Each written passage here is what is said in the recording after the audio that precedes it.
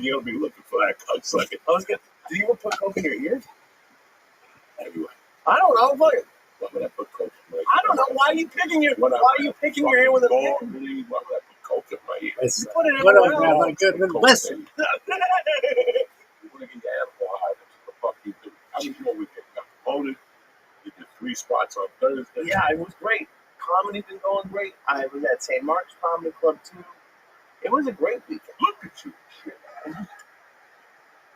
walked up the stairs for one of the last times. I told you when I met you. You were looking for the first woman. It was not the first. Oh my God! I knew when you got it, and now you dropped it on me. When I dropped it on you, it was in the third week. It was exciting. I was excited. I'm up the corner from a Chinese restaurant. I'm down the block from this, and all of a sudden, under his breath, the hippie was like, "It's on from 4 floors." What? What you saying? There's no elevator 4 floors. I go, please get the money back. You can't get the money back. You're not gonna fucking walk those 4 floors of stairs. I know you for years. I'm gonna go up. I have to over the next couple months because it has AC. She doesn't have AC. I have good AC. And she's like minimal. I'll get rid of it.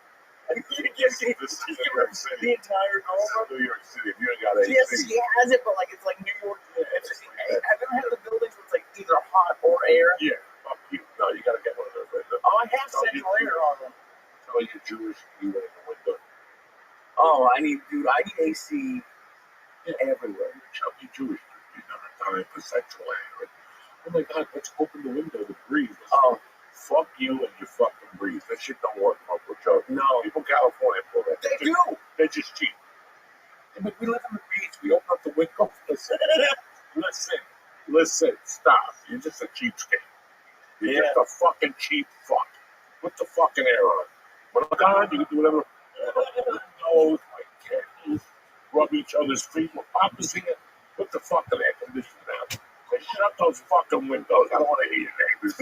Fucking doing Yamaste noises next door. One of my favorite stories with you in air conditioning is I think you were in Nashville or somewhere, and you turned the AC on so cold that it was too cold to get out of the bed to go pee. Yeah. You just peed from the bed. Fuck yeah, it's cold. Sometimes I air conditioning backfired, Jack. You gotta do what you gotta do.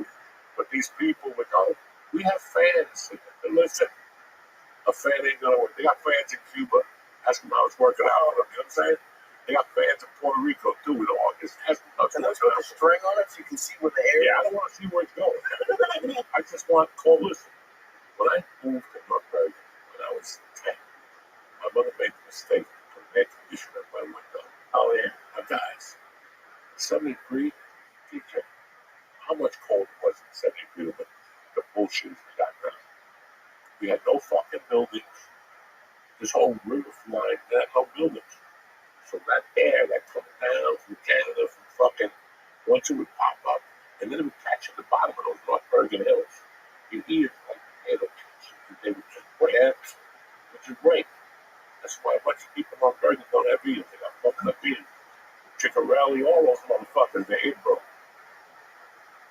Do you know I used to put my air conditioner on December? When the time I got Would it even work? By the time I got up in the morning, it was frozen. There was 2 inches of snow on it. I'd have to leave a bucket under the bed and push the bed. My mom would go, why did you put the air conditioner on? It's fucking December. I'm one of those types.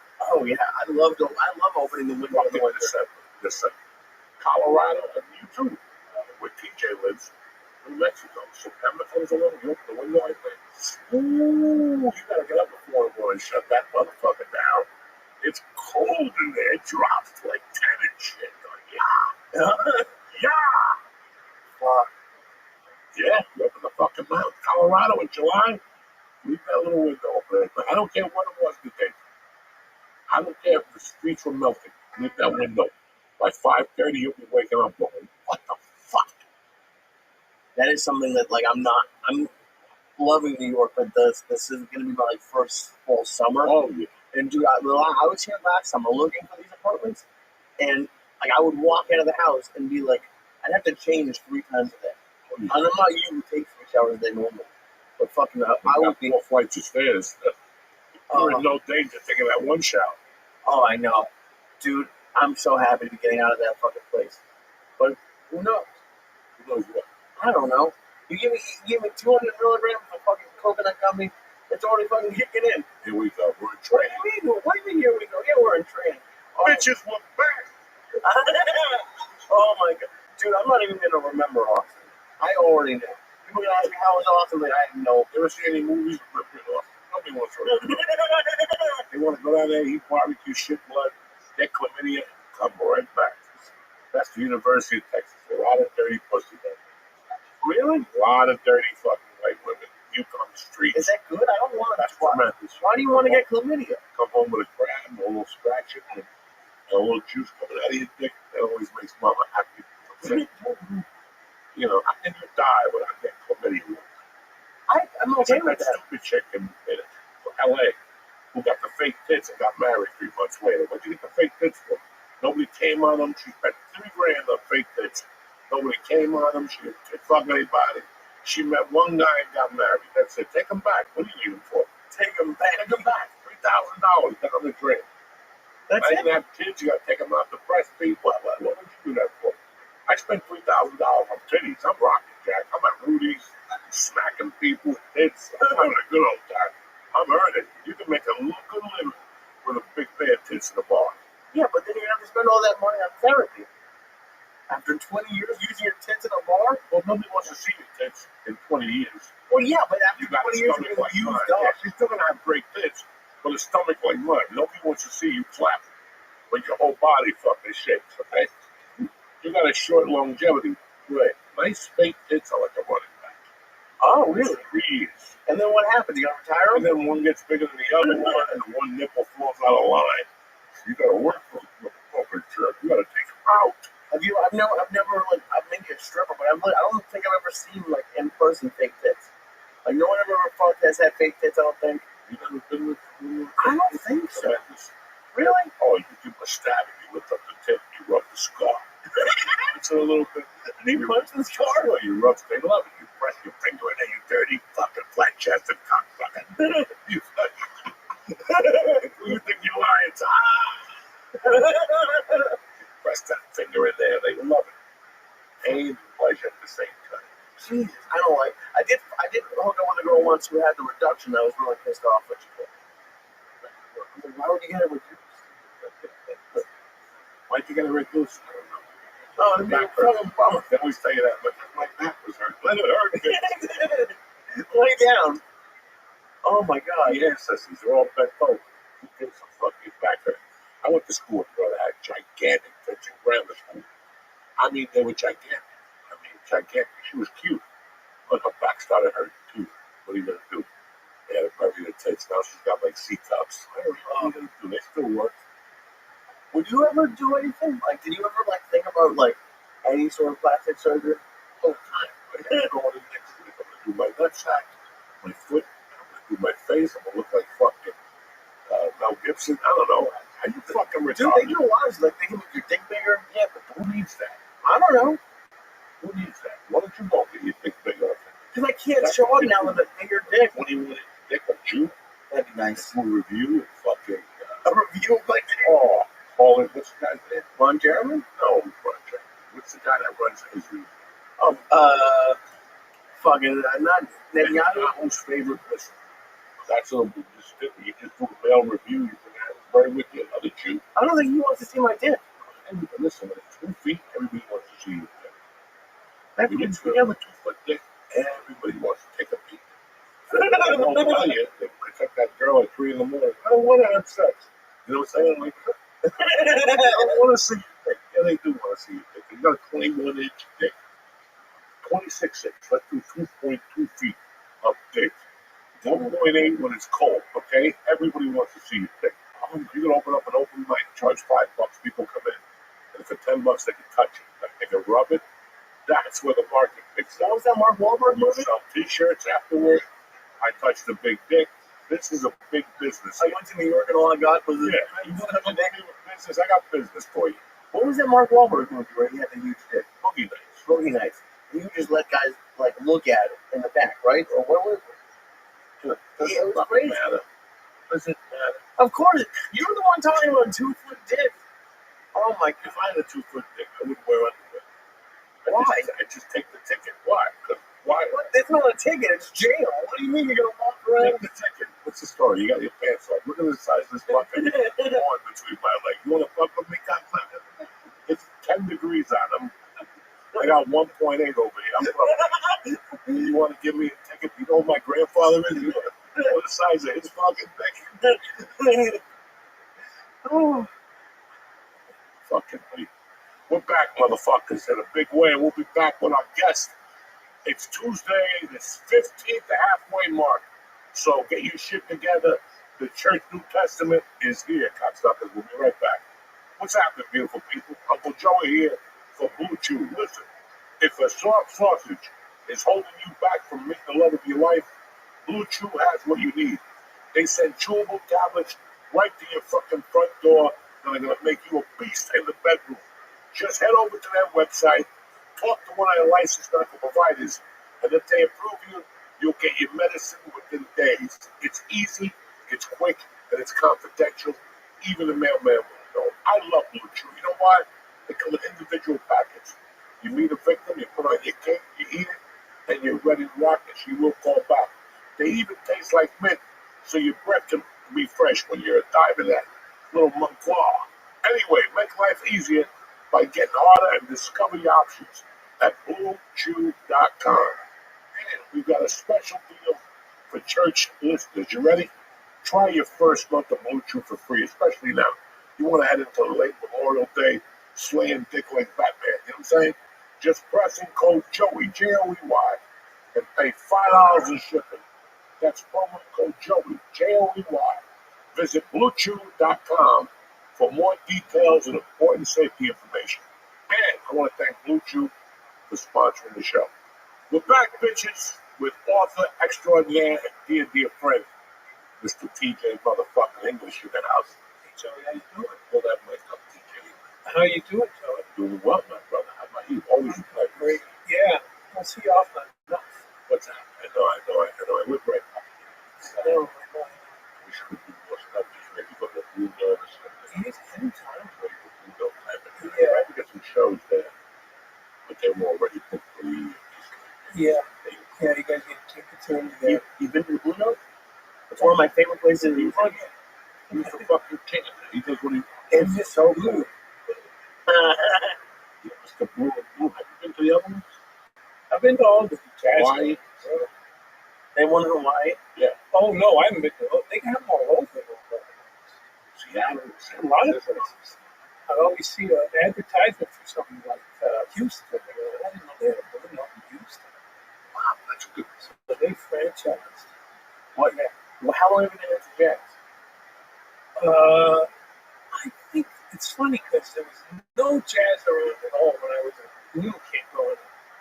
So I probably never, well, no, I take that back. My parents had a couple of albums. They had Louis Armstrong, and they had Bing Crosby, and you might have had some Sinatra stuff. So I got a little flavor of it, but it wasn't until I got to college, Southern California, in the late 70s, and I would just go to these great old used record stores near the beach in Santa Monica, and I started buying jazz records, and I just was winging it. This looks interesting. I mean, I kind of knew, okay, I've heard of Duke Ellington, let me listen to that, and I just started to explore it, and then just got into it, man. Just got into it. There's no other music like jazz to me. It's got soul and you feel it, but it's also kind of intellectual. There's like a thought process involved in it. And I don't know anything about music, but seeing it live, which is new for me, like I saw it at the Blue Note, and then I went to Nashville and saw it at a jazz place. It was great. Like live in a small place, it's cool as shit. Because it's like, it's just like you can really get into it. And I know you're not here to talk about jazz, but I love the Blue Note. I love it. I made the last book I wrote. Yeah. Oh, yeah? Yeah. About jazz and its historical connections to organized crime. Oh, shit. Yeah. There's more to that story than you would think. I mean, jazz and the mob and mafia guys, they kind of all started at the same time in different cities like New Orleans and Chicago and New York. And were they own clubs? They owned clubs. They owned the very first jazz clubs. So they were in on the ground floor as the presenters of the music. All the clubs were, most of the clubs were, in every city, large cities and even medium-sized cities, were run by the local mob element. That's who ran the jazz clubs. And just because it was a cash business, like why would they pick jazz? Jazz was. You know how big hip hop was when hip hop just first started to really hit in the '80s and captured everybody's imagination. Jazz was that times 10. So jazz was like a cultural phenomenon. There's never been any music like that. All there'd been in America up to that point was, bluegrass and folk music, and then classical music from Europe, European music, basically. Jazz was like American. It was the blues and the roots of it, and it all started in New Orleans. So it was a phenomenon, man. It was really popular. Everybody went to jazz clubs.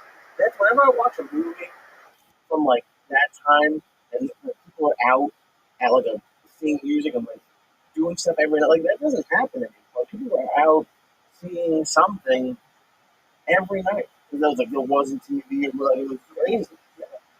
I can't imagine how big that was. It like a huge part of the mob's business. It wasn't a huge part of their business. It wasn't so much economic as it was prestige. It was like the hottest thing. Like everyone's coming to your club. Everyone wants to be seen in your club. Everyone wants to be at your club. It was great advertising for a mobster. Oh shit! Yeah, it gave them stature, and they became friendly with some of the musicians and hung out with them and stuff. So there was a lot of cross pollination. That's awesome. It's really weird that I used to go to when I first started in 93, 94, my children had a book in Colorado. And this was only GUINNESS. Off to that for a folder. Yeah. I'm going to get that. I'm going to share it. Going to $75. People like me on the way out. The first time in New York. You can bring it back and you might know it. We started to do comedy and whatever it was. So so that we can bring it back. Just be a little fucking club, Colorado. Everybody. Everybody. Even probably communities this side from the road. She showed up at Tom on. But he got so cooked up from doing that she pulled the fucking peppers out of it. He's blood all over it. The mattress and the nose and shit. But it's really weird. We take that back. Yeah. We had a bunch of people that are out there that love capital. I don't know if they're old assholes, but just, it's That's a throwback to the days of burlesque entertainment, where you had a venue and you had all these variety of acts. You had musicians, you had fucking jugglers, you had all kinds of shit, dancing. But, and it would travel around the country. It was huge. You go to all these different cities, big cities, little-sized cities, and jazz was a part of that a little bit when it first started. That was put in the mix. Those vaudeville shows. The guys like Sammy Davis Jr. came out of that. That's I miss that kind of night. I don't know why we think about these days, but the television was zero for that. Yeah, I don't know if you got it. That was full service club, sex, booze, and chips, Jack Breakfast. The Belgians where they did this portion. Oh my god. It was going to the nightclub. You walked to the store, you would find in juice, find where Bugsy Siegel, that was his club. That's all back from Prohibition. So you could see where he would watch shows in Vegas from standing up there. Nobody could see it. There's two-way mirrors all over that fucking place. I remember this time. That's the office where the safe. One of those safes you open up and look to the wall and bang. Damn. They had that much cash coming in? You had to open that. No, it was all fucking safe. I know, but I'm saying they had that much cash coming in when it was zero. Oh, okay. That's all. No, but you're saying it was when it was zero and it was a safe. That's all from Prohibition Day. That's all prohibition. When there was illegal activities like booze and gambling going on in the establishments.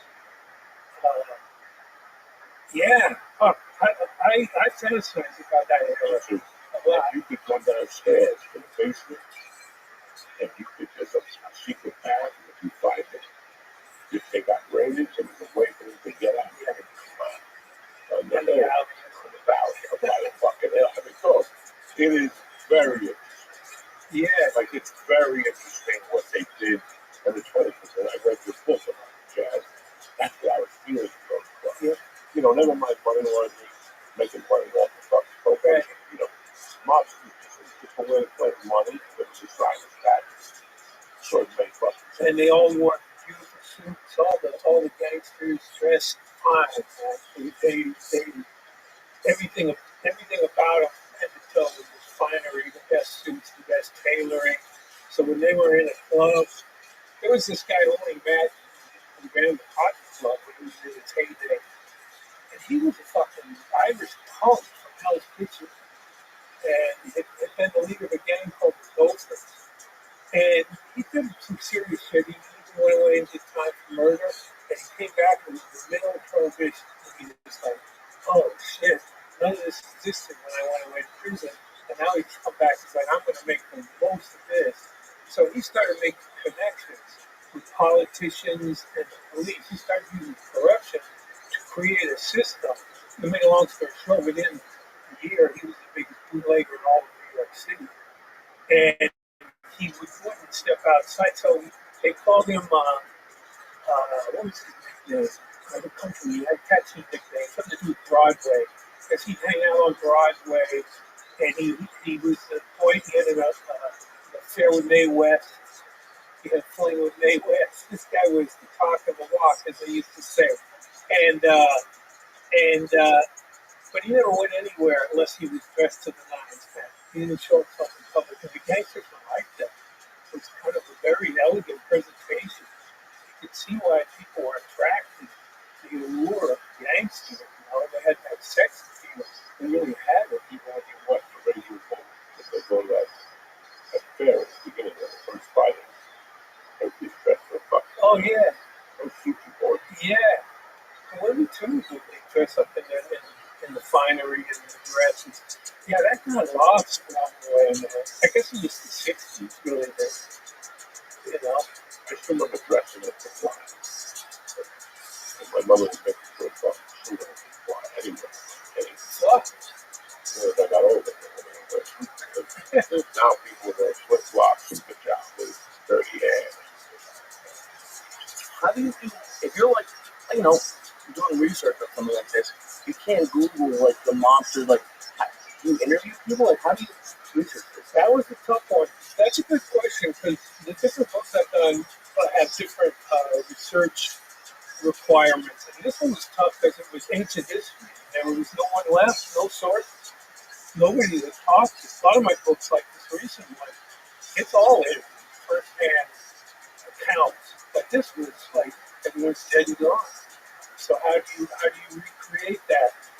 The first thing I had to read the memoirs and biographies of all those musicians, and I had to find little references in those biographies to gangster elements and stuff. It was there. Usually it was like a chapter maybe in someone's thing, and so I had to coalesce all of that knowledge about that. And then I had to find a story to tell, and I found this story to tell by focusing on two main guys. The first half of the book is Louis Armstrong and the gangsters, and the second half of the book is Sinatra and the gangsters.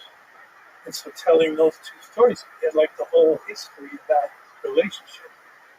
And how do you, if you're doing research like that, how do you know what to trust based off of like what you find? Like just one memoir, like you have to see it mentioned in a couple of books. You gotta cross check it. You gotta verify it. It's when I was But then there's a thing called folk history. where you make it clear that, all right, this hasn't been vetted, but this is what the story was. Right. And after a while, the story becomes real history. You know, it's what has longevity. Like a good story lasts forever. You know what I mean? You can tell stories about Sinatra. Nobody cares if they're true or not. They're just fucking stories. You know? Just that it was, and when I was doing the Westies, I remember I would hear the most outlandish stories about the Westies. But I knew the stuff that they had done that was verified, that you could prove, there was proof, witnesses, that kind of thing. And that shit was out there. So anything I heard that someone would say that they did, I'd have to think, well, it could be true. Like I heard some wild shit about kind of a hand rolling it down the counter in the bar, so that's that way it's cut off. I couldn't verify that to be true, but they did other shit that was equally as wild. They did cut off hands and put them in the freezer with the idea that they were going to save the fingerprints to plant. Oh my God. When Joey told me that you were coming on, the thing that I was thinking about is like you have like one of the few professions, and I'm sure it's changed, but like you're writing books the same way like a lot of like 100 years ago people were writing books. It's kind of, there's not many things left like writing a book. Yeah, you know, it's an ancient art. It freaks me out sometimes when I think about it. When I'm writing a book and I'm lost in the middle of it, and you know, I got a stack of pages, but still I got another stack to get to the end of it, and it's fucking, intimidating. And I'm always thinking, nobody's gonna want to read this fucking book. Nobody reads books anymore. They said this is like prehistoric. This is so ancient. This is the voice I'm hearing in my head, right? You stupid motherfucker. This is the 21st century. This is what you were saying. This is like primitive. People open a book of written pages on a piece of paper, and that can hold their attention for sometimes hours at a time. That's like real primitive storytelling if you can pull that off. But now we're in an era where that's a dying. I think that's a dying art. Being able to do that. Nobody has the attention span anymore. So write it or to tell it Or to read it. You know? There's still people who shift that they would listen. The thing I miss about the phone is not flowing as much. That was the only place I could read about the phone. Yeah. With peace. It's the best. 4 hours, 2 hours of the last piece. It was just like something else. I read books on it. As a matter of fact, I read Corporation again. That's the last time. I had no question for you because I laughed for 2 hours. You said that because every time you read a book, you always go, why would I read that book? I read it, but you another book. You're going to catch it. You can read it. That's true. Like, I'll read a book once a year. I really like a book. I'll read it to see Fujo, Corporation, fucking Havana Nocturne. There's another one I read every fucking year. The one about, the Art of War, the War of Art, Frank Westfield, whatever. Yeah. I read that every chapter just to keep my mind fresh. And you fucking drunk the line there, and I fucking died down. You said something about if they call people Koreans, Palestinians. Oh, Palestinos. Oh my God. They still do that. They make without land. Yeah. Oh my God. And the only, that's a Cuban sense of humor. That's a very Cuban sense of humor. He called me up when he read it. Dying. Great. Dying. Los Palestinos. Yeah. You have no land here. Yes. Yeah. And how do you, because like, what I was trying to relate it to was, I'm like at the very beginning of stand-up, and I have to not only write jokes, but weave them together, and like, putting it here versus here matter. Yeah. Like, with a story, like, yours isn't even a novel, it's like actual thing that happened. Weaving that together into a story must be completely different. And like it's just like, Oh, it's a big task. Yeah. But that's the creative part. That's where the artistry comes in. Where you take all that. A lot of people can gather the material, but not everybody can tell that story in a way that really grabs a reader or a viewer or whatever. I think about what you guys do as writers a lot because you're right. It's a much different form, but you're kind of doing the same thing. You're structuring a set, right, where you're wanting to tell a story, right? Well, flow. Yeah. Poetry, it takes time because you have to do it on the drawing board and also on stage. Yeah. That's the difference. Like I would love to write a book where you could Yeah. Workshop it or workshop. yeah. You know, a chapter every week. If you get like 6 chapters out of it, and you just do it once a week, that would help me a lot. You know, because I don't touch it. The fucking matter. Yeah, but also you clearly, here's another thing, you clearly have the storytelling skills. Right. It's the storytelling. So you might, That's the, you might have to be more than that to understand the storytelling. I think of it as coming from the ancestors, you know, like it comes from somewhere you inherited that. Yeah, George Carlin used to say, you don't look off a rock. You got it from somewhere, and you got it from the ancestors. So the storytelling, yeah, and then you fine tuned it with the life that you live. Yeah, have to have a storytelling show or something. And I was banging my head on the story. What am I going to do? I'm going to do it all of a sudden. This is what I need to breakfast. And I'm going to get something story that's going to read. Now I can tell the story about the wing and what's pussy, all that shit. And now it's going to work. Now it's going to work. yeah, clear. Everything fit. It took fucking 3 months to think it. And I was going somewhere else the whole time. And then this morning it hit me from a different perspective. And I was just talking to a girl I wrote the book with. She was telling me that she didn't want her father coming away because she has orphan block. And I was like, I've been going through the same fucking thing. When I go to Starbucks, I can't write shit either. That's fucking terrible. If you Starbucks, nobody can write things. What are you going to write there about Lattes and shit? So I started writing in the garage. Oh shit. Yeah, last night I was in the garage. Some of the freezing. I put my pad on there, the computer, and everything. And this fucking morning, I think when you sleep. You're going to have to set up a little table out there real fast. Yeah. But even like I was just thinking like you might like that there's no desk. Like are you walking around and like doing stuff everywhere? I can sat in the garage. I put the booster on. Okay. And I fucking sat there for 30 minutes and I played those. And I wasn't even going there. I said to you, I wasn't going. This morning, something came in. And if I added to that, it'd be the fucking perfect something. You know, I often have to remind myself. So, you know, when you have a writing task, you do anything to avoid it. You know, I just get to avoid it. And so I'll go for long walks along the river, and I'll be hard on myself because you should be writing right now. But you know, those walks along the river are really valuable Very in terms of thinking time. You know, that's part of the process. So you have to do that periodically. My whole thing is that I the normal weather because right. Take a note. Go to joke. But people are going to go you leave that over. Go for a walk. Sometimes when you come back, you might have you must have, or you might just be there for something. Okay, and that's all you've been a part of. Yeah. So yeah, writing is I wish I would have done a college degree. I wish I would have put more effort into it. My stand-up career earlier, because I just would have built better habits.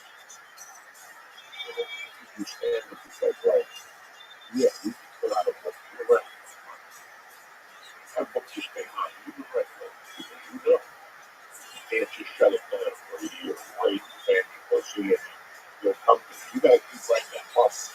You know, it's just what you're saying, but you know, Is that how true? you say what. Yeah, it's a nothing. That makes sense. So it's a fucking walk. You want to say this, bit. It's your book. It's like Joe. Like that was. You said something before the podcast, like all the commandments, some big commitments. You said that the entire time I've known you. But like, you've been writing. You were writing that book when I first met you. You were writing it, and it, like, how many times did it change? Did it change? Every other day. Yeah. Like, I wouldn't even let what TJ say when he writes it all, when he beats himself up. I would beat myself up from the beginning. Nobody wants to read that how my mother on the floor. Nobody wants to read that Robert Julie's book. Nobody wants to hear about you raising your fucking stupid kid. Nobody wants to hear anything. That's what I was going through in my mind. To talk yourself out. But it's really weird. You write 10 stories, and what you're looking for is a connection. You need that through Hutch Brown. That's, I can tell you stories for hours. Connecting them, that takes time. Yeah. We call that the narrative. That takes time. The narrative. You know, the whole deal. That takes time. And that's when it sings, baby. That's when you know you have something. It's real. You know, it reaches.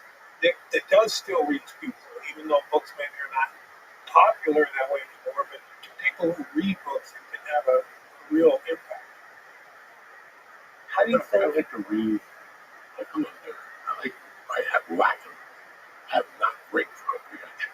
So when I read a book, it took me 20 years to figure this out. I have to read a book when they author. I have to learn how to read. I can't go 3 chapters because I'm going to have to wait. I'm going to read those 2 chapters again. So I go 2 when I pace myself, and I'll read parts of it again, and then I'll start the next chapter. It took me 20 years to do it. So what's the market for? To retain the good stuff. Oh, you underline things. Yeah. Yeah, I do that too. Why not? I write in the margins. I do that. I get into it because, everybody says, I like to smoke pot, go for a midnight walk. Go fuck yourself. I like smoking pot, getting a light, and maybe a pot of coffee. And just sit there and roll another joint. You can smoke it with the coffee. As you read your book. Oh, you get high and read. Yeah, I can't really do that. I don't retain that if I do that. That might be the retention problem. Yeah.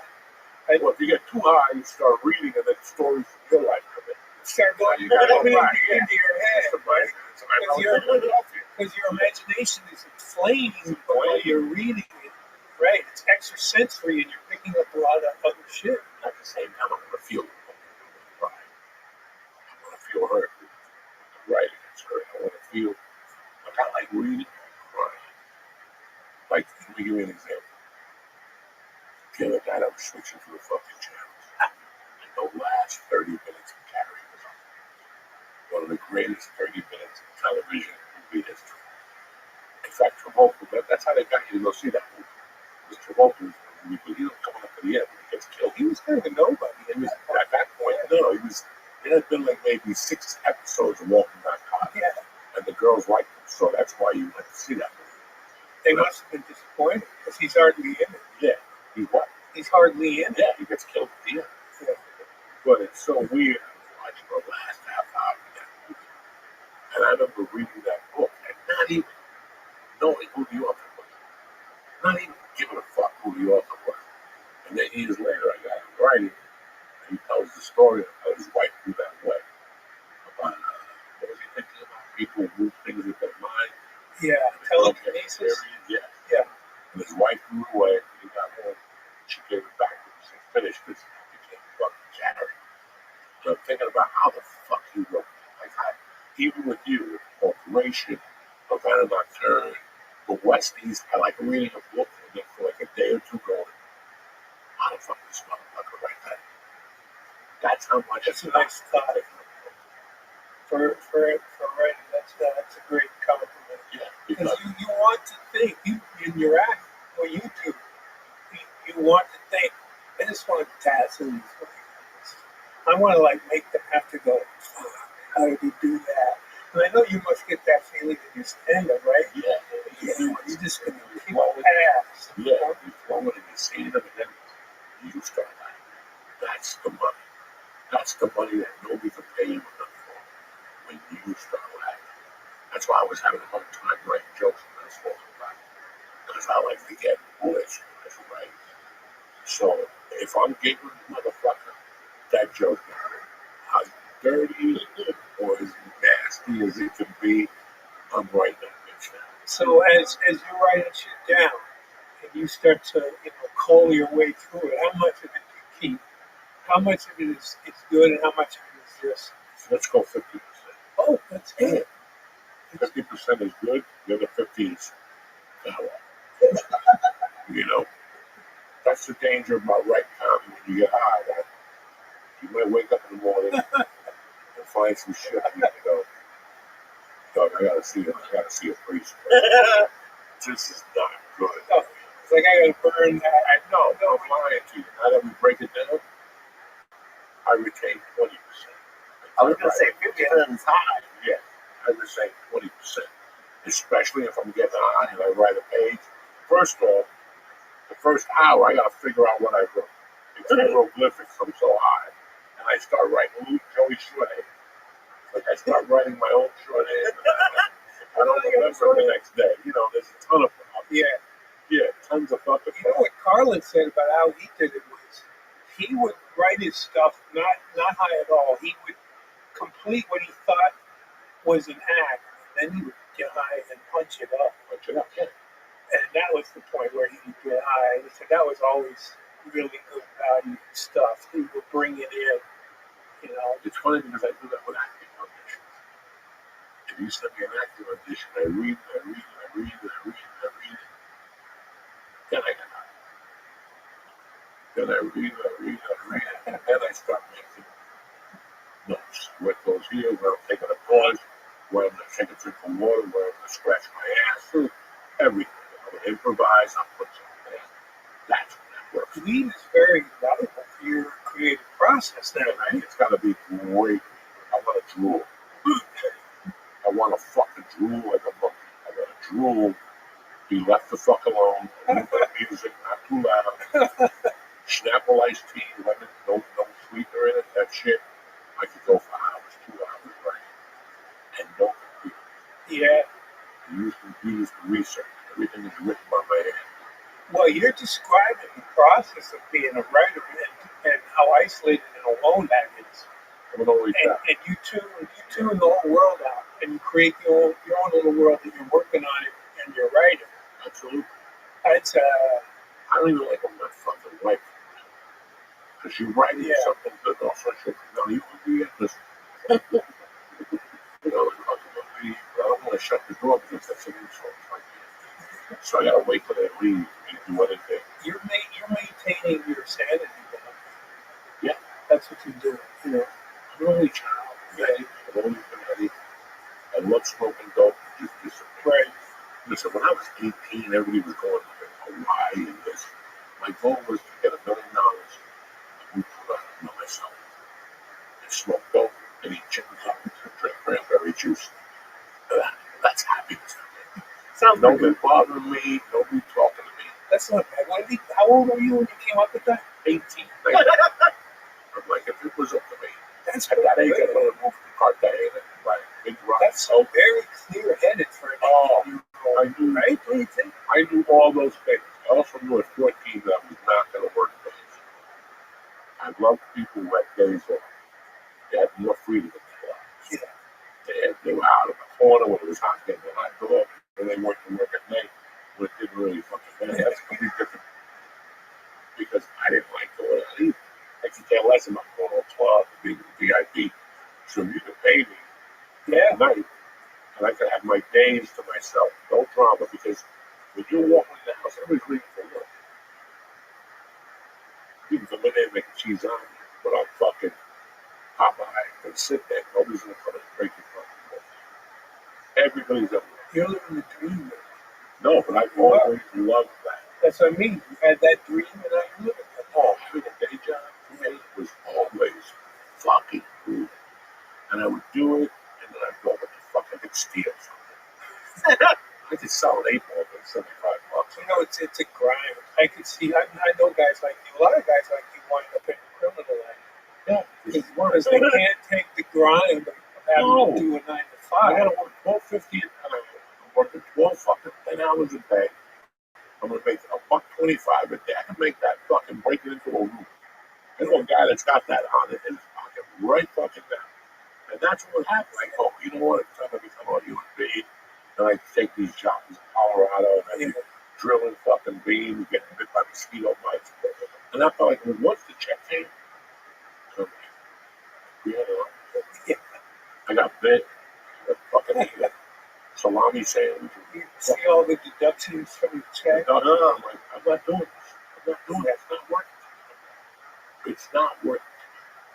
So I went without for years just to prove my point. I'm not working days. I would work days enough to get money, and then I quit. And then I fucking figure out. I lived in Boulder. My rent was due.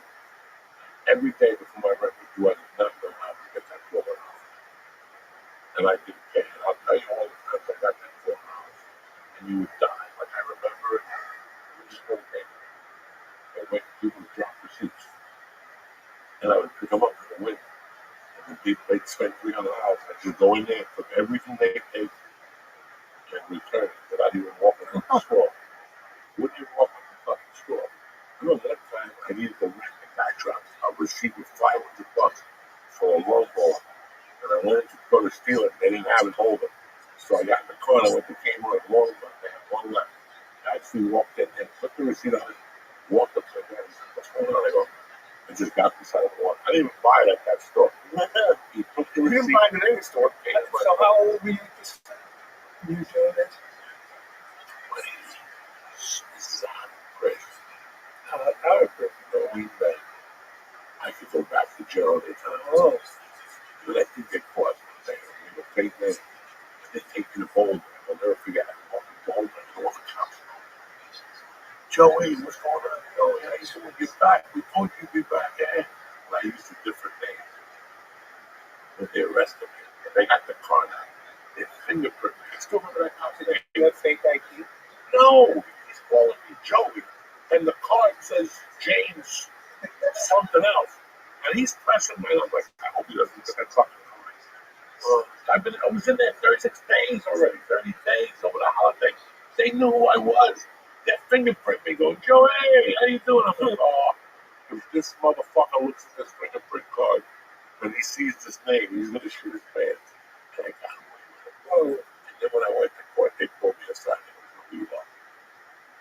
And I went back to court after that. I did the probation on that day, and I did the community service. And I did it just to come. Nobody ever asked to see an ID? No. And at the community service, I became friendly with the cop. I picked the HIV building. And I would paint it, take the garbage out of the HIV building. And after the job was over, about a year later, I smacked my ex-wife's boyfriend. The cop that came to arrest me was the cop from the HIV building. He wouldn't arrest me. He's like, I'll give him a ticket. He gave the other guy a ticket for calling me a racial slur. So every story fits. You see what I'm saying? You got a little angel on your shoulder. I'm fucking crazy. You got an angel and you got a devil. Oh, I got a big devil. So my angel got a big dick. My angel got a big dick and he's Cuban. You know how those Cuban angels, they ain't fucking around. Yeah. What's happening, beautiful people? The NBA 82 game grind is over. Now it's time for the real fun. Playoffs, defense, make things even more exciting with ROTHSCHILD and official sports betting partner of the NBA. You could be raking in dough this playoff season. Take it from your Uncle Joey. You're not going to want to miss this. But listen, playoffs start this week. I think it's 8 games, whatever. Lines are still soft. Go get yourself something. Here's something special for your first timers. You ready? New DraftKings customers, new guys, not you old geezers. New guys, bet $5 and get 200 bonus bets just like that.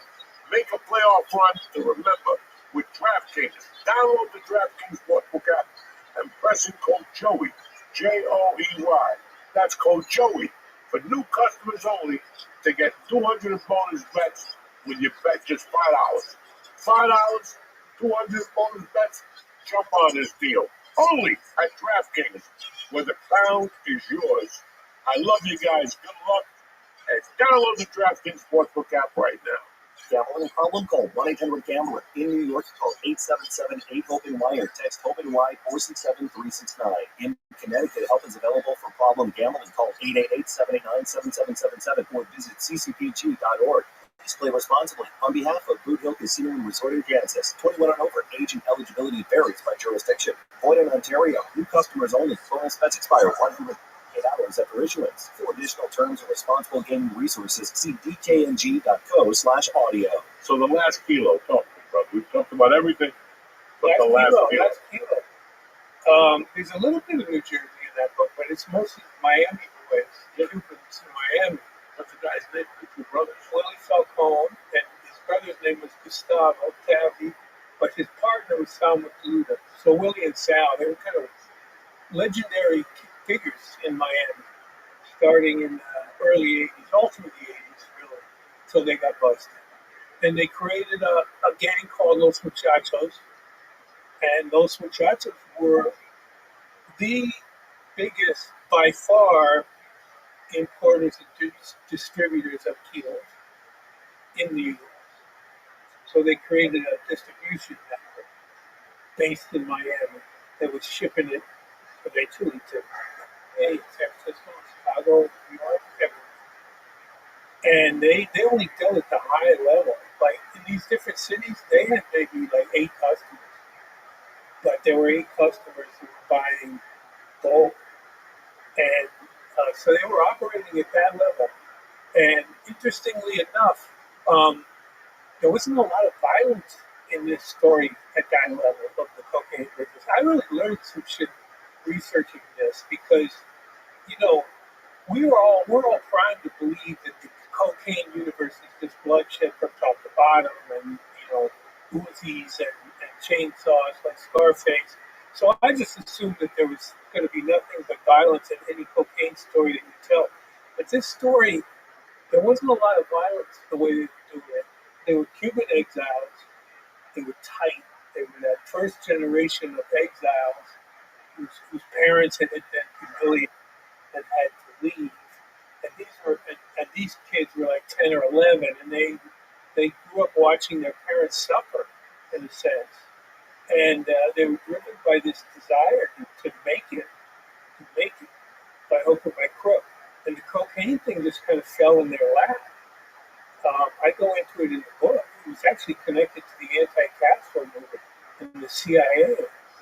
And they were bringing kilos to the United States to sell and use that money to buy arms and explosives for the Contras in Central America. So it was all wrapped up in that political politics of it from and so that's how Willie and Sal first got into it. They started doing it to raise money for the anti-Castro movement. And then the anti-Castro movement got busted, led to the Iran-Contra hearings. It was a big political scandal. So that shut down, but by then, Sal had created a system. And they were like, well, let's just keep doing it and keep all the money for us. And that's when they became the Los Muchachos. And they created this very complex apparatus of they'd go right to the source, they'd meet with Escobar. They were dealing with both the with the people from Medellin and the Cali people. They were double dipping. Those two cartels that didn't know, Willie and Sal didn't let it be known. If you follow me, like Medellin didn't know they were dealing with Cali. Cali didn't know they were dealing with Medellin. Because neither side probably would have approved of it. They were doing it.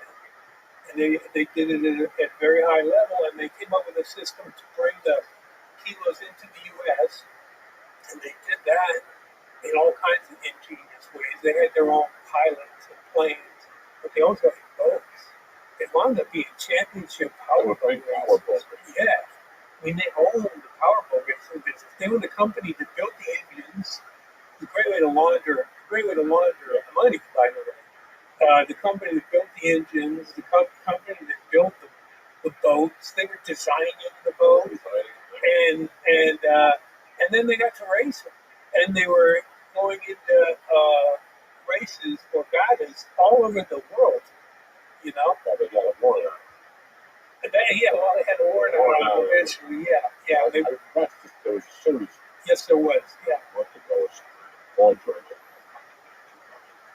Yeah, that's Willie and Sal. So I was able to do this book because Willie Falcone's family reached out to me.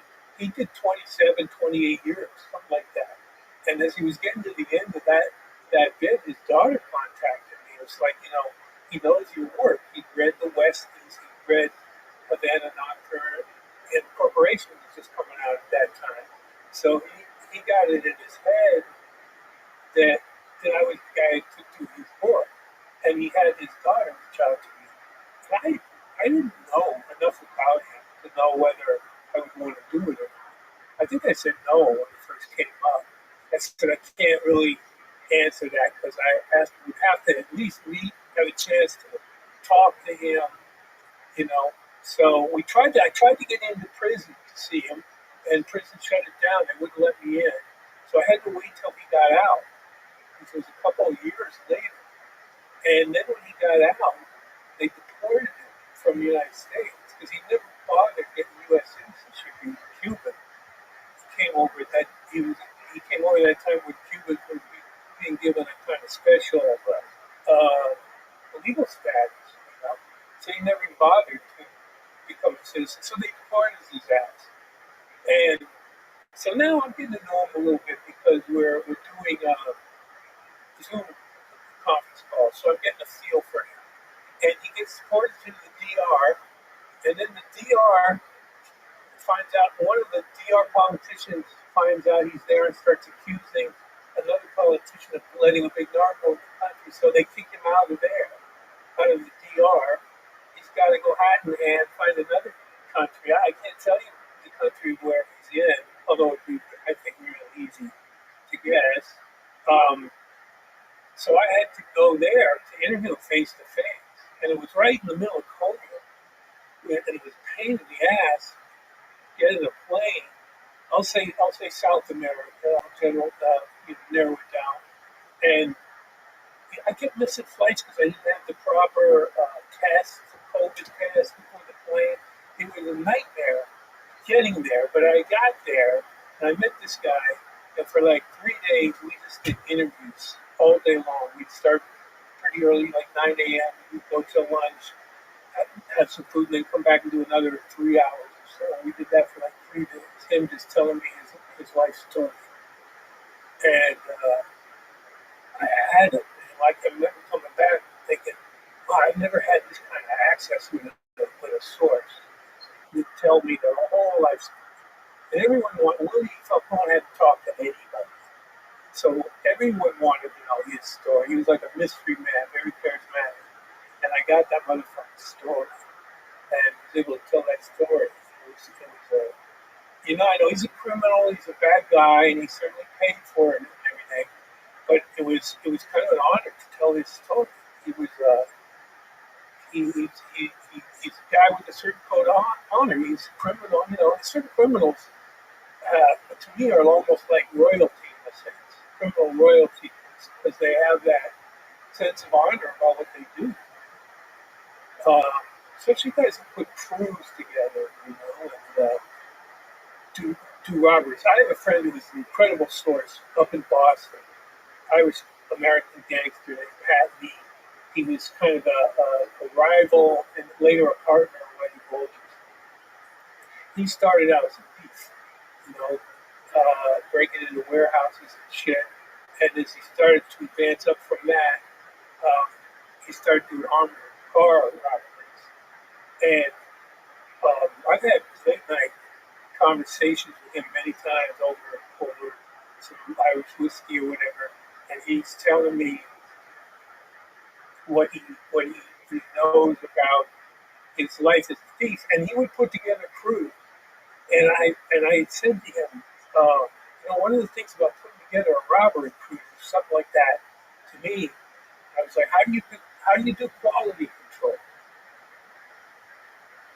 How do you know these guys are the people you really trust? your crew, you're going to do a armored car robbery. It's got to be people you have total faith in and you totally trust.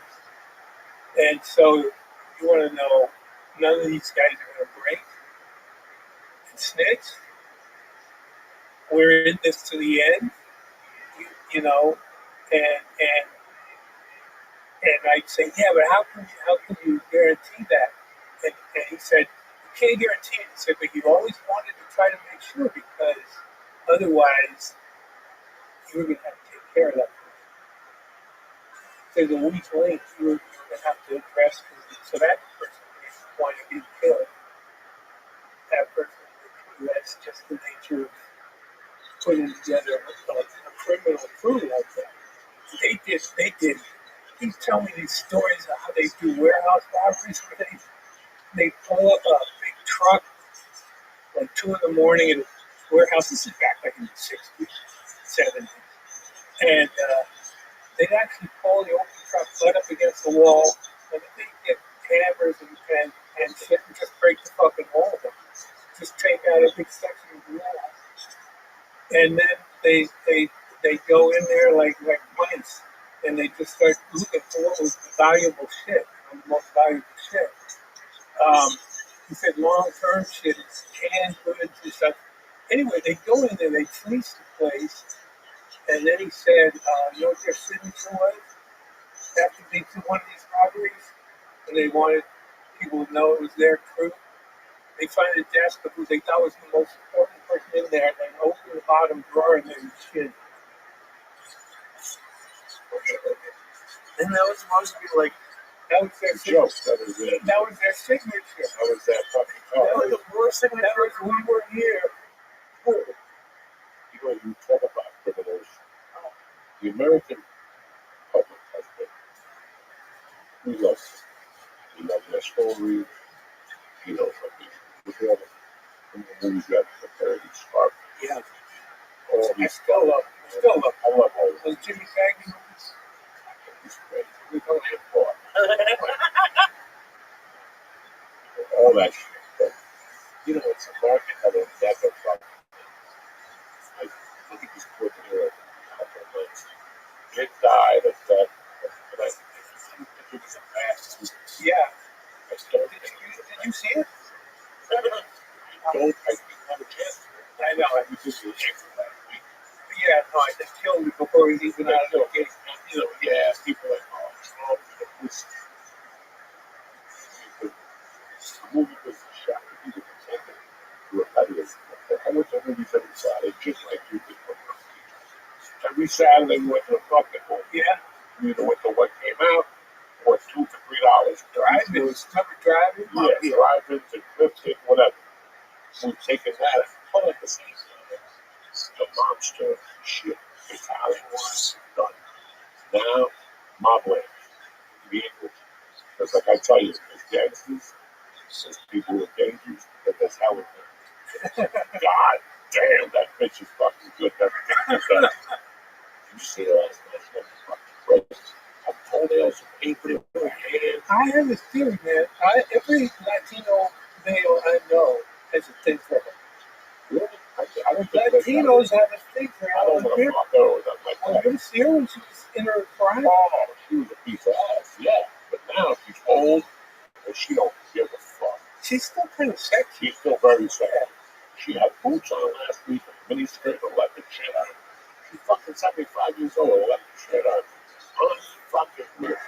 But besides that, we're factual with all those stories. If you go on Netflix, how many fucking Eskimo movies are there on Netflix? Yeah. Jesus Christ, Netflix, 5 different I fucking know, it's funny. Paradise Remains, and they're all got off. They're like 7 or 8 of them. And they're all got off. The only Pretty one much. good is Narcos, Yeah. and that even lost its fucking thing after a while. Every time you go on there, with Narco, now it's Aaron fucking whatever. Aaron, the guy who Hernandez. How many movies do you get? Oh, Hernandez. He got punched in the head, and he fucking shot 8 people. What do you want from me?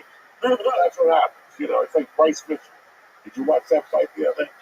He got knocked out again. Listen, how we said Christianity and punches to the head. It's all mixed. Jesus got punched in the head. He left 3 days later. He's like, I don't need this shit. It don't work.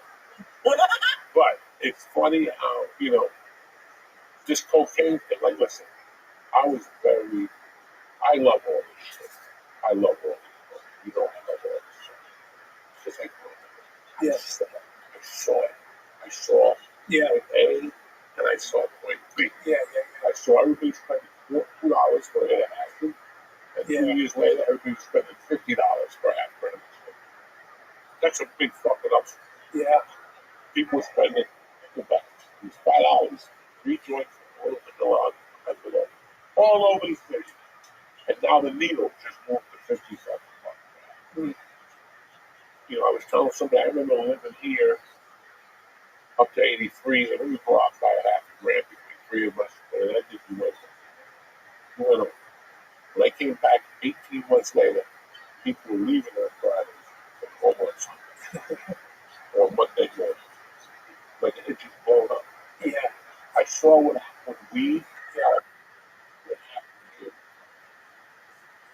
Well, you're Cuban, so you were in the main vein of the Cuban culture. The selling of it, the using of it. You had that Cuban connection. And cocaine was like these guys who I was talking to who were in Los Muchachos, and I interviewed a bunch of other ones other than just Willie. They were from that generation, Cuban exile time, and they just hit the cocaine business, and they just took over that shit. They turned a little Havana into like world of safe houses were, where you could stash shit. Nobody was going to talk about it. You could get away. The whole culture became part of the cocaine business to an extent. So you were in the middle. So I made safe. I did a lot. Yes. And there was a gay terrorist freaking ball. And one night he said something to me, and I said something to him. I said, I got the word. In my house, you can't say Allah. That means I hope. Yeah. I said something, I hope you fucking die, motherfucker. And they came and grabbed me by my hair, my mother. You can't say that. About 3 weeks later, this motherfucker died. And they sent Carol down? Yeah, he died. That's maybe I go up there. I'll never forget the story on the streets. And they said to me, a person dies, you can't live in it. Yes, you were thinking, well, the cops are saying, you have to do a fucking thing. Not be brought to a field. You gotta take the same time that. So when I was taking the same time that, my dad gonna go. He's gonna be taught to home. My mother and another lady died in a cure.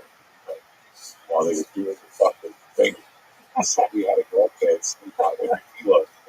I still don't be the See, I told you that. What the fuck they talking about? You said it's good. Another place, people said what they said more. And I still don't be the kid of mine. Clean your fucking nose. If I was a fucking kid, I was 8, 9, and 1. Clean your fucking nose, please. My friend say, Do you think it's like as prevalent as weed is now? what's that? Coke? Will explain on the Not when I was 8, 9, 10. I knew that. It wasn't my bar. People said it, and I knew that they did stupid shit. They weren't smoking or anything like that. They were just. I still remember getting up in the morning, like 8th grade, 7th grade, I went to school. And me and my living, huge horrible. And then we grind the coke. There was no grind. You just put the rocks in. Oh, shit. And they would just sit there. And I'd go to school and eat my Cheerios. Oh, And snort coke. And they all felt guilty, so they would all give me money. Hey, what are you going to have for lunch? It's $50. I would leave like $200 every time they were almost snort coke. And my mother said, don't give me cash. And I go, nah, I'm back tomorrow. You can do whatever you want, my fucking ass. no, you would do it that way. It's all of it. Well, they didn't know. Yeah, 1974, right? 1975. And then there was a guy that used to come to my house. And in the morning, I would get my mother and stepfather and everybody else talking about it. God called my mother all the time. His sister got paradise. His name was Gecko. He had an eye that when he did coke, it staggered. Sure, right? So When I was a kid, I liked him a lot. He had two sons. I liked him a lot. When I was a kid, something happened at the bar. I did something. I stuck up for him. And he called my mother. He was welcome to take him to Macy's tonight. I was still a little age, so I had to be under 10. And he came over to Macy's. He was 5 of that. He was like the Hospital Paradise. Like the mongoose. Like one thing. Yeah. And I brought it home. We got walking talk. And my mother goes, not only that, it's only one month. My mother looked at me and looks. I took a fucking 6-inch cash. I brought this. He didn't want to get that hit. When I saw it, I go, whoa. Let's go back on get some skis. Because I just saw the James Bond movie on skis. I feel like 21 I had like respect my like that said something. Coming to his back, like something that I said I hadn't seen. And they're like, he's smart, he's a good boy, he's fine. He fucking stuck up for us. So then my mother dies. I don't see this happening. Before my mother died, they killed his son.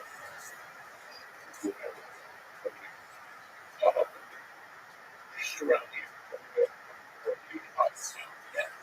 Right.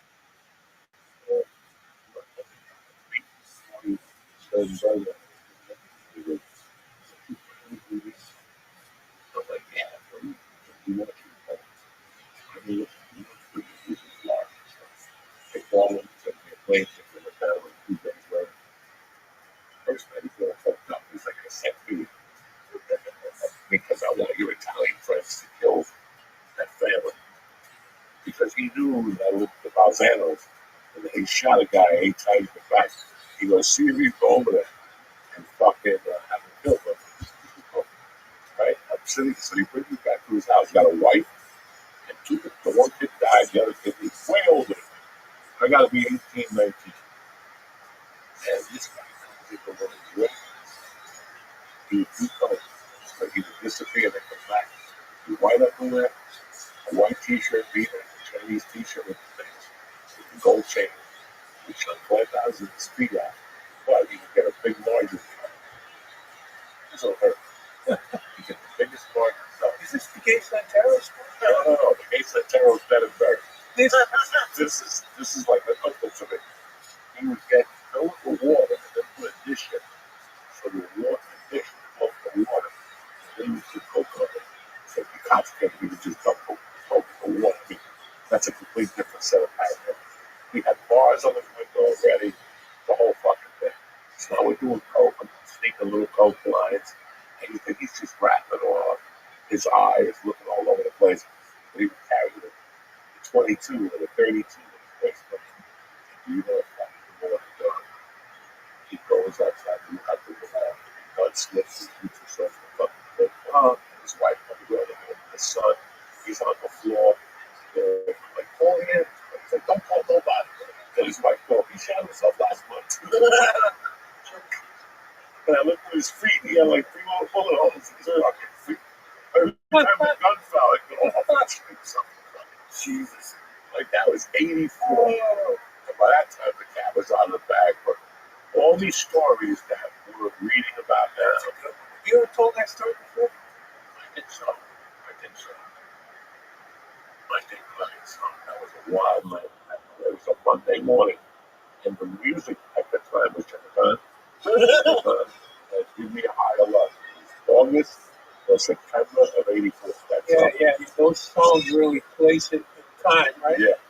Check it out. I feel for you. That's not what I think. I feel for you. That's a good one. Yeah. She still looks good.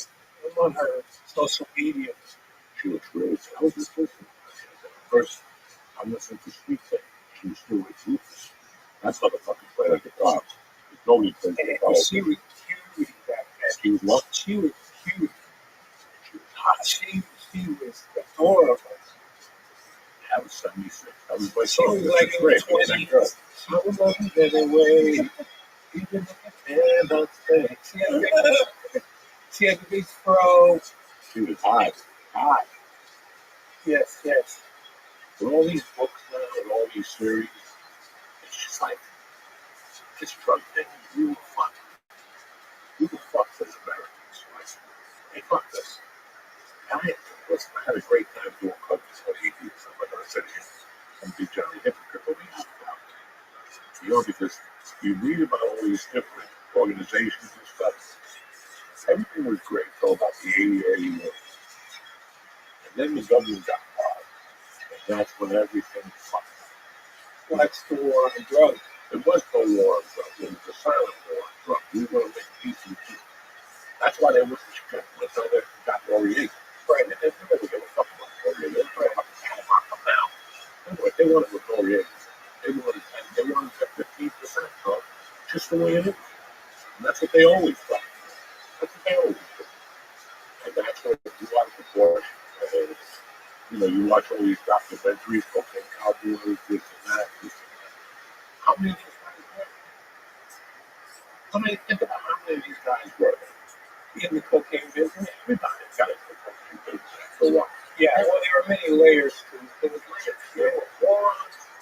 Yeah, morons that were bad. A lot of money because they used to rob those morons. They didn't know what they didn't know.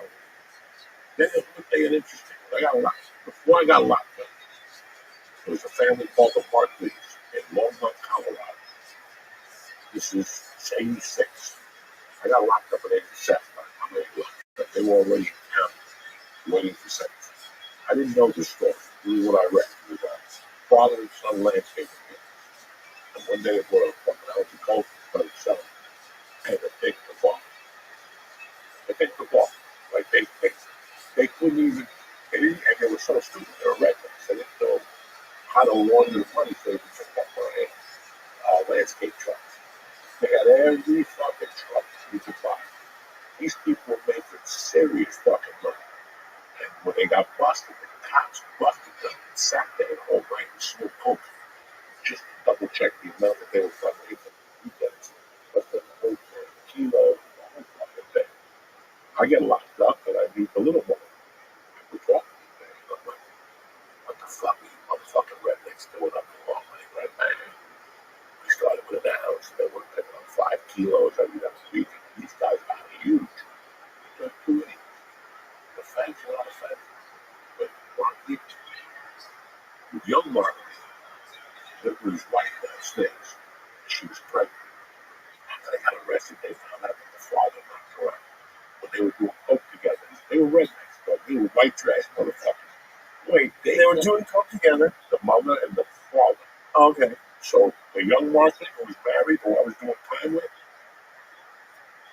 they got divorced during sentencing. She went with the father. I mean, this is just cocaine shit, man. This is just, I heard all these fucking stories. And that's how they got it to people. That's how she ended up writing on the both of them and fucking, because she was fucking the both of them. Just crazy shit. It was a crazy time in America. When cocaine hit, let's say early 80s, this period we're talking about, it hit like a fucking tidal wave. And it hit everywhere in the U.S. This was really, they were bringing it to these different places. They were selling more coke than anybody in L.A. By the mid 80s, and it just hit everybody. People, the early media about cocaine was mostly positive. It was on the cover of Time magazine, the Newsweek magazine, and they were like, everybody's doing it. All different class levels are doing it. You don't get a hangover. There's no hangover, and all the PR on coke was very positive up until crack. So crack, and it tarnished the image a little bit. So if you were a coke dealer, you had blood on your hands by the coke, by the crack era. It hit like a phenomenon. We all know it from the clubs, the way it took over in nightclubs. I mean, come on. But what always got me was up in New York, and I'm sure this is true. Actually, I saw it in Cleveland and other places. Cocaine hit the working class. Like you go to a local Barneysville after work on a Friday, and all those working class people were doing coke. They made it affordable. This is one of the things when they in South here. They brought in a lot of product so that they could bring the price down. The price came down suddenly, and they got it to the middle class and the working class. What they did was they did some they got the biggest film free advertising that there ever was. Maybe everything was cocaine. Because in the early 80s, somebody on the bathroom, he came out and went to that drink. Yeah. That was it. And people come up right up to you and go, man, is it cool? Do you really see things? They'd ask you 50 questions. But it just took one thing. Okay, sure, let's try it. And boom, they will hook because You just say no to it. yeah, because you believe that it's what you do. You're at a club. By you doing it, like a chick lives in the projects in North Bergen. You got her in the city doing coke, drinking Dom Perignon, she's subject to dick. Because nobody's ever made her feel that way. All of a sudden, there was no VIP in North Bergen. But think about it, that was the VIP. If you coming out of the back, oh my God, I'm doing all that shit. That's What do you think changed? Like, why? Because that, I mean, I've seen cocaine out, but I've never like it wasn't. I don't think it's like that anymore. I don't think that's that type of drug. It's out there. it's out there. Oh, it's definitely out there, Yeah, but I don't think it's like a Not like that. Not like it was. No, we're talking about. Now it seems dirty. Now it seems that people like that to me. Who's never done it. Look, so many, it's like people I would get. I always wait. You know, every time I go to Vegas, Yeah, they I clean up. Well, they just don't get bigger and bigger. those are the people who do a lot of cocaine. Yeah, but if you're winning and everybody I know wins, how the fuck is Vegas keep getting bigger and bigger? These cartels have all the money in the fucking world. When in the 80s, when they were doing all, didn't these motherfuckers make Forbes magazines early on? The Escobars, that dude was making what, $6 million a day? Are you fucking kidding me? So, it was. I remember it feeling like if you did coke, you were a little better person. Celebrities were doing coke, rock stars were doing coke, Yeah. athletes were doing coke, and I'm telling you, I grew up in northern New Jersey, blue collarville, and when somebody came out of the bathroom, it was like fucking all hell. Well, you had a better chance of getting ladies if the ladies heard that sniffing too, because they loved it. They fucking loved that. Yeah, no, it was, and I wasn't even that into coke, really. I loved it more than they were. Loved it. I didn't get high for like the first year, and I thought they were playing a trick. But you know, the whole, sorry to interrupt, but the whole world can be divided into two groups. The groups are when they laid out that line of cocaine at a party club for the first time and said, you want to try some? There's the people who said no, and there's the people who said yes to that. And they're two very different kinds of people, right? Totally different kinds of people. I personally would rather spend time with people who did the line of coke than the people who didn't do the line of coke. The ones who didn't do the line of coke are ones that just probably became boring. I'm gonna say boring. They were the boring ones. Look, my mom sold the bar at 78. She had some money. She invested in a fucking jewelry store in the city. And she was buying more jewelry than she was selling. And then she was going to fucking Yankees next spring. And then she was using her money came. So, my last year with her, she's trying to hold the drug downstairs in the basement. To people. And you would get you weed downstairs. Those yellow weed bags. It was the worst weed in the world. Whoever grew it, crushed the seeds, and put the seeds back in. So it means every time you start it blows up. It blows up. You couldn't even smoke it. So like, that's it. Never heard of that. I went downstairs. Big bag. I'll talk some big bag of coke and have a look at it. I'm going to ask around. And then when that stole stuff, I just a little taste of it. He was a good guy. He was like doing coke business. Like, where'd you get this from? So I took some. And one day, before my mother died,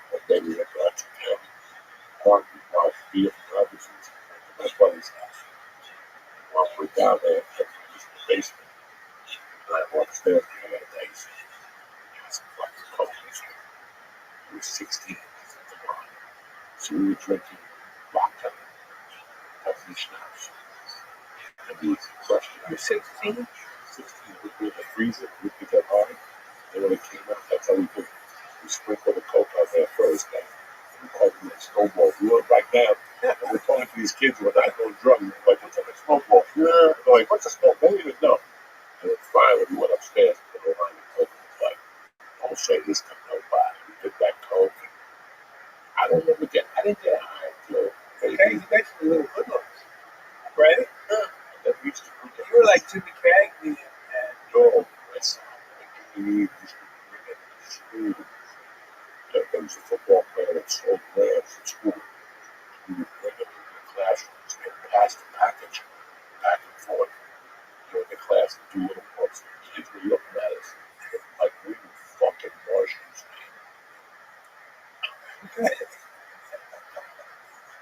that's hilarious. I guess you were destined to do coke, you know? You just got there way faster than most people. Tell you the funniest story. That's in the sixth grade. I'm dating this cute girl in New York for a reason. And my man, he go, man, pop. He comes over. He's like fucking me. He comes by himself. And he was like a broad, cute guy. Thick, like that cute probably big thing. Because he was like 6'1", 180. But he had big hands and big feet. And he was big and hard. Sounds like a big dick. Right? So one day he comes over and he's like, your mother tells me you're dating some girl. I said, my mother went to him to give you like advice. Talk to me, not him. I mean, you got to think this guy used to take me to a barber shop on the way back. Those little apartments on Boulevard East by the 60s. Right there. There's little, like, they've been there forever. We could go in there. That was one of those places where you wait till there were two girls that were always naked. They'd be eating each other out. You'd go and swat for a little while. I'm in the sixth fucking grade with this guy. You know, this is Docky, dog. He knows the legend of Docky. So one day he's like, you eating a pussy? I'm like, no, I'm not doing anything. I barely kiss her. He's like, this is what you do. And he fucking went in his jacket pocket and fucking something out. Went, had a capsule, he emptied it like a fucking contact, you know, contact for the 16-hour cold relief. Yeah, like a contact that he emptied it. And he filled it up with coke. He gave it to me. Next time I go to coke, you put that on a pussy. And I'm like, what? I didn't even know what he was talking about. He's like, gotta eat a pussy and all this shit. I'm like, I didn't tell that to go by for fucking like 5 months. Wow. And then one day my mother came over with steam and all that. She goes, get fucking down here. She goes, Donnie gave you fucking coke. And you, where is it? She goes, in my drawer. She's like, go get it. Give it to mom. I could hear her on the phone. How dare you give him coke? He's 12 fucking years old. What were you thinking? And he's on the airline, but God's like me. He's going to put on a pussy. You know, like a fire. You know how they talk. Traveling like a fire. Like those old school revolutionaries. Bobby gave me a fucking capsule filled with cocaine. So that's what I grew up with. So at first, I would look at them and go, I'm never going to do it. I'll smoke dope, but I ain't putting nothing in my nose. And then I discovered THC crystals, the little biscuits, aka fucking parrot tranquilizers. And then cocaine came along 6 months after that. I swore I wouldn't do it. I was like fucking hooked. And that was it. 1979 to 2007. It was a hard thing to not do because it was around. It was everywhere. You know, you'd go to party at somebody's house, it's definitely going to be there. Go to the club, it's definitely going to be there. You want a woman's bathroom? It's there. You want a men's bathroom? It's kind of everywhere. There might be a line at the party, you know, like something, the coke was there, there'd be like a line. It was crazy because if you went to New York in the 80s, you could put an ounce on the table. Slaughter. People were doing it in restaurants, Yes. clubs. But then I went out in the city in 93. I took the package out. They were just fucking qualified for mine. Yeah. Pulled me out. They were like, you got even like it's New York City. Like, you know, Yeah. it's changed completely. Oh, what about like the history of like cocaine and comedy? I was thinking like comedy might be one of the hardest places for you to go, like cocaine wise. Like it must be out every night. Yeah, I was just thinking that's a cool. That's a book somebody should write, The History of Cocaine and Comedy. Well, again, that was my favorite fucking comic, Richard Price. So he lived himself up. You should write that book. The history of cocaine and comedy. You got another book in there? She fucking the guy the other day. Because like everyone did it. It seemed like it. Freddie Prinze. Oh yeah. All those guys. Prior. You know, all those fucking great. Those guys got hooked. Marvin Gaye was fucked up. Oh yeah. Marvin Gaye was fucked up. A lot of those guys. My favorite, Holly Henderson, was fucked up. Fucked up, you know. And that's why cocaine was easy, because athletes would do that. You know, the only person that broke my arm that I found that did coke, there was only one person that was in shock. And that's Joe Montana. Oh. When I found out Joe Montana did coke, I was fucking pissed off. Why? Really? Because he's like my hero. You know, I was my hero. You put him on a pedestal. Yeah. I think Joe Montana did coke. And I heard horrible fucking stories. So, Yeah, a lot of athletes in that era, football players were doing coke, basketball players, I'm sure, baseball players. Remember the whole big scandal with the whole New York Mets in the 80s? Keith Hernandez, they were all cokeheads. Fucking the Phoenix Suns with Gondra's younger brother. They were doing coke in the dugout. They'd make jokes about how they were going to run out and sniff up the foul line on the field. Like it was no line for coke. The fucking San Diego Chargers had a problem. He was like, he left. Called them a bunch of free bases and motherfuckers, and he went to the Niners. Yeah, it was real, man. And you know, listen, we were sold the Bill of Rights that it didn't do anything. When I found myself in prison for kidnapping, I was like, they were fucking wrong. Okay, they didn't really know. They didn't really know the effects of cocaine. They didn't know the effects of long-term cocaine. They just didn't know the effects of long-term cocaine usage with alcohol and the imagination. Yeah. Because cocaine, the imagination, life and imagination. Imagination sometimes gets you in trouble right. You know, you don't even know it's imagination. I just had something 6 months ago where I'm like, what day you do something like this? It's imagination. So something that I thought would happen, a TV show I watched or something, it's just hard. So are you saying when coke first came out, you didn't think it was bad for you? It wasn't coke. It wasn't built like that. It was something that you did and you drink. No, you're gonna go home and find. Yeah, there were no case studies of long-term use. There hadn't been any of that.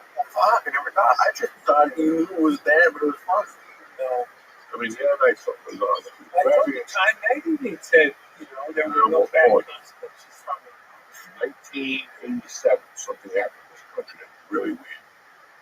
I was just coming home. We could get to Plenty Bias. Mm-hmm. That was very controversial death in my world. Because I was about to put in something at the time. He got drafted and he died the next day. That night at a party. Yeah. He never did it before. So if he had never done it before, this is his first time. Well, he died and they went out to let the dry the butt. The moral of that story is how crazy that is. I was here. I just wanted for something here. And I was in the city. And something I went to get coke and weed. Somebody goes, you got the bias. And I'm sure I'm like, what? I didn't know what he was saying. I thought he asked me how many bias got. Nah, we got one killed Lenny Bias. And I was like, you cold-blooded motherfuckers, But it was cocaine was such a bad, That's wild about the drug world, right? Is that there's that, I don't want to call it evil, but there's a certain level of that business where, like, if they hear there's a certain coke that's taking people out, they want it. Everyone. There's a very self-destructive tendency, to use that shit. And if that takes over, we're all that shit. I once saw something that said cocaine was a curse for Kansas to destroy white men. It's possible they used it. After what I saw, what I've seen, what it made me do, yeah. there's something to that. There's something that comes from the natural. But the shit they put in there, once you find out what they actually put in there, it's a plant. You're like, the wonder I had t-shirts that had this was cool. White t-shirt. And you would put chlorine on, but the sweat was whatever. God knows. You see it with gas, acetine, fucking, Beluga juice, there's just so many fucking things and that's why I'm pissed sometimes when I go back into the 80s, the late 70s of cocaine, it was like they were fighting a war that they were helping supply. Yeah. And that's what got me. Yeah. That's the corruption of the whole thing. That's what really pissed me off. But hey, listen, like right now, I feel at times like one of those people that soon as one girl get cancer, we talking this way. Like going up pissed about what they did, but I was that weak in a letter. Yeah. Can't be mad at mother. You can't be mad at the Colombians. And you can't be mad at No, it's a plant. When I was in Peru, I did coca leaves every day. And it felt like $1 million. It was clean. Well, first of all, it's because of the altitude. It keeps you from getting altitude sickness. And so you have just a little wad of coca leaves in your mouth. I liked it. It was kind of like water tobacco. I've never done that, but I was doing it every day. And the hotel where I was staying, they had like a bowl of coca leaves when you come into the hotel. You could just help yourself to it. There was always tea that was made out of the coca leaves that was there for you to have. Do you feel yourself getting addicted to it? No, hell no. But you get a little buzz. It was like coffee. It was very much like coffee. It gave you a little caffeine buzz. And I used it one time when I was going up to see a shaman, a woman. All I knew is that this woman was elderly, and she was in this village outside of Lima, and we could go see her and, have a session with her.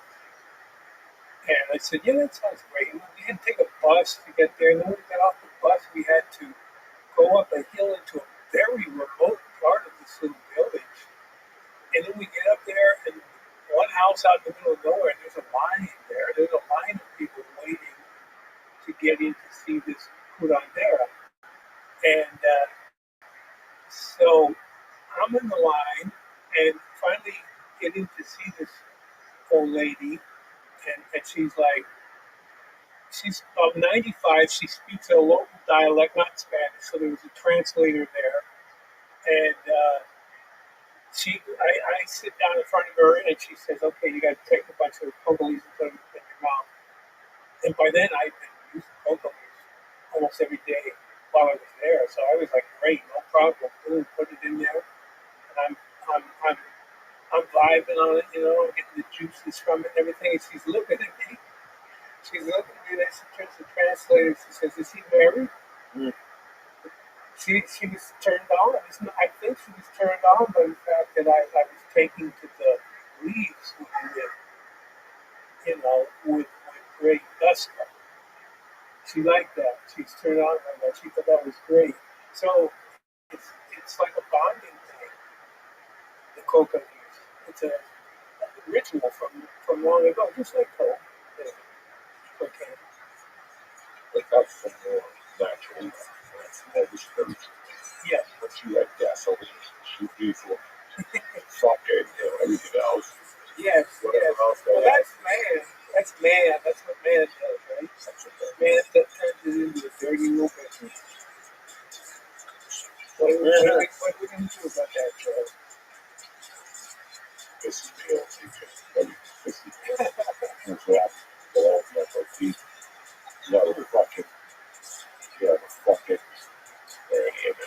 Hey, you're doing good.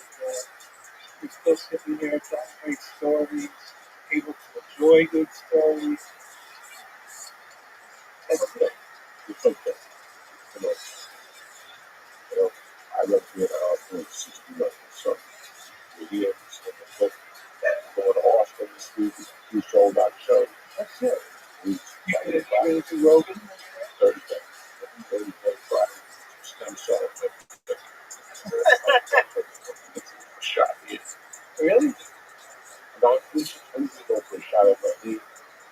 Maybe, There is, you do get to a stage, I guess, men get to a stage where you have to start shooting your dick or something. not me. Not forbidden.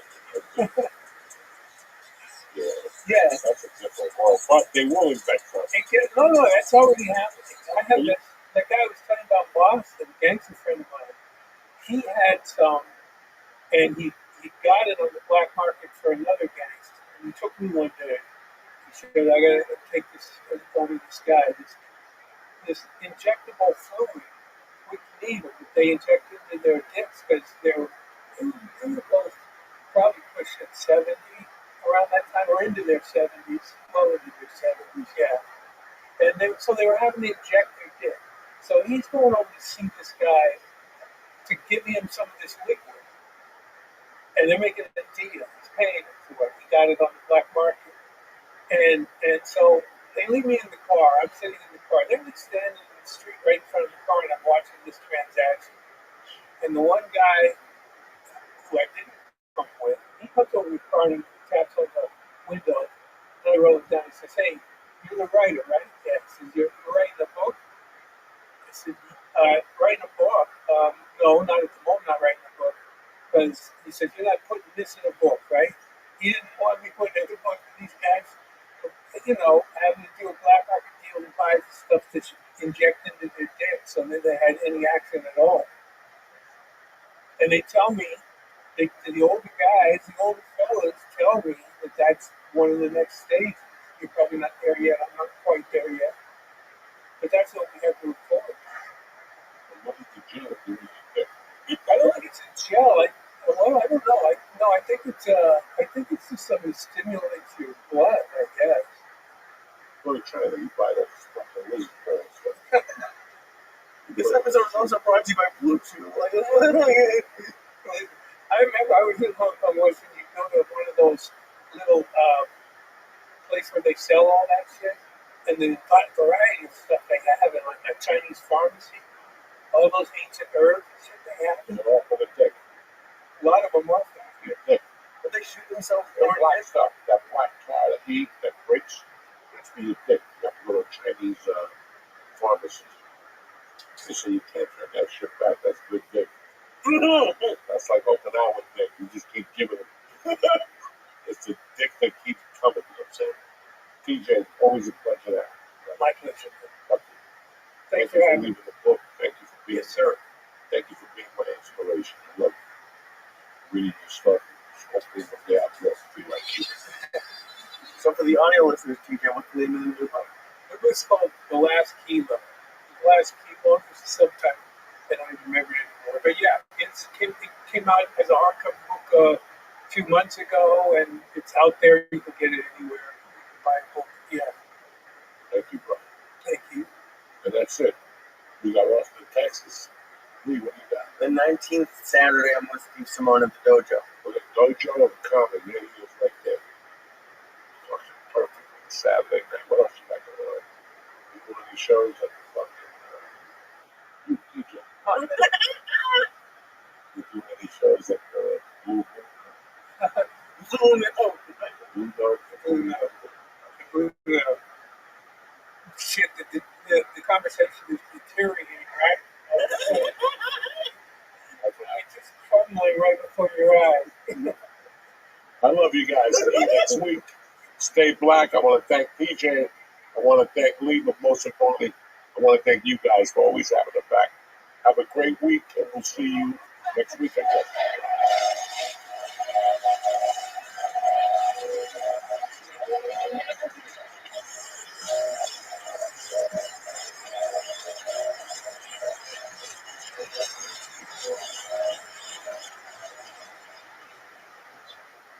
What's happening, beautiful people? Uncle Joey here for Blue Chew. Listen, if a soft sausage is holding you back from meeting the love of your life, Blue Chew has what you need. They send chewable tablets right to your fucking front door that are going to make you a beast in the bedroom. Just head over to their website, talk to one of their licensed medical providers, and if they approve you, you'll get your medicine within days. It's easy, it's quick, and it's confident.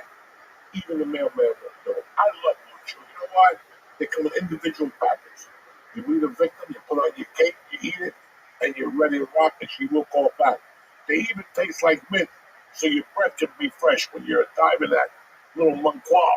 Anyway, make life easier by getting harder and discover your options at BlueChew.com. And we've got a special deal for church listeners. You ready? Try your first month of Blue Chew for free, especially now. You want to head into a late Memorial Day, slaying dick like Batman. You know what I'm saying? Just press in code Joey, Joey, and pay $5 in shipping. That's promo code Joey, Joey. Visit BlueChew.com for more details and important safety information. And I want to thank Blue Chew for sponsoring the show. What's happening, you bad motherfuckers? Uncle Joey here and Lisa Ayat. Welcome to the church, New Testament. Thank you, savages. Uncle Joey here. It's Tuesday, the 8th of April. The year is moving fast, cocksuckers. What's up, Lisa Ayat? I'm good, dude. Happy to see you. Happy to see you. You're looking good. You had good news last week. Yeah, dude. It's like getting into the clubs in New York. It's like my first experience trying to get past at places. And it's been a little bit of a grind, like a lot of a grind. But I got a good news from Broadway Comedy Club. So I'm excited. I'll be there a lot this month. And I'm a broken record here, but I just love being in New York, doing stand-up in New York. I'm having a blast. Good for you. You sound like that song. Remember that song in the 70s? I love New York. I do. That's you. I never want to love New York. As you say, New York, you hit that and stick from behind. Dude, every fucking day. Me too. I just got an email yesterday. I had to look up mugs. Yeah, they got the over and under. Listen, You should I'm put gonna that follow on. you one day. Take the mugging. It's gonna forever. You're not gonna be here. What do you mean? Just give Take the it. cash in your wallet, give a picture of your girlfriend, whatever. Hold on to the phone. Do people still put pictures in their wallet? You have pictures in your wallet? Yeah. Fuck yeah. I've never met anyone other than you who has pictures in their wallet. Picture of my daughter, first computer, like 9 years old. You got that, but don't you have the weightlifting? Rango, yes. Dan Rango? Yes. That's awesome. Dude, that's changed now since the phone, I bet. You're like one of the few people I bet who still has it.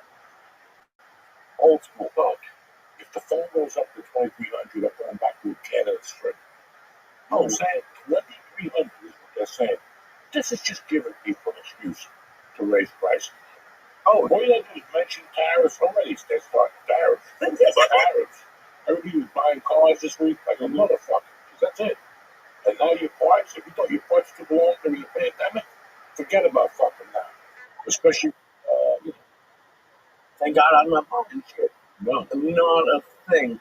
And the only time I've been happy to not have investments. The only Jew without investments, and I'm thrilled about it. Everybody's like, I lost $2 million, bitch. If I lost $2 million, I'd be burning down a town. All right? You didn't lose $2 million. Oh, I lost $1 million. Oh, you did. If you're saying it like that, I don't believe it. If you're saying it like that, you throw your wife out the window, she comes home with, I just got a new Range Rover. What? I just lost $8 million fucking dollars. That's what I want to see. Don't just tell me I lost $3 million. Yeah, but you're right. The iPhones are going to be expensive as fuck. Man. Everything. They're already expensive, $1,400 a month. Dude, I have that Mint Mobile that sponsors us. I got so sick of, even before the tariffs, paying $100 a month for a cell phone. $100 a month, and Mint is $15 a month, and it's the same thing. Yeah, but you call people in another country. That's the problem with that shit. You call somebody in Bulgaria. Mint. God damn it. Oh my God, how did you do? I didn't do shit. I'm feeling a lot better. You seem like you're feeling better. Yeah, I'm feeling a lot better. I started smoking again, not guerrilla style. Just because, listen, let me explain something to you. I don't like not having an appetite. I had the control, but you know what? I'm not going to eat. But the worst thing is when you have to eat and you're not hungry. I feel like that because it's going down. I'm like, why am I doing this? I'm not hungry. And you're not hungry without weed? Fuck. And the edibles, listen, let's be as honest as we can with everybody. I think I'm coming to the end. I'm just waiting for something to happen with everything. Like, what do you, something. They put in a gummy, Like an improvement in heroin? something like heroin gummy, something, because that's my next level. I smoked weed after 5 weeks without smoking. I thought I was going to see the devil. It was okay. Right. It was okay. But then, I really, I thought down in 1,000 milligrams, those ABX. I'm expected to eat the kitchen, right? You know that I ate 3 little donuts, the tiny white ones, because they're disgusting too now. You don't like those? They're all fucking disgusting. Listen, donuts are done. There's no donuts on the East Coast no more. Dunkin' Donuts blows. We fucked up when we left LA. And we didn't bring a franchise of Yum Yum Donuts with us. We didn't bring a Mexican with us. Those are Mexican-made donuts. Oh, they're good. Fucking delicious Yum Yum Donuts. Well, because they make them fresh at the store. At the store. Dunkin' Donuts, dude, especially, I see it in the city all the time. Oh my God, have you seen what's at McDonald's now? Oh, Krispy Kreme is at McDonald's. They're just trying to kill us now. They deliver in the city. They have Krispy Kreme at every McDonald's. Just in the back of like a U-Haul truck, they bring it all right pre-made.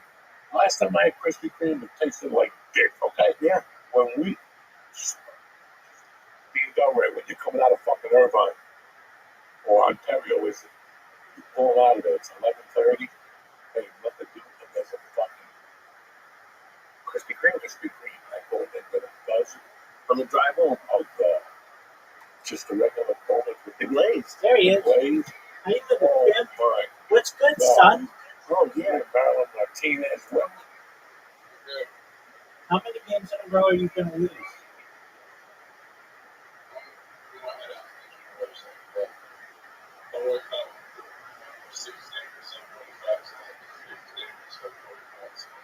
All right. How many games in a row are you going to lose? All right. Well, we're going to prove you wrong. You have an invitation. Should you choose to accept it, I'm going to book your account. Okay. So how many games in a row are you going to win? I don't understand the logic, but that's cool. It's that wild Australian logic. Look at my shot. Look how it just fucked.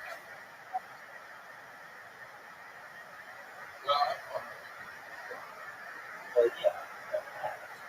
So right now, what? How did you fuck? What do you know?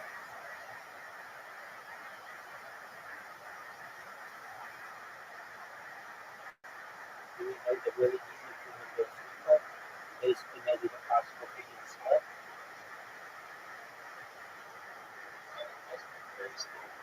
No, you're already down 1 point now after taking the shot. Like a sexy beast that I am. Dog, you're down 1-0. What are your thoughts? The people demand answers to your shitty mini golf play.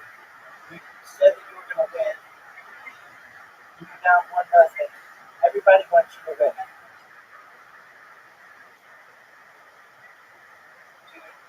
This sucks. Okay? You also are such a major just in case you ready for the shot, one of the best shots we've ever seen in history of mini golf. And you got to witness it, too. You got to witness it. Are you going to make your shot? That's definitely a miss. Definitely. You got 2 holes tonight. You need to have the kind of comeback that I had on you yesterday, or it's all over.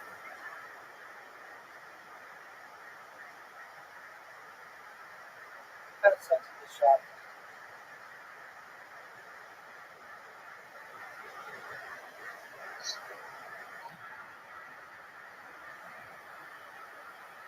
Did you like the shot that I just had?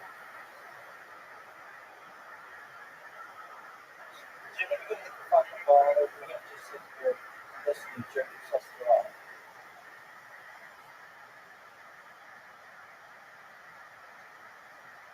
Zoom. Zoom, hit the ball. Zoom, you suck. Zoom, you're terrible.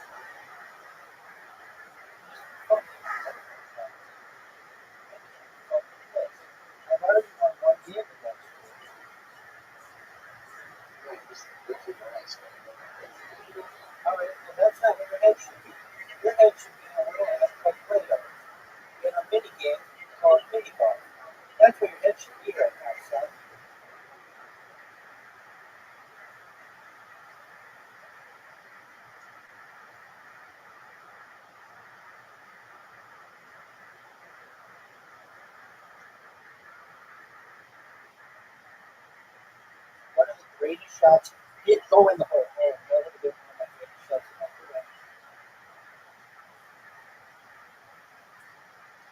Zook came in here talking all things bad. I'm going to beat you 100 games. No, I can only play 4 games because I got to get out. Slow. I think he just got slapped in the face. You're Chris Rock and I'm Will Smith, dog. Keep my wife's name out your mouth. Keep my wife's name out your mouth. If you're going to hit the ball, you're going to jerk yourself off. You need to have the greatest shot in your career right now. Zoom, make your shot. That was not bad. Not good. Dude, you're going to allow me to get a perfect game against you. I think this is good. Oh, fuck that. Fuck this whole.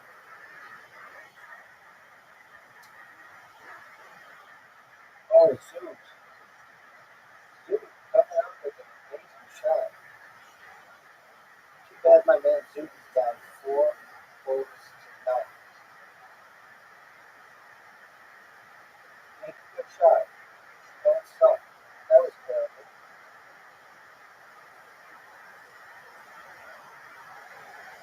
Oh, dude, I just found out this fucking X. Zoom, make it. Dude, you're not even going to score.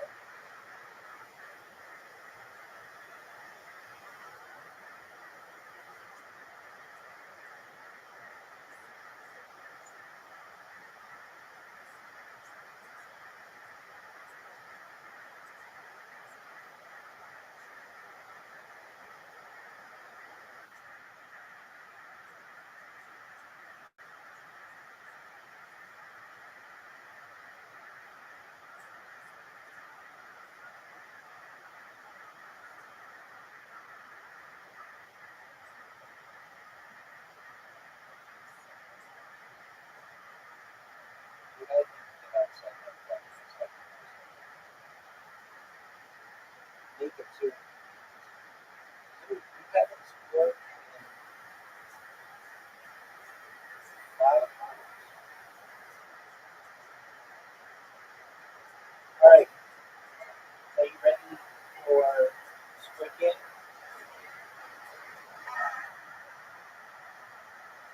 Zoom, Squid Game.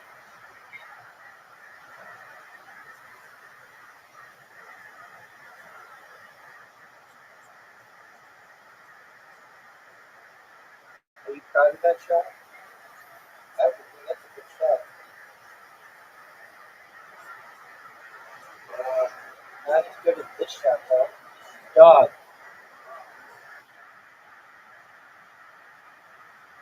I'm so sick, dog. You haven't scored in 7 months.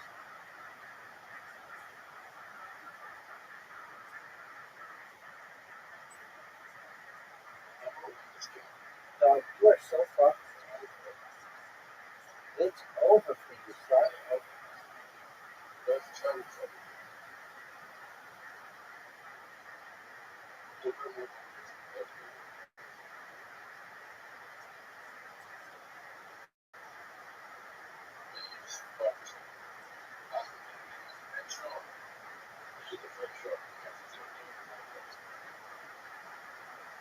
Are you fucking sure you can make it?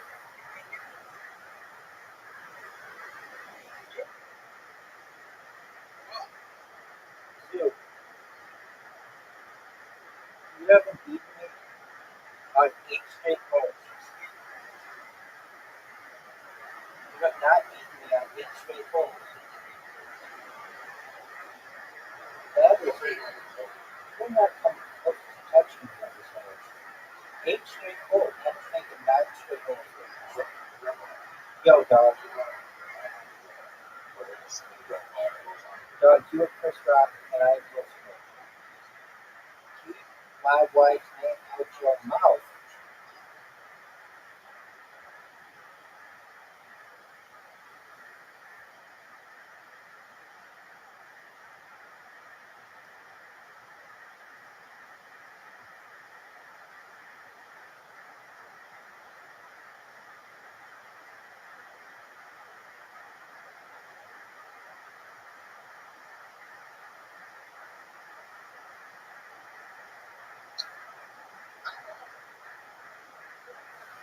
weak bullets we have.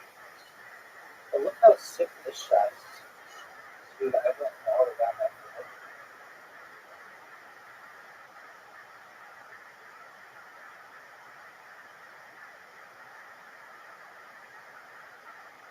Dude, you're gonna make this shot.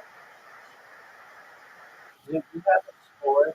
You haven't outscored me on H2O.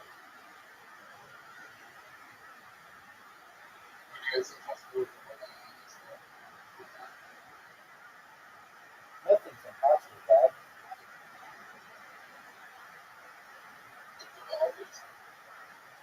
Yeah, except like multiple people.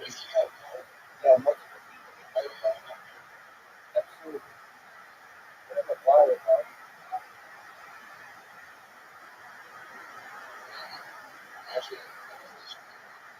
Make sure I'm not that pressure. Because it looks to me like you just got water bomb.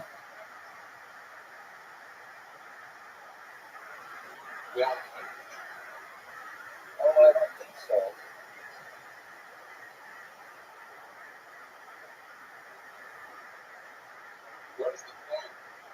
Why not?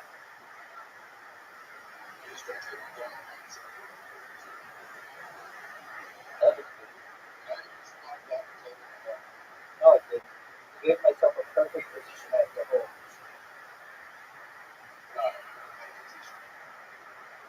That's what? Dude, dude, dude, one time. Oh man, that was an amazing shot.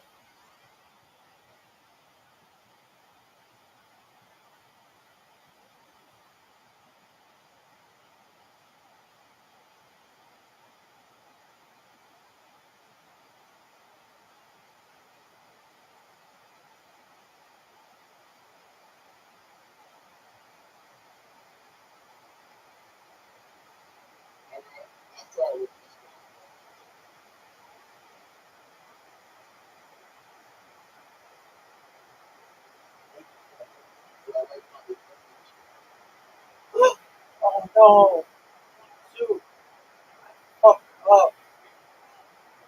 I fucked up. I caught that corner. I don't want to talk to you right now. Why would you do that? That was so stupid. That was so stupid. You have a chance to win.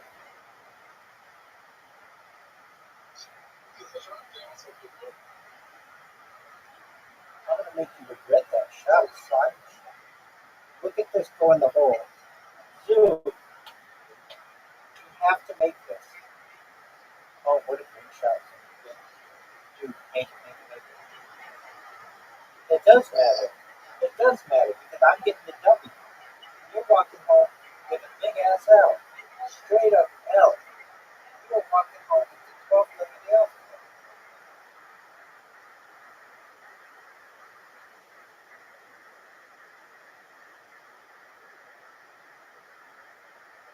Alright, welcome, Jim. I think you sleep when you come back because I'm tired. So give me some time to recover and you'll wake me with your slow habits. Take care, man.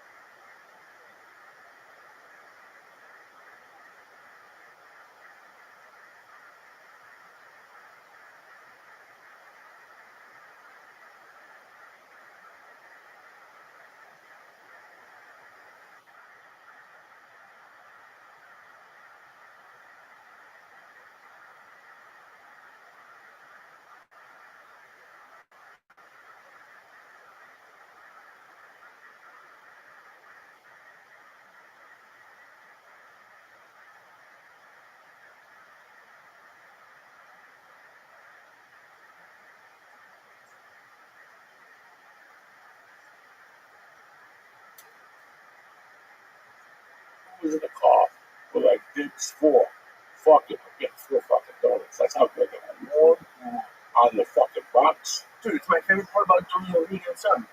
If anyone asks, I'll do a free spot at Mohegan Sun because they have one of the ones that with the conveyor belt and that gets hot.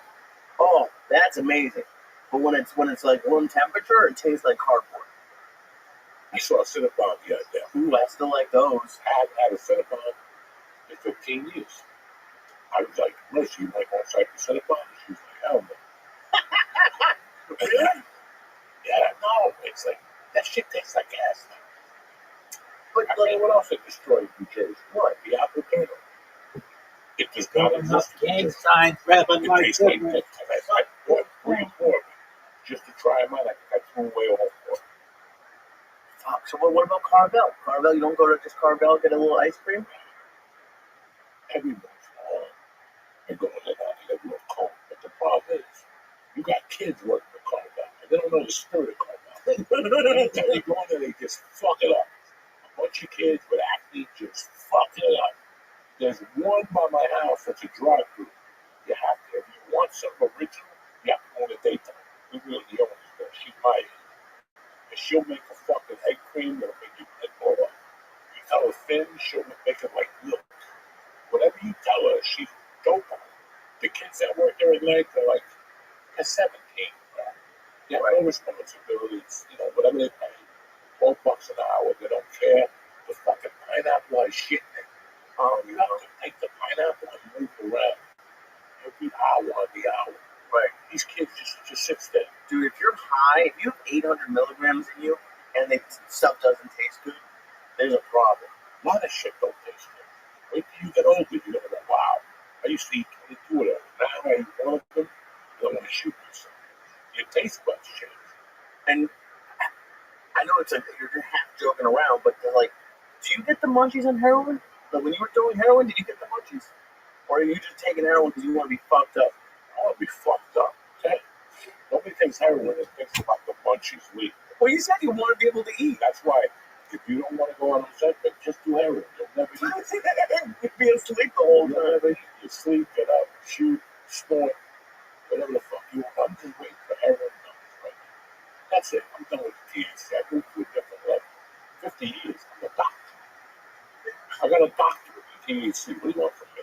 So, but do you think, and I know you probably don't keep up on heroin, but I would imagine now, because they were making edible gummies in their kitchen in California, well, yeah, there's That's stars. fentanyl. I don't want to listen. You don't think they're making heroin gummies? They probably are. I need to do it legit chemistry. Somebody went to Yale. I don't want to do it with Dicky's uncle. No. You know, he went to jail and he knows how to make. I don't. Okay. I want to make it legit. I want them to get China White. That shit that makes you fucking play Jimi Hendrix music. Mm-hmm. You don't even know how to play the guitar. You do a line of China White. You're in here playing like Jimi Hendrix. You don't even know. You're in here going like fucking Jose Feliciano. No eyes and shit. Holy shit. Is Jose Feliciano still alive? He's still alive. How alive as a bat? He's got to be 80. Because he sang Chico and the Man. So, damn. That was 77. So that's 23 and 25, 48. Right? No, 58. No, 53. 20.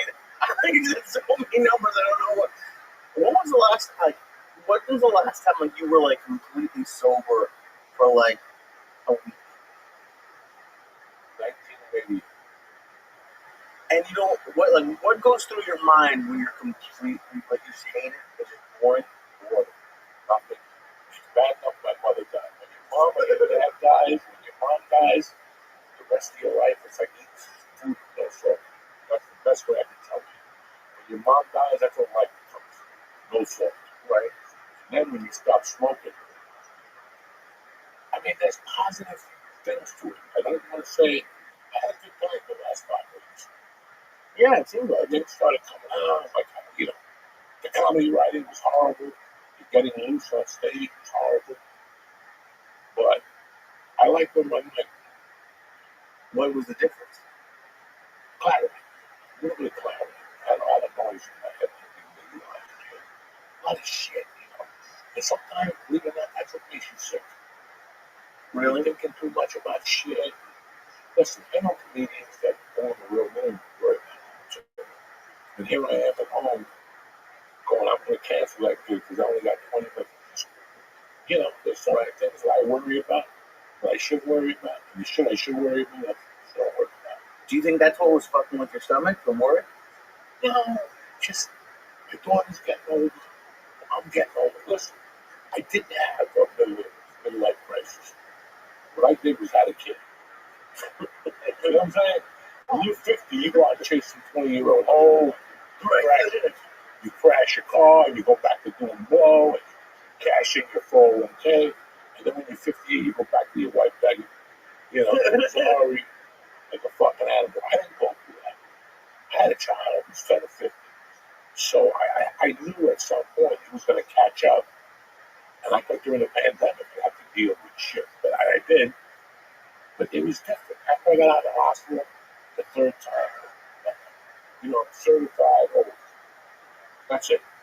Once you go to the hospital 3 times and you're 60, you're certified. Oh, your body takes a different turn. And I have to accept that. I got to accept that. And you have to accept a lot of things that you're like, fuck, I'm not going to work that. I'm not going to go out and buy Jordan jeans and get a tattoo on my hand. And, you know, I'm not going to do that shit. You know, Right. I'm just not going to do that. I got to fall back to prove something. But I got to do something. I don't know if heroin gummies is the way to No, go. listen, you talking to me about serious shit? Of course I'm talking about Talking about heroin shit, that's something in the future. That's eventually going to be fucking paid. So what do you are you talking like you want to have like a little midlife crisis sort of? No. But I was just thinking about the fucking big question with me the last 4 years has been what the fuck happened Over the last 30 years. What happened those 23 years now? Right. How did I go to LA with a fucking horrible drug problem and leave there with a kid and wife? You know what I'm saying? Like, it's just very hard for me. Right, comprehend. You know, the other day somebody came up to me and they were like, I saw you with this. And I never did that. And I was wrong. I did do that shit. Oh really? Yeah, like, you know, like just little shit that I'm like, wow, I forgot a bunch of shit. And I just want to know. Well, I think that happens. I feel like that happens a lot in life. Like, you know, taking it back, like looking back at like a lot of the church clips that people are posting. I was 23 or something, and now like I think life just happens fast. But then yeah, for you, like you focus so much on just like what's in front of you that like you don't seem like you go back in your head and like ruminate over like the past a lot. Like you just are really focused, or at least more on just like just That's why you have to always go back and figure out where you went wrong, what you could do better, what you should have done, what you'll do the next time. You know, that's just a part of life. That's just not. you do that. It's I didn't sit there and go, I shouldn't have robbed that gas station. Okay, I did it. I'm happy we moved on. okay. But there's little things. Like, you think about little things that you do that just fucking drive you crazy. Something you said when you were out one night, you knew you shouldn't have said it. Like, what the fuck was I fucking thinking? You know? Yeah. When you're on stage, you say something like, what the? You know, that you go on stage and you're in the middle of 20 minutes. You have a great set, and you just decide to just fucking say something. Yeah. And nobody catches it. Only you, but it drives you nuts. Nobody catches it. People just don't cover it up. You know, whatever. That's it. But you know you said it. When you walk out of there, you're like, thank God. George or Lee or Nick can say, George, what the fuck came out of your mouth this thing? Right. So I think about that shit.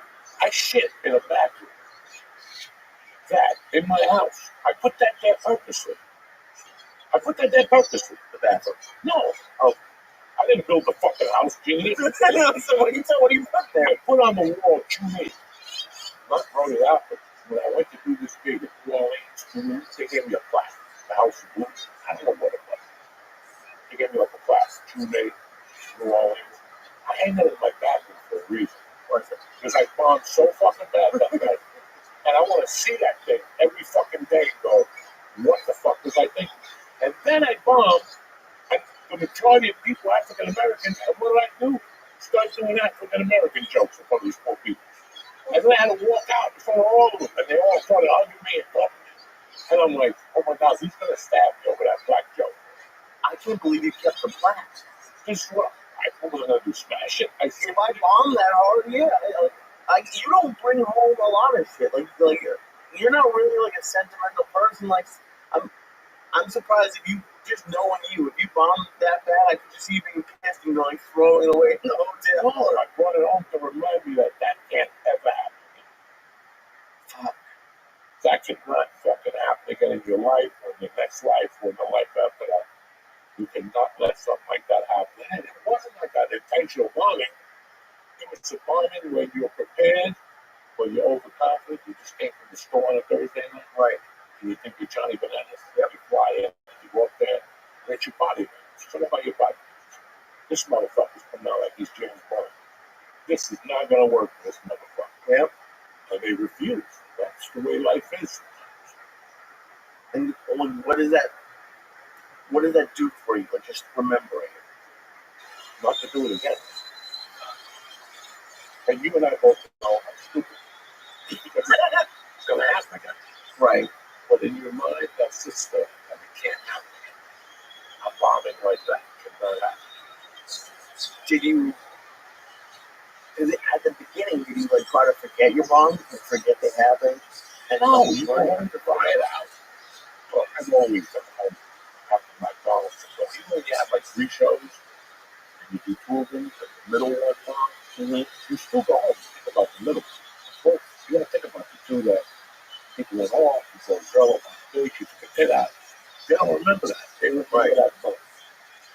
So you remember that bomb. And I was all one coach. So I just sit there, this is not going to happen again. I cannot bomb. I try to listen to the jokes. Those days I would stop after the first show. I would take my first show and go, this is worthless. I'm not doing this shit. It's amazing. But it's cool. It's cool to like use that as motivation and like to think about that you still do that and like it still gets to you. And that's this is what I was saying before the podcast. As a comedian, as a lawyer, so whatever you're doing, you have to work yourself up. You have to work yourself up. You think I made it. But no, now it's a different type of work that you have to do. Now it's kind of intelligent. It's this, it's that. It's so many fucking things. And you're like, witness to that. You don't do it. Stop struggling. You don't. You don't. You don't. Jay-Z sits there with black people jumping up and down around him, just smoking blunts all day. At the end of the day, eventually he's going to have to go back to them. And he has to fight home or whatever. And it's just, really don't my point. Like, do you think, me too, but do you think, as you were talking about that, I was thinking, like, when you started this with, and like, how, like, the goal of, like, the last little bit has been to, like, figure out what happened. And maybe when, like, things were going crazy in LA, you thought you could, but you really couldn't look back at everything. So you've been 4 years, 30, 20, whatever years, looking back. Just to keep that in mind. There's a line in Godfather that I think about every 2 days. And it's as fucking real as it is. And I wrote it in my notebooks. It's written in a lot of my motivational stuff. And this is a fucking horrible saying. It's misogynistic. But it's true. Women and children can make mistakes. Men cannot make mistakes. And we make them. But if that's in the back of your mind, and listen, it's in the back of my mind, I still make fucking mistakes. You think about that a lot. Women and kids can make mistakes. Men can't make mistakes. That'll fucking kill you forever. Why do you think men can't? Like, what do you think that means? You know what that means? Yeah. When a man is a man, listen, you think you're a man, you're a fucking moron. Okay? And guess what? When you're 25, you think you're still a man, you're a fucking idiot. And then when you're 32, you think you're really a gangster, and you're still a fucking idiot. It's like there's a certain time, like when you're 44, that you see the field a lot better. That's what happened to me. Once I got to 40, I started seeing the field and where this fucking game was going. what we need to do to keep this fucking march alive. Okay, that's it. That's it. Is how we're going to keep drive alive. With the Giants, we're down 3 points. There's 3 minutes on the fucking clock, and we got to keep this drive alive. And now you're in your whatever 20th year in the league, and you've seen everything. And before, when you're rookie, you have no idea what's going on. No It does idea. seem like life's coming at you really fast when you're young. No idea. No idea. But along the way, we think we got it. And you really don't got it. You try the best you can to compose it, and you chuckle and jive it. You know what I'm saying?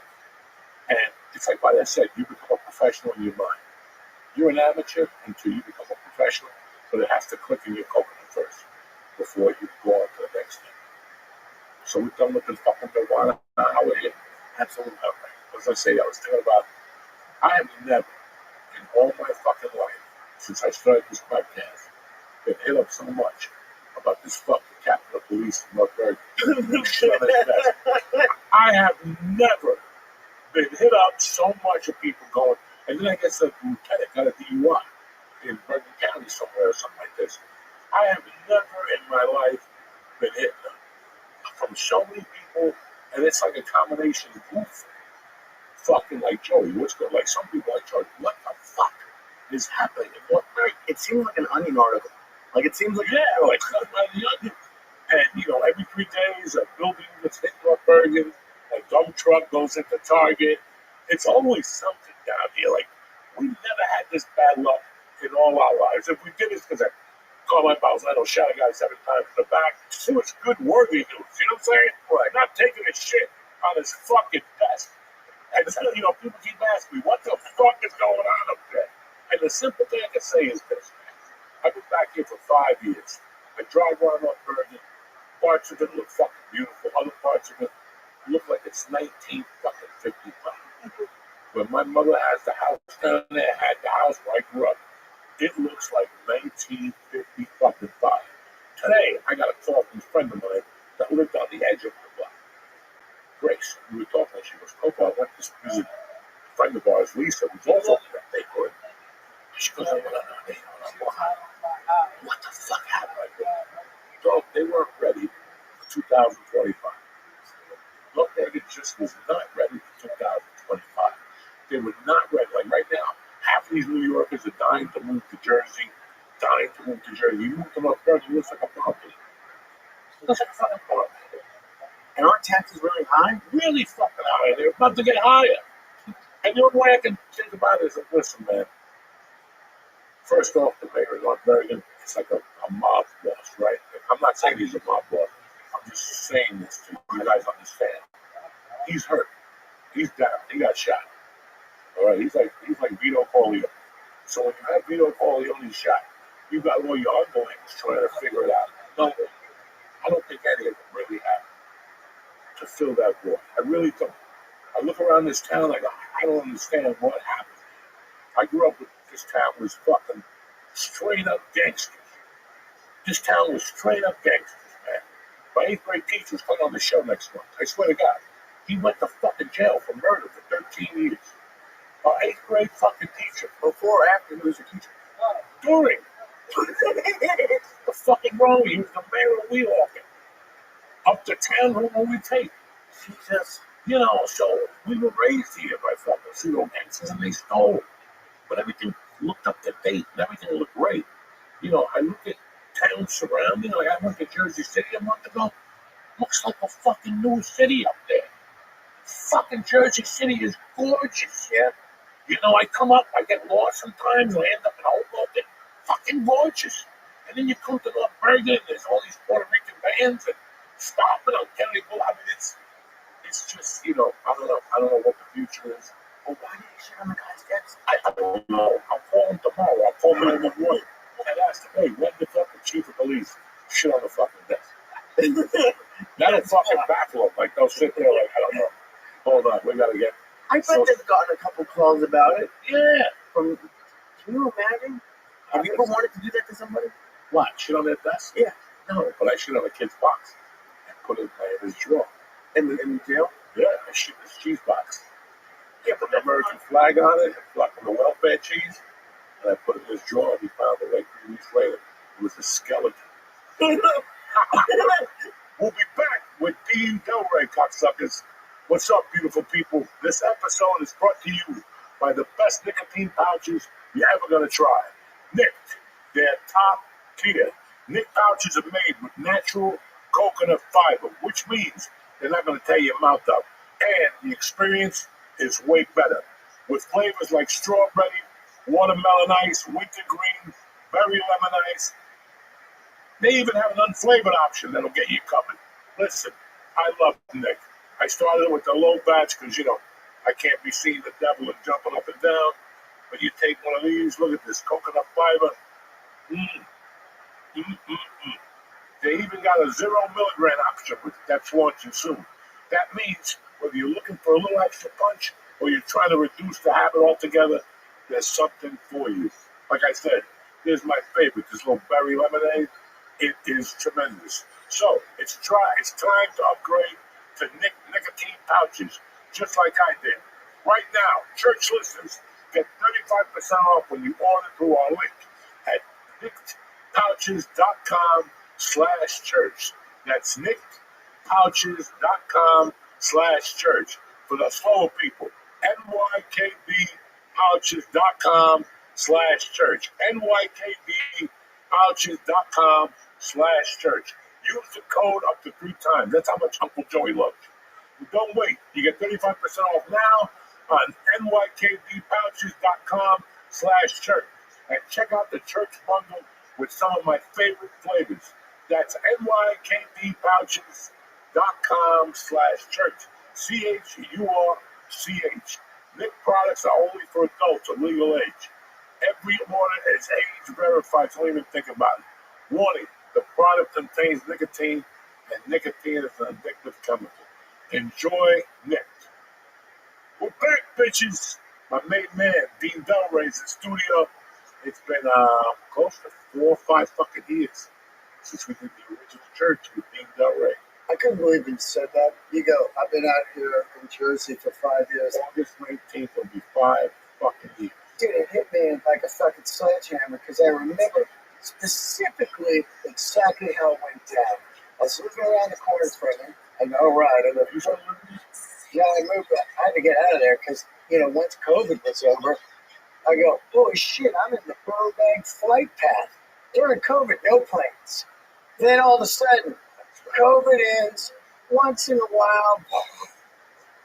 And then after about 3 months, from 7 a.m. to 10 p.m., every 8 minutes. Dude, it was fucking insane. And I was like, that's why Joey's on the edibles, because he can just pass out through this fucking planes. Because you were getting that too. I never heard it. I never heard one.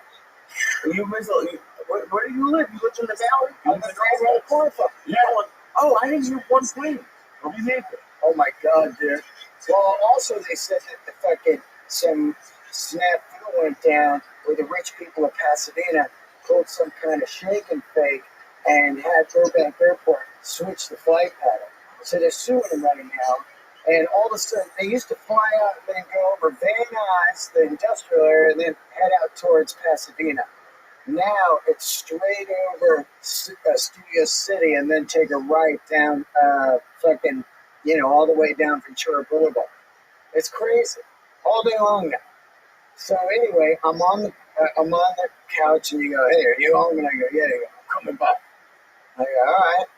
So I'm out front, cocksucker, come down. You were just standing there, your Subaru. I'm out of here. I'm leaving tomorrow. I go, what? I mean, I was fucking floored, dude. Like the wind was taken out of me. And I go, what do you mean? He goes, yeah, I'm done. Bought a place in Jersey, I'm out of here. And I still would never forget it because I was like, wait a minute, this is a guy I see every fucking day of my life, and now he's going to be gone. We went to tacos. Yeah, we went to We all went to tacos. 1986, which are open in New York. Fucking crazy, man. Are they one of those guys coming out here? Or they're just gonna, I hope so. it's 2 white guys. No, I think one of the guys will come out. I need those motherfuckers out here to show these peasants. Got to get the flavor. Gotta get the flavor. Yeah. that was it, man. And now here I'm sitting on the couch just now. You said 5 years. And I freaking, I mean, we've hung. You flew in town one time, and then we did the Sony all together. But other than that, man, you know, text and calls. It's crazy how fast. I really can't believe it, actually. We could have gone to college. Yeah. You graduate this May, Phi Beta Kappa.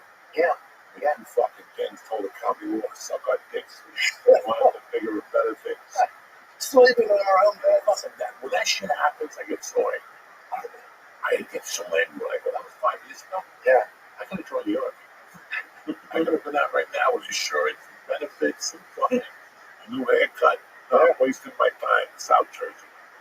Also, you could have been dead. Yeah? I fucking.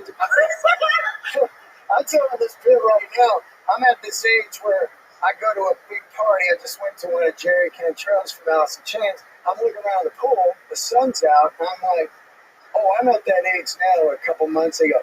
Yeah, Steve died. You go, I just saw him at Jerry's party. That's the age we're at right now. Right? No shit. Yeah, it's fucking scary.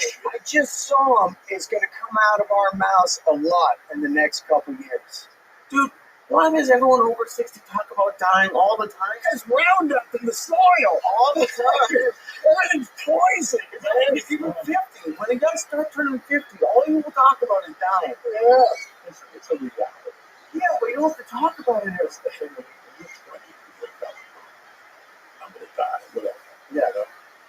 But once you're like 30, you're like, I'm living like a doctor. Then you're 40 and you fuck the chick with AIDS and you didn't get it. You know, and then you just start going down the line and all some day, you know, I'm lucky. But eventually, I'm going to fucking die or something. Yeah. And now you start doing preventive shit or whatever. You start going to church. You don't curse. Start going to church, that's guy. Why do they find God quick? One bad misdiagnosis. We think it's a stroke. You're like, oh, Jesus. And in the church. When you're 60 or 50, you want to live. Oh, yeah. Who doesn't want to live? God, yeah. But then you start looking like there's a couple of 80-year-olds that do everything. You know, somebody was telling me the other day, their 83-year-old still works for their father. Oh. They do everything. Some 80-year-old can't get out of a wheelchair. Yeah. Or can't get out of their bed. So it's a card you take. You know, so instead of taking that card, do something about it. Start getting ready for that age. Yeah. You know, so you won't fucking be a mobile. You know, we have to go to the doctor now. It's so weird to get older. Oh, You too. still think you're so fucking invincible. And you're really not. You cannot. I went to a New Year's thing that people were doing coke. Oh, my God. Okay? Wow. I was watching them do coke. I couldn't handle it. I couldn't imagine. I'm fucking wired to that now. Just your heart alone, you know that the boom. That's fucking scary. When you're young and you're like riding it out, you're hitting some wild turkey, trying to come down a little bit in the corner. Imagine you're 60 and you do a fucking bump and you're hoping it doesn't have any fentanyl. You're asking the guy, this stuff's cool, right? And he's like, yeah, I think so. And you're rolling the fucking dice. Can you imagine being 65 going on the boat No. You were running America last month, you're like, God damn it. Yeah. I just saw him at Jerry's party. So, but Jerry's party. That's going to be the callback of my sentence here. Holy shit. So insane. Look at that shit. Like, listen, I'm going to be honest with you, motherfucker. I'm way up here. There was a little bit of traffic, you know, trying to get around cars.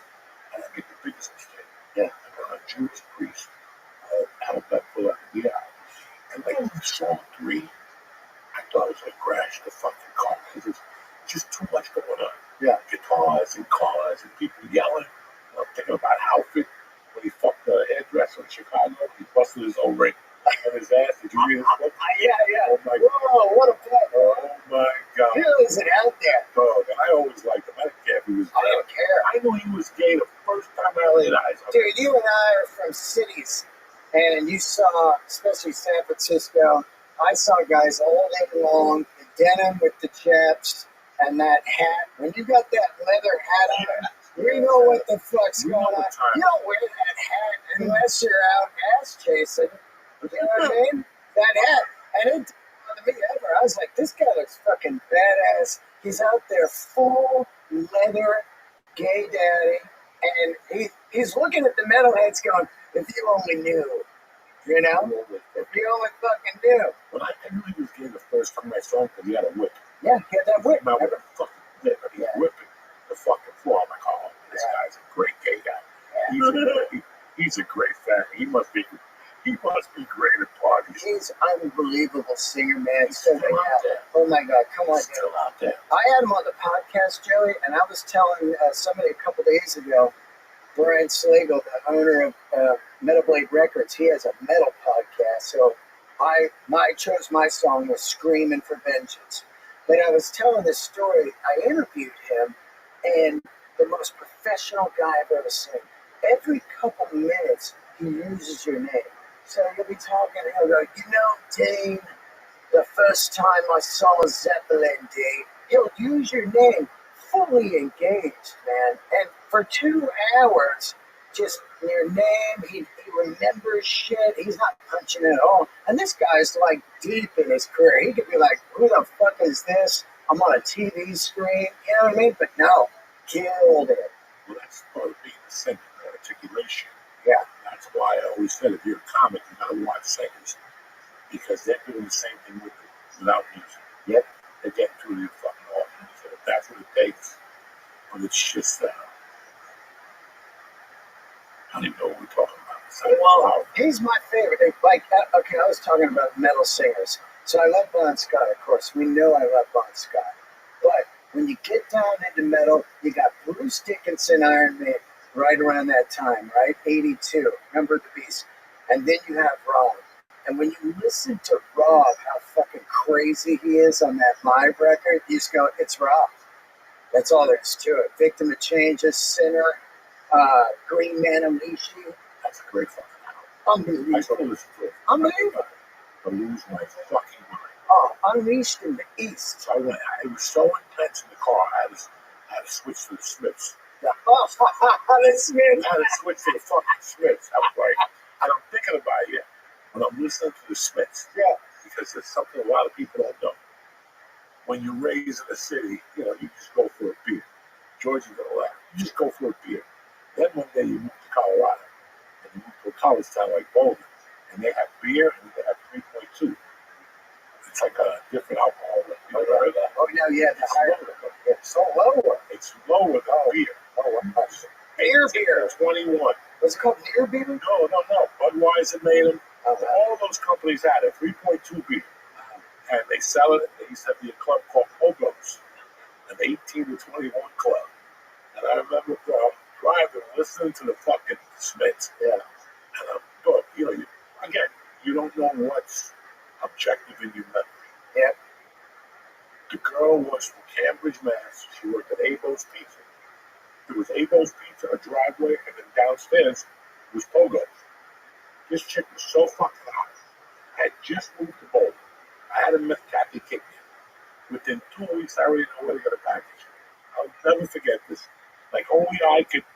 That was all weed heads. But one of the weed heads goes, I could go last night.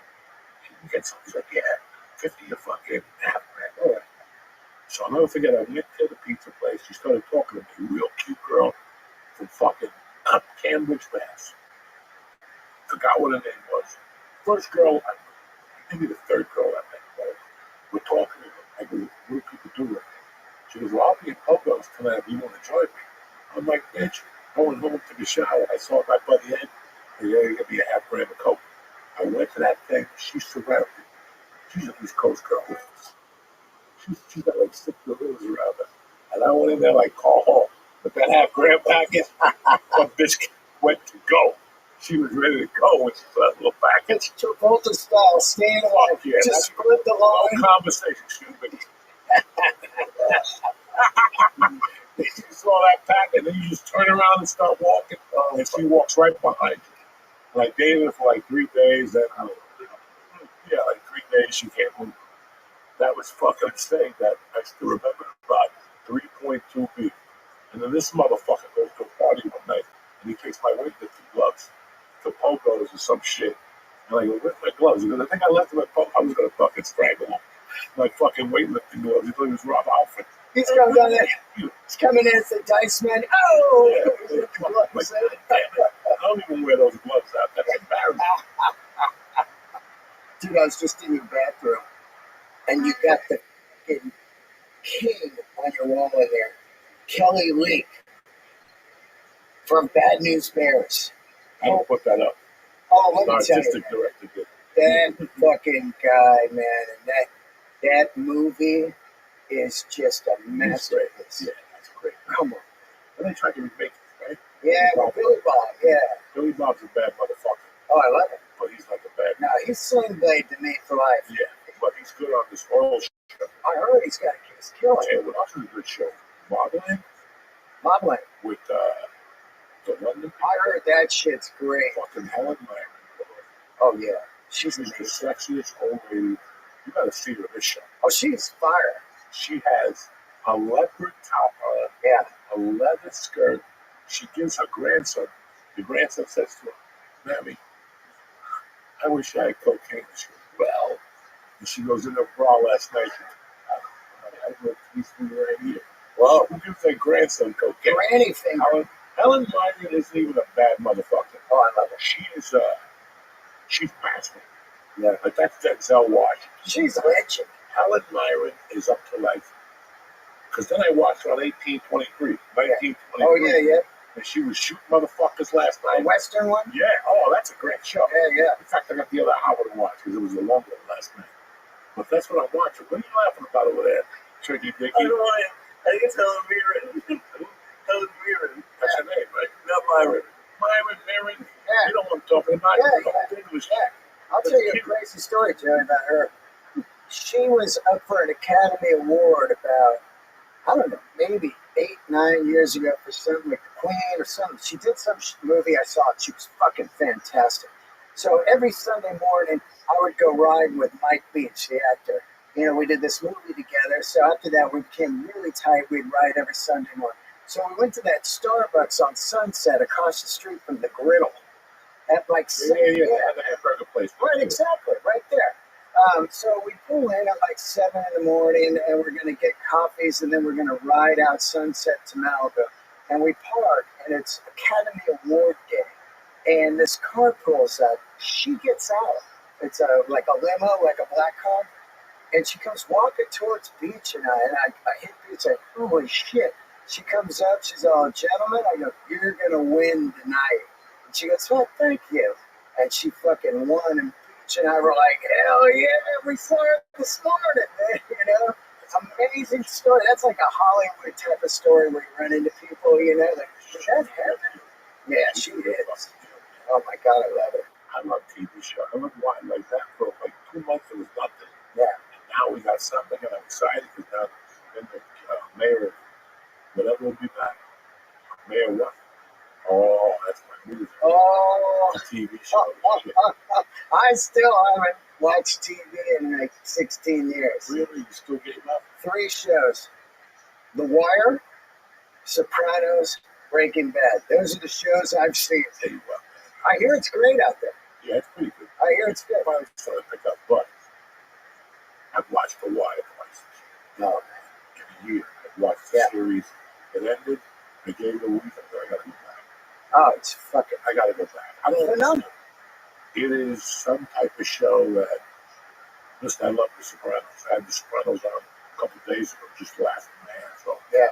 But that Wire, that fucking Michael B. Jordan, Yeah. as a young kid, he's a fucking kid on that. God, he's dead now, right? He's what? Did he die? No. Which guy Black died? Panther died. Yeah, that's right. Black Fuck. Panther died. That was Combo for that. God, well, that's awful. That's awful. 'Cause he Awful. was great, too. I just watched him.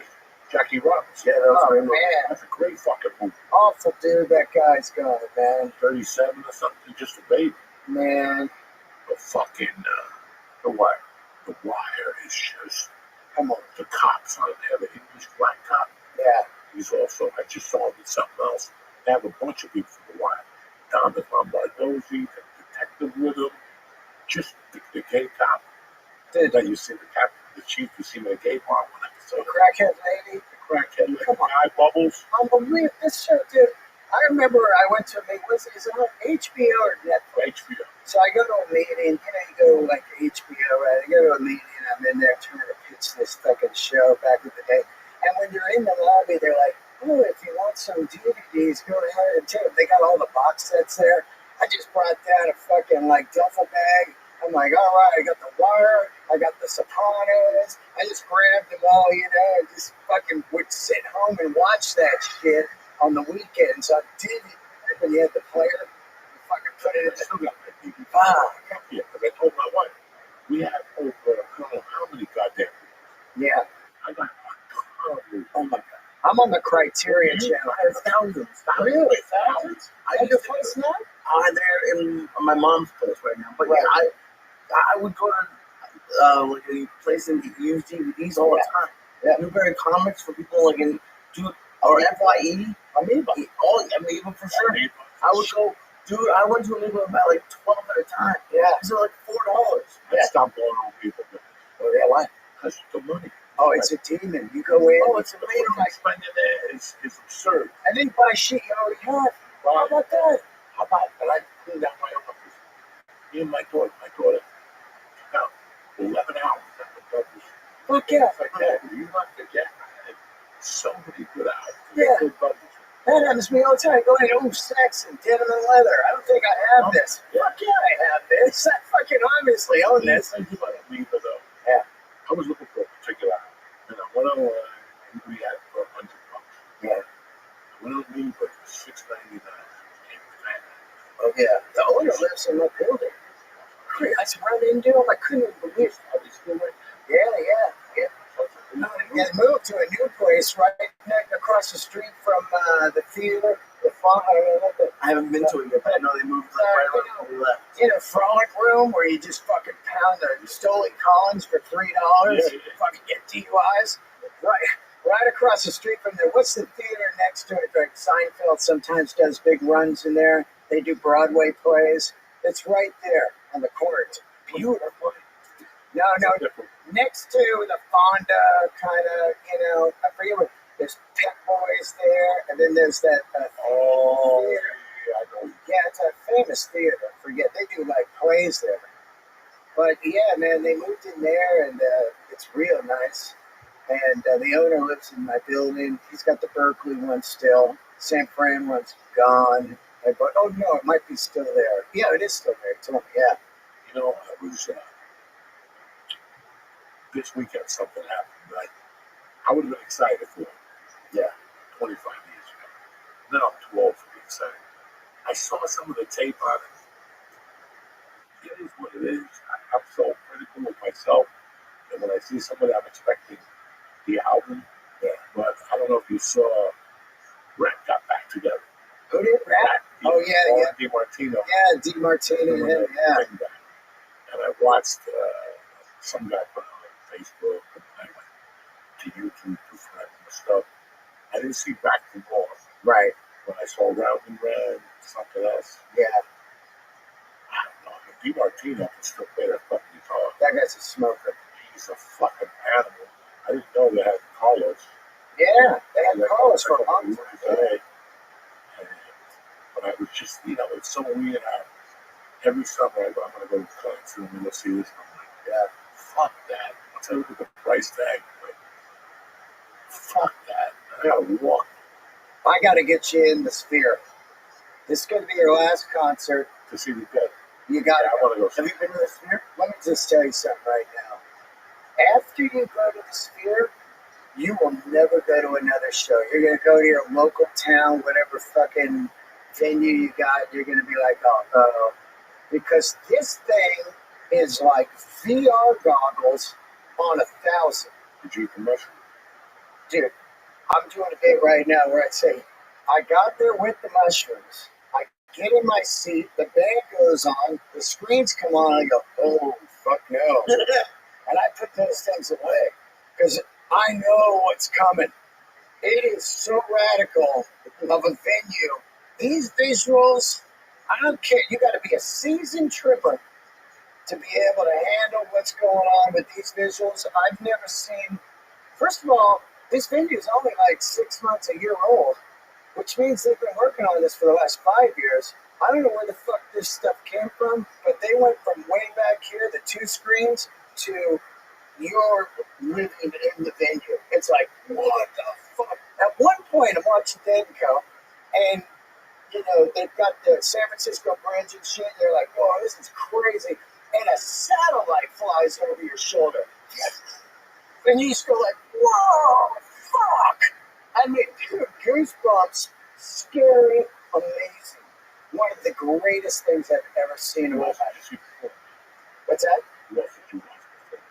I saw U2 on the Octung Baby record. Unbelievable. So I've gone 3 times now. 2 Dead, once U2.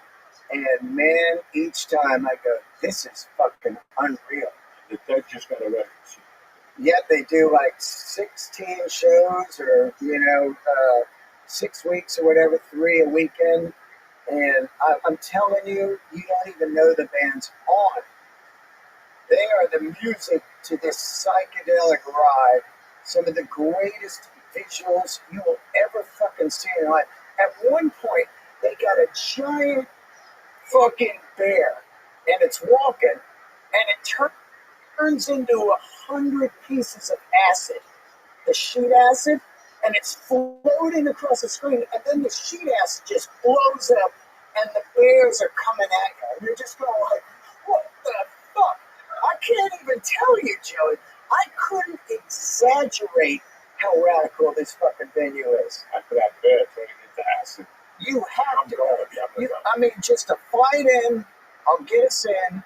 You sit in a great fucking seat. The place is not giant, and it is insane. It holds a lot, but feels small. It holds like 16,000, but it feels small because it's a ball, and it's just a wall that goes straight at the seats like this. And then there's a floor, but I sit in the seats. And you just get this whole fucking thing, man, that I can't even describe. Doesn't matter where you sit. It doesn't matter where you sit, as long as you're not on the deck 101 back, because then there's a hangover that you can't see the visuals. Other than that, though, every seat in the house, and then it has something like, 10,000 speakers. There's speakers in your seat, everything. It sounds like a record. The sound is the greatest sound I've ever heard, and I'm telling you, I only go to the Spear Down. It's a lot of people over there now. Yeah, they got the Eagles, they got U2, they have Dead and Co. I think it's Backstreet Boys or whatever just announced they're doing like a run there, which would be wild. But what I'm waiting for is like Tool. I think Tool in there would be fucking insane. And then we got to get Gilmore or Roger Waters, one of the two in there. And if we could give them $1 billion and do one last run, hate each other but stay on the sides, the greatest of all time will be Pink Floyd in there. Of all time. There will be nothing that will come close to it. Because they did all that shit. They did all that shit. 40 years. They did that shit when you were making it. They're in the back making, flying pigs and planes flying out. There's that screens. They're making that shit in the backyard. That was, fuck. It's crazy how they did that. They did that. They did that with the wall because that first song has a plane. It crashes right into it. Right into the fucking thing. And I was like, and I did some heavy duty acid for that. I was 16. I was mentally deranged. I was a mental midget, and I was fucked up. Where'd you see that one at? That's what college. Yeah, that's right. Because they only did like 14 or 14 shows. Yeah. First night, and I was fucked. I left thinking, what the fuck was that? Creatively. Yeah.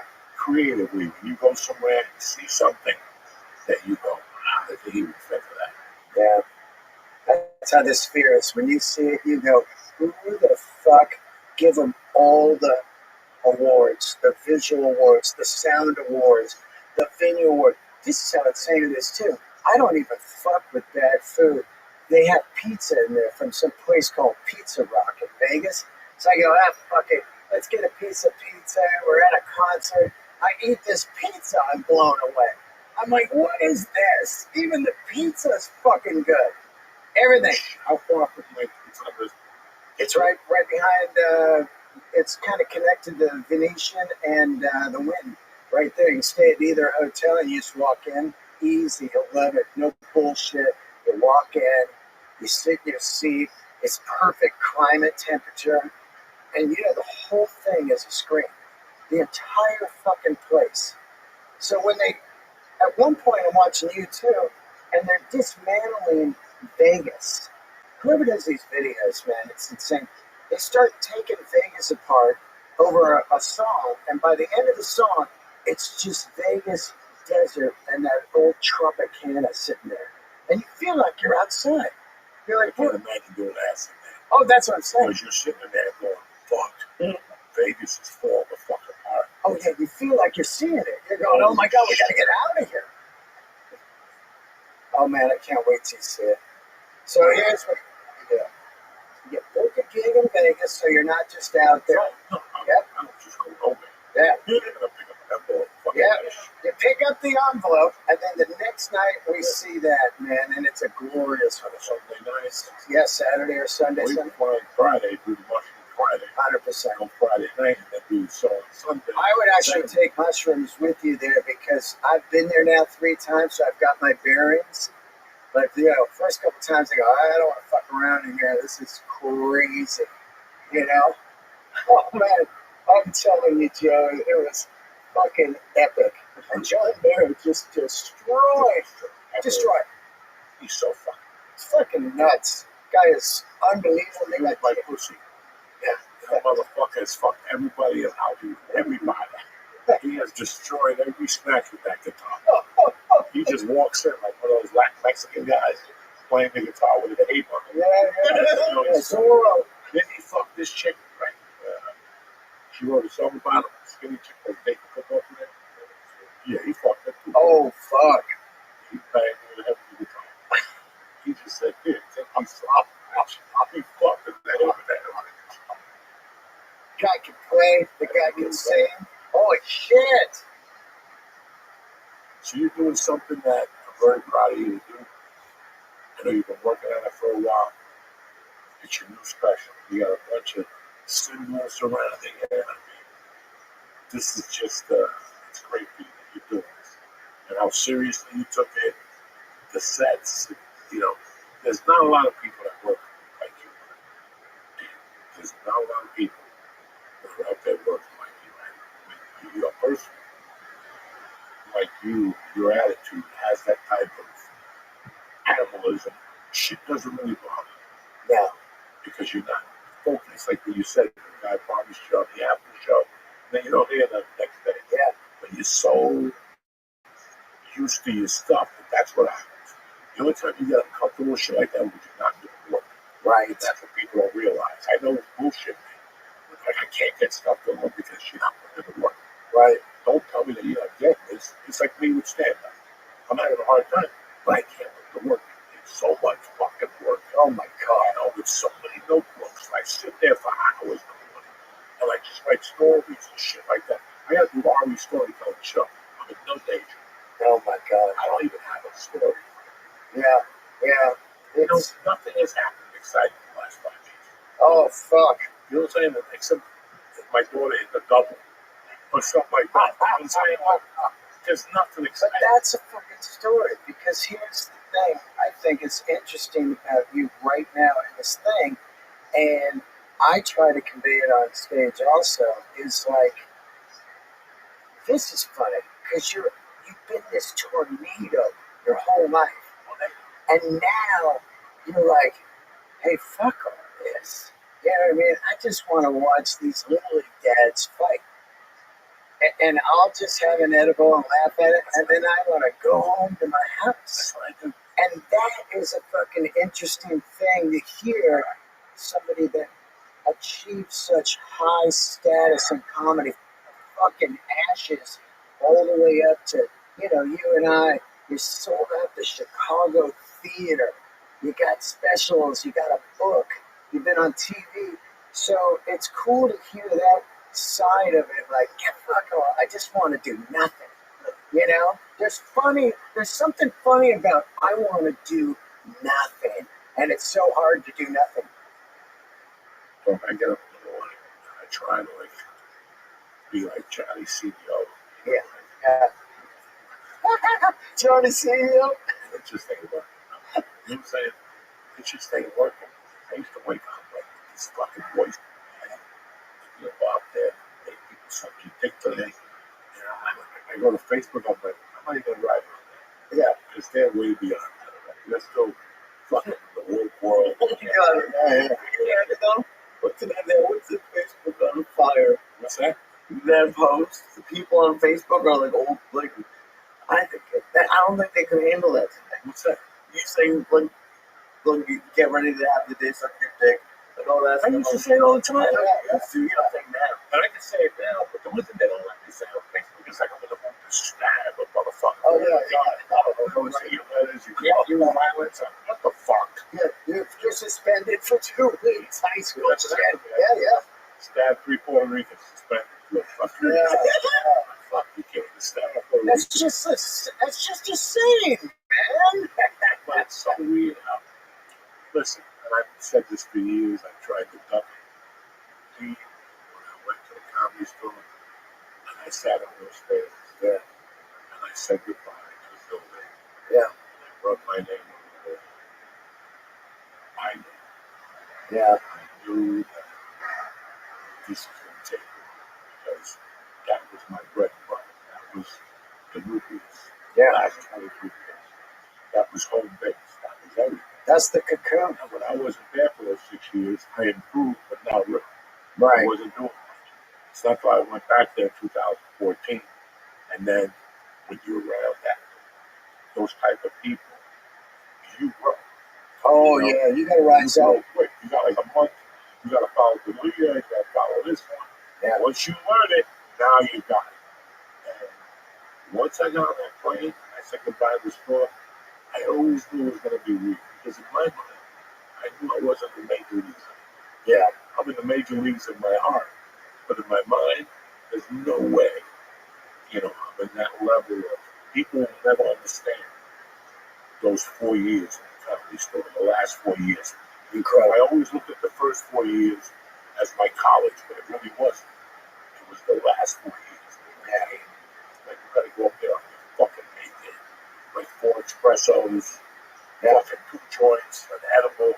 Like, I had to have a plan to go up there. It was my A game. You didn't know. Yeah. You didn't know what was going to happen. I still remember getting angry up there, like motherfuckers dropping in. You want to drop in, bitch?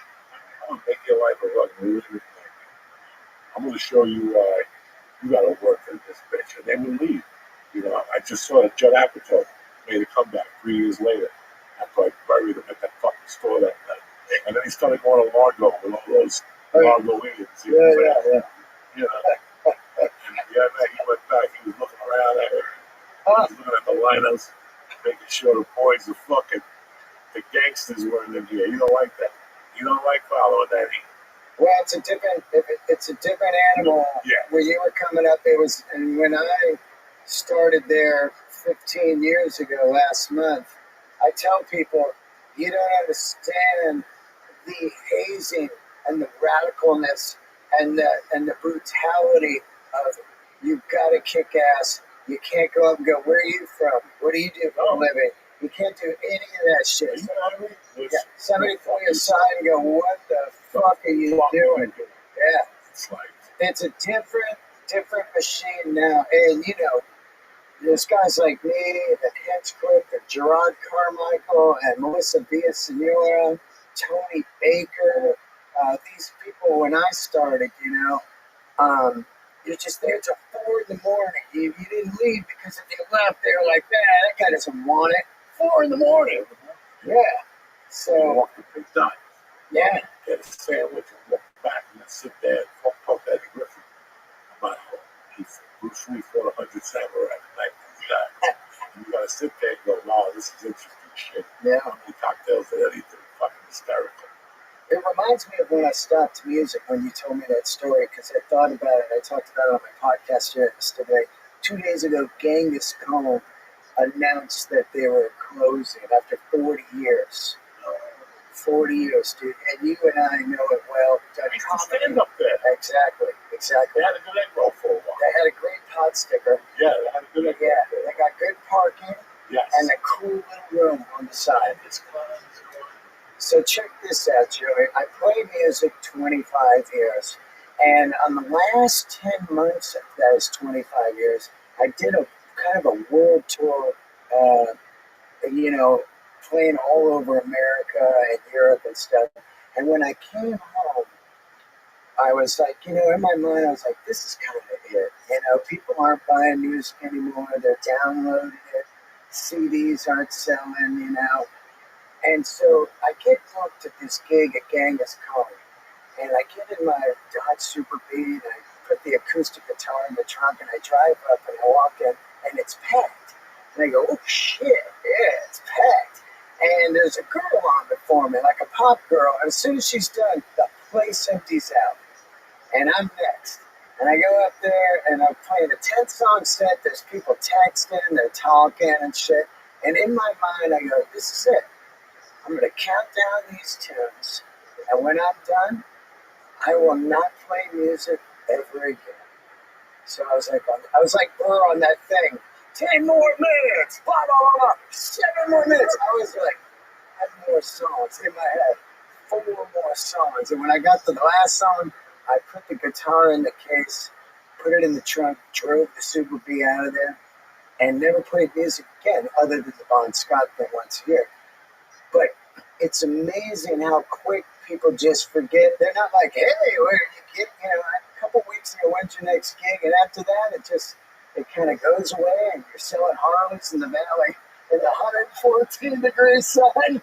I would some guy go, pull the blue one out again. I want to see it in the sun. It's like, motherfucker, it's 117 out, and your wife ain't going to let you buy this. You know, get out of here. Like when I got here, I was looking for a job. Yeah.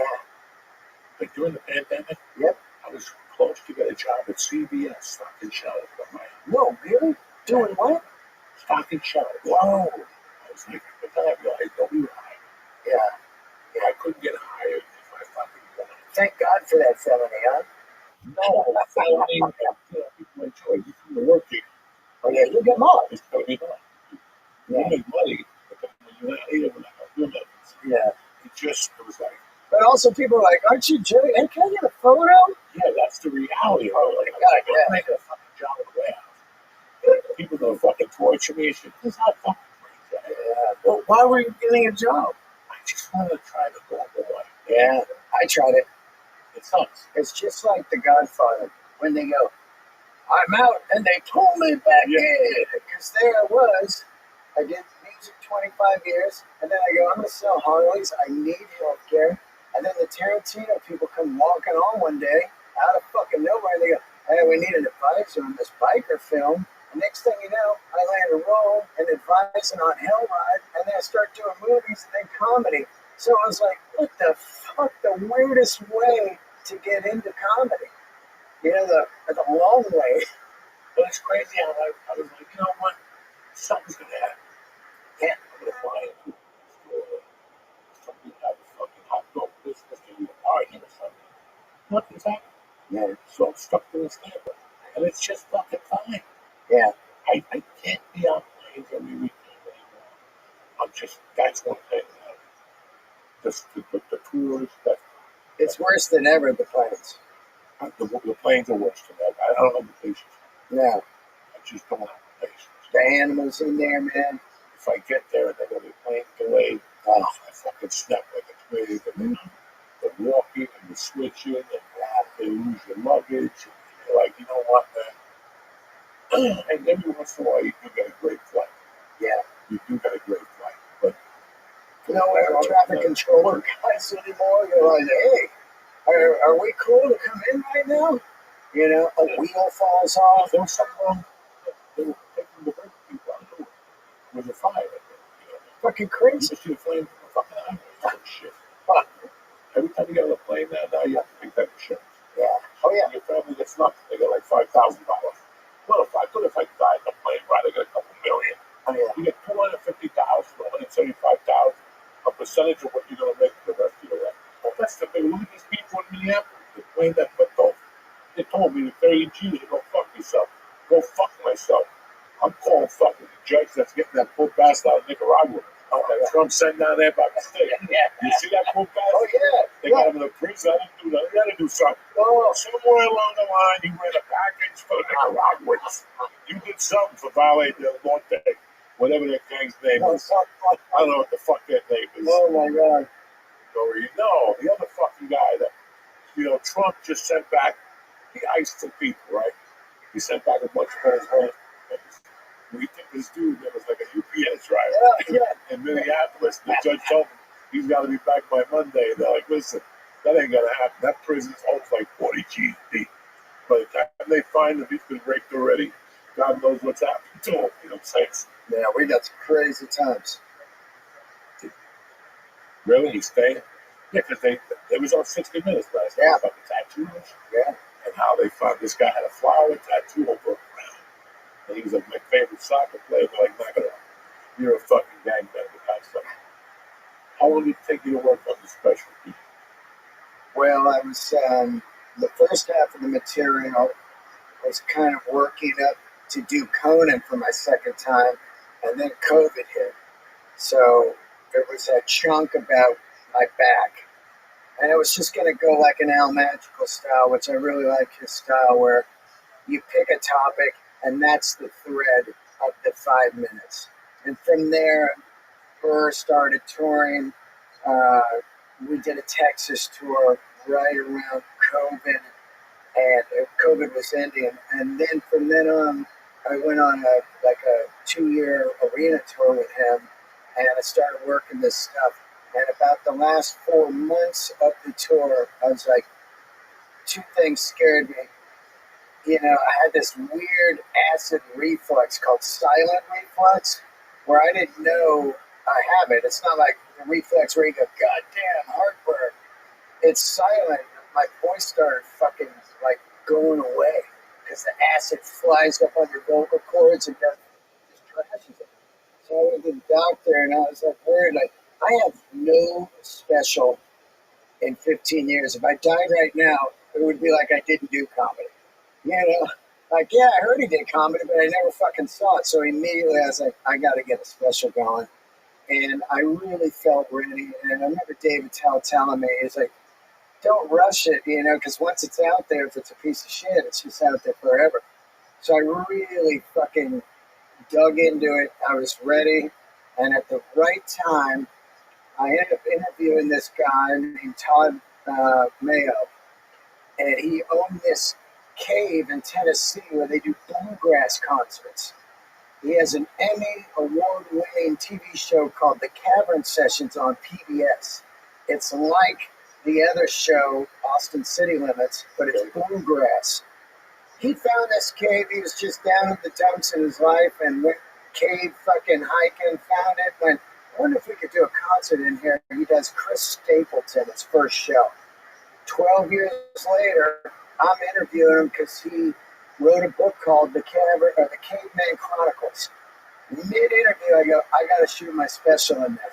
He goes, man, we've always wanted to do comedy. Let's do it. And a month later, Bill Burr, myself, and Marcus Price, who directed it, flew out there, took a full gamble. No one's ever done comedy in there. We don't know what it sounds like. We don't know what it's going to be.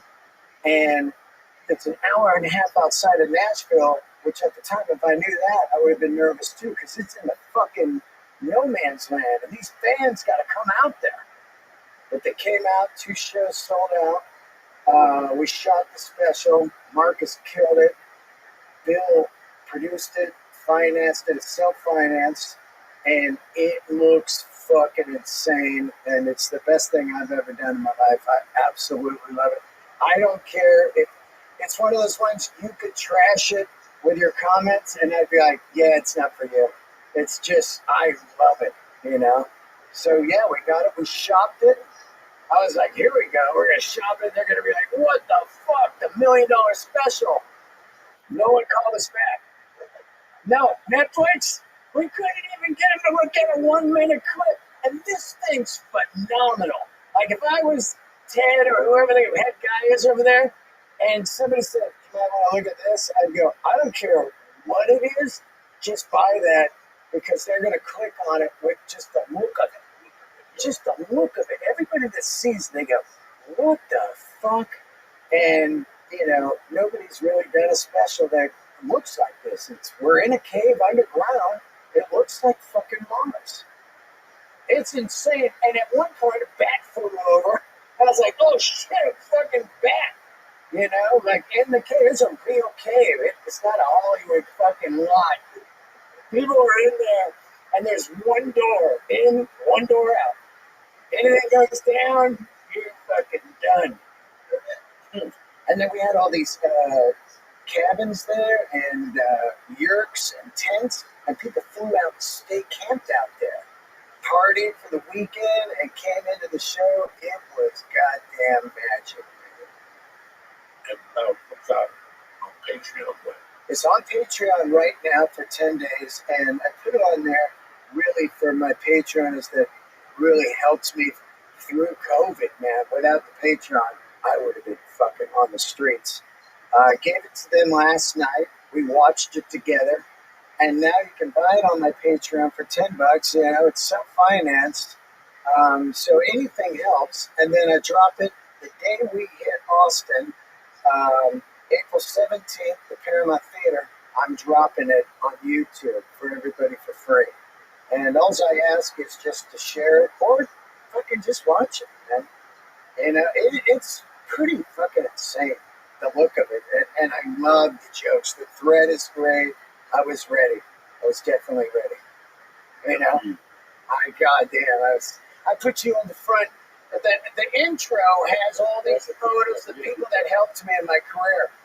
And if you stop it, it's kind of cool. You can stop it like a slot machine and see who comes up, like Joey, San Francisco, when it was falling down. I had the headline for you while your body was stuck. Shit, that's right. Yeah, that comes up. Then you and I in the Comedy Store hallway the last week before you left. Boom, photo in there. I put everybody in there that really meant a lot to me in my life and my career. And then I dedicated it to my mom, who passed away a couple of years ago. We didn't get to see this, unfortunately. But, Marcus Price, who did the recent Keith Robinson special, he directed the shit out of this thing. And he's in a cave. He doesn't know. It's not like we're all in a cave. Like, what do you do? I think you just get a crane and fly it. We had a crane in there. It was fucking flying over the people. It looks cool, man. You saw some of it, right? Yeah, it's really crazy. I don't know what's going on in this special world anymore. Yeah. Some they buy, some people on YouTube. Yep. It's. They didn't buy like Joe Bliss, but these guys are inspiring to me. Like a Sam Morril or Tim Dillon, all these guys that put them on and they blew up. Shane, these guys put them on and then they blew up and then people buy it. And it reminds me exactly of the music business right now. The music business just sits back and they look around. This guy has 10 million followers and these 3 songs are 1 billion streams. Give them a deal. So now it's almost like they're kind of laying back and they're waiting, and if something blows up, then they come at you, and then that's when you grab all the money. Because you go, well, I already made this, so you got to, come with something. Because I already got it going on right now. Now, I am not delusional, and I tell people this a million times, because people just go like, hey, you just put your special up, man, you get like 3 million views and you're selling out theaters. That's if you're like, say like on Rogan Weekly and you're getting people sharing it and you're getting the viral thing. This thing could easily just do 5,000 views. But in my heart, I'm fine with that because I made a special that I fucking love. And that's all I care about. I love this thing. That's it, man. You either get clicks or you don't. It's not going to make you stop. It's not going to fucking. At least people get to see it. That's the number one thing about it special. It's a shame that HBO doesn't really do specials on it. Right. That they do with something older. Yeah. No, it's just everything has changed so much. But it's also changed that we have to know. It's great. We control our own destiny. Yeah. If you want to put a half-hour special on, put a half-hour YouTube, and then there's this new Venmo TV coming out that I've been reading heavy duty on. I think it's just going to get better and better for self-made people. So Venmo, what they want to do is you have your platform. They do Venmo TV. There's no algorithm, so you're not battling like, oh, nobody saw mine because I wasn't in the algorithm. It's just straight up your own TV channel. You have it hooked up to your Venmo, and people just tip you or whatever, and everybody with Venmo can just watch this shit. They're going to have like a TV channel, dude. It's going to be crazy, I think, that it could take off. Because, like a PayPal did a PayPal TV. Everybody has PayPal. So you're on PayPal and you go, oh, fuck, look at this, a special. I'm going to watch that. It's kind of a wild world, that we're about to probably venture into. But they also, I've seen a lot of comics like get their old specials bought, right, like later on. So like maybe they don't buy this one, but the next time they'll buy both. Right, when they blow up like Shane Gillis or something, Yeah. they license it, and then you really got it because you still own it. Right. And then you can do whatever you want, possibly chop it up, put it out, make clips, sell it to a different market, put it on hotels, the airplanes, anywhere, When do you think you were ready? Like, you said you're at 15, like, do you think you're ready at 10 to do a special? Or like, when do you think you're ready? To do another special? So when do you, like, to do this one? Oh, no, about a year ago, I was like, I'm ready. I had done this material in an arena all around America, opening for Bill. And that's a tough gig when you're opening for one of the biggest comics in America, hands down. And he's a slayer. And you're coming out stone cold, no host. And you're doing 20 in an arena, and people are just looking at you like, where's Bill? And now you got to get it going. It is the fucking truth. 18,000 Garden. You just did the Garden. It's so fucking electric when you walk on. Dude, I got goosebumps right now. You walk on, you're like, I'm fucking right where, some of the greatest shit of all time happened. You saw concerts there, like fucking Zeppelin played here 6, 7, 5 nights or whatever, and you're in that dressing room, you see all the photos, and you're like, all right, I gotta fucking get this. It is. So you really figure it out right away. Is this material working? And once you see it's working, you're like, it's time to shoot this and move on. Did it change at all going from like doing it in an arena to doing it in a club? No, just like in the arena, like somebody told me when I first started doing arenas, they go, the tip is go slow. That's it. And I was up there after a while. I was almost kind of cocky after a while because I was like, oh, another one of these. Because once you're inside, they're all kind of the same. It's driving up to it. You're like, fuck, we're in the arena. But once you're in, you're like, oh yeah, where are we? If you walked in through my style, it's the name. Oh yeah. So all you use first, you get onto a microphone. Right. Because I'm on the ring. Right. Those ramps don't work that well in the ring. At least Bill has a tip. Right. But a fast ramp, you just hear boom, boom, boom, boom. It's like fucking listening to, Yeah, you got the so echo. you have to do the joke, let it magnify, and come back. Yeah. And hold your thing and do it again. And it's hard to learn, but that's why you do the theaters. That's why there's an evolution. Nobody goes from, well, I went from fucking 18,000 seats to 60 last Wednesday. Yeah. And I died a slow death. I just died. Everything that came out of my mouth was horrible that night. And I'm like, I couldn't make it. Like, I just came from the garden. Yeah. They were having a back room at a fucking sandwich place. So the same thing happened to me. I did the Garden, and the next morning I did the Silver Brunch show and ate the biggest dick of all time. Of all time. Just came out of this fucking garden. Dude. You're good. You're good for a month. Yeah. If you bomb within that month, it don't matter.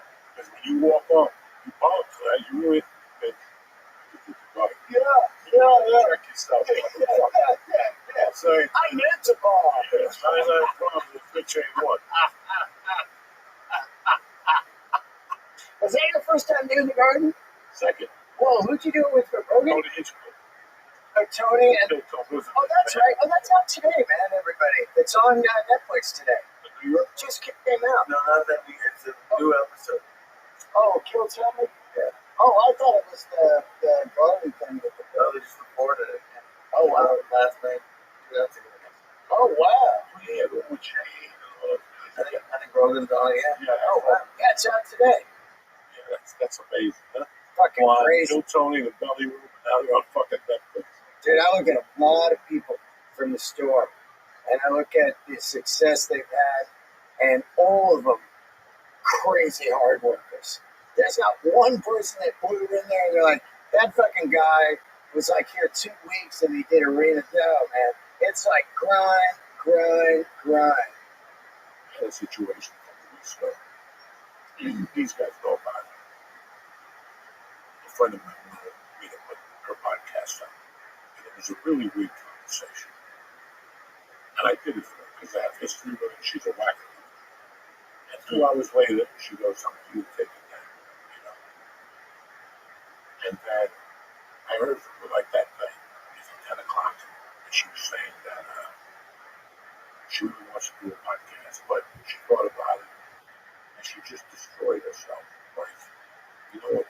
Talking about somebody, I've seen people do this all the time. Like, you know, I want to be this, but just they just put all the negative.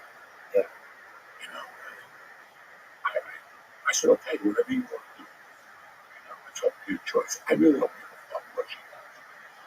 But I thought about it for 2 days, how people don't see themselves growing. But I thought about how, when I did comedy all those years, I thought I was just going to die alone. Okay, I was just doing comedy instead of doing criminal activities, whatever. My point is, with that, you're running in this circle. You're in a circle, and everybody in that circle is poor. You're all struggling. This guy's got 2 roommates. This guy's mother sends him money. And then, in my world, it was like Josh Wolf, living in an apartment, eating turkey burgers, he gets $500,000. And then, you know, I saw Ralphie May in a studio apartment. And 6 months later, he's in a fucking house with a pound of weed on the fucking living room. Yeah. You know, I still remember Joe when he was on News Radio. Right. And his sex and stuff like that. He sold the Scirocco to the skinny kid at the store. Well, then that's sex. Oh, accurate. You know? Yeah. Like you see, so when you see people, like you grow up in North Bergen, and you hang out with 10 guys, yeah, one of them might hit you really going to the stock market, whatever the fuck they did. But unless you see it, you don't believe it. Yeah. That's how because this is I wasn't just pointing her out. I point to even people in LA that come to you and go, I really want to write a script, and I just need your help, like whatever you need. And then a week later, they talk themselves out of it. Yeah. Just talk themselves out of it. And you're like, you want to like talk them back into it, but you worry about, I got to do it. I got time to convince you to get your life together. But it's so weird how, unless you see people grow around you, that's when you start believing. Like Josh Wolf, Ralphie May, Bobby Lee, and all these fucking people blowing up around you. Crazy. You know, and all of a sudden you're like, here I am in a 1-bedroom studio eating fucking ugat for breakfast. And then one day, something just happens. And now you're at least, like there was a time I had to call my wife every day and go, you need to put $20 in the bank account.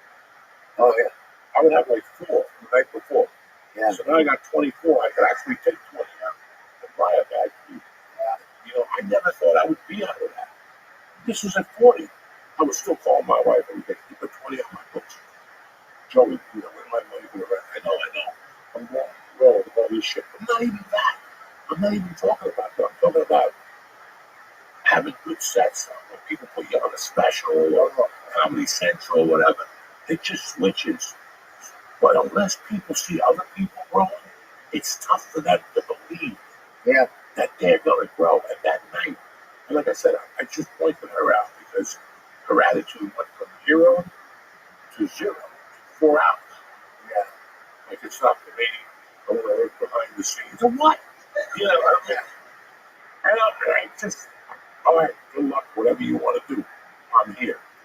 And for 2 days, it really like, wow, how people got, I know, listen, I'm going to be honest with you, I know so many comics that were so much funnier than I was. No, man. And then they went a different route. They got scared. They did this. They did that.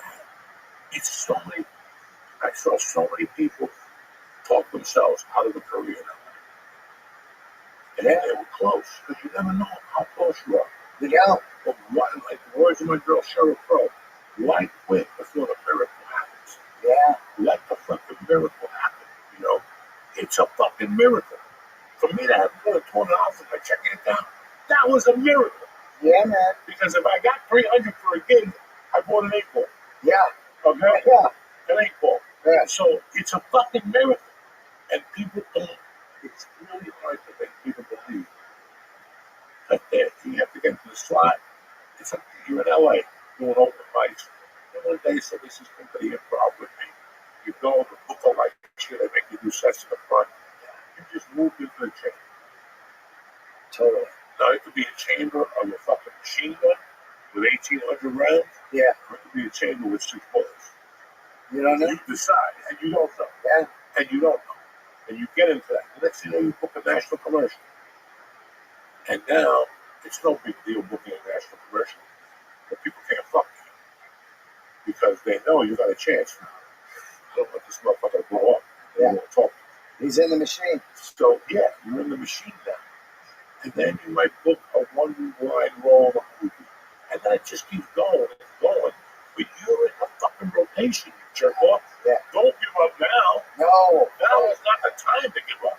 And even if you're not in the rotation, get into the rotation then quit. Yeah. You know, it's so weird. Jiu-jitsu. People quit after that first blue belt than anything. People just want to get a blue belt and they don't show up. Yeah. It's just so weird how people don't see themselves. And to me, it's like a fucking shock because I didn't see it either. But I think when I got off the coke, I started to see it. And I Right.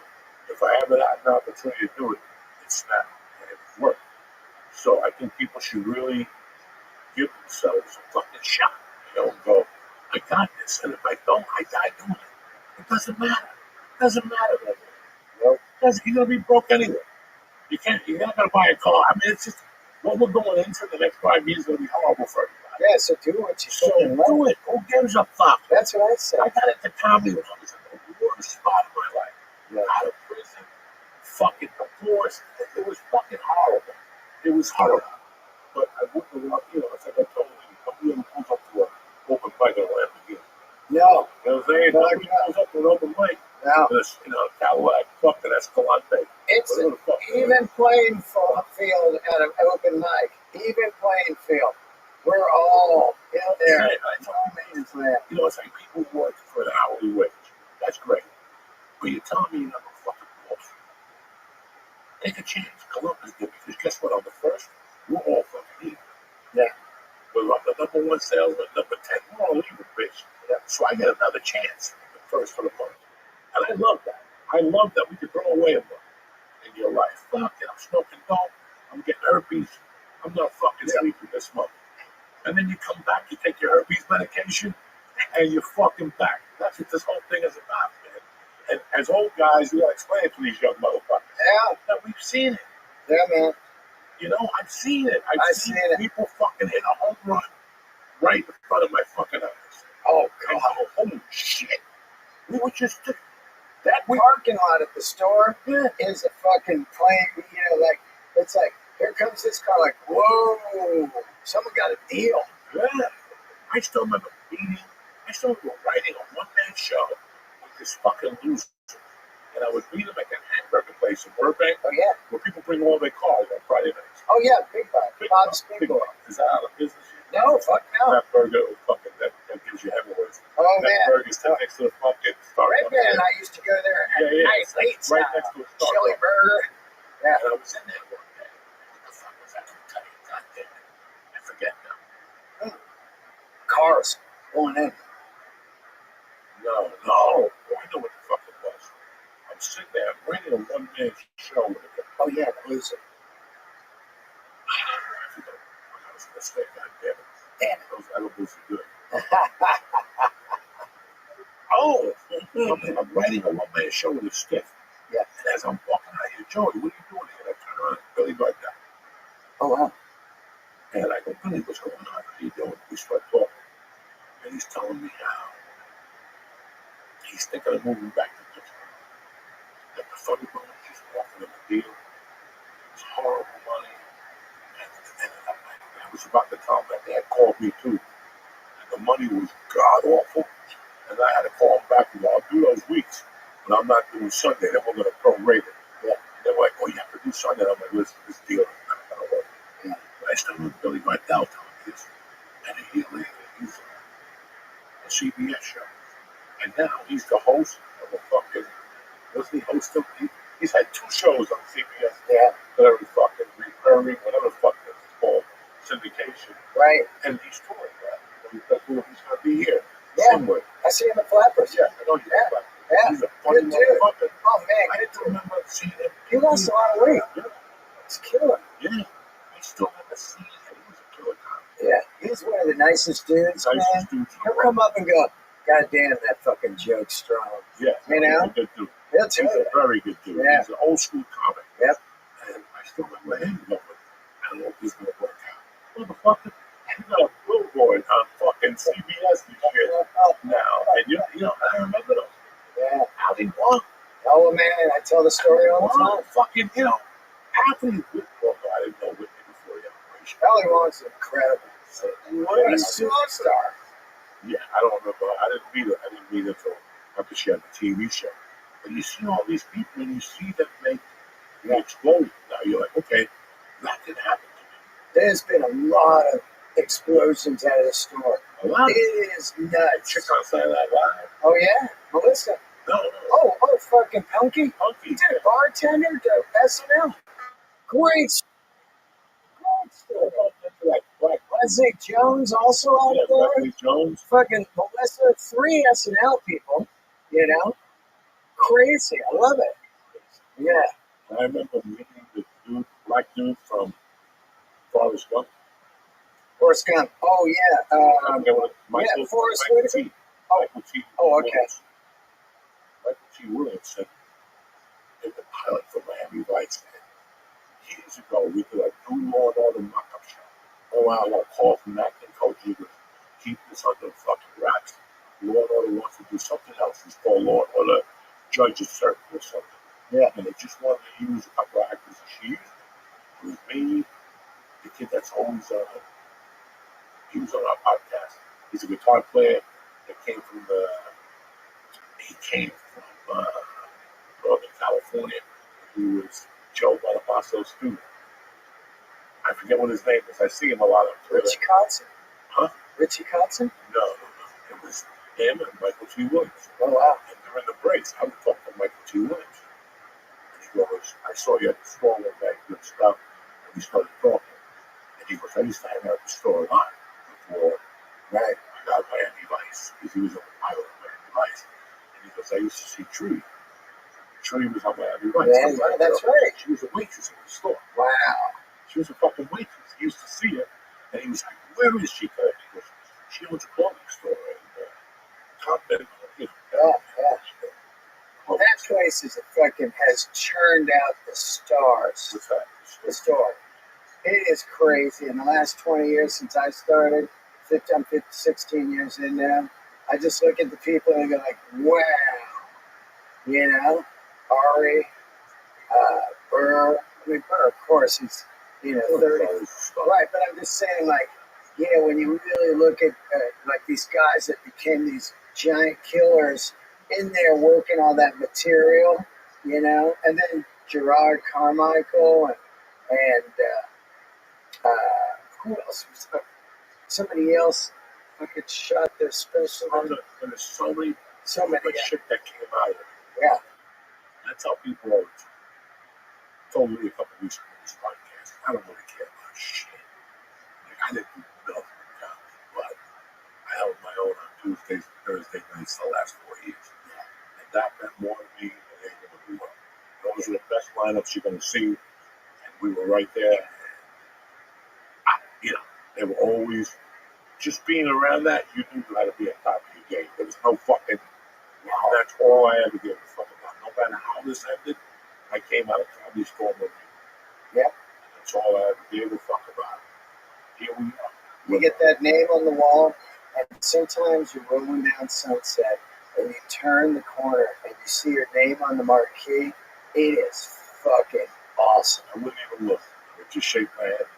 Go on the parking spot. It was awesome. You just First time they put your name up, oh, you come all over yourself. oh! I sent it to my As mom. you leaving, they put the name up the night before. Yeah, they put it up.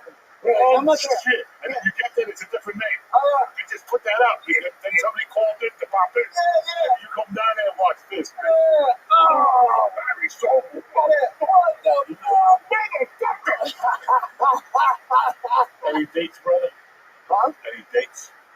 Oh, yeah. Let's see. This comes out tomorrow, so I will be with you at Moon Tower, 17th and 18th, in Lee at the Paramount Theater. Then I go to the Vegas Cellar for 7 shows, May 12th through like the 16th. And then one of my favorite new clubs in America, the Comedy Fort in Fort Collins, Colorado. I was telling you about it. It is fucking amazing. The owner's great. I'm there in June. So yeah, then the special once again comes out April 17th on YouTube free. Go to my website, dnoray.com, all the tour dates, everything, the Patreon. Congratulations. Oh, God, I fucking love you, man. And Lee, what do you got, cocksucker? Yeah, Lee. Look at the shape of this beauty. I Look got at a busy week. Yeah, I'm at Broadway Comedy Club Tuesday and Thursday. I'm with you on Wednesday in Jojo Bet. yeah. Jojo Bet. And then I got May something, May 17th at Philadelphia. That's sold out. AJ Pack is sold out now. We got tickets going on sale for August something at Parks, right? August 15th. Where? Parks Casino, Philadelphia. Oh, fuck yeah. That's my Oh, yeah, what are you telling me? You got to do like a run there? Yeah. I got 2 shows. Oh, that's cool. I got one more next month. I love the place. So where you gonna be again? Broadway on Tuesday and Thursday, and with you at the Dojo on Wednesday. Lee got cooked. What'd you give him? What didn't I give him? He's got some swirling going. Oh yeah. That was that last fucking episode. Lee and I rode the bus over, man. That was wild. We have to ride the bus home with a carrier. Oh, We have to sit on your lap. I'm going over. I got to go to the stand. It's good to see you, brother. Goddamn, Congratulations I again miss to you, my man. brother. I miss you too. And just being here right now brings me back to those last couple of weeks now that I That time I smoked the 24 karat at the snake bite, and I was drooling, and you were talking, and I just came out like Joe Montana, best. Just I was running down the stairs with Leah on the bus ride over here. That fucking family brawl at the Gotham, with the tables. Oh my God. What about the time we saw the guy with the pirate? Who's driving? The guy driving. Oh, We were right next to him. oh my God. And the guy looked at us. That was the fucking funniest, dude. Go, Pirate. You're a pirate. Look at you. Let me tell you something. It's not like a comedy room. Oh my God. You have to go to a gig with this traffic. We had to go to San Diego. We couldn't stop. We had to pull over. Oh, yeah. Oh, yeah. I was laughing so hard, my head was ringing. That's what I was telling me about. How you have to come to a woman's mouth and punch her in the stomach. Then she comes, and then you make her suck it up in his jaw. And he's like, how do you do that? I had never done that in my life. I'm just pulling his leg. So wait a second, you come in that stomach, and then why do you punch him to get it out? And then what? Then you make him suck it up with the straw. And he was like backward. Oh, He had never heard that at Jew summer weight. Also, I could be wrong. Isn't this also the one where you told me that you were pregnant? What's that? Isn't it also the one that you told me that Mercy was coming? I don't know. I think it was that same vibe. Like, you told me those 2 stories. I don't know. That's when we went to Harris in San Diego. oh yeah. We were fucking late. We were fucked up. We took like 2,000 milligrams on the ride down. Oh, yeah. fuck. We got down. The guy's like, the show's started. No, it's not. Yeah. We're eating first. We're going to sit down for a minute. Yeah, they can wait all they want. But the guy brought me fucking lobster bisque in a rush. I was like a training container. I'm like, I'm not getting on that stage. Oh, Jack. He said, what do you mean? I'm fucked up. So you better get some food out of here. And he was eating right out of the fucking container. Yeah. They gave him like steak or something. Oh man. Great food. I don't think I had an iPhone yet, maybe. Or Apple. Dude, Ocean didn't work. We kept getting lost. Yeah, we kept getting lost. You had to get out of that car one quick because I didn't get the puke or something. Like, What? did you get the puke or Oh, something? yeah, I was we had like fucking everything. Oh my god, and you're driving. And I'm driving. I'm doing 90. 90, like San Diego traffic. Oh yeah. Oh no, the worst. I did it last Thursday. I did a one-nighter at La Jolla. Oh, You know, it's 7-hour drive down. You can just go to SF if you want. Fuck. I'm done. That drive always used Oh to my get- god. People never understood. It doesn't work. It is, It man. doesn't work. I like the train. I got the train. It doesn't work. It's too long. It's It's, fun. you drive back in an hour and 30. Is that It nuts? takes you 40 hours to get. It takes you 4. You leave at 2 o'clock and I'm getting there till 6. Nope. Forget it. I leave at 10 I'm now. not doing it. I'm not fucking doing it. Crazy. It was always horrible. That was the worst time in America. Oh, I was a 1.5 hour driving made it back an hour. I was doing coke. oh yeah. My drug dealer used to close at 1. I made it back in an hour 20. Oh yeah. That's 90 from Irvine all the way to fucking Howard. I did an hour 43 minutes Thursday night. And No on the way, problem. Bro, on the way down, fucking phenomenal. Easily. Easy every time. Really? No. Whoa. I don't even like that in San Diego that much. There's nothing down there for me. You know I what I'm love saying? that club, bro. I like the club, I like the beach, I like the sushi, but I like to be in the fucking car. Yeah. 4 hours for this shit? I can just go to Sushi's Eye, whatever the fuck, by my house. The one next to the comedy store. Whatever the fuck it Oh is. yeah. I love you, cocksuckers. Stay black. We'll be back next week. Don't forget to watch Dean Delray's special. And don't forget to, I don't know, keep it alive, cocksuckers. Stay black. We love you.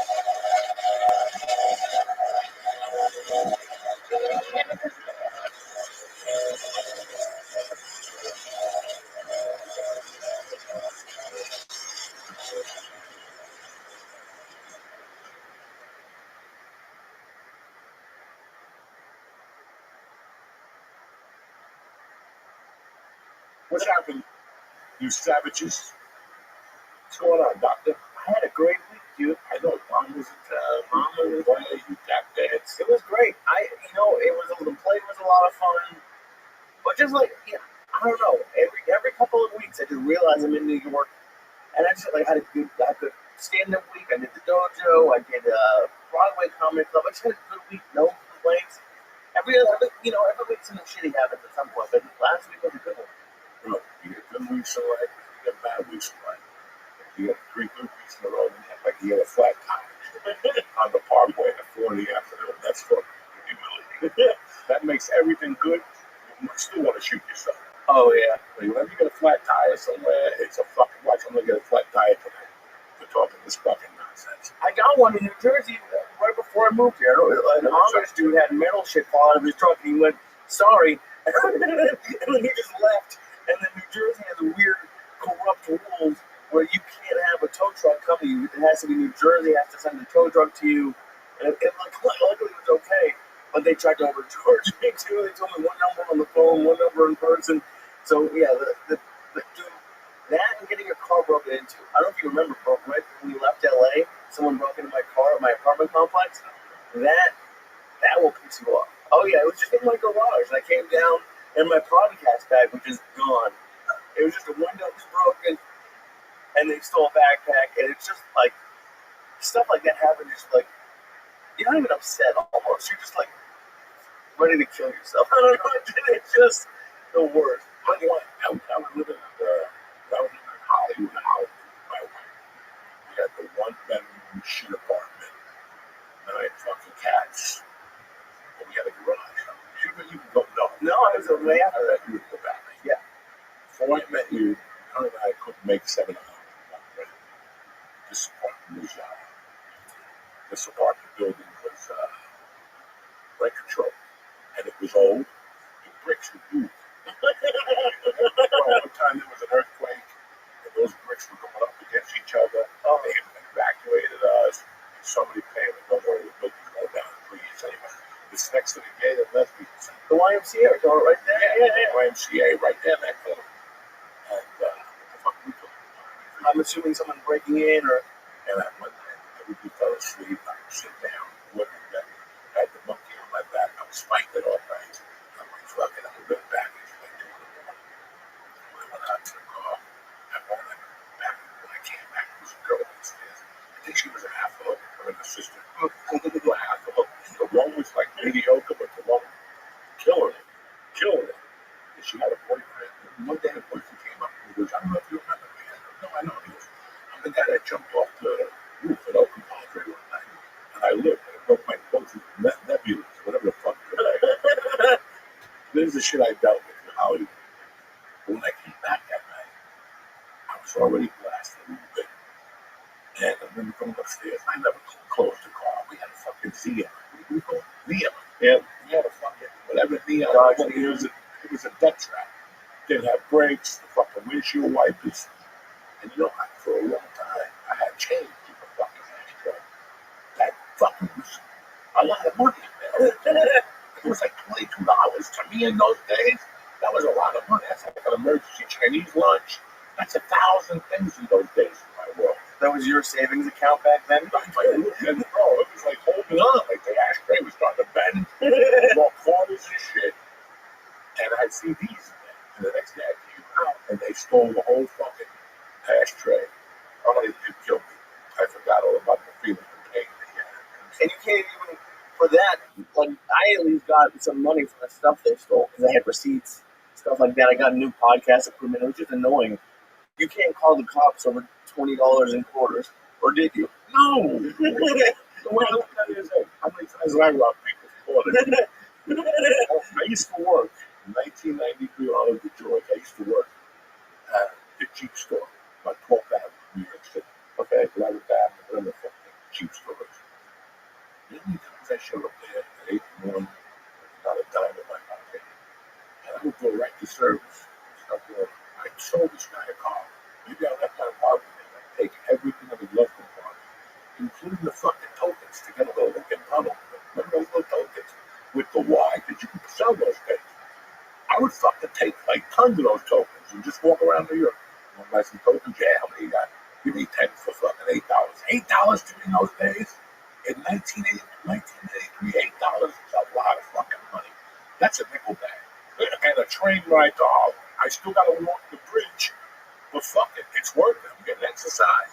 I'm smelling some good fucking air, maybe. I don't know. When you walk over the bridge, man, it's fucking beautiful. I've never done it. Oh, you walk over George Washington Bridge, and it's nothing. It's really nothing. I don't know how far. Break it down, George. How far is it? Walk a mile and a half? Yeah. See, but most people do it for health. You're doing it because you're broke. Well, That's a different. fuck it. You gotta listen. You gotta win a little. Like I would steal from ShopRite. Okay. I would go to ShopRite. Then my mentor taught me this trick. I would go to ShopRite. What is it? Milo? No. I used to steal the screen for. I go, no. The big money was the shit that women put in their monkey's daddy used infection. That was the preparations for hemorrhoids, please. I know them. I know preparation aids first. You're like a street pharmacist. You're like, no, that's the preparation age. In those days, what he fucking forgets was the yeast infection medicine and Tylenol. Tylenol extra strength. And Safeway was on the other end of Fort Lee Bridge, right there. It was right there. And they had the best lobster biscuit in the business. And I would walk in there with a suitcase, like a businessman suitcase. And I'd walk in there, and they would have, these poor bastards would have the yeast medicine, but up on top, they'd have the backup. I wouldn't even fuck with this. I'd just take a case and put it in the bag and walk out of there. There was no security. I got there before security. Security would get there like at 8, 8:05. They're going to drink coffee. They're going to put their costume on. I was already on my walk over the bridge to see Pepe at the bodega on 181, like, damn, that's who you took me. And I was like, oh, I was selling cars down in the beginning. That was my morning though. I just have this image. Did it have like the middle clicks at the end with click and then it's like two little has little codes on it for your little briefcase? Like that you were putting them in? No, this one, Jimmy Schubert gave me this. Okay. Somebody gave me, I don't know who the fuck gave me it. Jimmy Schubert gave me one when I first got to LA. I had that one for years. I didn't even know Jimmy Schubert. How many days a week would you do this? Whatever was needed. If I walk listen, some nights you picked up $60. You stopped on 181st Street, you picked up a fucking G-Bowl or two, you walked home, you fuck whatever, and then you wake up in the morning, you got $2. At least that's a bus ride. Those days that got me into the city. Once we're in the city, we burn that bridge when we get there. You know what I'm saying? Like, when you leave out the city, you don't know who's going to leave a purse on the bus. You don't know what. You're going in there with open eyes, ready to stab a motherfucker. Jesus, And this is when you're a hunter. This is when you just become a hunter. You want to be a cop. You don't want to be part of society, correct? You become a comedian, you don't really want to be part of society. You want to be a renegade. Yeah, okay? You want to party at night, get your dick sucked, party with people, whatever the fuck it is. Your alcoholism leads you to be a criminal. Who the fuck knows? For me, it was all those things. What can we talk about why you were stealing every day? why you were stealing? So to sacrifice that love and not having a full-time fucking job, I can't sing and dance. Right. It's interesting because I never wanted a day job. Right. I thought my days were too bad. That's what that was 90% of the decision. Paid for that, but work at White Rose Warehouse and see Hawkins fucking loaded lobster tails all night. Yeah, but I never wanted to work days. Never. I don't think a lot of people want to work days, but most people don't go to. But I had a choice, but I never made that decision. Right. You know what? I'm going to make me happy. I got to make me fucking happy, okay? I like my daytimes. I like going home and nobody else is home. Yeah? Go home, nobody else is home. You get home at 6:30, you smoke a number, you make 3 eggs with fucking a steak. You watch The View, you bang one out. You go to bed at 10, you get up at 5, mom's there, whatever the fuck. Working nights is simple. I love working nights. Even Friday nights, maybe you got a job, though, you got to do it at 7. And they say, no, maybe there's 3 trucks below. Very interesting. But when we're talking about trucks, this guy's going to be upset that I brought him up, but you guys are going to love this. Friday night, my wife and my daughter have to go to a tournament. I can't go because I would never make it back. The first game was at 11:30 on Saturday, and it's a 2-hour minimum. I don't know the town. We have a beach. That's all I know. Some town in Jersey could have a beach. So Friday night, they leave at about 7:30. I'm sitting there. I can't watch basketball. I can't sit there another fucking night, especially around my wife. At least my wife will find the show. I don't know how to fucking do Amazon and all that. Paramount Plus, fucking whatever. So she always finds that shit. I'm good with the regular channels, whatever, TBS and all that regular shit. So I'm sitting there and I'm like, what the fuck am I going to do with my life? I can't smoke a joint. I really don't drink. You know what? I'm going to eat some mushrooms. So my wife made chicken cutlets before she left.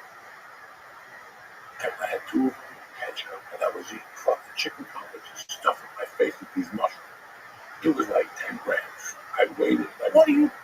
Well, I was solo, and I wanted to see the devil. I can't smoke reefer, and I was going to pop an edible at some point in the night. Not yet, though. Not yet. Okay. Aaron Burby all over this shit. So I go, let me go get sushi. In my mushroom mind, I'm going to get sushi.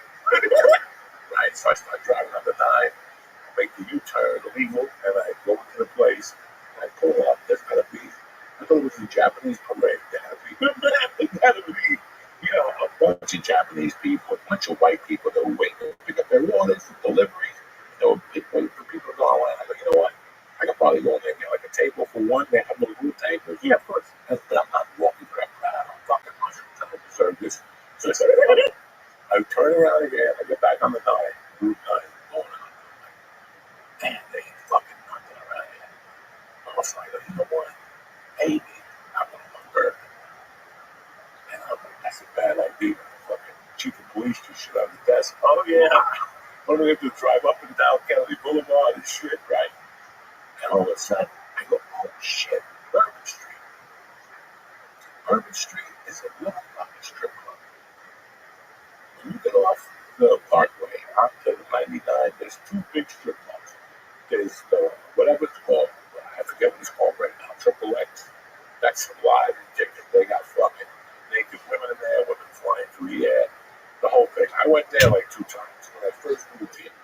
doing a basketball player. She was like the kid I grew up with in North Bergen, owned it. So I would keep inviting me, and then I went up there. Always very, it's okay, but it's not, you're too old. You're too old to enjoy a strip club. For me, I felt insecure when I go in there, but not this night. I go, you know what? Here's the deal. It's 5 to 9. I'm gonna fucking go in there. If things are creepy, I'll have a drink, whatever, and I'll leave. And I'll go home and deal with this fucking Russian now. I'll go for something. I'll find something. I make the U-turn. I go into this thing. As I pull up, my friend calls me talking about music. I grew up with this kid, my friend. I'll go up. He was on the podcast. We talking about bands and all this shit. I get off from work, and my father walked in there 10 hours a night. I went to a corner. We sat next to a little skinny black dude that was like Bob and Get. And it was me and him in the corner. The mushrooms are hitting me up on fire. And there's purple lights in these places. And there's music. But every time the DJ girl would come up, the DJ would go, watch my girl, man. She's going to fuck up that night. Like he was just talking like I would talk. And I'm howling at him. And then the mushrooms are hitting. And then I was like, what do you want to drink? And you know what? Fuck it, let's go for broke. Again, something completely out of my character. I'm Heineken. Go give me the coldest motherfucking Heineken you got. And I started drinking Heineken. Finally, my brother recognized me. And he's like, bro, can I buy you a drink? I'm like, no, they buy you a drink. Boom, I bought him a drink. We started talking. And boom, out of nowhere. Dad, listen, they had knockout with me. I don't know if it's like that 7 nights a week, but I know Friday night, they were all clean, they were fucking working, no gangster shit. It's like a neighborhood strip club. That's very good. You go in there, you can talk to the chicks. I'm sitting there minding my own business. And this beautiful African American woman. When I look up like this, when you turn in a restaurant or a bar, when somebody taps you, go like this. When I went like this, I thought she was shy. That's how tall she was. But guys, beautiful. Just stunning with the dreads wrapped around her head. Stunning. A beautiful face, 23 years old, 5'10". What do you want to do? 265. You know what I'm saying? Bam! And I'm looking at her, talking to her. I'm like, this girl's fucking gorgeous. And she had a sense of humor. She was from New Brunswick. We started talking in college. She's a dancer off the bench. She showed me pictures. Me and my brother were just laughing. And when she got up, it was like, man, that girl's fucking cool as fuck. My daughter's 11 years old. I can't go to lap dance. I'll be fucking, you got a lap dance, you're thinking about your kids, you're thinking about your nieces, like, what the fuck? What kind of pedophile am I? Dancing with these women. So I just went in there and tipped them. When they circle around, I just went in there and tipped them. They come over, you just give them $3. I went like through fucking cash like a motherfucker. Did not even give a fuck. Like when you go to a strip club, I gotta say $50 for gas. I don't even give a fuck. I got quarters in the car. I don't give a fuck. And the next thing you know, fucking, at the end of the night, the owner said, listen, I'll get you something. I'm a lap dance. I didn't get it. Because I'm an A for you. Great guy, Joe Money. I get a lap dance with this beautiful Russian girl. Another one. Fuck, I told you, she was 6'1". Just beautiful. It was the best lap dance I've ever got in my fucking life. I was sweating. I had to like tap out of her. She was a fucking knockout. I left there, it was like we were family. Everybody's family there. I met 2 guys, this Persico dude from fucking Staten Island. They were sending over tequila shots. I can't drink them. I can't drink and drive. I can't handle that shit at all. I said 10 grams mushroom. Oh, so motherfucker. Okay. And when I got home, I thought I was sober. When I got home, that mushroom trip started again. I went to bed like a dog. I didn't walk in my house from 2:15 again. Very on Joey Diaz like. But everyone, the next morning I woke up and I meditated on it. And I go, you know what? Nothing happened. And I had a fucking good time. Organically. You know what I'm saying? When something's organic, like if we had gone to the city and spent $800 to get VIP, that's unorganic. You'd rather have a good time. And you're not going to. You're going to sit there all night, with 3 other fucking morons. You and I both know this, right? Girls come home and get games and they leave. They're a bunch of morons. always very planned. You know, pretty boy, I'm not going with a swing gig. Nothing gonna happen. They go over there with no package. They're unprepared. You gotta have a package. Put it on the table. These bitches love that shit. They love that razor blade at that fucking table. Also, how is this? I'm with you. I'm glad you had a good time. But you were like, the line at the sushi place was too much. It's too much. But the strip club with the lights and people touching you, at least I'm looking at beautiful women. Yeah, Hard. Yeah, I can see that face for an hour. I did just throw with a fat Italian dude for an hour. I knew I could be, and one of the guys, Joey Diaz, and told the manager no. And then next thing you know, what did I do? I gotta let myself go. You know, uptight bitch at a comedy club, at a strip club, at the fucking animal. Were the lights good for the mushrooms? Oh, that's a good place to. And the DJ was the king. Because he's gonna fuck this motherfucker. Dude. Speaking of DJs, George Perez looks like he's killing it. George Perez is on private planes. I think he's opening for Gabriel now. Yeah. George is killing it. I'm so happy for George. I said, George, you love him. I love you. That's awesome. Well, I'm glad you had fun at the strip club. I did. I really fucking did. Like I said, I had up the next one. I'm number one. I gave every dollar. I had my pocket away. Every dollar. I knew what I had there. Trust me. I gave away every fucking penny. And I didn't even think about it. I didn't give a fuck. Those girls, they laughed so much. Shit. Watching other guys go crazy. That's worth the entertainment. You know? Right. And I could be myself. Just so I can go somewhere and be myself. 20 people that come up and go, look at your picture. That is so fucking tired. He probably went on a good time. Because, like, it wasn't like a super late when it probably gets packed there, but just a couple people. Oh, I was there from 9 to 2 with the Oh, you were there until 2. I stayed there with when they told me we were closing up, I couldn't believe it. I forgot. It wasn't like I blacked out or did a gorilla biscuit or did a Quaalude or a pill. I did mushrooms. And it felt like 1 minute it was 9:30, then it was 10:15, then it was 12:30, and I'm like, fuck, I should go home now. It was 1:18, man, this is way past my bedtime. And then about 1:30, I get the phone, nothing. I go, what?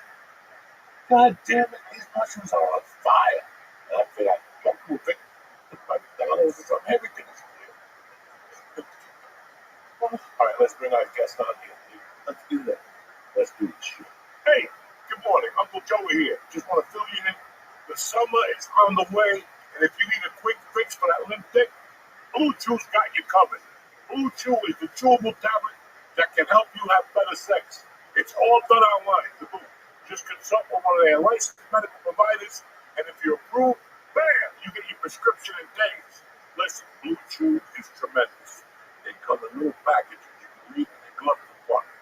You bump into a victim, you tell her you got to go to the glove compartment, boom, it's all over at the shop. Get your confidence back and get ready to sling some dick like a runaway slave. You understand me? Uncle Joey's telling you to make life easier by getting harder and discover your options at BlueChew.com. We got a special deal for you this Tuesday, okay, for the church family. Try your first month of Blue Chew for free. That's right, motherfuckers, free. When you press in promo code Joey, Joey, and pay $5 for shipping. That's all I'm asking you. Go get a prescription for this stuff. It'll cost you $2,000, $50,000. You don't need that. $5 for shipping, and you'll be slinging things like the old days. That's promo code Joey. Visit BlueChew.com for more details and important safety information. And I want to thank Blue Chew for sponsoring the show.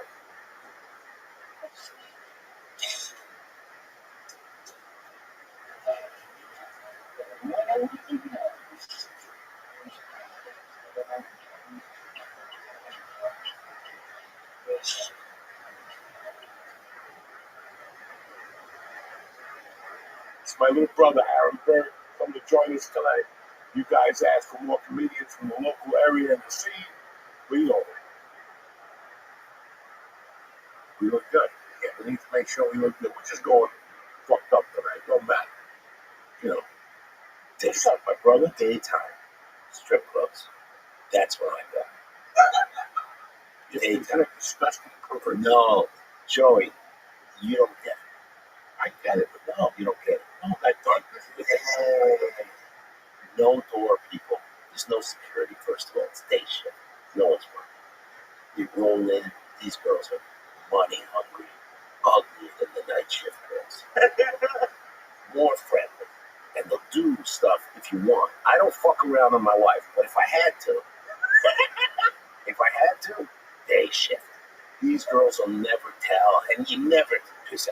I'm unknown enough to go, what do you do? I'm a plumber. I tell them I'm a plumber.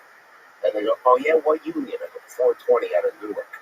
And then once somebody goes, that's the longshoreman union. And I go, I made up the plumber union. And someone thought it was the longshoreman union. But I stripped for 2 years. Strip clubs are the greatest place in the world to forget yourself. Mick Jagger said, strip club's the best place to go if you want time by yourself because no one is looking at you. Everyone's looking at the naked chicks, thinking about what they can do. Even if people see you doing it, that's that guy, cool. Oh, pussy. And then they go right back to pussy like that. And I love stripping. Was the greatest time of my life. How old are you? 23 years old. Not a Chippewa.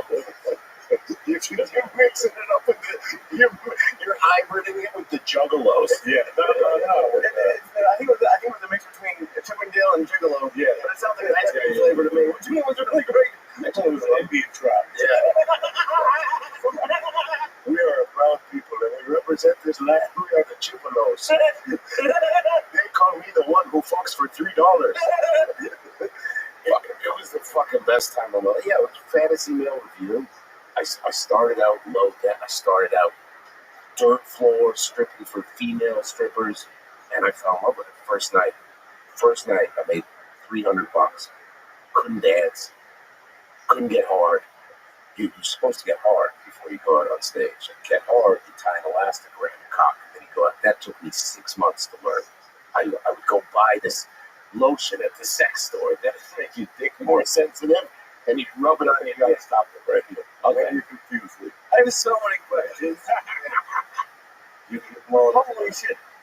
When you go out and full note, like just showing the dick, like why do you get hard? You tie the elastic around it, and at first you hide. You go over there. This is how many strippers work in a night. 1, 2, 3, 4, 5. So they'd be like, you're on in 10. You buddy beer. My friend Johnny Thor, he loved this. He was a pimp, crackhead, great dude.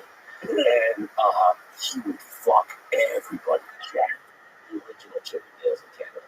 Full of roids, fucking didn't give a shit. You put a condom near this guy, he'd slap you in your mouth. He'd go, what the fuck do you think I am? I'm not using that. He'd say, I mean, he would just fuck everybody. Always had a rash on his crotch. Just always had, I'm telling you, he called them Bobos, Joey. He goes, I got a really bad case of the Bobos. And lotion, and he just put baby powder on him. So it'd be a red rash with white cake baby powder. The reason I'm looking at you is I got the same problem. Have you tried baby powder? Fucking rash. You got a rash? Oh, I got a rash. That's the fungus living in my body. I my toenails first. Oh, and then it just stayed in my system. Ooh, yeah, it's like a bacteria type of thing. It flares up. Yeah, it's like herpes. It just, I won't have it for 6 months. And then one day I do something, there's moisture. You know, I do something, there's some type of moisture. I go to the pool, keep my underwear on. Yeah, shorts on like a fucking savage. Yeah, I'm done. Next day, no matter what I do that night, wash it, dry it, I'm done. And it's like those things that for an hour when I go to bed, shit gets dry. Yep. And so I put stuff like 3 months. I don't use it before you go to bed. But 10 minutes later, I'm scratching like I got fucking, and I ripped the skin. Yeah. My sheets are bloody. Now it's by my stomach. It's on this side here. Oh, and it's tangling with those little fucking things you have when you buy a tag. Skin tag. Every time I scratch, I hit the skin tag. The skin tag. No. I'm getting tortured. Yeah. That medical condition is getting fucking tortured. And I scratch, and I got to put up. So now I got to put special cream, and then fucking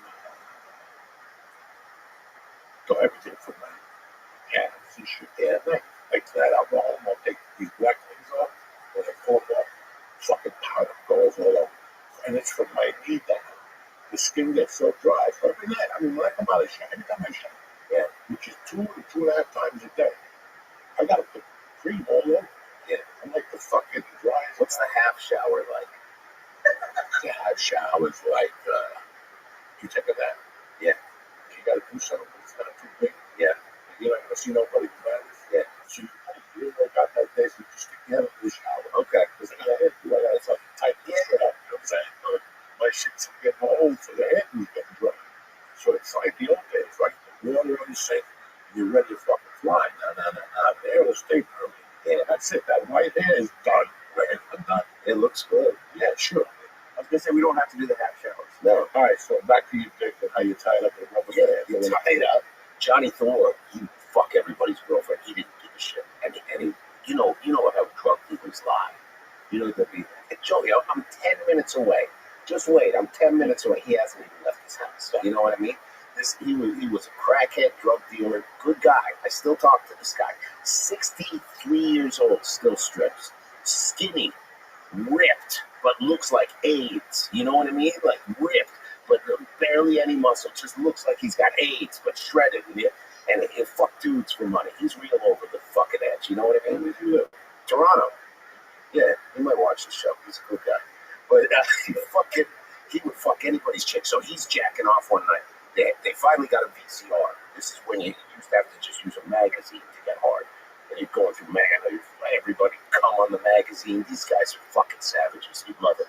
And you jerk off. And Johnny's jerking off. And then some guy comes in at the top of fucking fantasies. What the fuck are you like fucking people's girlfriend? And Johnny turns. And he doesn't stop jerking off. He's on in 3. He's a pro, right? And he keeps going. He's like, dude, I don't fucking know what you're talking about. You fuck Stacy, man. Stacy might fuck your girlfriend, man. Bro, she told me she had no boyfriend. You gotta talk to your girl, man. She's fucking crazy. So he turns it around on the chick. While he's doing that, Midnight Dream comes in. Big black dude grabs him. He goes, motherfucker, wrong place. They throw him down the stairs. 3 guys boot fuck the shit out of this guy. Oh, a gun goes flying. Someone grabs a gun, puts it in his mouth. You wanna fuck with us, motherfucker? Blood everywhere, teeth. And then, Johnny, you're there. You are. Shot you in the heart. And Yoko just runs out on stage. Hard fucking chaps on. These guys are still beating the shit out of the guy in the background. That's a professional. That's true. Yeah, dude, this was insane. It was fucking. My mom came one night. This was bad. Her and my aunt's famous cookbook author. My mom's this Jewish mom. She didn't know I was doing bad stuff. You know, when I was a kid, I got arrested. I broke into cars. That's what I did. Broke into cars. I got caught one night. Me, a bunch of Jamaican guys. I was the only white guy. We're breaking into cars with spark plugs.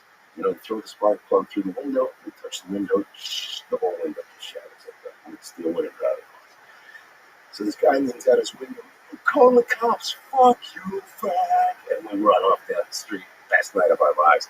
Go to the McDonald's. The cops come up. Me and all these Jamaican dudes. And the cops go, you're not with these guys, are you? Because I was the only white guy.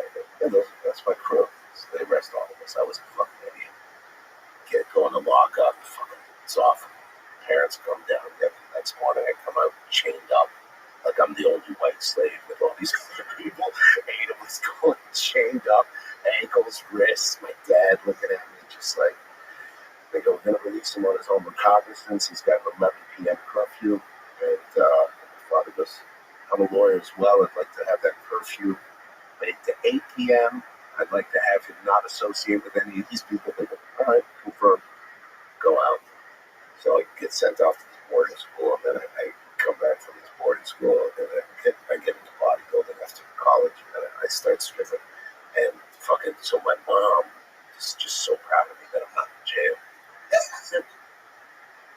And her and my aunt come and watch me, Joey, and I tell she can see strap. And I go, yeah, but it's just fun. We don't get naked or nothing like that. We're just having a good time and making good money. And my mom, I didn't know she was there. Fucking up there, fucking desperado. Women wrapping $5 bills around my cock, yanking it. The next day, I go over to my mom. Aunt Rose and I came to your show last night. And I go, what, the early one or the late one? Because the early one, you don't go naked. The late one. Oh, you're really good at what you do. And it seems like the women really enjoy what you do. And Rose could not believe I diapered you. I mean, she said that you really have a big schmeckle from my mom.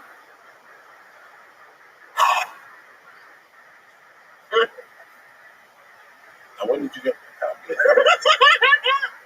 In the mix of this whole fucking show, your dick. That was jumping up and down. You never did that, did you? What's that? You never did that, did you? What? Straight. Look at me. Nobody wants to see You used to be Listen, jacked. what? You were jacked. But I still didn't want to go out there. That's just crazy. You never thought about it. No. Just because morally or because It was just But I'm sure there are like strip clubs with dudes in it in America. I haven't, but I don't. Is it like the same thing that like Joey went to for girls? Is it just like no, it's a it's show. for girls? No, it's like a real show. And Oh. so the women go insane. Okay, so it's more of a show. Oh, they're trying to fuck you there. But I've gone to girl strip clubs where they'll lap dance for you and to do this, the little hot breath on your dick through your jeans. You ever had that? No. They just get down in front of you and and I'm married, so I don't get that a lot, and it feels like a real blowjob. And I was in Niagara Falls. I go, you gotta stop. I'm married. I'm gonna come my pants. And I told them, they're going, I'm gonna come my pants. You have to stop. They don't even touch it. They go real close to it. But I started comedy in 2001. So what year was this when you stopped? 96. Because I was running it. I had a girl strip. She wanted it, and I had to get out. That was it. That was too much. So it took you 5 years to get on the stage. Yeah, I thought it was going to be that. I was at Detroit Rock City. I had 2 scenes in that movie, Kiss, and I was like, and I was young, good looking. I had hair. I couldn't act, but I was like, I'm gonna be a movie star. And then didn't have it. They had Yuck Yucks in Canada. They had amateur night. You call in and try and get on. The first time I called in, I went up. Did very well. So bad. Comedy was so bad. I'd be like Michael Jackson before all this stuff. I mean, oh man. No, it was George Michael. I go, man, he should change his song to I'm whacking off before I go. Don't leave me hanging in the bathhouse, yo. And I was like, oh, I'm great at this. And then I did it. Then you go do it outside of a club and you bomb. People looking at you and you're trying to tell jokes about dead hookers and stuff, and everyone's just staring at you. And I ate dicks for 6 years. But just to, what's worse, bombing as a comic or bombing as a stripper? Bombing as a comic. Really? Yeah, when you're a stripper, you could just get angry. And what, you dumb bitches? If you don't respect this, you do that when you're bombing as a comic. You can't get it back. Bombing as a comic is the worst heckle I ever had. From that long, dark room there, someone just yells out, next! Oh, and you can't see him to say nothing to him.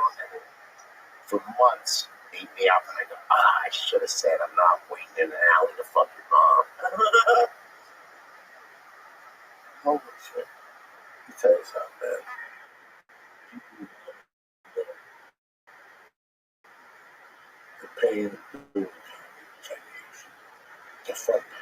I was watching that show, 1823. Did you see that shit? Yeah. You watched the episode last night. And I just know about the show. But I was support. I watch it every Sunday.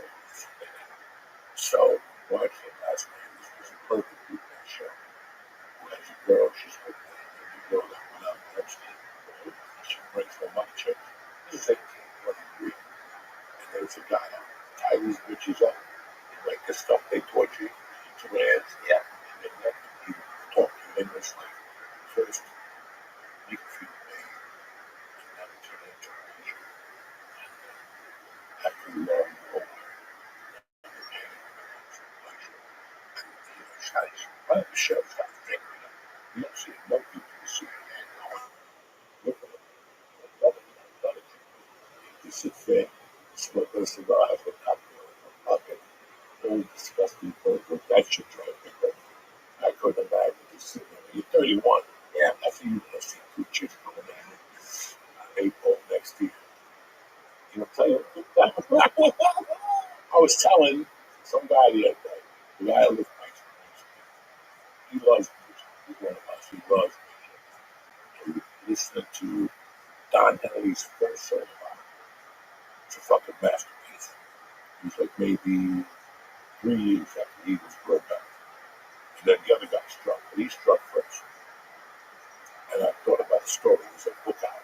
You gotta look this thing up, guys. It's been out since 1997. You won't have lunch in this town. I remember that. It's a book about a hooker that wrote stories about everybody she slept on. And I mean, she grew so beautiful. They went after her because she was very fun. They sold the rights to the movie, never made the movie. But one of her stories was that one of her big clients, one of her biggest was Don. Yeah. And Don would make the golden on a Friday and Saturday. 4 women. He would sit on a chair. And there was a fireplace. Like a table. He would make them bend over, make it just stay in that position. And he would stay there and do coke by himself and smoke a cigar. Then get up, put his dick in one of them, bang him for like 8 minutes, and go right back to his chair. Yeah, and sit there and the chicks would have to stay bent over. Like how crazy is this? Painful. It's crazy. And listen, I've had my moments. Especially when you're doing that double powder. Crazy things that into your mind. I never had fucking, I don't know, I just want to eat somebody's monkey. You give me, I don't want to put you in the wall. That shit, people choking there, you know. I had the whole world was just so fucking bizarre to me. I didn't do a lot of coke. I did it maybe 20 times. That's 40. Yeah, but I was in Vancouver and I did some and I was like, I'm gonna have some fun. What do I got? $600. Let me see what I can do. I called up this place and I need you to send me 2 girls. 2 Asian girls. Same thing. And they showed up and it was such a great night. But they would do this weird thing. One of them would blow me. And then I'd go grab you. And before she would, she'd grab a disinfectant wipe and wipe my hog with this disinfectant wipe. And I go, why didn't the first one do that? And then I realized, oh, I'm not the dirtiest one in this room. That first girl's probably got something. And after I was done, Joey, I looked in the mirror when they left and I looked at myself and man, you know how good it feels after doing something like that? No, it doesn't matter you're paying for it. It's still fun. So you just don't. Toronto. Man, when did you decide to move to the great city? It took me 10 years. I had to get paperwork, you know, because you have to immigrate here. I'm an immigrant. But I had to get like all these documents and stuff, and then I left. I had a great fiance there. I left her behind. Moved to New York, moved to an 8x10 room in a store that produced cockroaches, some other comics. They failed. They moved back to Canada. They couldn't make it. And that was slugged it out for years and years. I've been here almost 15 years. This is the greatest place to be comedy. It's just, you know, interesting story. I don't know. Shit, I I didn't didn't know. know. I didn't mean no offend you. I know. No, never know. But It's what people say is you're used to no, offend. fucking something. Never. Yeah, how can you be offended by somebody's past? You can't. They got to a certain place. You can't be offended. Yeah. Listen, man, people make mistakes. Yeah. At a certain time in their fucking lives, you have no idea what was going on the moment before that and the moment after. And no fucking idea. Yeah. So I see somebody fucking kicking ass. I'm always happy. Yeah. Because these people like that won't be there. And then they complain about the system. Yeah. Democrats. I can't live like that. I cannot. Hear that shit. I saw you saying this thing. Talking about verbs and comedy's changed. It's not comedy anymore. Talking about politics, talking about all this other shit. It's business people. You know what I mean?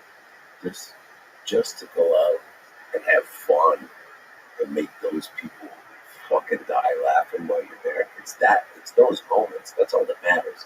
It's the time on stage, right? You know, man, I came up on somebody. I came up on Richard Pryor. Me too. That was my, you know, I like Carl. I like Wendy Clark. I like Bruce Universe.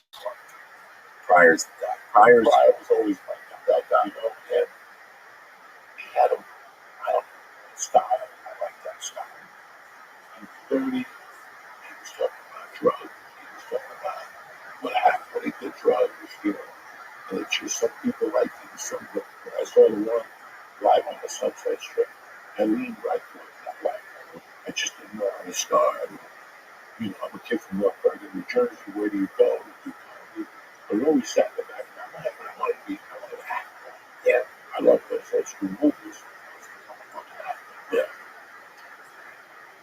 And then my passes, I became a fucking the Woody. Yeah. I had the weirdest experience recently. Because you're talking about politics on stage. I was at a show, and I never had this comic before me to like 15 tourists. Just went around asking person by person who they voted for, and when one person said the wrong answer, the comic tore into them for the like 10 minutes just about like how they're a terrible person. They hope all their kids have terrible things happen to them, and then I had to go up, and it was honestly I was actually proud of myself because I got them to laugh, but I just had like I don't do anything.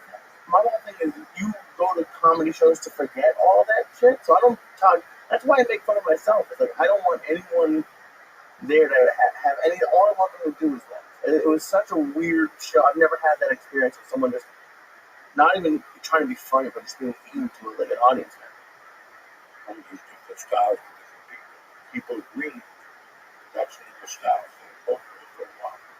Then when they laughs, they attack the audience. I get it. You're angry at yourself. If that's what you're angry at, not right. Right? You're going home and get Judy Farley put and sit there and do the exercise. Right, Judy? It's still there? There you go. Yeah, it's very weird. People want to arbitrate, and especially in today's society, the IGs and the fucking this, man, it's incredible. How many people you look at, I don't even know you. Yeah. You know, why are you in front of a boat that ain't yours? Why are you in front of a boat that ain't yours? Yeah. So nobody wants to fuck you. But nobody wants to die. Makes sense. And Aaron, I haven't had a chance to see it, but you did a special a few years ago that like honestly is one of the reasons why I wanted to move to New York because it was called like something like 35 spots. It was like you did a crazy number of spots. 25 cents. 25 sets. Yeah. And one, how that was the appeal of why I wanted to move to New York because in Toronto I could maybe do 5, 10 sets a week. And then I was like, and then I look at, remember when they used to have all the shows in the paper? There was a paper, and there was a website that listed all these shows in New York. You'd be like, open mic, open. It might have been The Voice. And No. The Voice had stuff. What's his name? something, yeah. And it'd be like, here's Wednesdays late, Thursday morning. yeah. And you look at it and go, oh my God, look at that. I could do 10 shows in a night. And you didn't know most of these were like shitty open mics. Oh my God. We'll have those motherfuckers. But there was just this love to get on stage. My goal was always to get on stage so I could just talk the same way on stage that I talk off stage. That was the whole thing about getting stage time, so that there was nothing disingenuous about it. And when I moved here, I started doing it. And then I got in with some clubs, and on a Saturday, I could be doing 8 or 9. And I feel like, that sounds great. it does sound like a lot, but then I'd be like, I'm on for 2.5 hours, and I'm sitting in Greenwich Village smoking. And I'm like, there's got to be, I could do more. And then I researched, and I'm like, oh, Steve Byrne did 13. And I was like, I can fucking crush that. So then I went home, came up with this list of like, and I was like, oh, I can do 26 in a night if I line this up.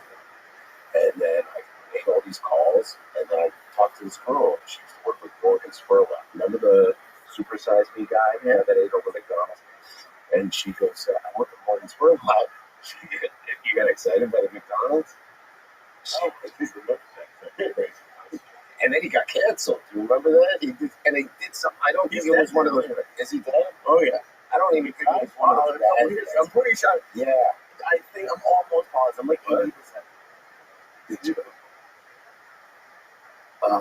Yeah, I don't think it was a bad cancel though. I think it was like, hey, good job, Toots. I think it was like one of those cancels. You know what I mean? They're like, he called me Toots, and it's like, I'm so sorry. I'm going to check myself in the rehab. But she goes, you should shoot this. So we put together a crew, and I was like, all right, we'll start at 4 in the afternoon. And we went until 2:30 in the morning. Ran around, and shortest set was I think like 4 because I was like, I gotta go. I can only do 4. Longest set was 19 that night. All different, a couple saying jokes, but it wasn't the same set all night. And then, the next night I went back to work. I was like, all right, I'll go host the thing. I went out and hosted the show. You know what would be an interesting show for the young time right now? A guy like yourself, you do 6 episodes. You, especially now in springtime, before it gets really hot, you can't walk the streets in June. Yeah. Just you and going park, running your day. Yeah. Stopping at things, stopping at back. Whatever it is that you do, yeah, very natural. And it's like, think hotel, Yeah. except for no drink. Yeah. If you want to have movement, you can. Yeah. If you stay out late at night after you tell me or once you do your last set, those days are going I usually rush home.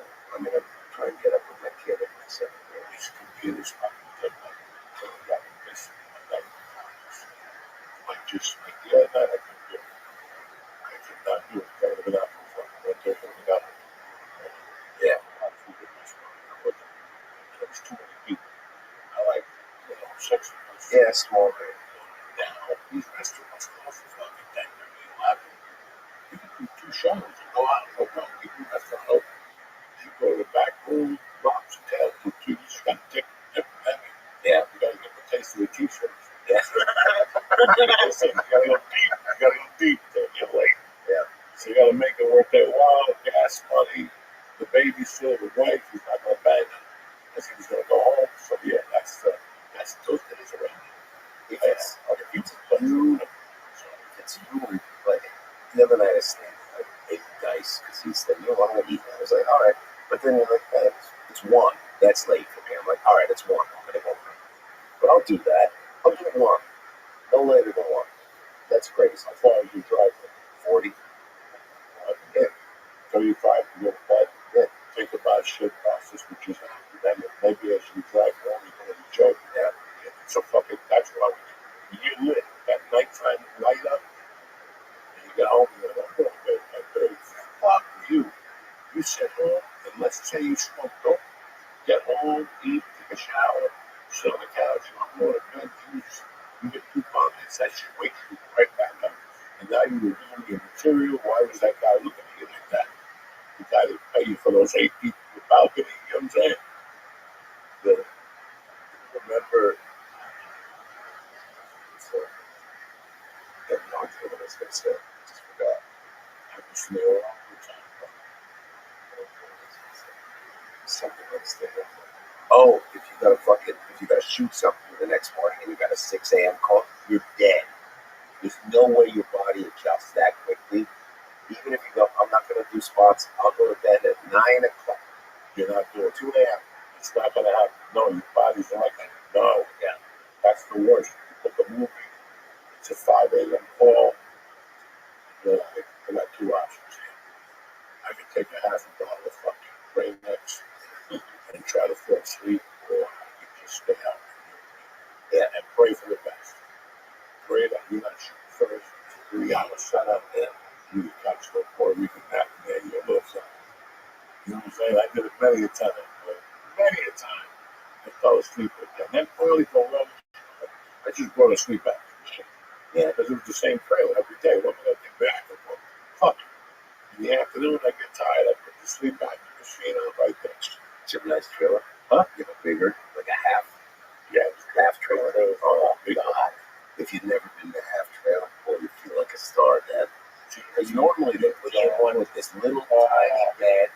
It's like a jail cop. Dog, it's a fucking jail. It's like a jail cop. Like I said, You can't turn, you can't sleep. I'm not a rat. It's one of my favorite TV shows. I've done it a few times. I love doing it. But the fucking quarters, you know, I can't believe I'm in this. Yeah. Well, you feel It's like just a piece of shit. a room with a little couch that go. It's like you went to summer camp. Yeah. That's where you lay down. Your feet are gonna dangle off. Yeah. Leave would love it. He I was gonna say, right to me on it, and he would love it. But you sit there, and it's, you know, I'm not complaining. You're on a fucking set. Yeah, of a tremendous movie. Every once in a while, they forget, and they put you in a big trailer. And it's very nice. Oh, there's one that's bigger than that. The second one to that, it's the cousin. Yeah, it's the one with the bed. Now you got a mirror. Yeah, you got a little sink. You got a counter there. You can keep your notes down. You know what I'm saying? There's no drawer, nothing like that. now, what are you even doing? I can't imagine you jerk off and No, you can't. No, only you. You don't come up with something. I do it. Fucking jerking off at work, there's a man. bed. I'll fucking leave Wolf is paying you $1,200 a day. You jerking off? If you're there for 18 hours, it's not going to cost you much months. No, why would you want it? So what do you do? That's what I'm asking. What the fuck is wrong with you? You just talked to him jerking off in front of his mom. I don't That's know. why I didn't jerk off in front of my mom. How'd you just make that so big? Jerking off in front of my mom. You say I gotta live with Joey D is here. Hey, beautiful people, it's springtime. The birds are singing. The clouds are blue. Get up, and you can relax with Via. Via combines high-quality, hemp-derived ingredients with powerful cannabinoids to create some serious results. If you know what I'm talking about, whether you want a laser focus or deep relaxation, Via has products ranging from 0 to high cannabinoid levels. And there's something for whatever effect you want. If you want to see the devil, they got something. If you want to relax, they got something. If you want to live in day trip, they got something. If you want to see the devil, maybe get a little horned up, they got something. So you can finally ditch those sketchy parking lot meetups and enjoy life at night. You get home, you take one of these two, they come in hundreds, 50s, 25s. This is a great company if you're just starting out with edibles and higher unknown. Listen, you got to be 21 or older. Check out the link to Via in our show notes and treat yourself to Via's annual Spring 420 sale, baby. That's right. It's right around the corner with Black Friday level savings up to 35% site-wide right now and up to 50% off packs and bundles. I get a free gift with your first order using code JOEY, Joey. Plus, enjoy free shipping on orders over $100. That's code JOEY, Joey, at the link in our show notes. Support the church and tell them we sent you. Enhance your everyday experience of life with Via. Ha, ha, ha, ha. Let me ask you something. Let me ask you something. This is just not you. You fucking nut next to me. Yeah, okay. Yeah. Let me ask you something. I hope you stop jerking off. I've never started. Yeah, no, because I know you're a little Jewish mind. You like one of those like rubberizing motherfuckers. Every morning, You can't lump all Jews together. Listen to me. I saw it, don't lie to me. I think it's in your blood. I would fucking get off the Port Authority bus right there in the morning and walk to that corner. There used to be a tremendous strip club on the corner of that. The whole time I was growing up. Remember on that corner there? That's where the first time you see the guy with the mop in the fucking room, and you go in there, the floor is sticky, and there's some chick in there with fucking like a bandage, and she's blowing a guy with a skinny dick and whatnot, and you're traumatized, you know what I'm saying? But if you did the survey outside, who went in there the most? It was the desert people. Yeah, it was the fucking, the ones with the ponytails. Right. They remember that? And right away there'd be a fucking dude with tokens. Yeah. Gave him, like, he had the old circus thing. It was like you went to the circus as a kid. He had the pouches. In the old days, you could like quarters, nickels, dimes, do penny stuff. He had tokens in all four of them. And you would pay him and he'd give you tokens. It was like 8 tokens to go in there for 2 minutes. You didn't even have 2 minutes. You had like a minute to bang out. And the thing would close. You'd be midway. So now you have to deep in your pocket and throw tokens in there like a fucking animal. Tremendous. And then you'd walk out of there, and before you out 3 feet, a little Mexican dude came with a put it on the floor with hot water, and then put it back in his bucket. And by the time he was out, another guy went right back in there. Close that motherfucker. Those were the days, guys. Was there ever a line to get in? Never. Because there was 4 stages. And then there was one across the street. Then if you went like 2 blocks uptown, there was the nasty one. You saw like, and you went in there before. But yeah, crazy to me. Yeah, we going there before work. Wait, they had early morning? I'm going into the city 7 a.m. And then people getting off that bus, getting a cup of coffee. And then in those days, there was no Starbucks. It was that hot dog man. He had the best coffee in town. 1 cup. Blue cup. With a white lid. I don't want to eat that shit. Regular, what else was it? Black, regular. But what else? There was another one. What? Cream and sugar, regular, and fucking black. That's it. There was no macchiato, these fucking momos. There was no frozen whip. This is something they sold to society. And people did great. People were up 28 hours a day drinking that coffee. You can't bring up to that shit. Oh, the country was shit. great. Everybody was getting along back then. Yeah. What the fuck are you doing? Anyway, not to get me off the communist thread, but what are you talking about? Oh, the perverted. That Jews. The Jews wrote that shit. I will say this. I'm Jewish. He's Jewish. I think Jews at first repressed their sexuality a lot. And then, here's how I like sex. It's got to feel a little right. So I tell my wife, you can have the basement in 20 minutes. She never does. But I always try to get her to. Because she goes, no, we do it in the daytime when our daughter's in school. And it's never as exciting. I want it to feel wrong. That's what I like about sex. It's got to feel, ooh, it's sneaky. We could get caught. Let's go in the and the basement's this little fuck cave. You know, it's all cold down there. No one ever sleeps down there except me. It's a good king-size bed, but it's harder than the main bed. It don't make squeaking noises because I got ADHD. So if I'm fucking my wife and the squeaking happens, I go, my feet gets all soft. She goes, what's wrong with you? I go, this noise. It doesn't bother you? And she goes, no, you're autistic. So I'm trying to get her down to the basement. She won't come down, but there's something about it being wrong. So most people now say that, the Jews run this big sex cabal at Epstein Island. And you want to, as a Jew, go, hey, that's wrong. But then as a Jew, you're also like, it's possible. You know what I mean? Especially for the Orthodox Jews, like I'm like the Orthodox Jews hate me. Like they take it so seriously. They're the ones who have sex through the sheet. They also do I was in Israel, they'll walk and not look at women.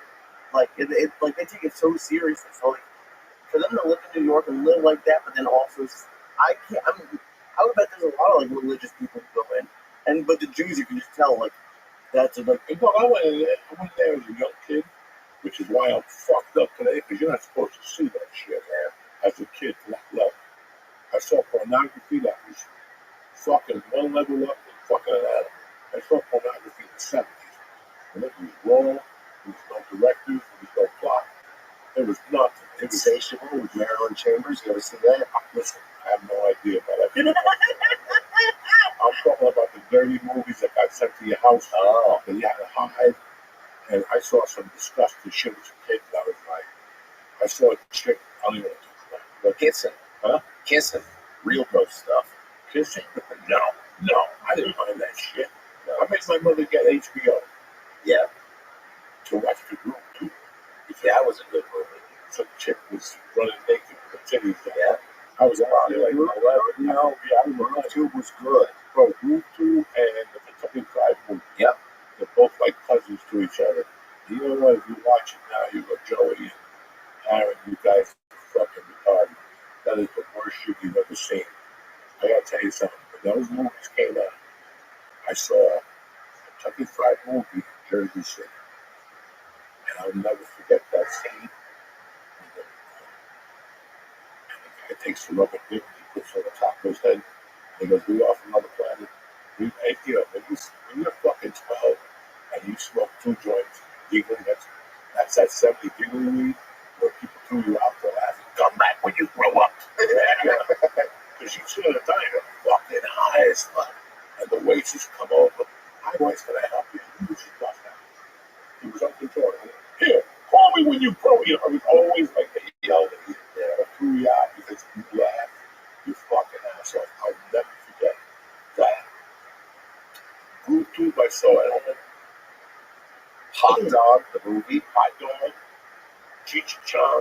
and the fucking van was made out of weed, and they fucking lit it on fire. What a great idea. Oh, that's when the chicks is going to coke. Yeah. What was that with Ajax? When you're a fucking kid, you just lose your mind. Now they come out and you're like, oh, I should have gone a different direction. Something's not working in it.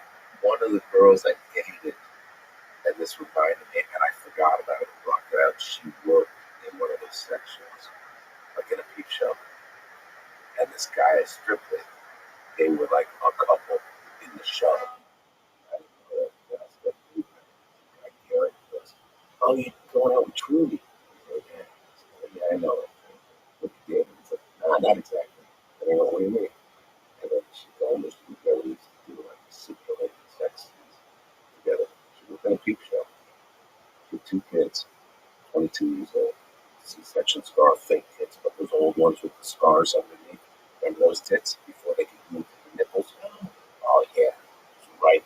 And they just put a bag in, throwing nipples in those bags. Like just the poison. It's fucking hot. Dead brown tooth, George. She had a dead brown tooth just dangled there. One of the hottest chicks I ever did. C-section scar, 2 titty scars, and a dead brown tooth. How long do you get someone like that? That was 6 months. And then she thought she got pregnant. Because we wouldn't wear condoms. We pull out, you know, like a man.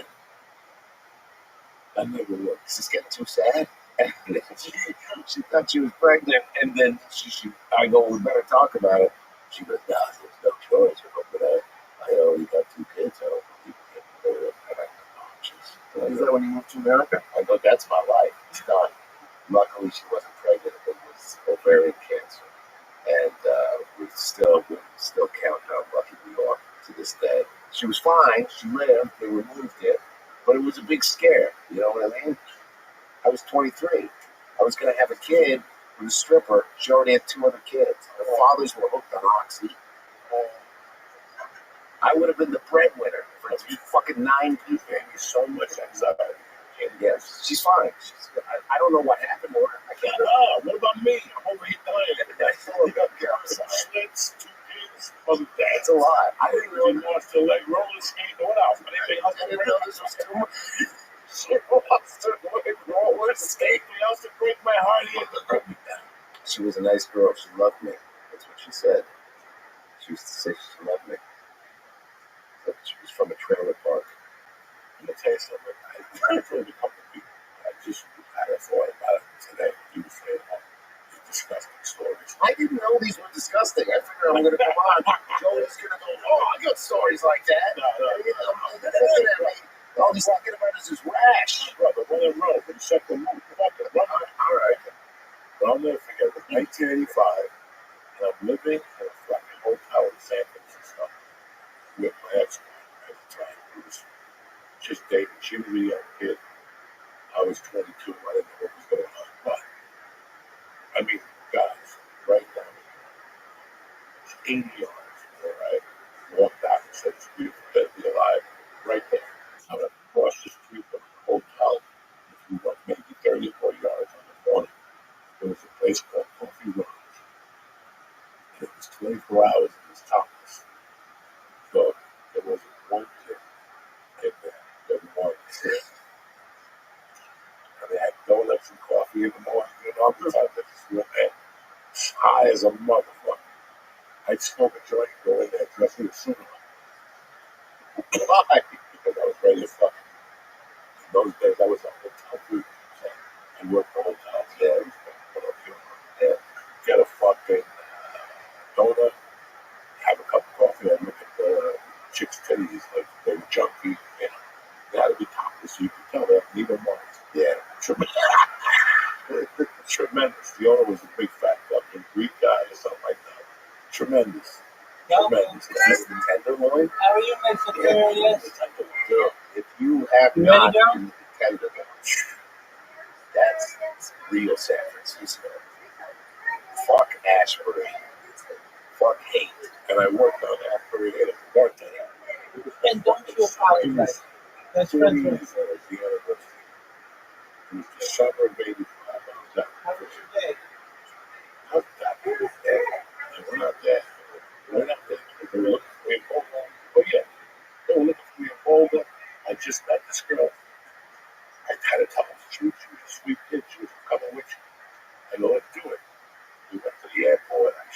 off to San Francisco. The first night I stayed at the Hotel California across the street from the new fucking town, which we'll get to on a different episode. I robbed that joint like 3 weeks later. Oh my god, I went on a fucking spree. And I was fucking like a young kid. And I landed in San Francisco and they said, go to this place for a cheap hotel. First time we stayed at that place, then we moved into the G Hotel, which is now a and kids from other countries come in. Hostel. And on top of the whole building. And it was probably the best education in my life. My mom had died was 10 years. And I stayed here in North Bergen. I hadn't spoken Spanish. And I go to San Francisco and I walked 3 blocks. Got the hotel. I think I went for a week. Also, I hear you both feet out. I go, whoa. Tell me that you do. Yeah, we started talking. He sold me some weed. We're all people on this block. We just sold drugs on this block. Come on, fine, say hello. If you want to work with us, they were nice as shit. I was there 2 days later working with the hat, talking Spanish. You had to buy the guy on the corner of Pablo to clear. That was your tribute for the day. We were all badass, like maybe 7. He would just sit there and goof on everybody, fist fight. It was like 20 of them. And I became president because so many levels of this story, which I learned. Because these were the guys that came to go send them off in 79. That people were telling them to be criminals. Not these guys. These guys were made to be criminals. I remember these dinner we only put in his home. We used to sell nickel packs together. Yeah. We used to sell stolen travelers checks. Oh, yeah.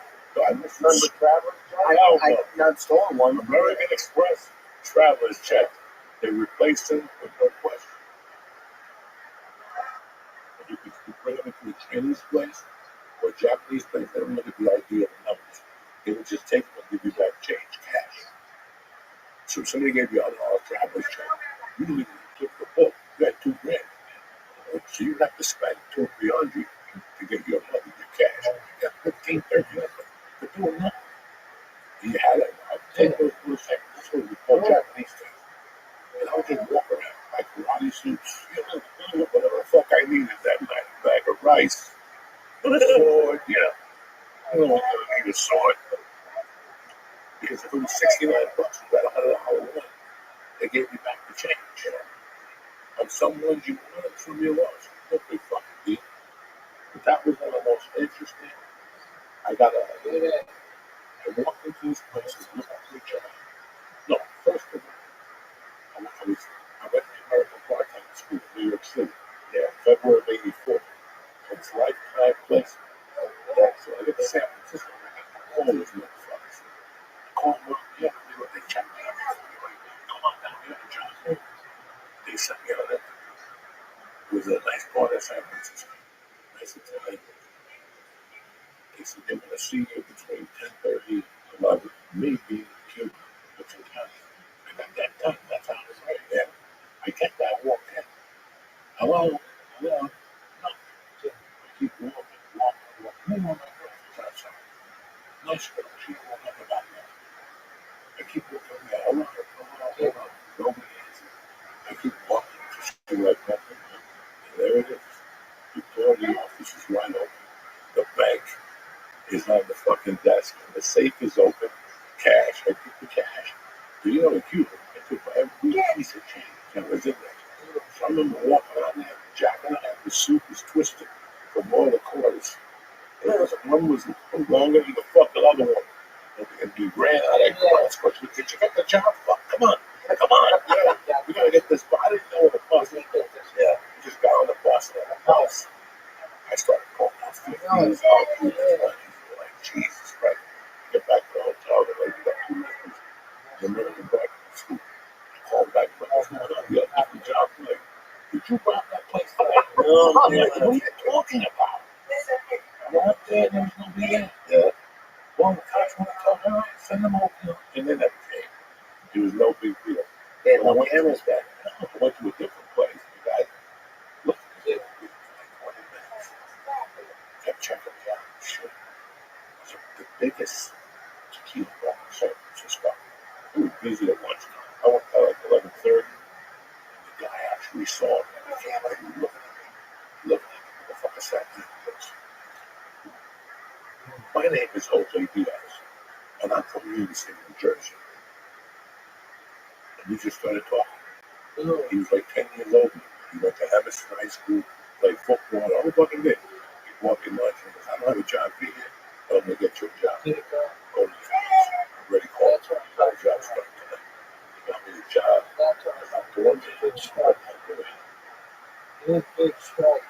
He's a bar on Ashburn. Across from McDonald's. It's still there.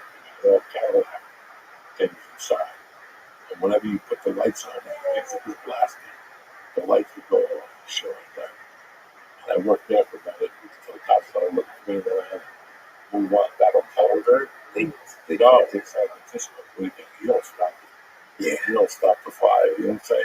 You gotta feed the whole motherfucker. Like when you get a job where you get to do two things, where you're a bouncer, bartender. Not a bartender, like, they gave me a bartender job.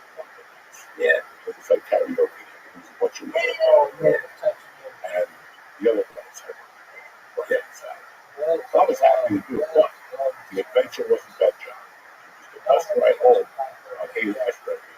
And when I got off the bus, the 3-block walk to the hotel, there was always adventure. One night I made a fucking left turn, walk up the hill, got a park there, and there was just a dude laying there, fucking blood all over, under him, gone. And people were walking by, and they were going, whistling Dixie, like the motherfucker wasn't dead. You could see the blood going down the fucking corner. This is freshly made. It was just freshly done. It wasn't like the blood was traumatized. I just see it rolling down the hill. I just stayed away from it. I didn't like blood. I thought that so we were just working to mind my business. That's how crazy that hit Ashburn was. And then the night I topped it off was the night I fucking saw You are so nice. I love you. fight the black dude with a sword. That was fucking brilliant across the street for that movie theater with the concert place. Because that's down there. I was walking one day, so I started talking to him. What are you doing tonight? He's like, I hit black dude. And I'm not doing anything. We just go to Sylvester's club. Sylvester was an old black guy. One of the first fucking guys that dressed up like a woman. And he had 2 or 3. You make me feel the other one. Do you want to fuck with me? Trading places. Eddie Murphy had a party back at his house, and they were all dancing. He did that. He was very flamboyant, and I just wanted to go see him. I asked my girlfriend, let's go see fucking Sylvester. We went to this movie theater. It was 2,000 gay people. We could smell sperm in the air. Some guy came up to us and some acid. Fuck yeah. Me and my girl said, I don't know what we should do. Fucking in San Francisco. Somebody offered you acid. You fucking do it. You know what I'm saying? Especially in 85, you had to fucking do it. I'll never forget they invited us to a party. You know, it was, who knows? Me and her, we don't know nobody. The guy just told me we were cool. He broke the acid. You know what I'm saying? It was cool like that. It was a picture of Bruce Lee. I've never seen it. He kept looking at the picture. The captain would say to me, what's going on? And I go, hold on, I'm talking to Bruce Lee. What? No, I'm not going to say that. And I started that shit with her. And she fell right into the trap of the, I'll never forget that. She said, why is Bruce Lee talking to me? I go, if you look at your father up here. And I kept talking to Bruce Lee. She said, I didn't look at that was landing. I mean, it was fucking insane. Where me and we was just spoken. I remember Bruce and I. And then we started giggling. This is one of those nights you walk home. It was not planned. You know, the guy offered us the tickets on the corner, whatever the fuck. I had so many crazy nights. And then again, I saw some shit that in the 21 years I've grown up here, I never saw it before. They stabbed the motherfucker in front of my favorite Italian restaurant. Another guy, guts were out. They don't fuck around the tenderloin dog, bro. They don't fuck around. It's like, I don't know how many blocks. Look how big it is. But that little area, anything can happen. Anything at any fucking time. You still, I know the answer is yes, but I can't believe you went back to that restaurant after you saw the guy get stabbed. Every other day, it was the best restaurant in San Francisco.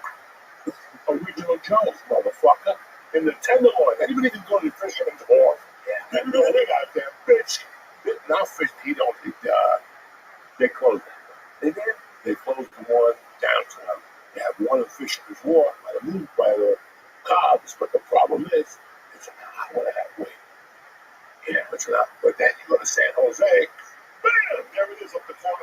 Family Club. Living like a doctor for 3 days. Oh my God, we gotta go to San Jose to take this motherfucker to Richmond Joe. With Italian hamburgers with steak fries. Good goobly goobly, dog. I missed that. That's one spot. We used to go to San Jose just for that. Yeah, just for those 9 meals. I didn't eat fucking joking. He's not joking. 9 meals, original Joe's. Every day. Every day. 3 Lunch, times a day. timed perfectly. I would walk in there at breakfast, kill it. Smoke more dope. Go in there about 2:30, kill it. Maybe go to the gym, read a book for a while, leave. We're going at 6. Kill it again. Excuse me. Go back to the club. It's all like heavy Italian food. It's not. Oh my God. It's all heavy Italian. They got a chicken pie. Tell these Dude, motherfuckers. I love that you can get ravioli on the side. And they'll do half and half. Oh yeah, they always give you fucking pasta. Oh, tremendous. And here's the clicker. Boom! When you leave your hotel and you're flying out of San Jose, guess who's at the airport? Bam! Original Joe. And you get your two eggs with a steak and 7-grain toast with butter and nice tea with lemon. Come on, bud. That's when the king is right there and you're right here living like a doctor, like looking at them all stacking up like all the Chinese people stand online correctly. You're like, I don't have to stand online right now. I'm gonna have my little steaky food with my fucking 2 eggs for like $8.99 too. No big deal. No, they could be good fucking Italian family. God bless them. God bless the fucking Pedro Jack. And that one has, in San Jose, doesn't it have like a counter you can be sat at? Like you don't have to sit at the table. Yeah, because Butch's father was sitting at the counter. Yeah. Who said that? I love counters. Yeah, bro, this place got all of them got a counter. And that place was the first place in 1985. And yeah, it was the kind of the waiters were world class. World class. Lifers. Worked their life, right? Union. Yeah. You know, union. $20 an hour before they even sit down. You know what I'm saying? Tuxedos. One Chinese guy. Fucking. He was such a good waiter in '84. Like, I would go there just to see him at the tipping. Because he turned me up. All right, you guys are going to laugh. I don't like alcohol. He would make me Nutty Irishman. Frangelico maybe with cream, Irish cream, and a little taste of vodka. And I would do the afternoon down there because at 3 o'clock, Mission Impossible. So I would get a little jazzed up, smoke a half a joint, go home and watch Mission Impossible with the girlfriend. And there was a gay guy across from me. And I would keep the curtain and he'd be in there with his thumb. And he'd just dance in front of fucking that window. Stevie Wonder. No, that's Stevie Wonder. You know, not even she lovely. Oh, shit. And he would just look at himself in the mirror. She would look around. Your friend with the fucking in the buffalo.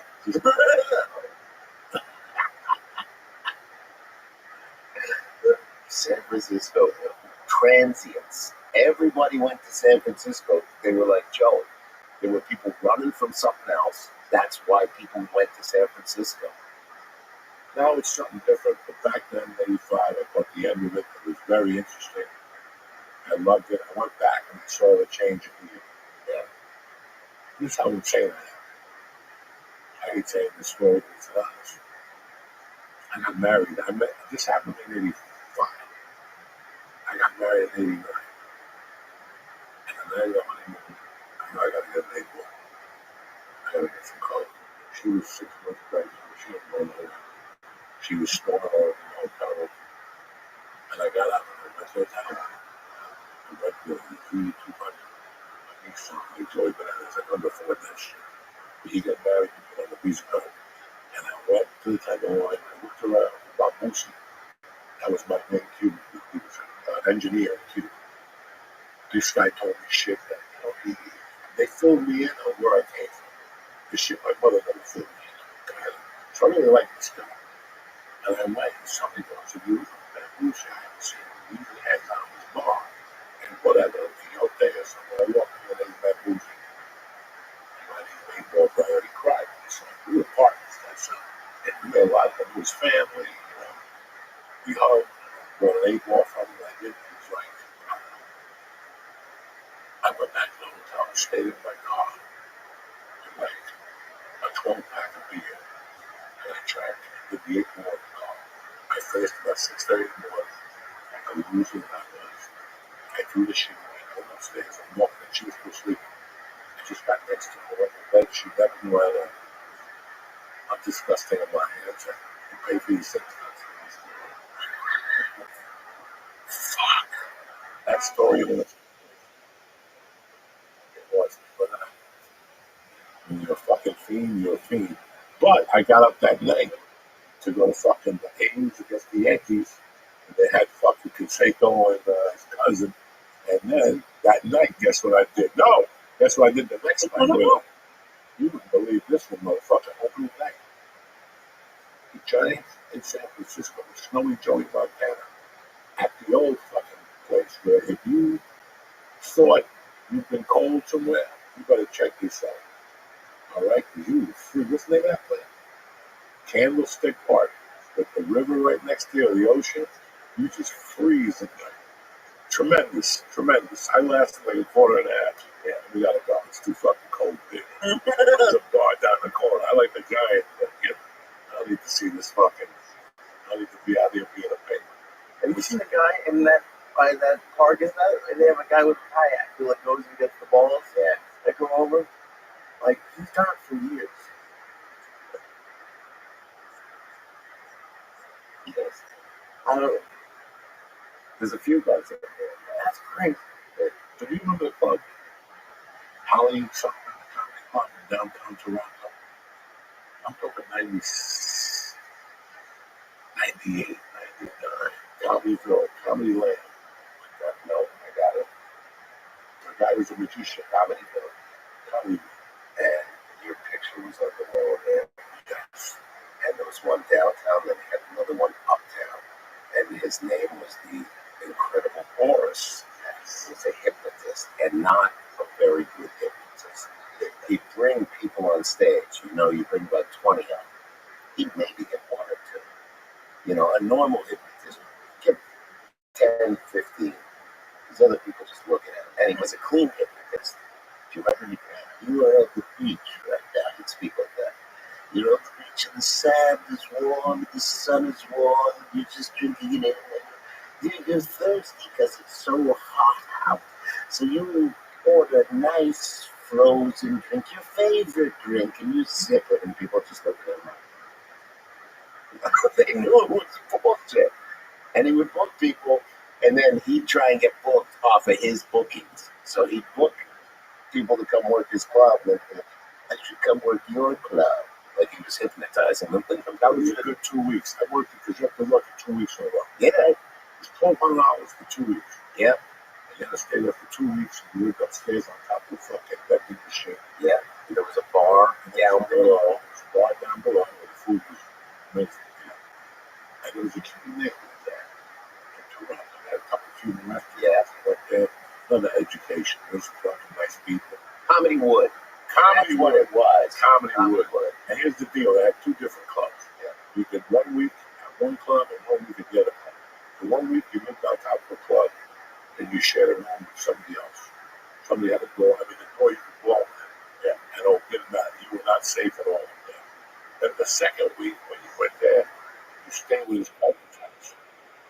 Basically, Big, tall cousin. Looked like a mobster. what do you think he did for a living? He drove hookers. Yeah. So every night he'd knock on your door. Hey, I got one here that's half alive. I could beat this for $40. You're like, no, come on, man. Come on, man. It was surreal. You know, when you're a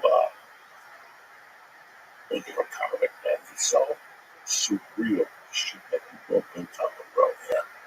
And at one point, you're like, I'm too old for this shit. I can't do this. You know, now I was the last 20 years, I was fine. It was what I was doing on the road. So 2005, 2006, that I think about now, I'm like, I wouldn't have made it. I wouldn't have made it, especially now, because there's no real bad comics on the road. Yeah, there's no comics that get fucked up on the road. No, not like the old days. We used to have a lot of time. People drinking, people ain't getting drunk on stage, people are pissed themselves on stage. You know, it's a different fucking animal. Yeah, dog. I used to kind of, the guy's name is Kipadata. He pissed himself on my face. Yeah, when he was drunk, he was fucked up to the gills, coked up. You pee your pants on coke and you don't feel it, that's good coke, dog. He didn't feel it? He didn't know he was paying himself? No. Larry Horowitz shit himself. took some egg salad from this first kid. We did this gig. He goes, "Can I take some of the egg salad? Whatever you want." Takes it, leaves it in the back of the car. They drive all day in the hot sun beating down on this egg salad. Gets to the next gig. He goes, "I'm gonna eat that egg salad. You want it?" I said, "I said, no, man. What's up? I'll take it." Fucking pussy. Eats this whole thing of egg salad. The other guy does the MCs for about 20. Larry Horowitz goes up. Blazer comic. You know, Blazer, Jewish guy. He has this big actor where he fills his face up. He's like a tomato about to burst. Goes into that bit. Shits himself from the egg salad. And he's like, "Oh, oh," and the people in the front row are going, "What the fuck? What the fuck?" And he goes, "I'll be right back." And the host comes up on stage and just, "Cover me, cover me." "All right, everybody. Larry just took a step. Where do you say you're from again?" Goes into dad. Larry doesn't have a change of clothes. Takes his blazer off, wraps it around his waist, comes back up. "All right, everybody." Goes into the closer, finishes up. He's like, "Thank you so much for coming out." And he leaves. Shit is bad. And it's like an urban legend in Canada. They go, "What's the lesson of the story?" You want to be like, don't steal egg salad. Don't eat hot egg salad. The lesson of the story is always do your time. Always do it. You still have 5 minutes left. You go up and you finish that 5 minutes. Don't leave the other guy hanging out to dry. I had that early on. You know when you get that first 15 minutes? Yeah. Some guy took me on the road. Great guy. Great guy. But he was losing. One night, I had already done my heart out. He told me that I asked him, "You want somebody says, yeah, you got 15. Yeah, no cash. That's if you remember something good. You got 15. And watch. They don't pay you under $50 for that. So I went up there, worked my heart out. Did the 20 minutes. It was great. He went up there, second show. Fucking tanked. 10 minutes, and he's like, "Joey, come up here." And he fucking went to the back. He puked. He peed. I had to go up there with 15 later. Well, there really is no shit out. But you understand me? I mean, that's the painful shit. Yeah. That's the shit that you remember. That's what people look at you and they go, "Oh, you got love you." I got love you. Let me tell you a story. Where a guy called me back. Where I had no fucking material as it was, okay? I was like, "Hey, I learned the life, and I got him." I was very happy. But then 10 minutes, he's like, "Come on, please, come with me." I was up there fucking 13 and thought, come on. I have no idea what fear is. Oh, you say it's like coming out. And when you feel it, places you've never felt sweat before, then you start to panic. That's the panic button right there. Then you gotta breathe it out. Make sure, remember something good.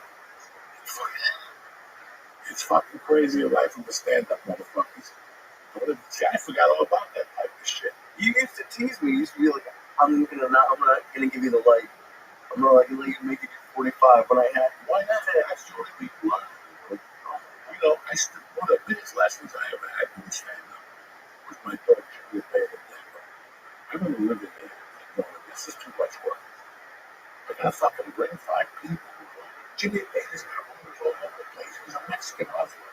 He had bars, taco places, fucking Red Robins. It didn't matter. He made everybody give comedy a shot. Yeah. Some places didn't work. Pool table, they don't want to turn the nugget game on, they don't want to turn the hockey game on. And I get it. And fucking, he had a room. He would call me on Sunday. And go, Tuesday, this. Wednesday was a room. He would pay like 15 minutes. Yeah. Thursday, he one of those people. I forever thank him. And fucking, just struggle. Oh, I tell you what. How you had this stretch. This was very interesting. Because I bet somebody's done it to you, or they're not doing it to you. He was a good looking. He was 1992. He was a kid. I was a kid. I was 30. And before, I was 30 years old. And these bars had women. And one night, he made me go up on stage. And he goes to me, he goes, "If you panic, let me know I'll work with you." But he was supposed to give me the light. What happened was he got in the car with some girls. He started making out with her and swapped this thing. He forgot. I'm up there, bro. Because I got directions at the time. Do you follow me? I was having such a good time. And thank God I went up there and riffed for 15 or 20 minutes. Because then I started to panic. And then I go, okay, well, at least I got my integrity to sit back. Yeah. And finally I saw the light. Now I'm going to check. What the fuck have you been? He was Joey for 3 minutes. And I was with my head blowing up. You talking about 23 minutes? I barely have 18. Bro, you just did 43 minutes. Look at my fucking clock. Those days you have the tape recorder and the fucking stopwatch. Like fucking, nobody had phones. Nobody had fucking none of that shit. We worked death. Yeah. Death! You know when it's crazy. We didn't talk about this shit. I had the opportunity Saturday night to open up this time super. It was great. It was a great hour. I had a great time. I was loose. I was nervous all day. Yes, it wasn't 2020 Joey Greens, but I still got a little box left. You know what I'm saying? And it's so weird. You asked me when I came in there. I'm very happy I had the opportunity to do it. But being up on that stage, it reminded me of that comedy club you did, like the 16 comedy. And you got that it wasn't a stage, it was a ping pong thing. And you were basically on top of the audience, kind of weird. It took me right back to that. Like when I was out there, I didn't see anything. All I saw was this. I just saw this. And this was what got me through. If I would look at this, I look, holy shit, in my fucking pants. When I look up, I can't see. So it doesn't matter. It's dark. All I see is like a city. That's all I see. Seriously, I don't see nothing. I just see a fucking city up there. But it took me back to the importance of doing shitty movies. Like that's all I can think about. It's really all of us. How important it is that, yeah, it's great to do improv and theaters with your friends. But I respect dudes that still go to the dungeon twice a week and work it out. Because that's the only way you get that. Anybody can go to whatever comedy club, they walk in, they're already mentally prepared that they're going to laugh. The way you go to a bar, to a back room, you see a guy giving a chick giving a guy a hand job under the table, and that was I know you have. So it's crazy how you got to keep doing it to stay really sharp, to remind them of the shit. Yeah, like that's when you fucking walk out and go, next time I cash a check, I'm going to put a mask on. So don't even know because I'm a fraud. You know what I'm saying? Like I'm a fraud. That, because that's what that mentality does to you. For me, I always had Rich. I spoke to Rich last day. He said he fucking Felipe, whatever. He goes, Felipe said the son he was started to call him. We were talking, Felipe was one of those guys that gave me $80 a week. That's $320 a month. If you like Joe, I'll give you $320 a month just to fucking buy you a cigarette, whatever. No. Felipe, this is $40 for $40. $40. You know what I'm saying? You're like, wait a second. This is a little fucked up here. With him and none of our sons at Tuesday, Wednesday, and Thursday. If you showed up, they give you a burrito for $40. That started the night off. You should have a $25 back and coke and gasoline money to leave you back to the comedy store. And you still have other spots. Like I learned to cut my teeth on the Mexican one. Yeah. Get 2 tacos and do 15 minutes, then give me $25. On the way back to the comedy store, just make stops. It was like picking up little envelopes. 25 here, 35 there, but at the end of the night, I'm back at the store with a buck and $1.25. That's fucking big. 5 nights a week. Fridays, no. Saturdays, you gotta work on your own. But these motherfuckers had been such hustle. They had all those rooms that you gotta work from a dungeon out. You follow.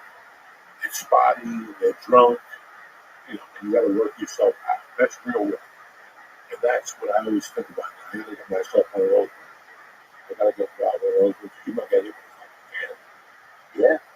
Chicken wings, coins, I have everything thrown at me.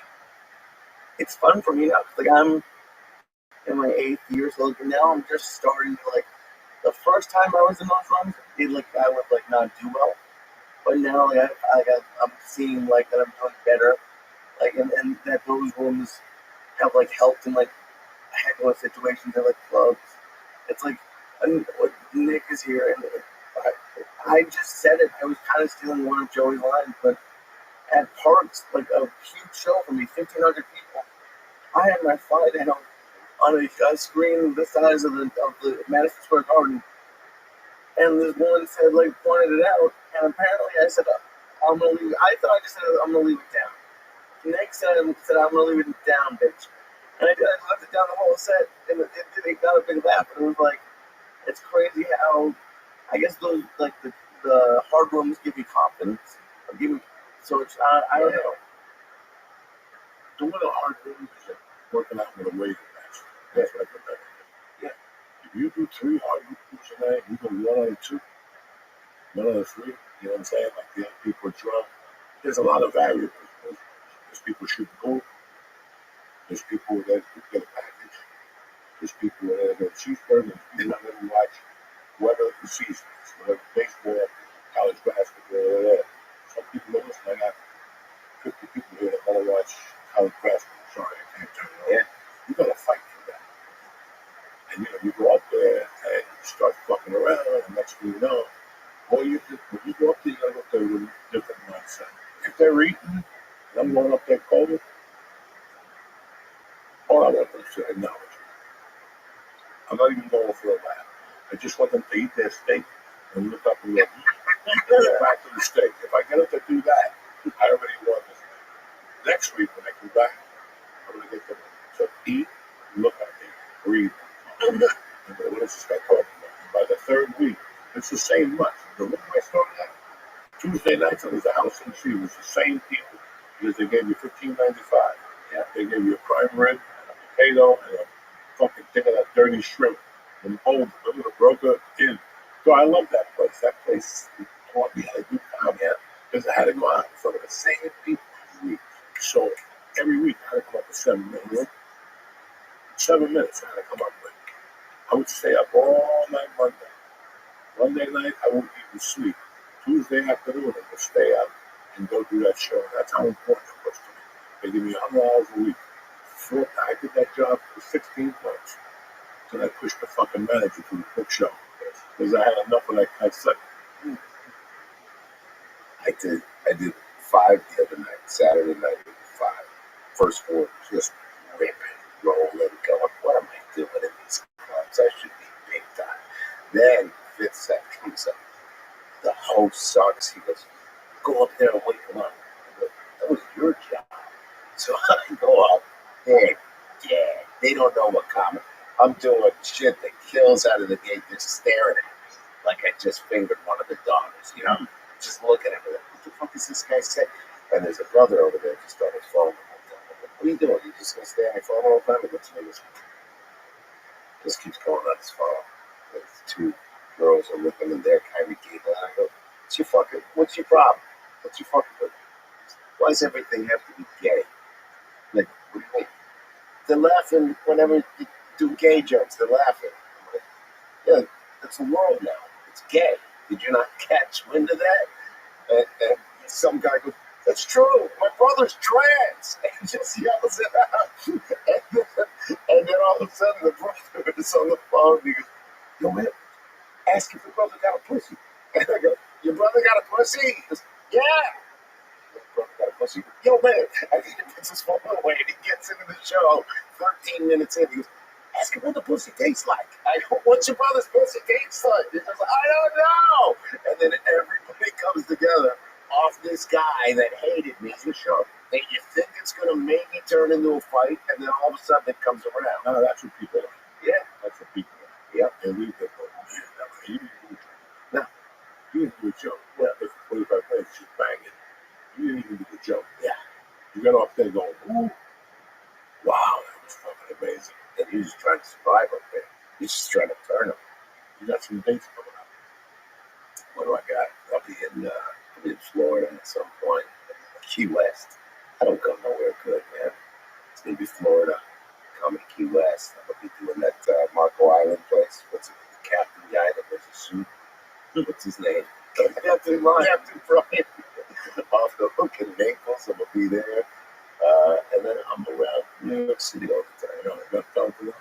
No, I'm on Jimmy Fallon, Fox News, Saturday nights. And I'm saying, what the? No, that's all. What did you do? That's it? Wow. Fox News. Fair, Fox. Regular.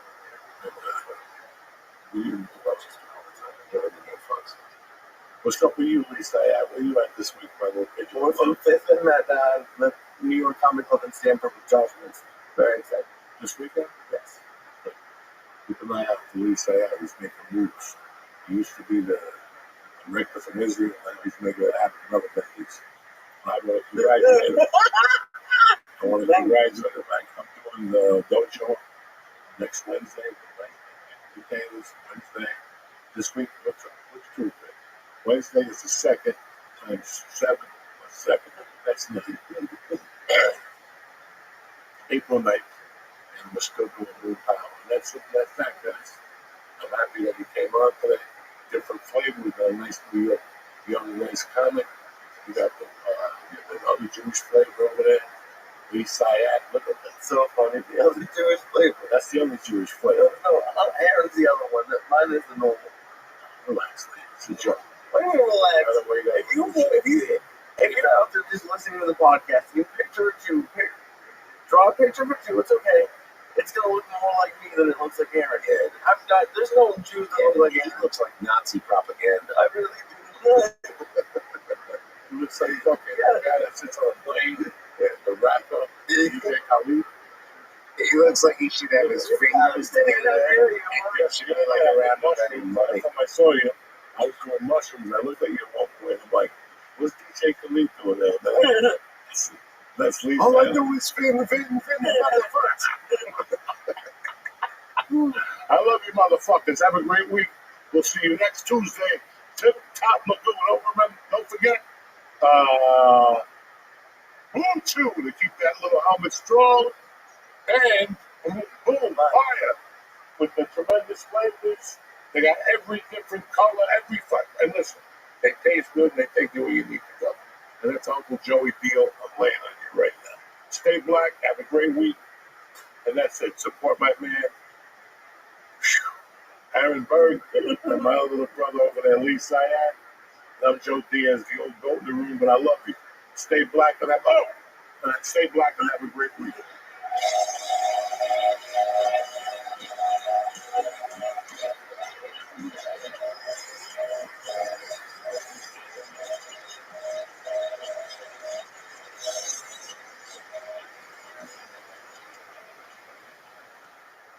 Hey, good morning. Uncle Joey here. Just want to fill you in. The summer is on the way, and if you need a quick fix for that limp dick, Blue Chew's got you covered. Blue Chew is the chewable tablet that can help you have better sex. It's all done online. Just consult with one of their licensed medical providers, and if you're approved, bam, you get your prescription in days. Listen, Blue Chew is tremendous. They come in little packages. You can leave in your glove compartment. You bump into a victim, you tell her you got to go out to the glove compartment, boom, it's all over the shop. Get your confidence back and get ready to sling some dick like a runaway slave. You understand me? Uncle Joey's telling you to make life easier by getting harder and discover your options at BlueChew.com. We got a special deal for you this Tuesday, okay, for the church family. Try your first month of Blue Chew for free. That's right, motherfuckers, free. When you press in promo code Joey, Joey, and pay $5 for shipping. That's all I'm asking you. Go get a prescription for this stuff. It costs you $2,000, $50,000. You don't need that. $5 for shipping, and you'll be slinging dick like the old days. That's promo code Joey. Visit BlueChew.com for more details and important safety information. And I want to thank Blue Chew for sponsoring the show.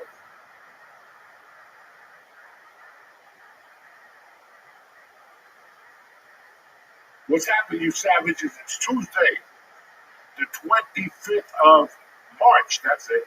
It's a beautiful day to be alive. This is the Church New Testament. Let's get this party started, gentlemen. What's happening, beautiful people? Uncle Joey here. It's March the 25th. Yes. Listen, I want to talk to you about something. Summertime is coming. You know what that means? It's time to head down to Pound Town. Da, da, da, da, da. You need to be able to get that thing up there. And that's where Uncle Joey comes in. Blue Chew makes sure you're ready whenever the mood arises. Whether you're on the beach, under the tunnel, wherever you're at, you're ready to go.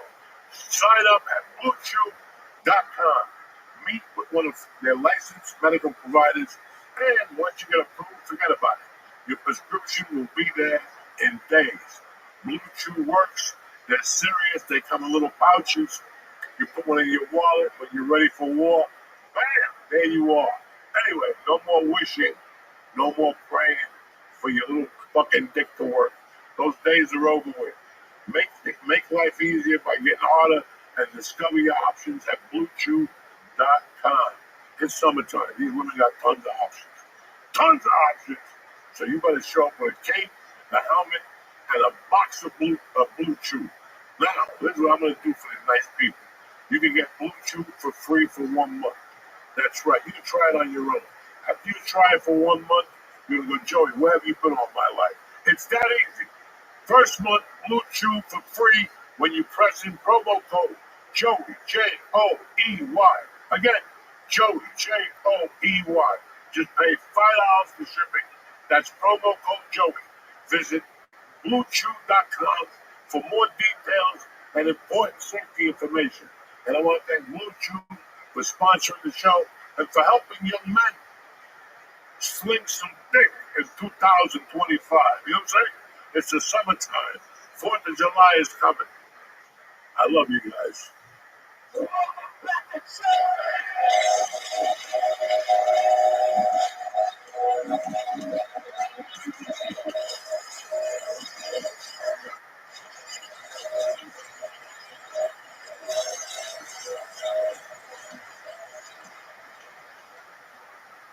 Yo, we're back like a hemorrhoid. What's going on, guys? It's a beautiful week. It's going to be tremendous. We got a guest today, a sensational guest. His name is Myron. That's it. All right. You ever see that Bullets Over Broadway? When the guy would call fucking Chaz Pop, it's just Cheech. But Mr. Cheech, it's just Cheech. That's how it's going to be tonight. This is Myron, a dear friend, family, and as usual, our Jewish friend, Mr. fucking Lee Syed over there. Definitely not family. What's up, my brother? Good to see you, dude. How was your weekend? My weekend was great. I had a good weekend in Boston. Did a bunch of shows. That's what It went awesome. they called me from the bar. They said it was a nightmare. The bar was. And what the The fuck next were show you was thinking? Saturday got canceled, so I went and did just a bar in Dorchester. Sometimes go home and hug mom. Sometimes you just gotta go home and hug mom. No, I like it. It's fun. I like It's funny. I just yell into the abyss. You're fucking trip, you know? Doing it. How was your weekend?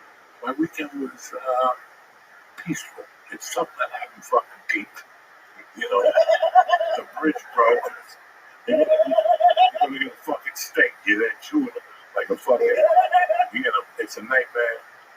You know, they can't even put them until June or some shit. Until June? Yeah, because they have to dig it out and remove 2 teeth that are still good. 2 teeth that go to waste, like fucking waste. And they want like 15 grand for fucking tooth, and the insurance, they pay for like the towels and anesthesia and like a cleaning. What else? Without these teeth, how am I gonna fucking survive? But anyway, what are you gonna fucking do? You know, we live, we get stronger, we get better, you bad motherfuckers. And don't forget Friday, you can't eat meat. Legends, you know what I'm saying? Remember that. Whether you eat that monkey, whatever you want to eat, you gotta give it a pass. Nothing. Fucking gotta sit there with the white cape on it. Look up at the sky and wait for Jesus to touch you. All right, that's enough of the fucking religious moment. What's going on, my brother? Well, not much. Great to have you here. The reason why I wanted to bring you in is because you had an occupation that was one of my favorite occupations of all time, which is being a police officer. You know, I wanted to be an attorney, and then I got 4 years, so that dream went out the window. You know what I'm saying? Sometimes your dream just goes down the shit. So, you know, it's always been fascinating to me, like from regular person cop to a Hudson County cop to a, you know, an FBI agent, and then the DEA, you know, and I became in love with all this shit. You wouldn't believe it when I watched the first year of Narcos. Okay, yeah, I just didn't know that. They were saying when the DEA started, you know, he was in D.C., there was a little office over a strip club that nobody even knew they fucking existed. And they went from, just like we did, they went from pound of weed and some sandals. Some hippie dude maybe had some speed. And then they started getting kilos of coke. And machine guns came out. And it was so fucking surreal for me. Like, I don't watch all the bullshit stories. I'll just read. I'll just buy a book at Barnes and Nobles, and I'll just read about that whole thing. Even though you came out at night, the shitstorm was a full fucking blast. You had the fucking New York mobsters going off. You had New Jersey mobsters going off. You had tons of drugs coming into this fucking area by the shitload. And then that's when not really, there was still a couple of Quaaludes. No, I never did Quaalude. No, you didn't think it was real. We did ecstasy, though. We did a lot of ecstasy. You're in the DEA. Drug Enforcement Administration. Yes, So you were telling me you went to Fairleigh Dickinson. Run with it. So I was in Fairleigh Dickinson. First off, I went to Woodbridge High School, so I'm a New Jersey guy. I graduated Woodbridge High back in '83. I played basketball, and I ended up playing basketball at Fairleigh Dickinson. After a year, I said to myself, because we had to be there like a lengthy time during winter and everything, I said it wasn't for me. I just stuck to my studies, and I was a finance major, believe it or not. And I ended up doing, what I'm about to talk about. So I went from being a finance major to basically being a law enforcement guy. I graduated in 1987 from Fairleigh Dickinson, and then shortly thereafter, I made my way to the DEA. That was the process started, I believe, in 1990. They had a hiring freeze, so I had to wait. Actually, started in '88. Excuse me, when they said that back. I ended up getting hired in '90. There was a hiring freeze for like 2 years, so I had to wait. In between then, I worked in a prison, a local, a county jail. So, yeah. What kind of education was that? I mean, it was. I tell you what. Once they lock the doors and you're in there with 150 guys, and you don't have any weapons, you don't have any clubs, and to be honest with you, you're working with, you have 2 guys in the pod. You might be like 5'6", maybe 130 pounds, and I was pretty in shape, but you had a lot of people in there, so you had to be on the P's and Q's. You had to watch your back, because there was a lot of fighting going on, a lot of people getting shanked. I remember one little story, and I'll tell it quickly. This white dude came in, and off to the side, I said to him, "Watch your sneakers, because someone's going to take them." Lo and behold, about 3 hours later, I hear, "Oh, boom, boom, boom!" I go upstairs. One of the guys from the pod took a what do you call those mop ringers and busted him over the head. And I tell you, it was the worst sight. Then when I saw that, I was like, "Holy shit!" You know what I mean? I really got to watch, because there was like brains on tile. I mean, it wasn't that bad, but the guy was bleeding very badly. And I was like, "Holy shit, man." He took his underwear, yeah. But, that was my first major incident. That happened quick, so. Why did you go from a finance major, I would go to a finance major to avoid doing shit like that, and then why did you switch? You know what? I mean, I always loved numbers. I mean, to be honest with you, growing up when I was a little kid, my mom used to play blackjack with me, poker, and I was always good in math and stuff. So I said, maybe I'll be like an investment banker. Maybe I'll be an accountant. So as it ended up, as I get out of school, I actually did pretty well in school. I graduated top 10% of my class. To make a long story short, again, I got a job here in Hackensack at United Jersey Bank, which then became Summit Bank, which then became Bank of America. But I lasted like 1 year, because the people I was hanging with, like when I went to work, but it's got to be fun too. You know what I mean? You just can't go to work and crunch numbers because you go insane. Yeah, things aren't that fun. No. I mean, it's nice when you get a lollipop when you're young. You smile. If you put your $5 in the kettle. When you saw the brains on the wall, did you at all think about going back to the bank, or I thought about doing anything else but where it was, especially because I had nothing on me. You only have your mouth and like your mouth and like just your instincts. But I did from working inside the jail, you develop a lot of instincts because you can't use anything else but like your brain. they don't give you anything? They don't give you a walkie-talkie. You can hit the panic button. By the time I hit the panic button, it takes about maybe 5 minutes for anybody to come in, so you don't know. But why don't they give you a stick and anything? Because they're afraid that if they gave you any kind of weapon, that somebody would use that against you. And back in the day when I was here, and I'll tell you, it was Middlesex County. I still have, I think, one or two people still working there. I mean, there was always a lot of people in that jail. So, like, when you came into that particular location, they would put you in depot. And no shit, I think it probably housed like 40 people. But what ended up happening was we had to get all mats to put on the ground because there were so many people breaking the law back then, even now too. But I think they don't allow all those people in a particular pod. But there was like 160 people with two officers, like checking them, you know. So like, if something went wrong, to be honest with you, I mean, you're fucked. But I used to play games with them. They loved me. They called me Rumble because I would have like talent competitions. No shit. So what I would do is I'd give them the fucking mic, you know what I mean, the PA and shit. And some of the brothers would sing, some other people would dance, and some other people would do like some comedy and shit. And whoever did the best, you know what I mean, we'd actually like vote on it, you know. And I would give them 2 cheeseburgers from the grill.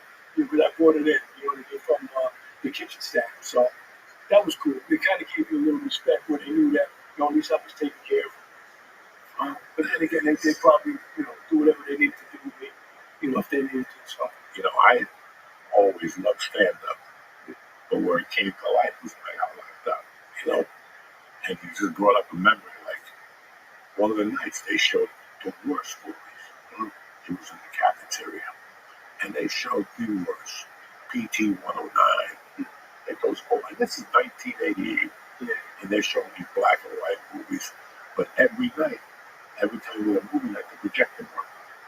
There were those old projectors, like old porno projectors, and it would break, and I don't know what happened. I think now in my mind I see the guard. He was a chubby dude. yeah. Blue tan. We went to Spanish. He was something else. And he came over to me.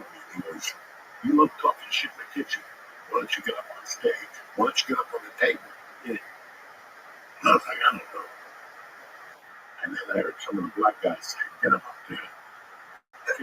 How old were you now? I was 25 years old. Yeah, see, I was there in '88 too. That's when I started. No, but that was in Colorado. Oh, yeah. that's a little different. I was in a Jersey, complete different fucking state. But it always stuck with me. Like, in fact, I was just talking to somebody about the confidence I got from doing whatever I was doing on Wednesday nights. It was like 3 months ago, right? And I was doing everything. I was a Jamaican. I was the attorney. I was the fucking house attorney. So if you got into a beef, I went to see the little judge with you. And we got a deal. We got to do laundry for 8 weeks. You can't eat bread, you know, shit like that. And then I took over pretty much the entertainment. Yeah, So that's a good thing. we would go in, but it's really weird. I didn't forget. I knew I always did stand up in there, right? But till you said that you were the guy for the talent contest, I was like, Jesus Christ, God bless people like you. Yeah, I'm gonna be honest with you. That's definite. I mean, because you know you get bored in there too. Because what's in there, you had like a little TV, like you said, they would do that movie night, and then Chow Time would come up, and everybody would go nuts because they want their Slim Jims, they want their Reese's, you know what I mean? And then the meds, you know, all of a sudden you hear meds up. Everybody would run. Everybody was on fucking meds, you know. So you know, it's just the way it was. And yeah, I love Tuesdays it. and Thursday, you get commissary. Yeah, and it came in a little brown bag. Yeah. Take a shower and shit. Yeah. Get ready for that motherfucker. But that was problem like too, because then people were fucking icing people's shit. Give me your bag, you know. Now I got to go over there, and, you know. Most of the time, I just turn the other way and let them handle it. Because most of the time, what would happen, to be honest with you, they wouldn't fight because they were scared. Some of them would though, and you knew which ones to stay away from. I think in lower capacity, like I got 4 years. I was in Boulder. Yeah. And right away they told me, they go, we got overcrowded. You're getting shipped to Texas or Oklahoma. And I'm like, what? And they're like, sit tight, we'll let you know. And 3 days later, they came down. And I go, what the fuck am I doing? They go, you're going to Summit County Jail. And I was like, Summit County? This ain't in Jersey. I was in New Jersey. This is Colorado. It's a fucking ski resort. Oh, shit. And all of a sudden, I'm at a ski resort. They're like, I go, where's my prison uniform? I'm like, where the fuck you are? And it was maybe 20 people. 20 of us. But it was like 20 of us. and there were like maybe 4 guards. And I thought I was locked up. I was going to a state. I was waiting to go to a state prison. And like the first night, the guy comes to me and goes, Diaz, what do you want? I'm like, what are you talking about? He goes, what do you want? I'm like, commissary? He goes, fuck commissary. We're going to Safeway. We were going to Safeway. You had good. Oh my God. And then cable TV, carpeting. We played handball outside with whatever clothes you had. But I met an interesting dude there. I had a great story, and I read his paperwork. This motherfucker got in trouble. He got caught with 2 kilos of coke. He sold it to the FBI. Forget what his name was, New York City guy. He got in trouble, he got paid, and part of his deal was to buy 2 kilos with these 2 undercover cops inside. Are you ready for what this motherfucker did? He got a house that he knew was already vacant. He set it up inside with a light. He went in and he dug like a little path. When he came out, he took the money, the 2 kilos of coke, and he came back to New York for like 8 years. I mean, the guy that they wanted to. The feds couldn't find him. They had the whole neighborhood staked out. This motherfucker slipped right through. It was the FBI, though, right? It was the FBI. Well, he would have been the DEA. No, they let him slip right through. He was there because they caught him 8 years later. And now he was only like 28 fucking years. Tremendous. This was a great program they ran up there. Anyway, I'm sorry. That's all right. That's funny because it reminds me of something quick that I'm going to just talk about. And I won't really mention an office, but we have like 19, 20 offices. But there was an office that locked up 2 guys. And let's say this is about maybe like 12, 14 years ago. So what ended up happening was there was a big marathon that most of the agents, and there wasn't many agents in this particular group, that they went to this marathon after they locked the guy up, and they thought somebody was still with the guy taking. So it was a Friday, you know what I mean? So this guy is in one of our lockups, our cell blocks, because what happens is we have a holding tank, and then we'll take you, like if it was Eastern District or Southern District, we take you to Brooklyn or Manhattan. But this guy, for some fucking reason, they forgot that he was there. So this guy stayed in the fucking holding tank, no shit, for 3 days. And nobody was there, so he didn't eat anything, but he was drinking from the toilet bowl. So thank God that, we have the toilet bowl in there. But I tell you what, I mean, a lot of you laughing and all that stuff. The guy, I think, come away with like $6 million because there was a massive lawsuit. This is legit. This is what happened. How do you forget about somebody?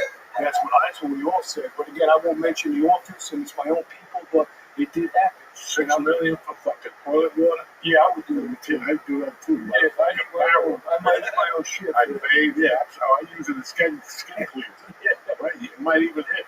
If people wash themselves with their own feces, it's a hit. Gloria Stefan is doing that.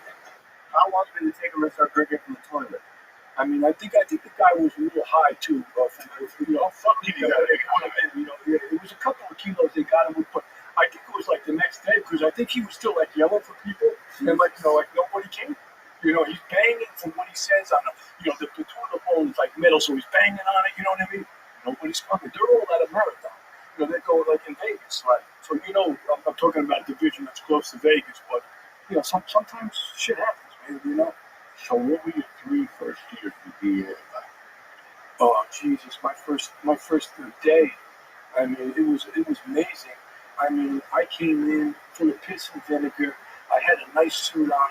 So they said, you're going to group D22, So I says, okay. So I go, I meet the guys. They're all laughing at me because I got a suit on. I go, well, it's the first day. Take the suit off, I look at it. We're going out tonight. So I go, what are we going to do? What are we going to do, And it's like 10 guys, 12 guys to a group. Everybody has their own car. You have your own desk. We're going to the Washington Heights, okay, where the Dominicans are. So I go, let's go, So I go in the car with my senior partner, and I'm riding shotgun. He's talking to me, and we got a deal going with. We have 2 of our informants, and they're meeting with some Dominicans, and we got like transmitters going, and everything's, we're watching everything. All of a sudden, the hit signal goes, get out, we got to go get them, So now I get out of the car with my partner, and I was in good shape because I just came to the academy, so I was one of the first ones there. And I got one of the guys that went in the bodega on the ground.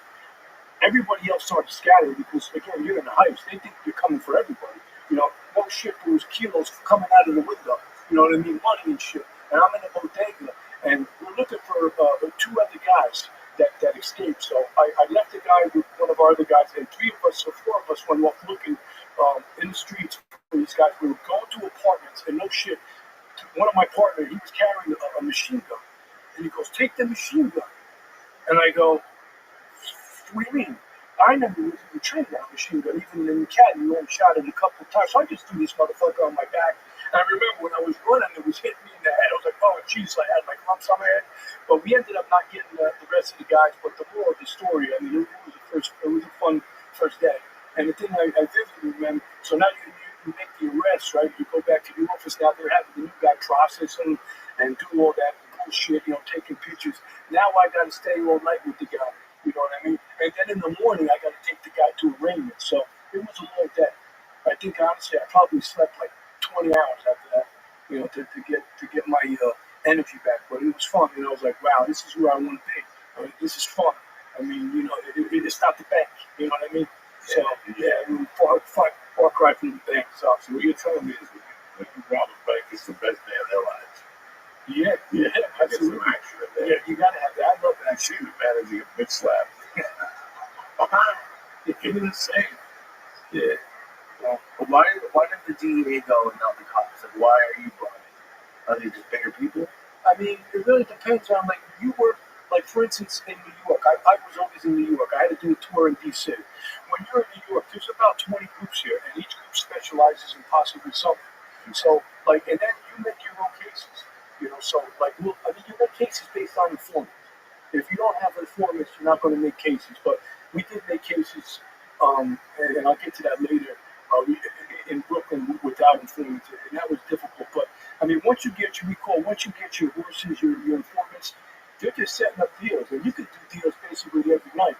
I mean, you really don't want it because then you're in jail. Excuse me, not in jail. You're in court all week long, and you got to do other things. So, I mean, it's not like we're doing bigger cases. We are. But we got to remember one thing too, that the DA has a lot of money. So in order to make buys, like I'll get into later on, like if you were in NYPD, the most you're going to do a buy for is like $400 or $500. Where I was like giving like 40,000 to people, and let them walk and do it 2 or 3 times. So I mean, How hard is it to convince someone to be an informant? Because I think I'd flip immediately. No disrespect. I think you probably I would a few flip. seconds. I would offer it immediately. I would like some people they act like they're not going to do it. Was it hard to flip people? Not really, because let's just take for instance, like in the Heights, when we worked the Heights, right, we would do crack cases.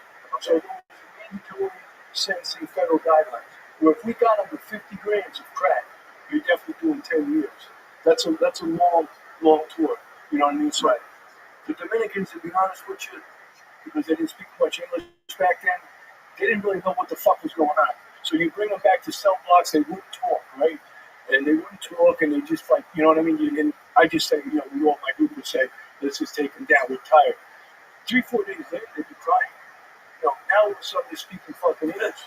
To the attorneys, hey, can you get me out of here? You know what I mean? And I go, well, your time might be lost because, like, people know you're in jail now. But to be honest with you, I was always a decent guy when people, cooperated, because I feel people make mistakes.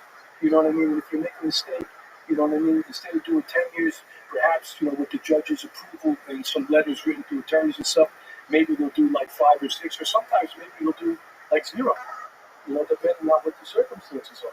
So, And can you stop being an informant, or you just an informant forever? we'll let you know when we stop. No, I mean, you know what? That come from the funeral. I mean, his son was a great informant. Yeah. Thanks a lot. You did a great job. You did a great job. But you know what? Yeah, I mean, some people, to be honest with you, I had people that just came in that just wanted to be an informant because, let's just say you were doing a money case, okay? Meaning like, you're looking for like $1 million. You're looking to do a reverse on somebody. Instead of buying cocaine, you're saying you have cocaine, you have heroin, right? If somebody shows up, let's just say with 200,000 and stuff, okay, and we come and we lock you up, federally, I mean, it's a conspiracy. You're still going to get hit for, what you were negotiating for. But what ends up happening is we collect the money. Now, if the informant was not a defendant informant, we would put in for 25% of that cut. So, for instance, I would cut a check, not me personally, but it would come from headquarters. Maybe 6 months later, that person might get like 60, 70,000. And let's just say you're doing $1 million. Let's say you're doing. I had informants that made more money than probably my whole group. And you know what? It was like we'd be like, motherfucker, maybe I should just stop and become an informant because here I am not making peanuts, but you know, these guys are making real money. You know, so I didn't know they got paid like that. That's pretty cool. you can put them in for 25%. Like I said, some guys would just walk in and say, "Hey, I know somebody who's got money, and you take it from there, and we're not going to turn them down." So, you know, it was fun. I tell you, it was a blast, man. I wish I was back there. You know, I mean, still doing it, but I tell you, the commute for me, and I'm talking about silly shit now, but the commute was horrible because I live down south. You know what I mean? So every day you have to make that trek down. And you know, sometimes 9:30, 10 o'clock at night, you're looking like with the fucking Holland tunnels jammed up, and I'm like saying to myself, "What are they doing, waxing the fucking tires again?" You know, it's like you never got home. You know, it was hard, especially if you had kids. So now, when did before you started making buys and all that stuff, did they actually train you? I mean, you really can't train someone to make a buy. I mean, we have like undercover classes. I mean, which is silly over at the academy. Most of the people, I'm gonna be honest with you, and I'm not trying to tap myself on the back or whatever, but for a white guy, I did a lot of undercover, you know, and I enjoy it because I don't mind getting in front of people and talking. If I don't know them, if I do know them, I don't give a shit if I make a fool out of myself, you know. And a lot of people ask me to do undercover for their cases, so I did a lot, you know what I mean? And that was fun. That was the best part of the job for me, doing the undercover. I frankly didn't like doing surveillance because you have to sit on somebody for 10 hours. You might not see shit. You know, maybe hear a dog barking in the place, or maybe the guy finally leaves his house, but he goes to Burger King and goes back. You know, but you need the surveillance. You know what I mean? You gotta keep eyes on these guys to see what they're doing, who they're meeting with, and a lot of these guys are night owls. So I mean, a lot of times you got to stay there a long time. You don't leave. You know what I mean? You got to leave when the boss says go. If you had a good boss, sometimes he let you go a little early, but you know. I'm happy married with that job. It was rough. I gave my wife, obviously, Denise, I mean, a lot of credit because we had two sons and, they were in school and she had to do everything. And, by the time I got home, I tell you, she had, food on the table, even if I came home late. So, and then the kids would be in bed. So I missed a lot of the kids, different things that they would do with sports, with school functions, their friends. I missed all that. And that's horrible, so. This is crazy because for years, as George knows, I'm a Miami Vice fan. Yeah. And so was everybody else my age at the time. And I remember, guys going to buy 10 kilos and not doing a line of coke. Yeah. Just looking at it with a tube, give me the money. And the guy would leave, bitch, I got to see you do something. That's always been my thing. And then I got locked up. It's a federal case. Okay. So they arrested me for 3 hours. They put me in a federal bin in Boulder. But I was in there with some dude who I'd never seen before.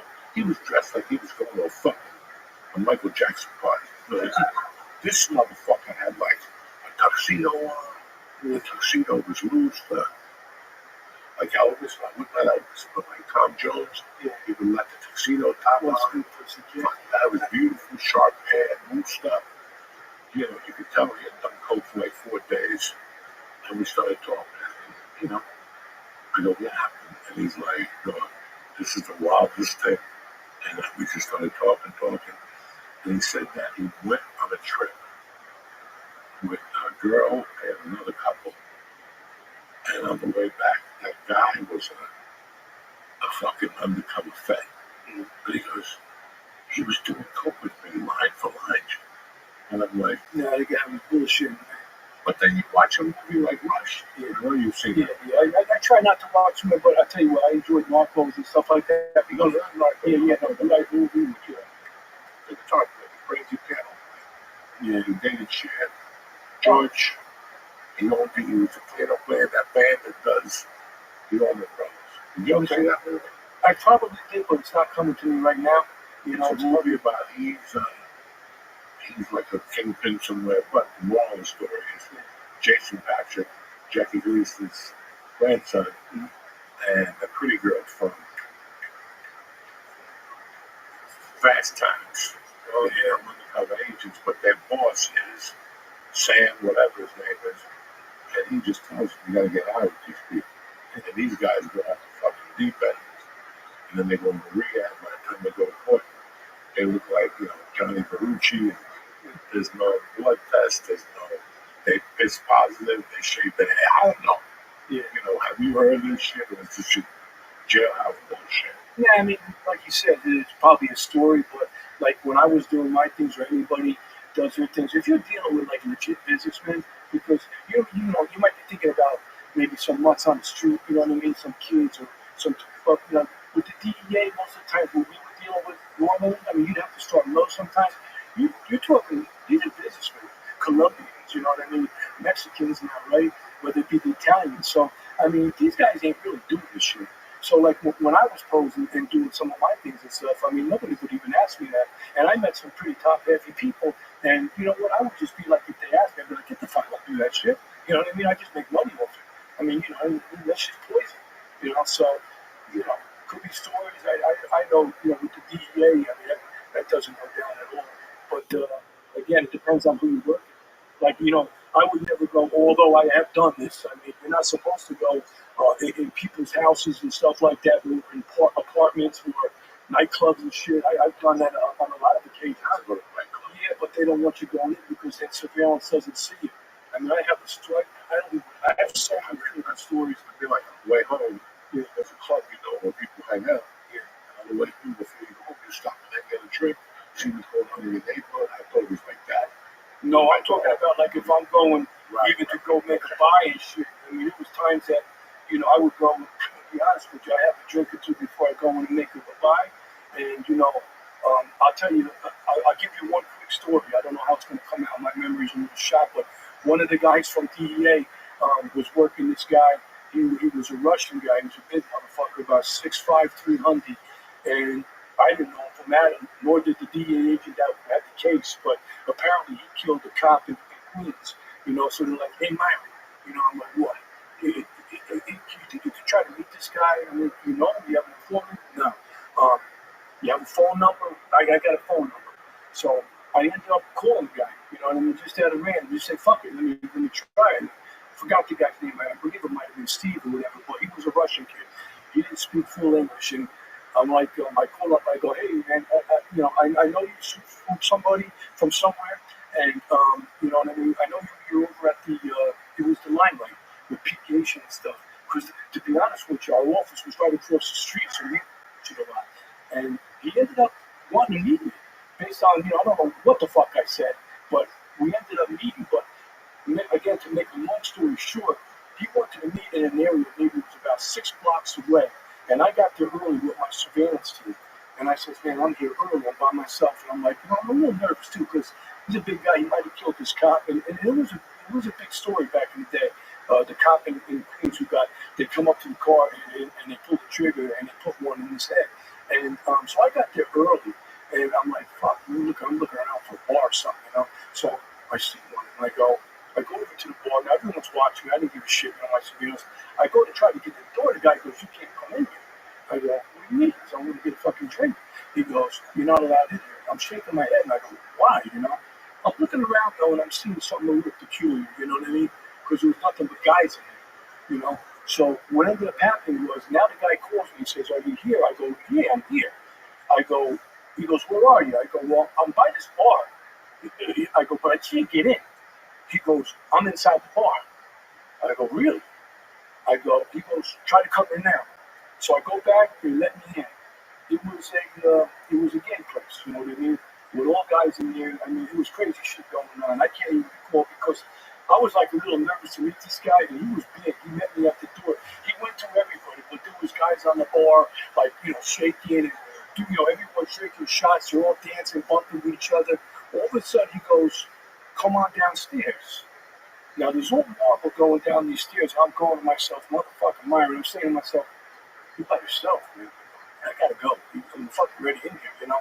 So I follow him down there, and I stop at the end of the stairs. Now he goes in the urinal, you know what I mean? And this guy's huge. I don't know how he got the fuck in there. You know, because he got to squeeze in there. It was like Superman. And he's in there. Now I'm a little nervous, you know. I don't normally get nervous like that. He opens the door and he goes, come on in. Now, we're in a game show, and I'm not trying to pick on him, but I'm thinking, what's this guy going to do? You know, is he going to do something to me in there, whatever? I'm just thinking crazy thoughts, you know. So I go in there, and he goes, you got the money? I go, yeah, you got the money. He goes, the stuff's underneath the toilet. I look at him, and I go, I'm not fucking bending down to get that shit. I go, go get that shit and give it to me like a fucking man, you know what I mean? But he was nervous, too. I was nervous. We ended up doing the deal. There's the moral of the story. You know what I mean? When I came back out and I went back to the office, everybody was pissed at me because I went inside, but I did the job. But again, those are the kind of things you don't want to do, because a couple of our other agents, like namely, I'll mention one that I had a case, was Everett Hatcher. I don't know if you all remember Everett Hatcher from Staten Island. Gus Faraci was going bananas there in Staten Island. There was a movie made about it. Actually, Tony Danza played Gus Faraci, and he was out of control, and he killed our guy, Everett Hatcher was doing undercover, and something happened. I don't want to get into it, but the guys lost him, and he ended up getting killed. And basically, what happened after that, which was obviously very sad to see somebody, you know, getting taken out like that, and that somebody could actually do something like that over drugs. But I guess Faraci was just nuts, you know what I mean? So what ended up happening for like a good 6 months after that, we wrote them. All the guys, the Italian guys, every fucking family broke down their games, did everything until somebody, you know, came up with where this guy's at. Faraci. I don't know if you saw the movie. It was a movie. Yeah, I mean, Tony Danza played him. I think it was Tony Danza. He plays all those movies. He was in another one of ours that Model in Miami was another movie that was made about that Chris Levinson kid who was dating Madonna. You know, but he had issues that nobody knew. He opened up a club in Lauderdale. It was Club Liquid. I mean, it was one of the biggest clubs. Like, boy, yeah. I went there once to give me a cock ring. On a Monday night, I went there. There you go. With some people from the improv. I was in shock. I didn't even know what a cock ring was. I ain't gonna lie, nobody. I was like 40 years old. I had no idea. That's how deep they took it. Let me tell you how hot the club was. On Monday nights, it was very tough. You got a plane ticket out of Newark or LaGuardia to go to Miami. That's how hot it was. I mean, now even today, that's hot. I mean, Miami's hotter than Vegas. I mean, it's unbelievable. But yeah, that's a whole. Where is Chris Levinson now? Let's get to it. The last I heard, he had a pizza place here 2 miles from him. He might. I mean, like I said, He opened up restaurants in the Bay Area. Yeah. But he can't love from there. Everybody forgot. I know Sofia Vergara. Yeah, but then you know who's also in that mix was Sandra Bernhardt. They were all, you know, that was, you know, back in the day, obviously Madonna was the shit, you know. And this kid, I think, you know what, and the reason I know this, because what ended up happening was we did a lot of cases, and sometimes when you do too many of them, you give cases away. I had given that particular case away to another guy who worked it, but I still was involved with it. But he was like 23, 24 years old. He was running Miami. I mean, and he had a lot of people behind him, you know, that were my guys. But he was a tough kid. You know what I mean? He was hurting people in his clubs. You know what I mean? They disrespected him. And he did get a lot of respect there until what ended up happening was his history came back on. You know, and that was he did a pushing job in Staten Island with this other kid. What's that? Well, I mean, just got out. I'm gonna tell you, I could give up names. There was one kid. There was actually all 3 of them were there. I think Pastiello. They changed his name to Ludwigson because I guess he broke off from his father. I mean, he was with another kid by the name of Reynolds. And Reynolds. So it was Tommy Reynolds, and then there was somebody else. Again, I had dropped I out. just got out of jail. Yeah. But they did, you know, a decent amount of time. And I tell you, it was hard what these kids did. I mean, they knocked on the door because in Staten Island, because they thought there was like, I think, $300,000 in a fucking cereal box, whatever it may be. And the lady come to the door, the husband was behind her, and the kid Reynolds just come boom and shot her, you know, and you know, Jesus, man. And so that's Miami, but he had to do his time. I think he ended up doing 16 years, maybe, or I'm not actually sure. You know what I mean? Because I didn't follow it. Again, you can't quote me on some of these things, some of the names sometimes because it's been a little while. But yeah, you know. Did anything like that happen when you were undercover? Like anything pull a gun, anything like? And what do you do in that situation? Well, thank God nobody ever pulled a gun, like I said, because I never would have a gun on me. Because when I worked a lot of these mob guys, and I worked some older guys from the French Connection day, and that's when I was getting at giving $40,000 and letting it pass. I let it go up 3 times. That's how much the bosses loved this case because we got involved with some good people. But when I started meeting these guys, and I'll mention, and this guy he did more time in Connecticut, and I think he just got out again. After we locked him up, he got out. He just likes to be in jail, I guess. I guess he likes the commissary, the sweat gyms and shit. But, I was meeting a guy by the name of Frankie Catino, and he was an older fucking guy. And I would meet him at a place called La Maginette over in the city, which was on like 53rd and 2nd Avenue. And I tell you, that was a fun place because I'm kind of losing myself here because this case initially was handed to us through an informant from Jersey, actually, and I'll tell you, he's dead now. Joe Eppolito was the informant, and I got to give props to my partners and case agents on this. On all these cases I'm talking about, one is Eric Stangley, and the other one is Robert Prisoleri, who are great agents and we did a lot of things. But I was meeting this guy at this La Maginette, and like they would pat you down right away. So if you got a gun on you and shit, you know what I mean? It wasn't working. They would pat you down for wires. And I remember I used to bring a whole lot of cash into La Maginette, and I felt like a king because I really didn't have that money, but I was taking it from the government.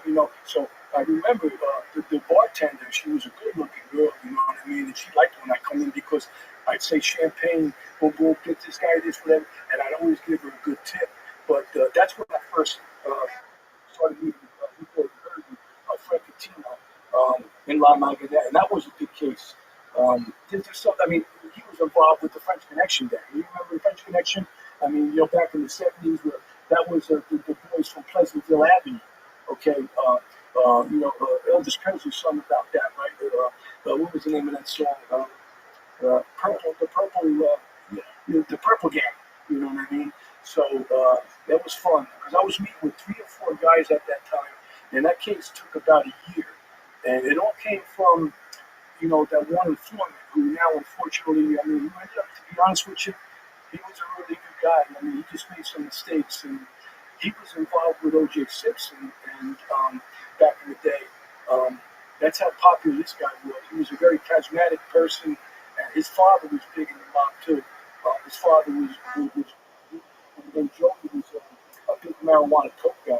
So I had to actually meet his brother while Joey was in jail. I met his brother in Point Pleasant for like a weekend to go over our game plan because I had to remember like all these people because I was supposed to be like Joey's like guy, not took over. So I was spending a lot of time with them, and they set me free. And for like a year and a half, we went up on a lot of wires. We locked up a lot of people again. Rob Brizoleri and the group, he did an outstanding job. And, we actually got into the heroin was coming from China. And there's a big difference between heroin. There was Afghani heroin, there's all kind of crazy heroin, right? There's hillbilly heroin. But the shit from China, and when he brought that shit to me, we always met at La Maginette, I'd say to him, hey, Herbie, I go, you got it, right? Because we'd be sitting having some pasta and shit, like on a little table outside, and I vividly remember, I could smell the heroin. That's how strong it was. And, I give him 40,000, he give me fucking what? And you go. That was that. We did that for a year. I made 3 or 4 buys of it. So we spent alone just in money, doing multiplication, 4 times 4, it's 160,000, right? But we ended up getting good players. Again, I can go into a lot of other names and stuff that maybe you don't know or maybe you don't, but they were like, this guy was related to like captains from the KZ family, and a lot of high level people. So, It's crazy how many of those guys make billions of dollars. Well, this guy, but you know what? The funny fucking thing about it is this guy Herbie, he looked like, honestly, looked like Mr. fucking Perdue. He was skinny, he had no fucking hair, he hardly had a car. So, like, for instance, he had the juice enough to get the heroin. But these guys like that lot of guys, like, they don't really have the money. They're not really the businessmen. You know, so this guy would do whatever he can to, you know, to make a dollar. You know, and I don't know what his cut was. He took off the end. You know, but then again, on another occasion, he loved the fact because I was fucking whining down. Then I bought him a warm-up suit. I bought him, I gave him a case of fucking this. But it all went together where he gave me like kind of credibility, you know. So that was fun. That was one of my, you know, I don't even say best undercovers were, but it was like just fun to do because I didn't have to go to the office. You know, my one big boss, you can wear sweats, you can wear shorts. I made phone calls from around my house now. You know, because they knew I was from New Jersey, so that was cool.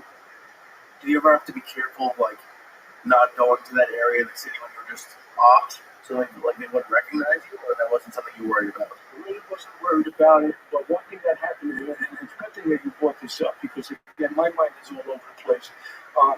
The thing that happened in this case, okay, is when this thing fucking went down, we locked up about 20-something people, okay? And what happened was, the undercover's not allowed to be there for takedown, obviously, because they don't want to see, like, oh, you know, I called myself Chuck, by the way, you know what I mean, when I was doing undercover. So what ended up happening, they did the takedown, and during the takedown, you know, afterwards, I came into cell blocks, and they were trying to figure out what the fuck happened, you know, and all of a sudden, Herbie saw me, and they overheard, like, someone saying, hey, Myron, come here. Herbie goes like this, I can't believe I got beat by a fucking guy by the name of Myron. And I looked at Herbie because I had promised Herbie, I says, Herbie, you know, in a week or so, Stone's around. I got fucking tickets. We're going to go. I said, well, you know what, fucking Herbie? He ain't going to the fucking Stones concert either. You know, so, yeah, but you know, those are the kind of guys, like, we locked up, like, a lot of the older guys, they didn't really give a shit. They didn't mind doing time. You know what I mean? It was like, you know, like we go play probably fucking dominoes or something. But then again, I just found out with Coutinho, I'm looking through some articles, he got out after doing 10 years with us. He went right fucking back in. Like a year later, he got caught in Connecticut. And he had a lot of ties to the cases in Connecticut. One of them was like this guy, Anthony Milan. I mean, it's well known. You know, he was just, one of the captains and stuff. They were involved with Jesus gas pipe. You know, gas pipe. He wanted to blow up fucking MTC. He went to the escape there. He was going to do it. You know what I mean? So you can't make this shit up. I mean, when you're on a wiretap, and a lot of times I would be listening, like the first wire we did, which I didn't even get into. I mean, the shit that these motherfuckers say on the phone. I mean, you just gotta laugh, you know, because they're saying shh, shh, don't talk, you know what I mean? But yet they're fucking telling you everything, and I'm laughing. And back in the day, I mean, nowadays, the kids that, you know, and I call them kids because they are, the 80s had everything computerized. Back in the day, I'd be on 4 fucking phones with our group. I'd be in a chair that had the wheels like this. I'd have to, like, one phone would be going, I'd wheel over here, right down the other one's going, wheel over here, you know. You'd be going nuts, you know, because they just talk so much, you know, and that's how you get them, you know. And that's how we did get them. And it was fun. We locked up 75 fucking people on that first case with me and Eric Stanky. Again, I want to mention him because, you know, he was my senior partner, and it was unbelievable. I mean, we started with the beeper. Back in the day, that's why I said we normally start with informants. Right. We backed out of the beeper. They were beepers back then in Bainbridge and Bensonhurst. We backed out of that. We got 80 fucking guys. 80 fucking guys. It didn't stop. You know, I wanted the case to end because it was like, as a matter of fact, I'll tell you a story. When we did the fucking takedown, this is just a little side note. There was one guy that was doing some shit because the conspiracy in the federal system was the same amount of time. But this guy was dealing low level with this crew, but he fucking lived there with no shit. He lived under Avenue U in a fucking box, like a cardboard box. And we wrote the instructions onto all the people that when you go out to the takedown, there's like 5 guys who go do it. We said, yeah, you're going to find this fucking guy at. He's going to be in this fucking cardboard box. And lo and behold, they come back to the lockup after he goes, Myron, you're fucking right. He was in the cardboard box. And, you know, here he is involved with all these other guys, and, you know. So let me ask you this, because I get mad at my friends who, like, will text about buying weed from, like, when they don't go to a dispensary, but they'll be like, hey, do you have trees tonight? Or I'm looking for... Yeah. You ain't cops know what that means. Like, that's they're being stupid, right? Like if they text about a I mean, of course, but back in the day, but nowadays, I'm gonna be honest with you, man. Nobody bothers with that shit. I mean, like you know, back in the day, like for federally, see, we used to do a lot of the Italians on the marijuana, but we would do them on RICOs. If you don't know what a RICO is, you know, you have to have 2 predicate felons. So they might be doing gambling, they might be doing prostitution, they might have had a couple murders, and we bang them. And that's how actually Giuliani started this shit, you know, with the RICO. So when you get them, they're doing like just about life. And you know, basically they got it flipped. But nobody's bothering with that shit. I mean, it would take 1,600 pounds back in the day for me to actually have anyone do a little bit of time. But when you put that together with other charges, then it makes a difference. 1,600 pounds. Yeah, that was the federal guidelines. I think for like you might get like 5 years. 5 years. But not even that because you probably get out, you know. But we, like I said, we did that as we did RICOs. We put that on top of other charges. You know, so Dude, they scared us so much in school. I thought if I bought like $10 worth of weed, I was going to jail forever. No, I was scared. well, it's good that you were scared, to be honest, because you got to fear something in life. So that's good. But, you know, the weed stuff. I mean, even now, I mean, everything is different now too. So there's some jurisdictions like I went out to LA, and again that goes back to the Eppolito thing, and we would do more buys from this. It turned out to be the OJ thing. But what ended up happening was sometimes they wouldn't even want to do the cases if you could get 10 kilos of coke. That's how different districts work. Like Southern District and Eastern District were great. They would do whatever you want. But you go out to, like, what we talk about now, and I don't want to get into politics, but like California is the worst. You can do whatever the fuck you want over here. You know? So, I mean, you know, 10 kilos back in the day, they didn't even want it. But because it was a mob case and bosses called bosses, we went in Rizzo area. I mentioned we bought over a couple of guys, and that was a funny story too. You know, that all came back to the OJ thing, which there's been a lot of articles that, you know, when OJ was actually driving that fucking Bronco, he was talking to accountants. Our accountants called our informant because he was out, saying, how does he get out of town? You know what I mean? So a lot was spoken while he was in that Bronco, OJ.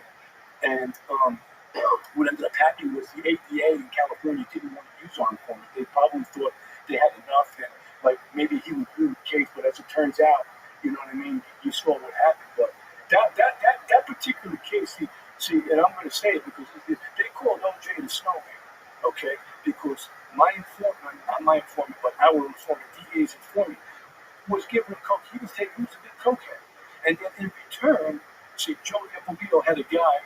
His name was Charlie Tuna. He would run his business. And Charlie Tuna. There's a lot of Charlie Tuna, so again, but this one I remember. But he would actually go and give OJ shit on the arm, but OJ would then hook these guys up with legit customers that would want kilos in Hollywood and stuff.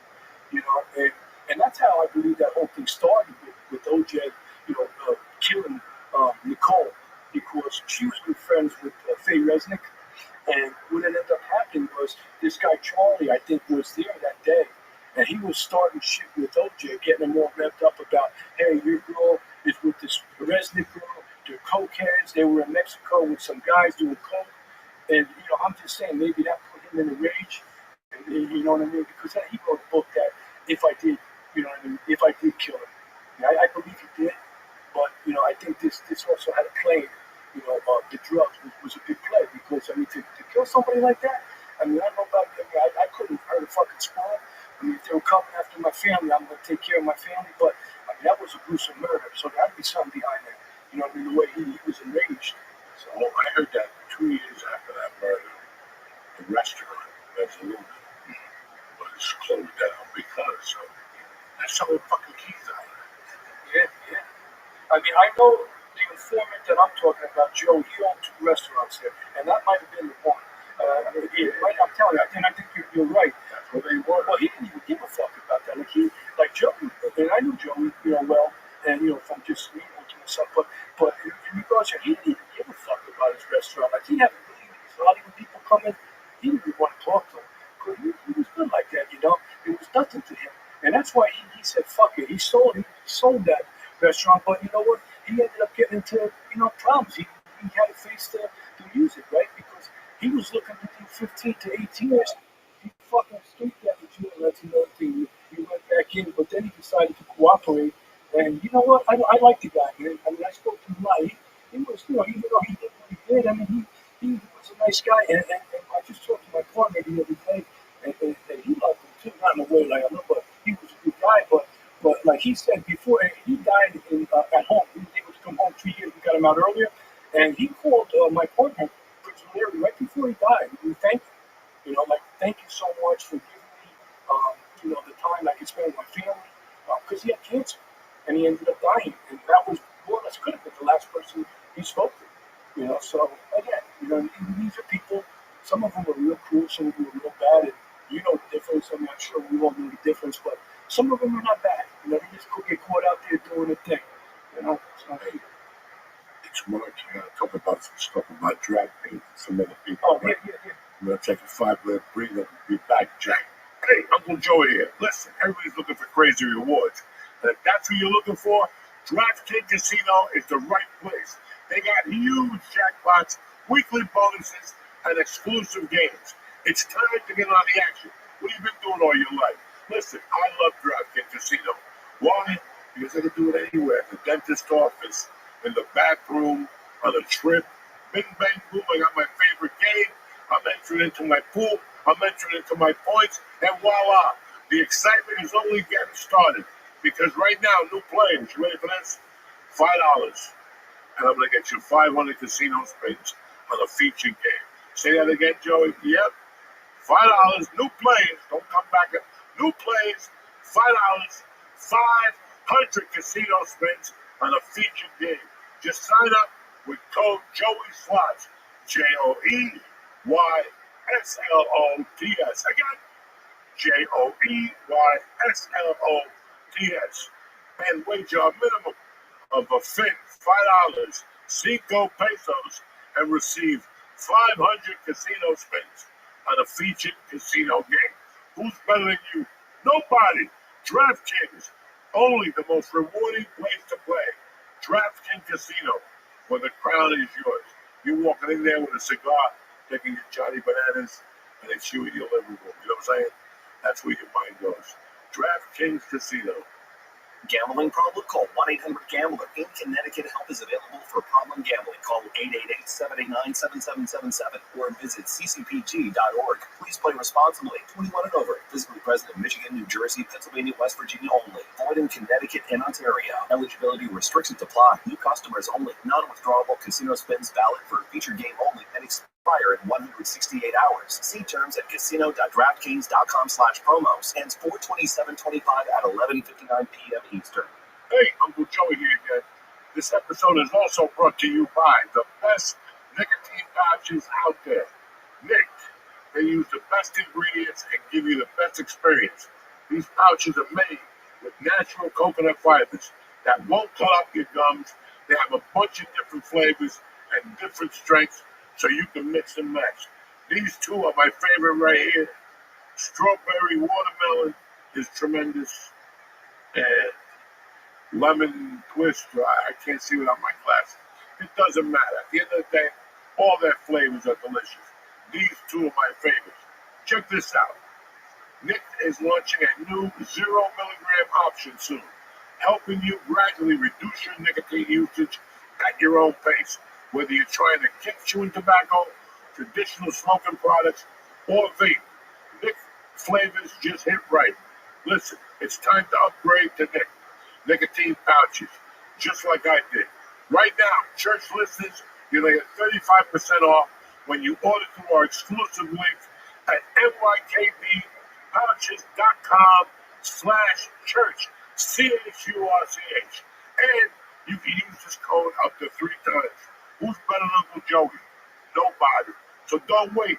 Get 35% off right now on nykbpouches.com/church and check out the new church bundle with some of Uncle Joey's favorite flavors. That's nykbpouches.com/church, nickpouches.com/church. Nick products are only for adults of legal age. So you're too young, big eye, go drink a cup of tea. And every order is age verified. Warning, this product contains nicotine, and nicotine is an addictive chemical, okay? Uncle Joey loves you. Thank you for supporting our show. And thank you guys at home for watching. All right, we're back, Jack. It's a beautiful Tuesday morning, wherever the fuck you are. Anyway, my man's still here.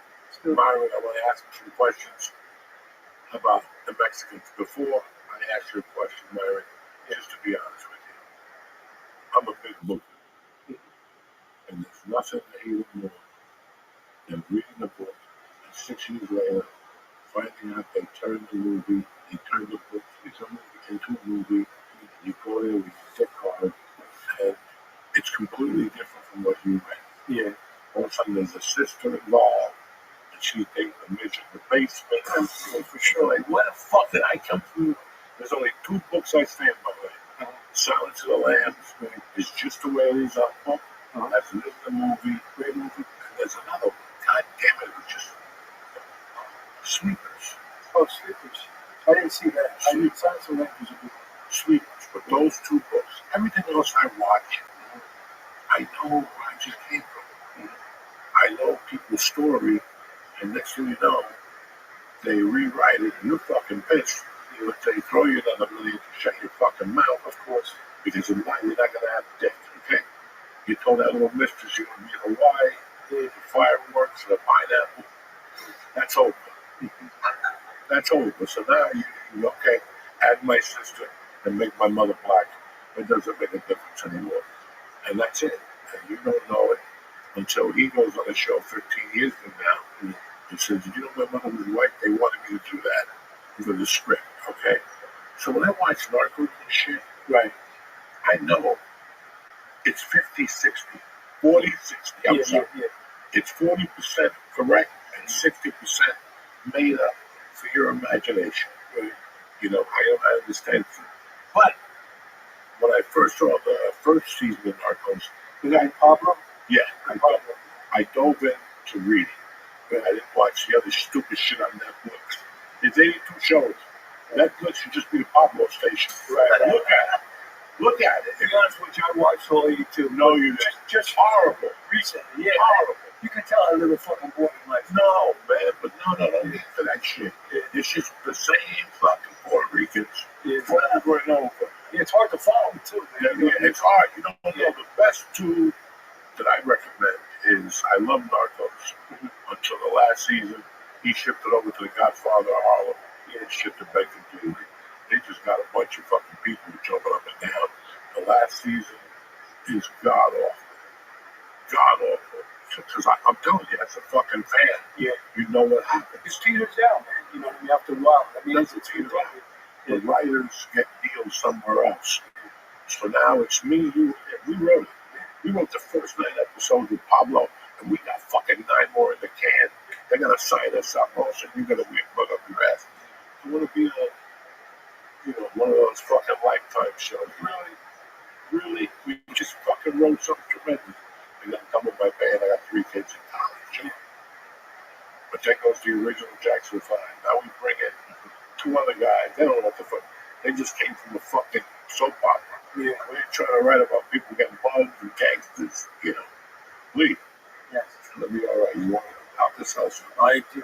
You want some of this? I got a little stuff. I'm good. But so I read about it. I really read about it. And the other show I really like is Hota. I never haven't seen that show. What's it called? Hota. No, but I saw, you know what's a good one?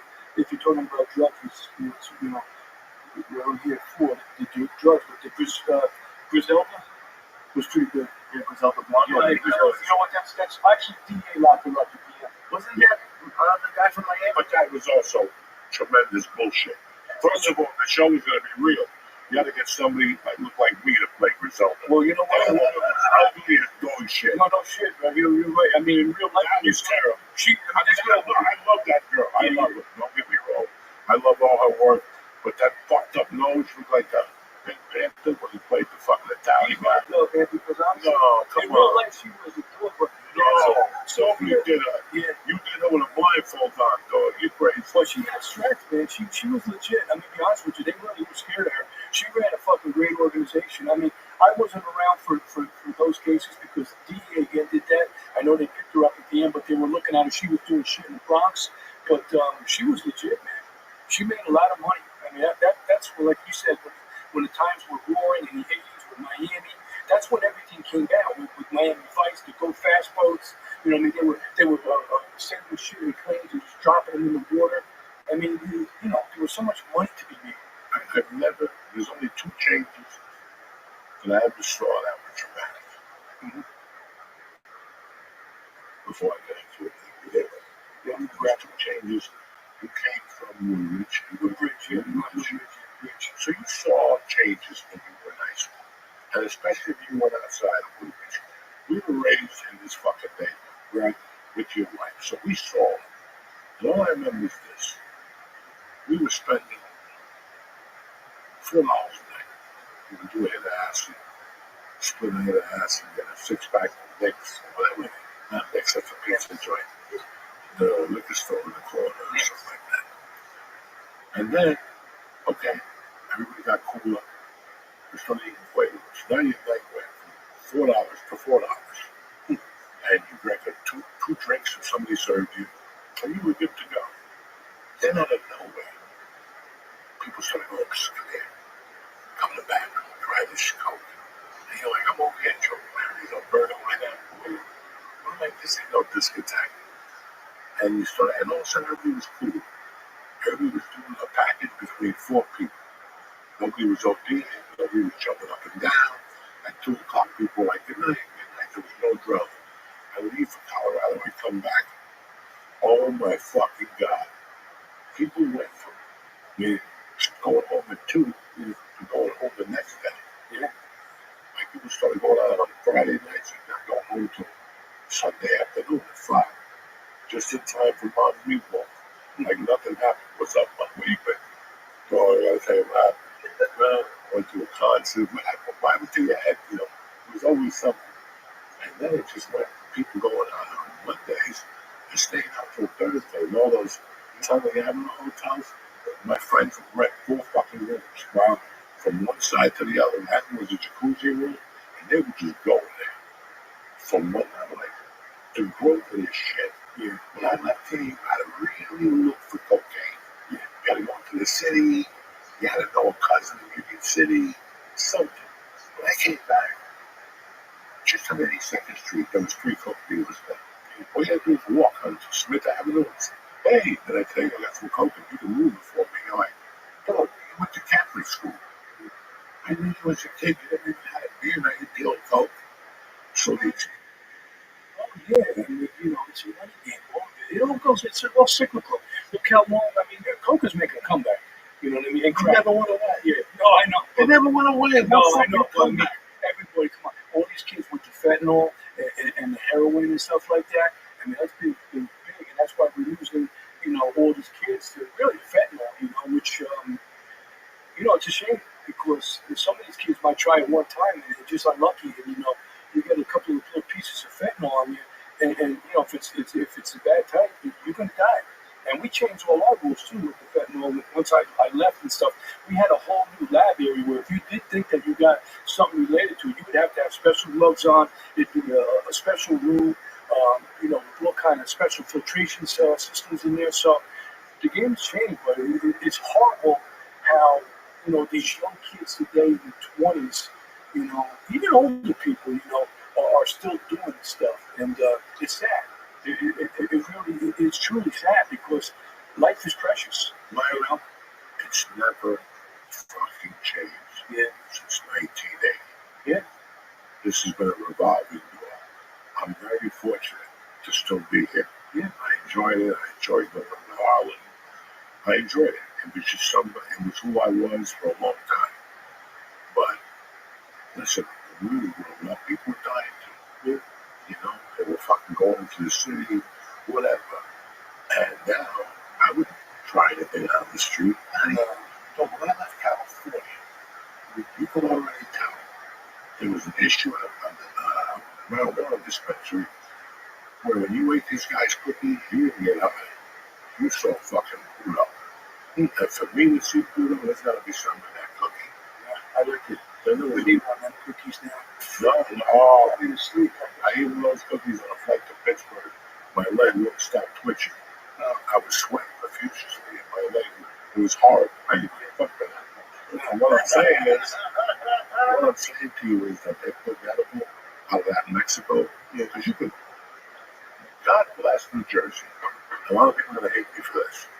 Because I came here and I was withdrawn on Xanax. And I thought I was gonna walk into a doctor and go, hey, let me get a script, guys. No, they don't prescribe that shit. We don't give you that shit at all. Yeah. And then I had the knee surgery. And it was tough to get pain. Like, tough. Like, come on, man. Well, we don't know. We got to contact the doctor. He's got to contact CVS. And CVS has to call BC and see if we're on the list. And you're like, what the fuck? And then somebody told me that next time get surgery and go to Staten Island. Because they just go nuts out there. Yeah. They don't give you 20, but they give you 20. We had a group that actually just dealt with that. It was called our diversion group. So if you get a script, that third copy, I believe it's pink, that goes to the DEA, and they can tell by, like, not that I did, I wasn't in this group, but, the pharmacists, the doctors, they were locking them up left and right because, and the pharmacists, they were getting like $500,000 cash out of their fucking apartments because that's how lucrative the business was with like you said, whether it be oxys, whether it be Xanax or Dilaudid, all these things. So it's a big business. Well, I saw some documentaries that like people who got addicted to the pills would switch to heroin because it was cheaper. Which is crazy. True. No, it is cheaper. It is. That heroin is cheaper than the pill. Of course, when did we do heroin? I don't know if we did heroin. When did we do heroin? Oh, I got the date. I got the episode. I can't see the people. No, I think that's one of the thing. But just this little marijuana juice.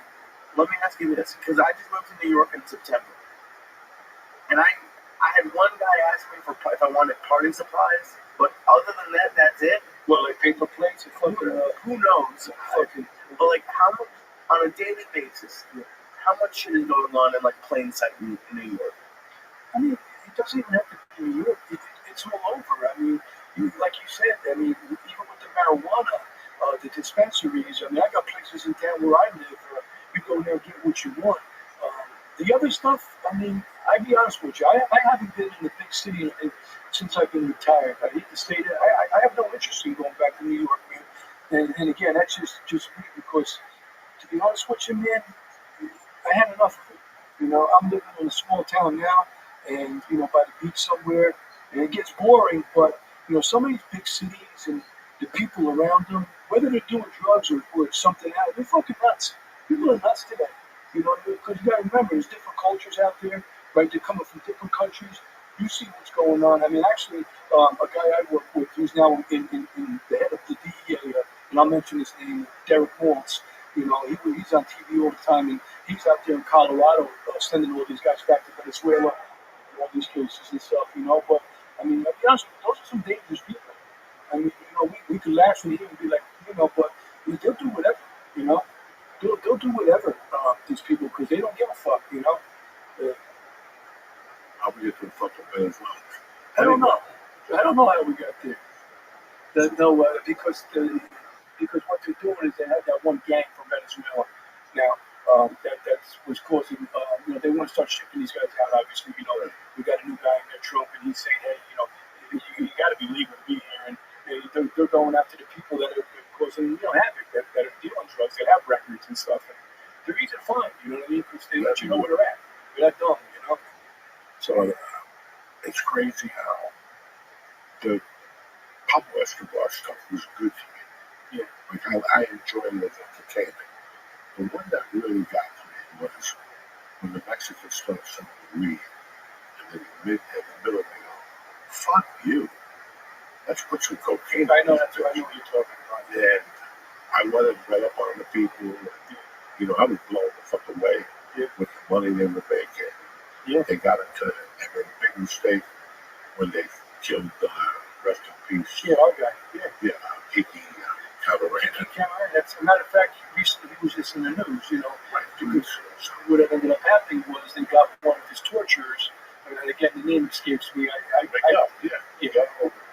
And when they brought up to arrangements, they put Kiki Camarini's cuts on, which, I mean, okay, you know what I mean? It's sad that we lost the agent it was a while ago, but they got him. You know what I mean? And that was a great thing. And at least gives the people, from DA anyway, to say, hey, listen, we got you guys. And Kiki's cuts are on you, and now you're going to do your time, probably rot in jail, which is a good thing. But Mexico's a whole other story, man. Like Mexico, like they kicked us out of the country for like a year or so because everything is so crooked.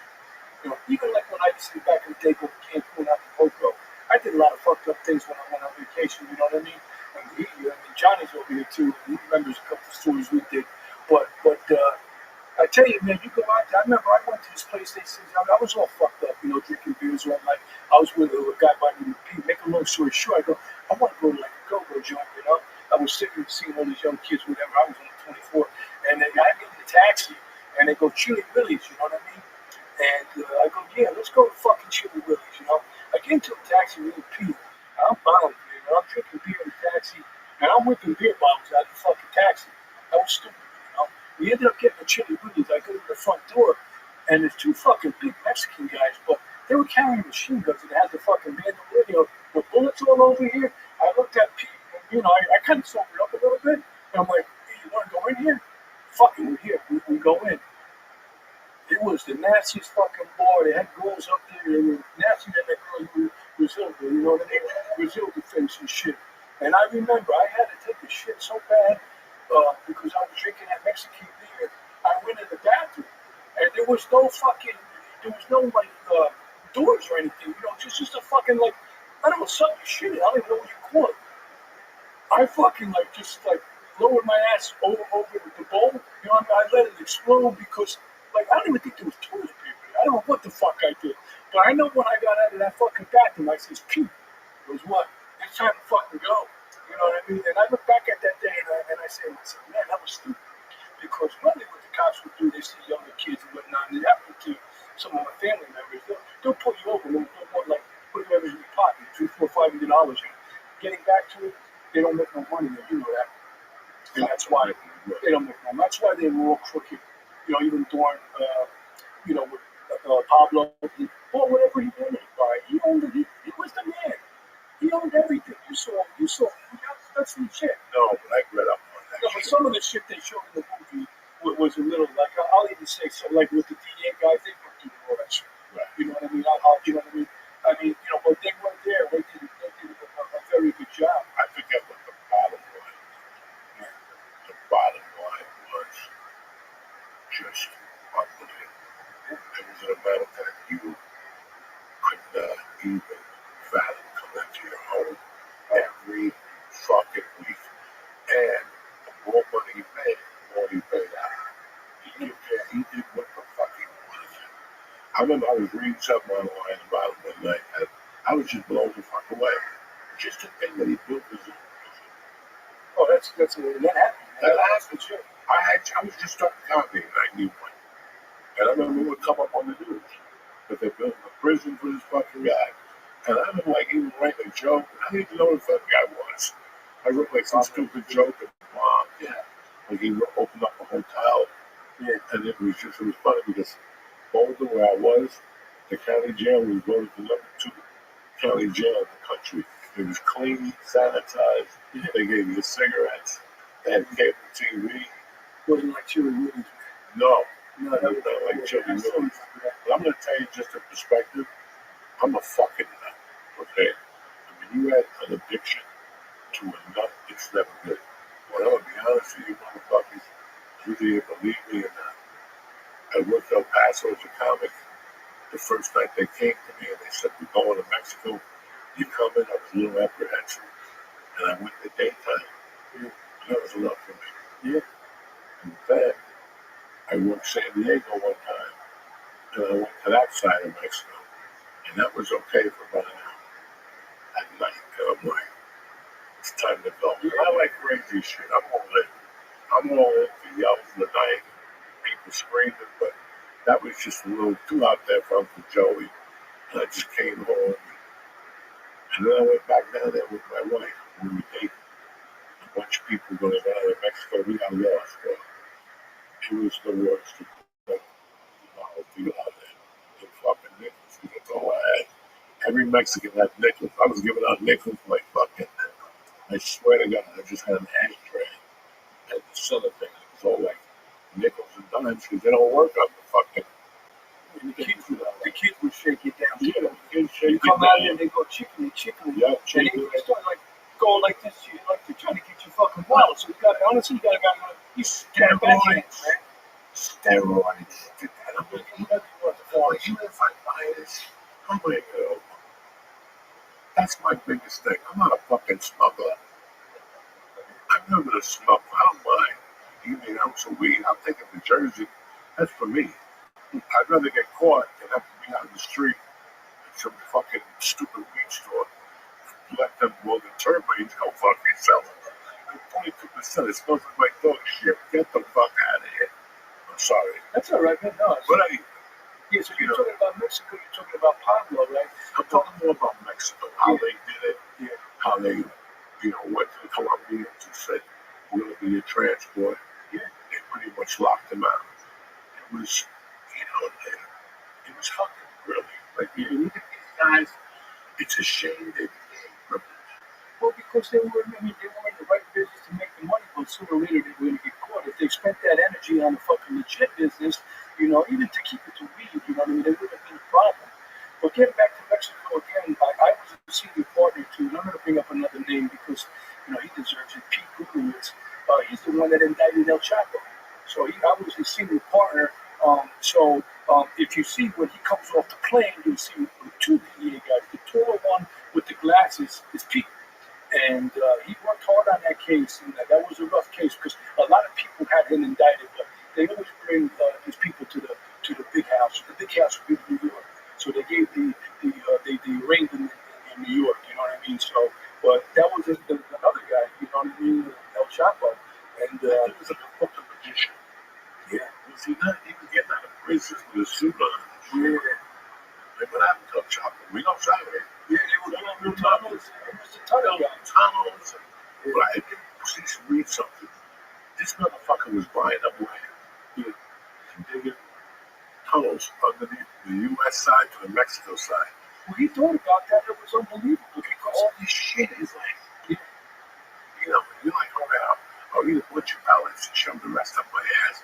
Meanwhile, this guy's buying a house from the other house, and it's like they dug underneath, where they put roller skates on it with a fucking thing that you push. I tell them I don't really push it, and it gets to the other side, and that's it. Who thinks it was simplicity? how the fuck would you even think about tunneling, like the way they built it, even to get him out without money? The thing about it is they were making a lot of noise for the prison, so they won't pay off. Right. I mean, you can't tell me that they didn't hear like fucking people blowing, or even taking shit out. I mean, come on, so yeah. But getting back to what you were saying, like the Mexicans with the Colombians. I mean, back in the day when it first came on in the '80s and stuff, it was the Colombians. Especially in New York. You know what I mean? And that's where I was doing my stuff. But the Mexicans are a lot more powerful in regards to, like I said, they got bigger conas, they got bigger balls. You know what I mean? So if you fucked up with the Mexicans, honestly, they were really, they tortured people. Like they were ruthless. You know what I mean? You had some Colombians like that, but a lot of times the Colombians would be little, no disrespect, little motherfuckers. You know what I mean? And they got their business suits on. You know what we used to do to the Colombians back in the day? When I first came out, we would go to Queens, right?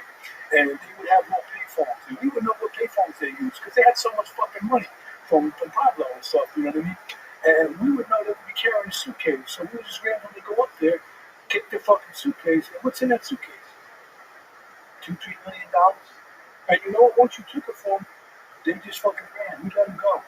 You know what I mean? We just take the money, and again, it goes into a big kitty for the Department of Justice and stuff. And I never did anything fucked up. Like there are guys that did do that, but you know what I mean. And a lot of them got caught. But there was a lot of money, and the problem with drugs is, what do I do with this money?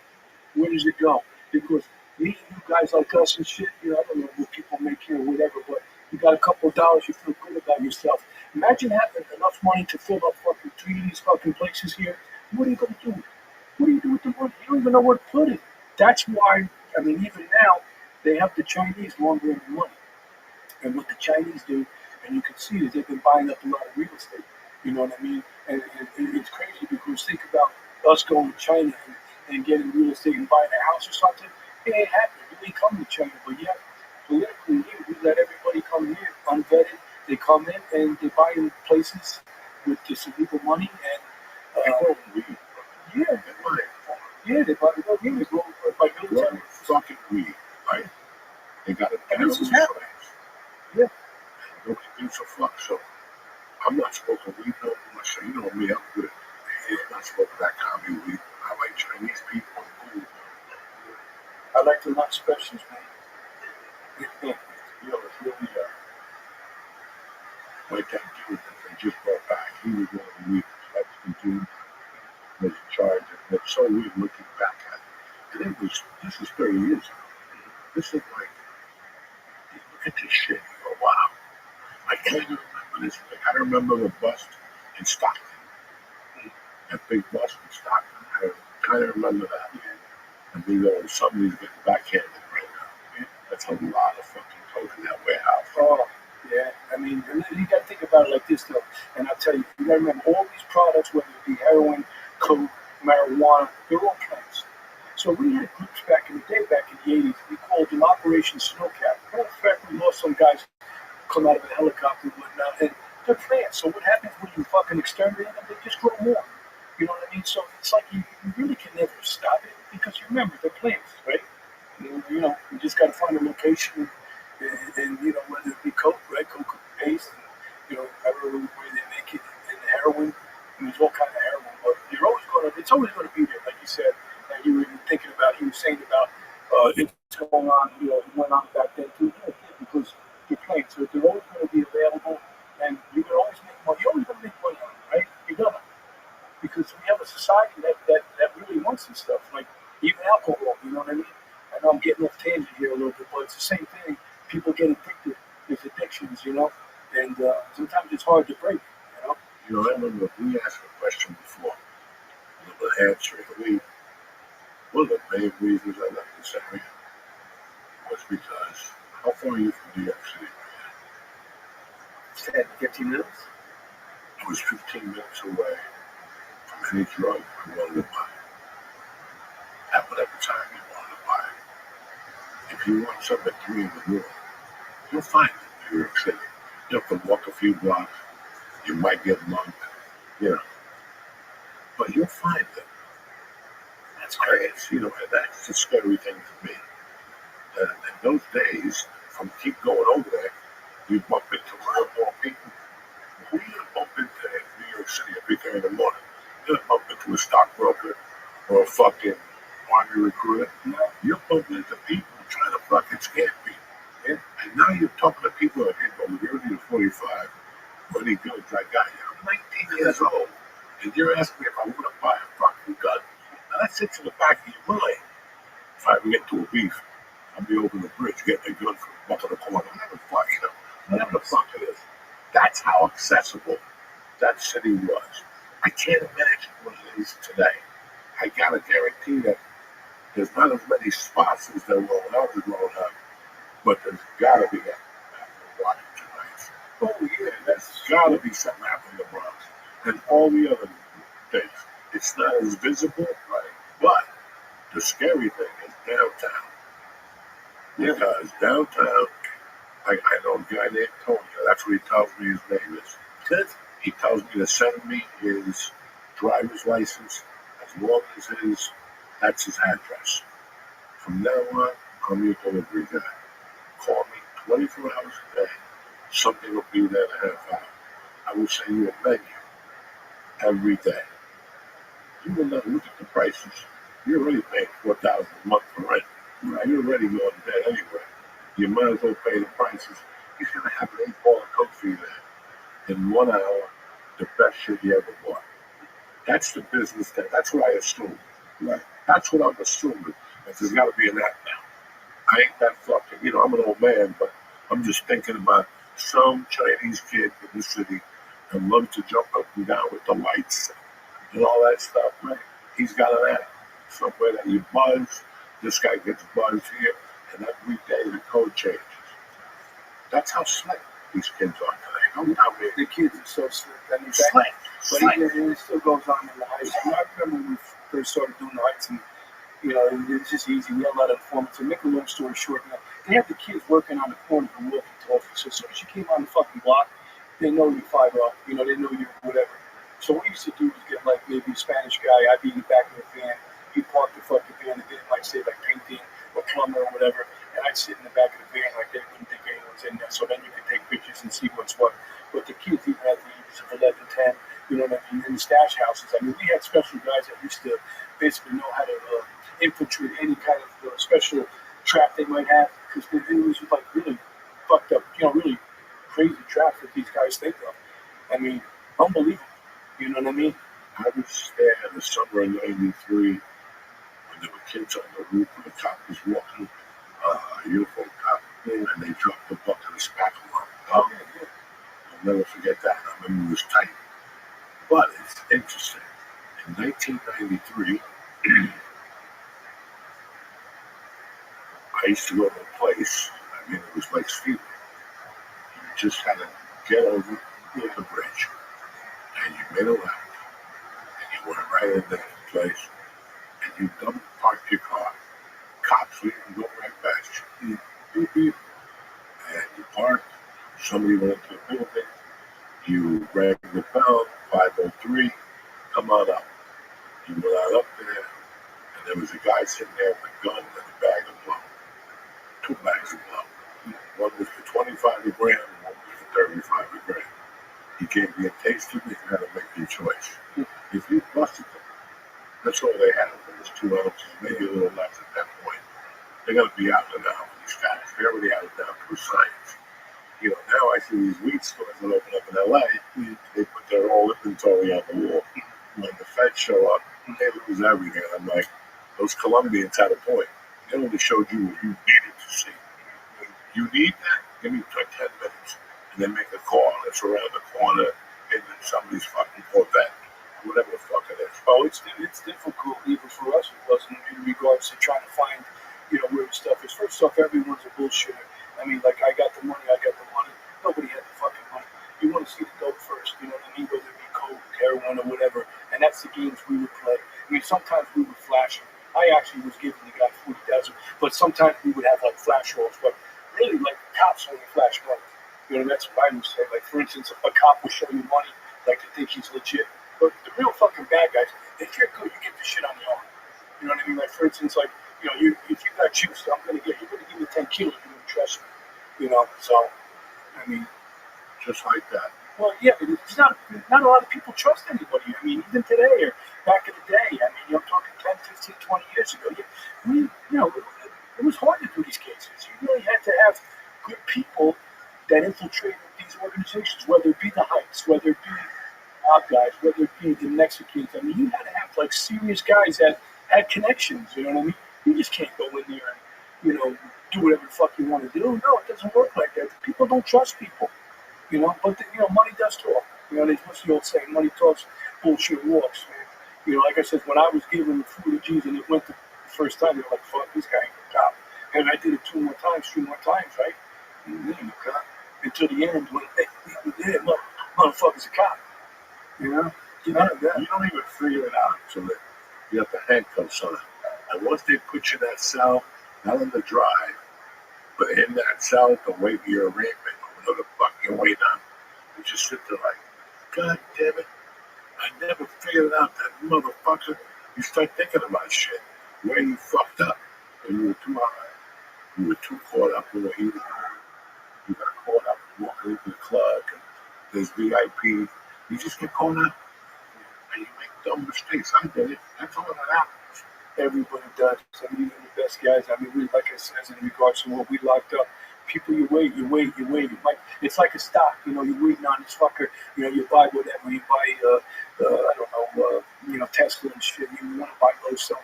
You got to hold it. You got to wait. You got to have patience. And people fuck up. When you're on wire, sometimes you might have to be on the wire 3, 4, 5 months before they make one fuck up. That one fuck up will put you on another line, and then you're going, and then you got to talk. And then all of a sudden, boom, you're like, holy fuck, you meet with the attorneys, you know what I mean? We got this amount. We're going to lock up this. We're going to seize this. We're going to take that. You know, a lot. The game is patience too. But everybody makes mistakes. So, I mean, in the end, like you said, people can go 15, 20 years. They got all the money in the world, and then that one day comes and they're fucked. You know, it's like these guys now you're talking about. I mean, I know El Chapo. You know what I mean? He's done. You know what I mean? His family's done. I think his son tried to come into the business. He's done now. His wife. You know, it's you people come on the block. You know, change. Yeah, I mean, it's all done. You're done. You know what I mean? You had your ride. And it's over. Did El Chapo get caught because he like did an interview for a movie, like about him? It was like something He got caught because you know there was a movie like that, but that was a show. Yeah.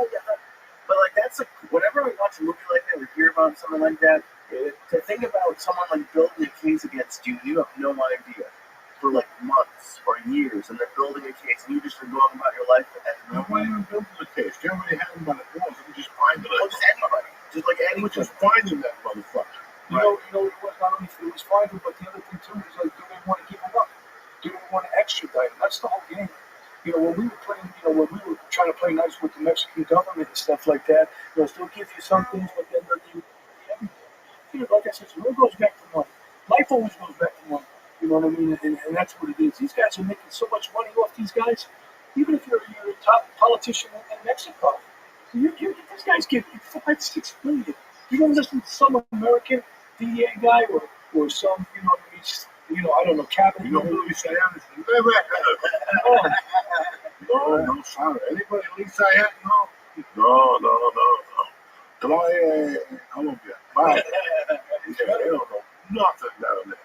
That's why, listen, I don't have a passport. And there's times when I was still in LA, people go, I get here. I'm like, not in a million. I ain't going in there undocumented. There's no fucking way. They do some nasty shit down there. Yeah, it's cute. You get great burritos. I'm okay. I'm good. I just didn't trust it. There was something about Mexico. I thought I was a coke fiend. And didn't trust it. There's no reason to go to Mexico to get coke. Snort it, they're going to rob you. And what are you going to bring it over that fucking bridge? Now you're going to do 55 years. Just to go, leave me alone. I can find it in San Diego. How frustrating is it from like your point of like the agents, like the politics of it? Like someone gets away because of like a mistake, or like like just the politics of it. Does it piss you guys off? The politics plays a big part. It actually played a bigger part with the. And I have a lot of friends that are first grade detectives that are retired now. But the reason why they retired, probably like when I retired, is when you start locking up people, and for instance, they got 2 guns on them, and then the ADA's letting them out fucking like a week later. That's what hurts. You know what I mean? Because then like drugs is one thing, and that kills people. But guns. I mean, come on. You know what I mean? And you see what happens when these kids or guys go back on the street. You're doing harm. And you know what? It frustrates you, because you could take the fact that, okay, I was going after this drug dealer, I didn't get him. There's a lot of guys I didn't get, our group didn't get, but, eventually somebody will get him. But a lot of the times they weren't really hurting anybody. There's certain ethnicities, I hate to say, but, like, that really will hurt you. Like the Mexicans will hurt you. You know what I mean? The Jamaicans will hurt you. You know what I mean? Italian guys, that's business there. I think these guys like Sammy Bull, and I know he's out doing his shows now, and a lot of these guys, they were doing things to their own people. You know what I mean? And you got to expect that in the game of life.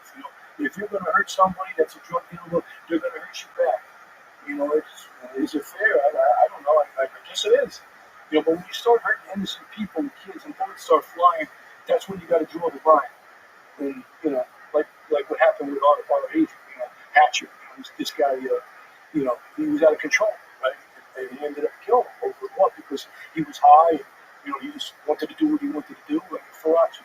And again, me and my partner Eric Stanky, we locked up the guys that Mario Gallo was one of them on that first case I did, and Jimmy Gallione. Now, these guys were the ones responsible for killing Gus Farachi. They killed him, because of this. When we locked him up on the drug charges, we also superseded with the murder on Farachi. So they did the time. They're out. I think who knows where they are now. But that's the only guy, I mean, I'll say Mario Gallo was one of the guys, it's just a name you guys don't know, but when we locked all these motherfuckers up, he was the only guy that basically said to me, go fuck myself, he's not cooperating, you know what I mean? And I shook his hand. I said, like, wow, you know, all right, I'll leave you the fuck alone, you know what I mean? He did his time. The other guys, no, by the way, I mean, I was moving one guy, and these guys are all over, you know, they're all in these podcasts and these YouTube shows that they got these guys hosting these shows and they're talking about mob-related things and whatnot. And I know it's sexy and people like that, but the reality of it is, man, you know, it's a dangerous game. And it's a shame that, like I said, when you're a young kid and you get involved in this shit and you're going to do 20, 25 years for what? You know what I mean? I don't know. You know, jail is fucking horrible. I started as a correction, so it's hard to be in jail. You know what I mean? It sucks. You know? I feel like a man kicking your butt. Yeah. Telling you to Get the fuck up, right? You know, Ready to eat. You know, let's go, motherfucker. what eat? And you kick the fucking butt till you get the fuck up and put the light on. And your first instinct is grab him by the neck. Yeah. And you just gotta sit there and go, what the fuck was that? Yeah. So that was enough for me. I don't know. Listen, I don't know why, but I love smoking pot. I mean, these came along. I'm not laying the death on my mom. I have a mind. I can be mad at the city. But I saw it with drug addict. I saw people getting high and taking hits of meth and drinking. They were fine.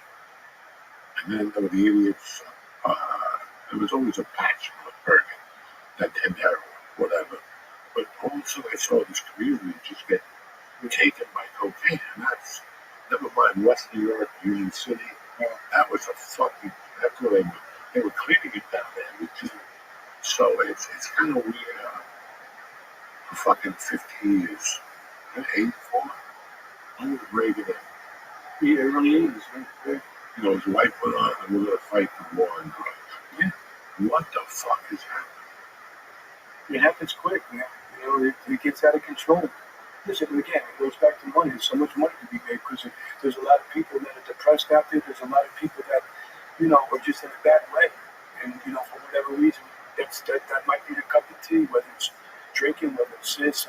You know, you're always going to find, it's never going to end. Well, you guys, somebody's got to be there, and I'll say, like the DEA, NYPD, all of the cops, someone's got to be there to make them know that there are repercussions and there is a risk, you know? So you always got to be there, you know what I mean? You just can't let, like a lot of people legalize this, legalize that. I understand the marijuana, I don't have a problem. No, I know what some states. Yeah, we're talking about that some other time. Yeah. What are you going to say? I was actually going to ask about that, about, you know, because there are some cities that have communities. That's it. It's illegal. Who's got the nerve to take the joint off you when you're in a fucking rental car and bring in? Unless you act like an asshole or have alcohol in your breath that anybody would bring in. But forget about the marijuana. Look at all the synthetic stuff they bring in. You got meth that's making a comeback. Meth is never gone. Yeah. My buddies or whatever. Yeah, I in LA, and he told me that during the pandemic, I sold a bunch of coke. When the pandemic ended, it became meth. It was meth by the fucking ton. I couldn't even get it on time. because they make meth also in the Midwest with a lot of like things you can buy at the pharmacy. You know, it's like hillbilly shit. You know what I mean? They actually, there's been so many times where they're cooking it and they're blowing themselves up. You know what I mean? All of a sudden, someone opens the door and the whole meth lab explodes. I mean, you know, it's nuts. It's nuts, man. It's just, you know, you sit here now 30 years, and listen, I was a consumer. You know, I remember when Nancy Reagan said that, I'm like, man, you better start snorting coke. Yeah. Because of the war on drugs, you better get as much as you can. Yeah. Because it's real, cops. It never ends. Yeah. And then, listen, I really love smoking marijuana. I can't do it anymore. God bless you. I enjoyed it. As a kid, picking back, it just took away that piece of anxiety. Yeah. Just did something. Yeah, it makes you feel, you turn the button. I didn't like drinking. I loved that feeling before sleep at night. Yeah. And I think, I always thought my marijuana is getting your check on Friday. Yeah, getting Stopping at the liquor liquor store and then stopping at Benny Blanco's house and getting an eighth now, $90. Did you say Benny Blanco? Yeah. From the Bronx? Yeah, and put it in your trunk. That was a good move. And drive it home in fear. Like you might get pulled over. That was the whole thing. Now we walk into the store. Hi, how are you? Let me see your ID. Oh my God. Returning customer or first time? You know what? It's fucking funny you say that because I'm not going to get into names again, but for someone's 60th birthday party, first time I ever went in as a DEA guy, I went to a town down the shore. It was a big place.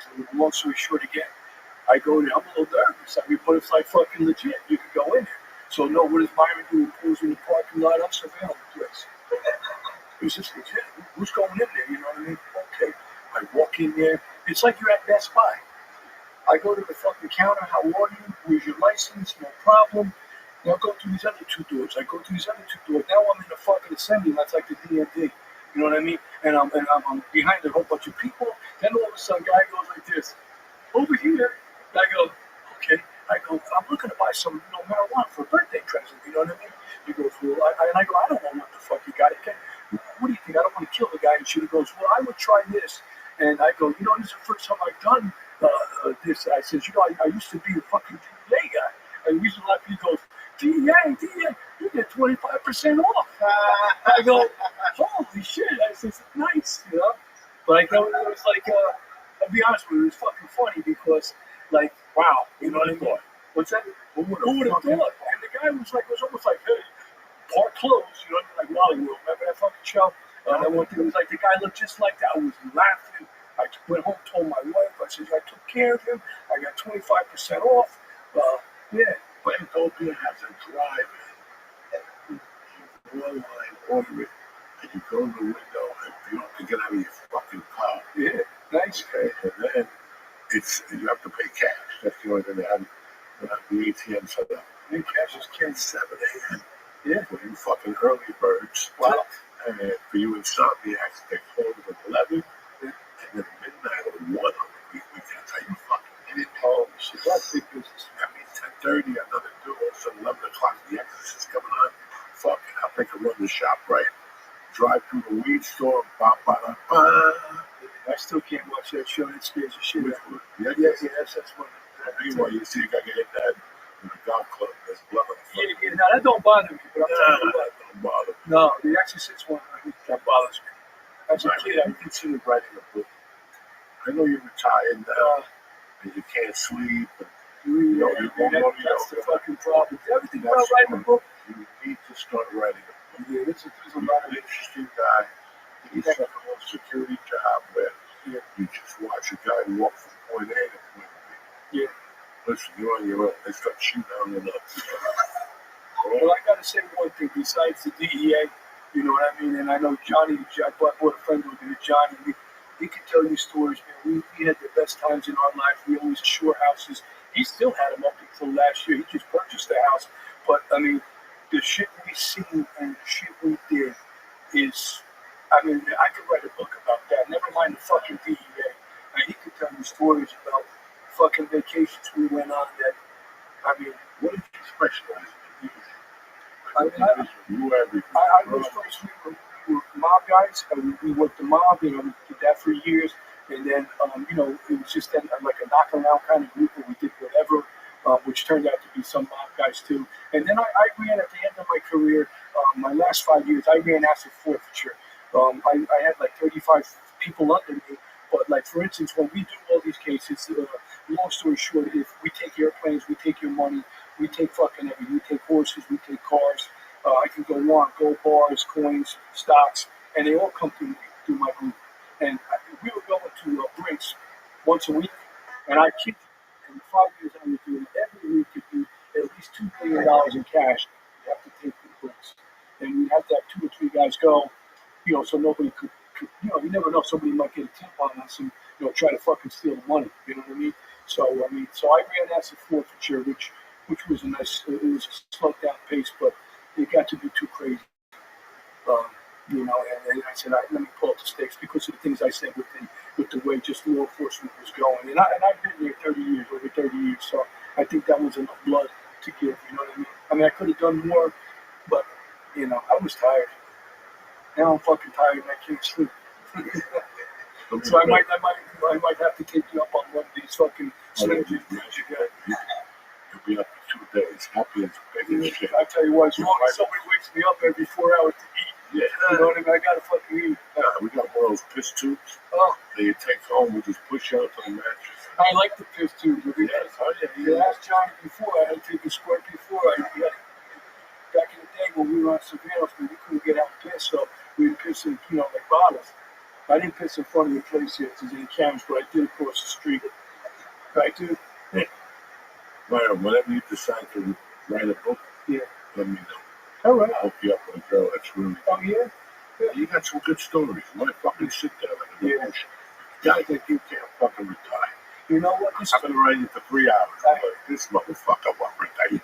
You still got a lot of life left to you. Yeah. You're not ready to go to South Carolina. No. Sit there. Like Charleston, it was nice, but I like Hawaii too. That don't mean I'm flying that tomorrow and sitting look at the beach. I agree with you. We're not BI 100. Yeah. We're not going to move to the beach and arrest people. Yeah, I'm glad I got out of the house. You got me out of the house. I know my probably said, hey, get this fucking guy out of here. But I was just sitting there one day, and I told Byron I wanted to get him on and talk to him about what happened. Here we go. Yeah. No more smoke up your ass. You're an interesting fucking I appreciate that. I dude. know. You had to keep some of the names and dates. To Yeah, protect you. like I said, my memory has to be jarred a little bit, but again, I thank you all, for inviting me, a good group of guys here, and I tell you what, it brings back a lot of memories. Yeah, good. I'm happy we got you. Thank you. We're gonna be that more the way out. Good. Yeah, nothing with caffeine. Let's go Spanish people. They don't have to cook. Oh, absolutely. We just pass the fuck. I think with Xanax Oh, or something Mexican. The Cubans put something. yeah. You fall asleep. Pins and the Valiums. No, they put something in there fucking with the Cubans. 1 minute you're hungry, then put on, next minute you wake up before. You know the moon goes out. You know what I'm saying? People fucking going back and forth with Moroccans. You're like, what happened? I just wanted to give one little shout out. Because I was talking about a lot of these cases, and when we first started bringing the cases to the Eastern District, the mob cases, it was an AUSA over there by the name of Jim Walton, and Jim Walton's running for mayor now from New York as an independent, and he's a very good guy, very knowledgeable, and I wish him well, and I just wanted to throw his name out there. He's got his stuff together, and it might be a good change to get away from what New York normally elects. You know what I mean? I don't want to again get into politics, but The show is all felons. Don't forget. oh, okay. This is not a Nobody's good ever. You can't vote when you're in jail. That's Listen, all these are felons. Cover your ears. You know? Do you have anybody else calling in over here any other guys, mob guys? They call it. Yeah. I don't like people calling in. Okay. Just random people. Yeah. They're fucking crazy. Yeah. They'll sit there on the phones. I guess next thing you know, they're banging on your window. I've been on the phone for an hour. Yeah. You're like, no. They're probably going to have some of his empanadas if they find out how they are and shoot. Listen, man, we saw. This is my world right now. We saw the Godfather. We saw Goodfellas. And then at the end of the day, no matter what the fuck you tell me, we saw a TV series that swept America off their feet. Miami. What Miami? I'm talking about the fucking Sopranos. Oh, the Sopranos. I think you go back to Miami. You know, sorry, brother. for an example, Yeah. Miami Vice is Miami Vice. But it's like I tell people, in '97, I did a show and I had to send a resume. And the agent called me immediately. She's like, I got to talk to you. I'm like, what? She goes, you got to take Buckburg, New Jersey on your resume. Because I don't really want people to see that. You don't always go to New York City. All right, but New York City now for the 8-year-old. This is when Springsteen was out. You know, all these animals are out.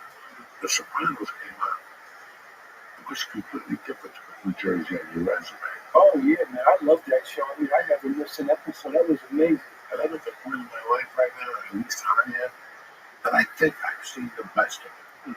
When people approach me for mafia scripts now, Yeah. if I see Gino and Vinny, Yeah. the second page goes back. I'm not interested. Yeah. I'll be honest, I don't I'm not interested. Yeah. If It's not interesting no more. Yeah. Give me the model 2025. You got 3 black dudes now. There ain't You got a Dominican. Yeah. 80s are in jail. The other ones are fat, old. Nobody gives a fuck. Nobody's kicking up to these guys. No. They're 80. You're done. That don't You work. can't shoot nobody. You ain't good to me. Get the fuck out. You know. I mean, give me something like that. That's real. Yeah. So I just can't. What are we talking about? That was a big Sopranos. No, you talk about the Sopranos and how The Sopranos was so good. What's gonna replace that? What story are you gonna come at me? As a matter of fact, your boy just became councilman in the town. I know who he is. Okay. John. Yeah. He just, you saw him. Yeah. No, He's all over the news. People, he was legit too. I mean, he was he's the real deal. who he was with, right? Yeah, I go to the weed store. People, John, he wants to be, I don't know, fucking John. I don't know John. He's in the mayor of Williamstown now. So that's the best weed store in town. Fucking, well, that's, I think you believe it. I love John. And I believe John. Yeah. But I tell you what, it's 22 guys now running their towns. Yeah. And 11 of them turned evidence. I mean, And I'm a big fan of Sammy. yeah, I see some of his things, and listen, no disrespect towards anybody. I mean, they did their thing, but they're doing the thing now. They still want to be there. They still want to talk about it. They love it. It's like, you know what I mean? It's in there. I stop by Sammy on Instagram every other day. Yeah. And he's talking to you like it's 1984. I talk to Paul. Yeah. I told Paul, you know, you think these kids even have an idea what the fuck you're talking about? No. Try to sell anything Gotti now. You're not going to sell a ticket. People don't want to hear that shit no more. Gotti's been beat up to death. They're not just throwing lobsters every Sunday. It's the same episodes. It's 1998. Sammy, let me just cut you off. Sammy, he went back after he got out, and DEA, and I know about this because I know the people that were involved with that. You know what happened to him when he went out, when he was in the program, right? He went to Arizona, and he got his kid involved with a lot of things, and they got locked up again with that ecstasy thing, which I never even hit on because I worked a lot of the Russian guys, and that was fucking unbelievable stories with the Russian guys and the ecstasy. But yeah, and another little thing that, perhaps if you have me on another time, maybe you don't want to hear my shit anymore, but because I get very dry in the mouth right now. What the fuck? No, I've been doing it, man, but I've been thinking about that, taking that edible, and that's even drying me out more. But getting back to, we were working a guy on Mob Watch. We locked up my group. I was a supervisor there, but we had locked up Renee, Graziano, and then the big person in that is Hector Pagan. I mean, I don't know. You look him up. I mean, yeah, but he was with us when he was on the show to catch my drift. You understand? But he did his own. He come out. I think Graziano Anthony. He testified against her father, who was a big meat guy. So that is very interesting. Yeah, and you can see his shit. A couple of YouTubers did a nice little thing on him. You know what I mean? That I saw recently. It was pretty interesting because I didn't realize all the shit he did. He was actually pretty well liked, and he was with like big guys and PG guys. Yeah. No, I'm talking about Hector Pagan. He was good friends with Joe Massimino, who was very big, and but they don't get caught. That's well, that's what I'm saying. He was fucking brilliant at the end. Yeah. He came out, he said, fuck these hangouts. I don't want you hanging out no more. Everybody's got to get a job. Everybody's got to get off the corner. No more fucking jumpsuits. No more gold chains. I have the story. The guy over here is a Sergio Tacchini. Yeah, we'll fucking hide. You know what I'm saying? And he shut it down for a while, but you're always going to make big fucking mistakes. The accountants came in. The FBI, forensic came in. You just open. Get the fucking noose ready. When them motherfuckers come, those are the people that killed Jesus. When they show up, before those motherfuckers show up, you might as well just go put the cups on. Don't even bother. Don't even bother. I'll tell you the way there. You know what I'm saying? Because it's over. They're all nerds with glasses. They don't know nothing. They don't want to know music. When they got the calculator in the fucking hand, Trust me. and the number 2 pencil in their ear. Trust me. When they come, dog, Giso. They come with the chemistry set. It's over. It's over, guys. So once the forensic accountants come, just call your mother. Tell her, listen, Ma, it's over. You gotta give back the jewelry I gave you 3 years ago. They're coming to get that every minute now. You're right, brother. Man, it's a real pleasure to have you. Well, thank you for having me. I want to have you on again. No problem. Sure. There's break more it stories and stuff, and maybe by that time I'll have like a book written or something, you know. Oh, I would love it. Yeah. I mean, I got a lot of things in my mind, but I got to get them somewhere before the mind goes. You know what I mean? You got to run it through an attorney. You got to send it to the DA for clearance. That's a hand job. Yeah. I don't know if I got to do that anymore because I'm retired. I don't know how to. They don't call you back in and bust your ball. Yeah. But it's pretty interesting. This is the most interesting thing I'm going to tell you. Get the fuck out of here. Yeah. Fucker was on the podcast before the pandemic. Wolf. What's his name? The Wolf of Wall Street. Oh, That's shit, why I gave Jordan away Belfort. with from the fucking 80s. Oh, the Wolf of Wall Street. That was Jordan Belfort, the movie. Yeah, I know this. I know what it was. But he should have told me. He was on the show, the real movie. Yeah. Came on the show, we were talking about shit. And Russell goes, I don't know if you know how I wrote my story. And I go, well, he was Charlie, was my jailmate, my cellmate. Oh, okay. And the family told me it was telling stories about the stock market. Yeah, because all the mob guys were that's what they were doing. Yeah, that's what they were doing.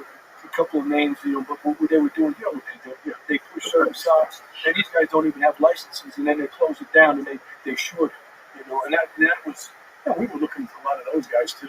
But I mean, yeah, He talked them into right. yeah, That's my and that's a I'm going to say it to you. Sitting there, boy, write a fucking movie. yeah. Just to give you a heads up, he's going to take 10 points just for that as a manager. 5. Five is five. You can have more than that. Yeah, He's family, bro. Come How on. do you always charge me 10? Because I'll leave until 5. I gotta hold your hand. You're gonna call me at night. Can I make the right move? I need that in my life. 2 in the morning. Lee, what's up? I can't sleep. This manager's got me going crazy. I'm over here, dreaming about fucking hanging out with the DEA and all of a sudden. Yeah, well, it was nice coming. Nice you're a great guy. All you guys are good guys. You put some great fucking empanadas. You got a funny fucking laugh. And you got to work on that head club. Yeah, take some dicks. My mother used to put some dicks by my I'm mouth. back in 10 minutes. I'll be healed because he got sick once I came back with the Mac Daddy of Mac Daddies. He started getting sick last Wednesday. We saw the box. He started getting twitches and shit. He knew that lit. He knew that lit was his. It's just like nicotine. Nicotine pouches. They come in 3, 6, 9, 12. Forget about it. Oh, I got to put a couple quarters in there. You pull it under your chin. Forget it. No, I can't do that. You do it 90 on the parkway. Hey! You got your old badge. Put it there with a disco light. I do have it. They don't know nothing. Just put the badge up with a disco light. That's it. Nobody knows nothing. Nobody can stop you. That's the fucking funny thing. Johnny, you got anything to say, brother? Oh, God. Don't get them started. Don't get them started. We gotta get the fuck out of Oh, here. the go bar, fuck, don't tell me. No, we'll get the fuck out of here. Next time we'll talk about the The go bar with the Now it's 10 to 8. I'm already hungry. You know what I'm saying? I'm already Alright. thinking about shit. We out. We out, like fuck it, whatever. Lee, where you at this weekend? March 29th, Broadway Comedy Club, 5:30 p.m. Look at them. Don't forget to be at Austin. Moon Tower is officially sold out, but you got May 18th at the Parks Motherfucking Casino. Yeah. Right? Or August. May. We're working on May here. You'll come out. That's it and that's that. I'll keep you posted. Lee, that's all you got. That's all. I got Josh Wolf at Stanford Comedy Club. You go to Stanford? What do you understand? Stanford, New York Comedy Club. 2 weeks. Stanford, New York. Okay. Stanford, Connecticut. I think it's all up. Not have to wait. That's a complete other story. I love you, savages. See you next week. Have a great weekend. Get ready for April.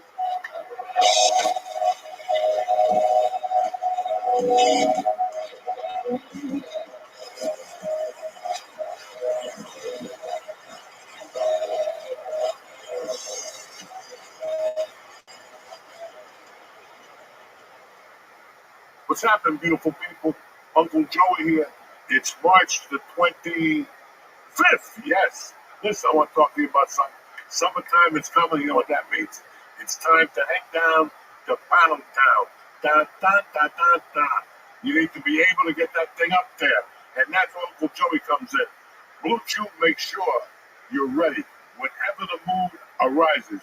Whether you're on the beach, under the tunnel, wherever you're at, you're ready to go. Sign up at BlueChew.com. Meet with one of their licensed medical providers, and once you get approved, forget about it. Your prescription will be there in days. Blue Chew works. They're serious. They come in little pouches. You put one in your wallet when you're ready for war. Bam! There you are. Anyway, no more wishing. No more praying for your little fucking dick to work. Those days are over with. Make life easier by getting harder and discover your options at BlueChew.com. It's summertime. These women got tons of options. Tons of options. So you better show up with a cape, a helmet, and a box of Blue Chew. Now, this is what I'm going to do for these nice people. You can get Blue Chew for free for 1 month. That's right. You can try it on your own. After you try it for 1 month, you can go, Joey, where have you been all my life? It's that easy. First month, Blue Chew for free when you press in promo code Joey, Joey. Again, Joey, Joey. Just pay $5 for shipping. That's promo code Joey. Visit BlueChew.com for more details and important safety information. And I want to thank Blue Chew for sponsoring the show and for helping young men sling some dick in 2025. You know what I'm saying? It's the summertime. 4th of July is coming. I love you guys.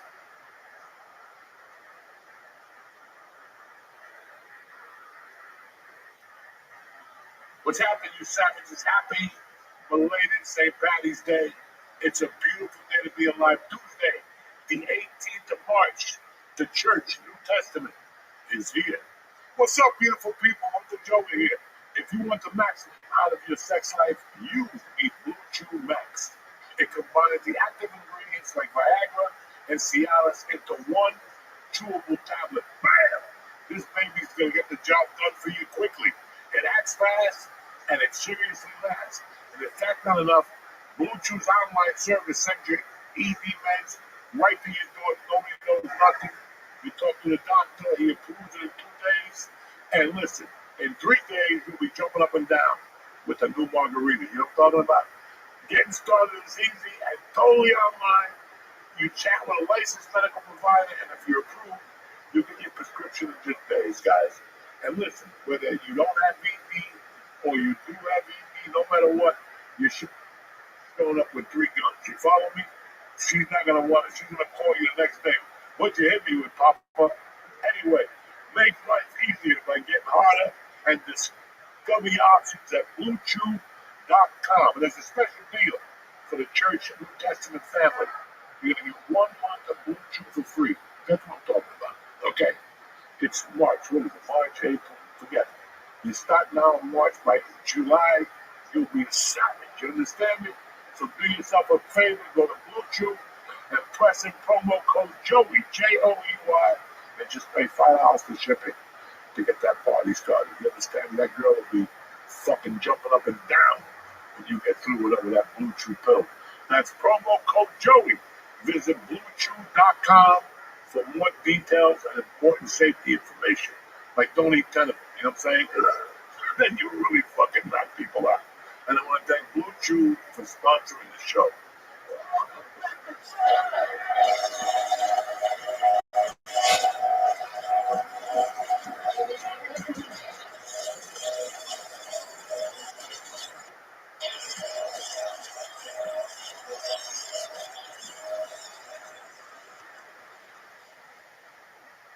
We're back, bitches. It's a beautiful Tuesday to be alive. It's just me and Lee today. Just how you like it. You know, you guys. You put a fucking girl on here, you don't like her. You put a penguin on here, you don't like him. You know, you guys don't like nobody. Who's the penguin? Huh? Who is the penguin? I don't fucking know. I get emails. Why'd you put the girl on? What the fuck? How many boys can you put on here? How much dick can you smell? You know what I'm saying? You gotta bring a woman in here and give it that fucking touch from time to time. I love having women in here. Listen, I learned from her. She was great last week. So was the Italian princess came here and enlightened us. You guys are like, why does it have to be a girl on the show? Well, it's better than looking at a fucking guy all night, right? What the fuck is wrong with you people? But anyway, the co-host tonight is the man himself.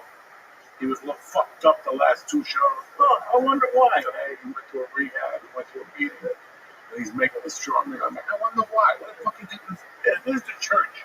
This ain't no fucking daycare. Yeah, well, We're coming to get down. This ain't no, you know, like. Then why are you saying I was? Like it's like a big mystery why I was fucked up. You were fucking up. Who's not going around New York trying to find this shit? I said, Louis, I gave 2 grams of butter. No, you did not. Maybe 2.5. Maybe 2.5. First of all, you sent me pictures of a scale because I told you I've been taking 3 grams on the road for a year. I know what it looks like, and it doesn't look. That's the first that. 3 grams is time. Well, then tell me what I'm taking. Don't say I'm taking it. I'm taking 3 fucking grams. And then last week was the best. We got him on a timer now. You think the timer? There's no timer.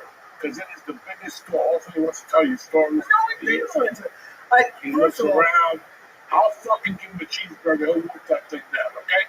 Give him a mushroom. He's looking around. Yeah. I don't want to take this wolf-down cheeseburger before. Last week we brought the meatballs, special, the meatball kit out in Rutherford. This fucking guy, I go, get a piece of bread with a meatball, just put the mushroom in there. What does he do? He's sitting there cutting the meatball. I didn't cut a meatball. I didn't. I took 1 piece of bread and put the mushroom underneath and put the meatball on top. That's all I did. Just now we did 2 little pieces of chocolate. Guys, Listen, my lawyer's here. I ate the fucking 2 grams and the chocolate before him. And that's a fact. He was somewhere over there looking around, dropping it. Yeah, because you eat the mushrooms He's dry. crazy. Because you've been on that hospital. Chewing your fucking sweaty hands. What the fuck you think is gonna happen? I never said that you don't eat mushrooms quicker than me. You do eat mushrooms I quicker eat than me. everything quicker than you, but when it comes down to a cheeseburger, you fucking beat me or pizza. So Yeah. and I told him, I said, listen, you want to eat the mushrooms with no drama, put it in the pizza and fold it. Where's the pizza? I don't see any Well, pizza. when we have pizza, you're like, I don't know. And then he eats these 25 milligrams. And he's not That's all they sell. You can't get Lord. No, hold on. You tell you every week, take edibles, and the strongest they sell in the between Massachusetts and New York is 25 a piece, maybe 50. I've been taking at least 5, not 8. He takes some of his girls, they rub each other's back. We're not They going watch some fucking movie on Lifetime or some shit. First of all, Lifetime, that's a good programming. Okay. Don't tell me. We have no Lifetime here. We go for the kill here. It's the kill shot. Yeah, but I'm also out every night. I can't go out. Fucked up every night. No. Yesterday I had a half a chocolate bar. I buy those GMO things with a syringe. I can't smoke it. So I went to the weed store a couple of weeks ago, and he goes, Joey, if you can't smoke, put the syringe in with that GMO indica. Oh, the RSO? Holy shit. That's good. I just had that. Dog, I've been putting up. You know that? Last Tuesday, it was like 70 degrees out. I sat there for one. They went to do what the house things. They came back. I was still sitting there. She's like, you're enjoying the sun out. I'm too fucked up to get up. I'm enjoying the sun. I'm fucked up. Dog, I was fucked up out there. Just my little rocket chair. The cat kept coming out of the bed, and he go in. Then he come out there, and he come back. No, I'm too fucking high. I'm not having that much right now. How to do that? Yeah, okay, that's great for you. That's good. First of all, I have a day job, which it's fine, but I'm out on the, everyone, you keep telling people, I'm not home by 9:30. I'm not home by 9:30. Mama gives you I'm not home by 9:30. Jesus Christ. 9:30. I've been home at 9:30 for 6 months. I'm back. I'm up now. Fucking 9:30. Oh, 9:30. You lose a good life this fucking. Clearly. I do live a good life, but I'm also not home at 9:30 to take 5 milligrams. I am not. Yesterday, I didn't do shit Friday night. I didn't do shit Saturday. So Sunday I woke up and go, I'm going deep today. I went to the gym. I did this thing. I had a half a bar with that fucking. I put the whole syringe on. I'm up to the whole syringe. I just. How long has it been? A week? 35. Just one big fucking squirt. I ate that chocolate. Let me tell you something. Then I went to my buddies and I brought mushrooms. I mean, I ate a corned beef sandwich with the cabbage. I was fucked up last night. I woke up this morning, I couldn't even talk. I was so fucked up. Yeah. And I got right back up, washed my pussy, and I got out there. Before I went to the dentist, I went to the gym, rode the bike. I was a little dizzy from the THC. Yeah. When I got to the dentist, my friend said to me, Joe, you're a little out. And I told him, I grew up with Toronto Island because I got fucked up last night. First of all, you really, this is for everyone who doesn't know, this is what they give cancer patients. And how long is that tube supposed to last? 2 days. No, it is not 2 days. Whatever. Second of all, this is why you have such a high They tolerance. don't give those to cancer patients. Yes, I do. That's exactly what it's for. This is why medical marijuana exists. At least Because I won't get cancer. that's what it is. Okay, so you gotta beat the cancer. So why let it get to you, then you're gonna start doing it too. Beat it now. Well, this is not to beat cancer. Well, what do you bring cancer up for? Because it's You're for gonna get some fucking death. Oh, so now you're gonna blame me if you get it? No, but I'm just saying, who brought cancer up? That is true. I'm very So sorry. I fucking believe it. Just eat the fucking mushroom. And I've been gone for half an hour. I need some more just to show people how slow it takes. That's what we do. You want to do a video tonight of me doing a reaction to some black guy eating a rat? I'm not doing it. It really wasn't gonna be that. I'm not doing it. I'm also We're not. gonna have a fucking. We're gonna do a video tonight after this of how long it takes me to eat. I'm not even more mushrooms. Why not? It's one more little tiny fucking. Yeah, one more little tiny. Watch how long it takes. Takes me a You while. I don't like pepper that. on there. So First of all, it's honey, which you never brings in. Last brought week, honey last I week. knew you were gonna say this. You brought mushroom honey. yeah. You're the only person in the world who gets high on edibles and then you're like, I have the munchies. Oh, let me eat some more edibles. No, I don't think you do. What do you it's fucked up. We're training. You can't keep saying that. For what? 8, 9, 10 years because we're in training. You don't know what's gonna happen. You don't know what's gonna happen. Well, any day now, Russia's just gonna kill Ukraine. They run out of money. That's almost over. And I'm not over Enough that. with this Ukraine shit. It's big bank, little bank. We've been doing it for 2,000 years. Yeah. You know what I'm saying? Well, how much? Well, let's say if they get Ukraine, right? They're gonna come after the fucking Jews next. What if they catch you? You gotta be trained. What if they If they get all the way over here, they start shoving you with edible? listen, when Russia reaches the U.S. borders, I'll take as many mushrooms as you want. Okay? Don't come crying to me. Because I'm not gonna be giving you mushrooms. I don't feel nothing. I'm like that young. You can keep fucking sticking it to me. You're gonna be there. Wait a minute, you keep scratching. I need to have a meatball. There's no fucking meatballs in Gaza. Okay? Yeah, because they don't have pork in Gaza. Jesus Christ. You know, I live with. Anyway, I'm so sorry. on a positive note, you're so sorry. I'm apologizing. My training. Training means we're Marines. When I'm in the Navy, when I'm the Coast Guard, when I'm the Army, we're fucking Marines. We go in there first. So, that's the key. We're the ones that go in there and get blown up or lit on fire. Oh, You know. so if I'm pre-lighting myself on fire? Sure, why not? You're Jewish. You know. You gotta be prepared for the unexpected. You gotta be prepared for the unexpected. Look at all the Jewry going on in the world right now. You don't know. You might be walking down the street and You keep saying that. One guy keeps messaging me. You get mugged yet? You get mugged yet? You get mugged yet? You get mugged yet? you know, you're hitting the head. I don't want to get hit in the head. One of those college students from Colombia that hates Jews all of a sudden. All of a sudden he's gonna have 3 beers for him. He's gonna clock you in the head with 3 of his little faggy friends. And don't come crying to me the next day. That's all I'm saying. I apologize. I don't know if you people have been paying attention. I've been paying attention to this because it's a fucking great question to ask yourself. Today, basically, the 14th was 5 years since the pandemic started. Today was official. They shut everything down. 5 years ago, New Yorkers are going crazy. Go St. Patty's Day. You're done with it. They're drinking home. You know what I'm saying? Go drink and puke and fucking home. Same difference. But it's crazy. That's been 5 years ago.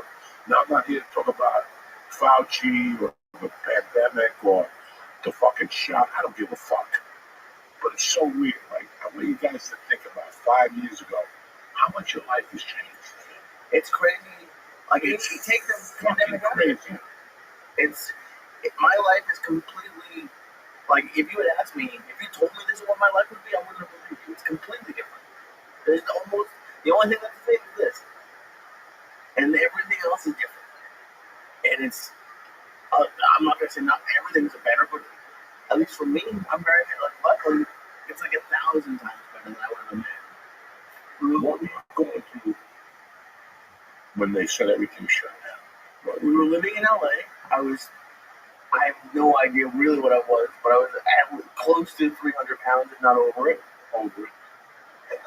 Well, the thing is, I don't know. Well, I don't think so because by December that year it was 236. So between March and December, yeah, so probably close. But I was single.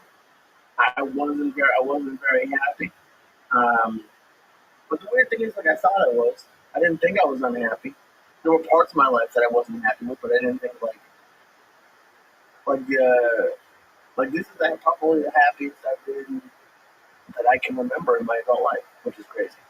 But like comedy I was having a blast at comedy. But honestly, I wasn't tired of it, but it was just I was really only doing open mics, and that can get a little bit old. And I was single and living in LA. Yeah, it's my whole life has done like a complete 180. How's your mind changed since then? Well, it's kind of weird. I have like two different minds. I like stand-up mind and like a personal mind. My personal mind, I feel like I've gotten stronger. I've had some good and bad shit happen that like I feel like I'm definitely stronger. But we were talking before the podcast started about experience, and it's just until you experience certain things, you don't know how you're gonna deal with it or who you're gonna be. And like moving like this move that I did over the last 6 months has been like a lot of good and a lot of bad and a lot of like just not easy. Like it's not that my life was easy now, but it was a lot more comfortable. Really? Yeah. I mean, yeah, we did the podcast twice a week. I was in the same apartment for 6 years, and I wasn't really challenging myself, I guess. Oh, Yeah. And I like, the weight loss, you can say, I joined the gym 2 weeks ago, which I would have known you begged me for years to do that, and I never would. I just went to two classes. I went to a yoga class, which I thought was going to be easy. Turns out yoga is not fucking easy. And then I went to a class the next day that made yoga look really fucking easy. I can't tell you, to take comedy out of it, how happy I am. I don't know if anyone else watching this can relate to it. It doesn't have to be New York, but for me, it's New York. For me, New York is like always been the place I wanted to be. And so for me, I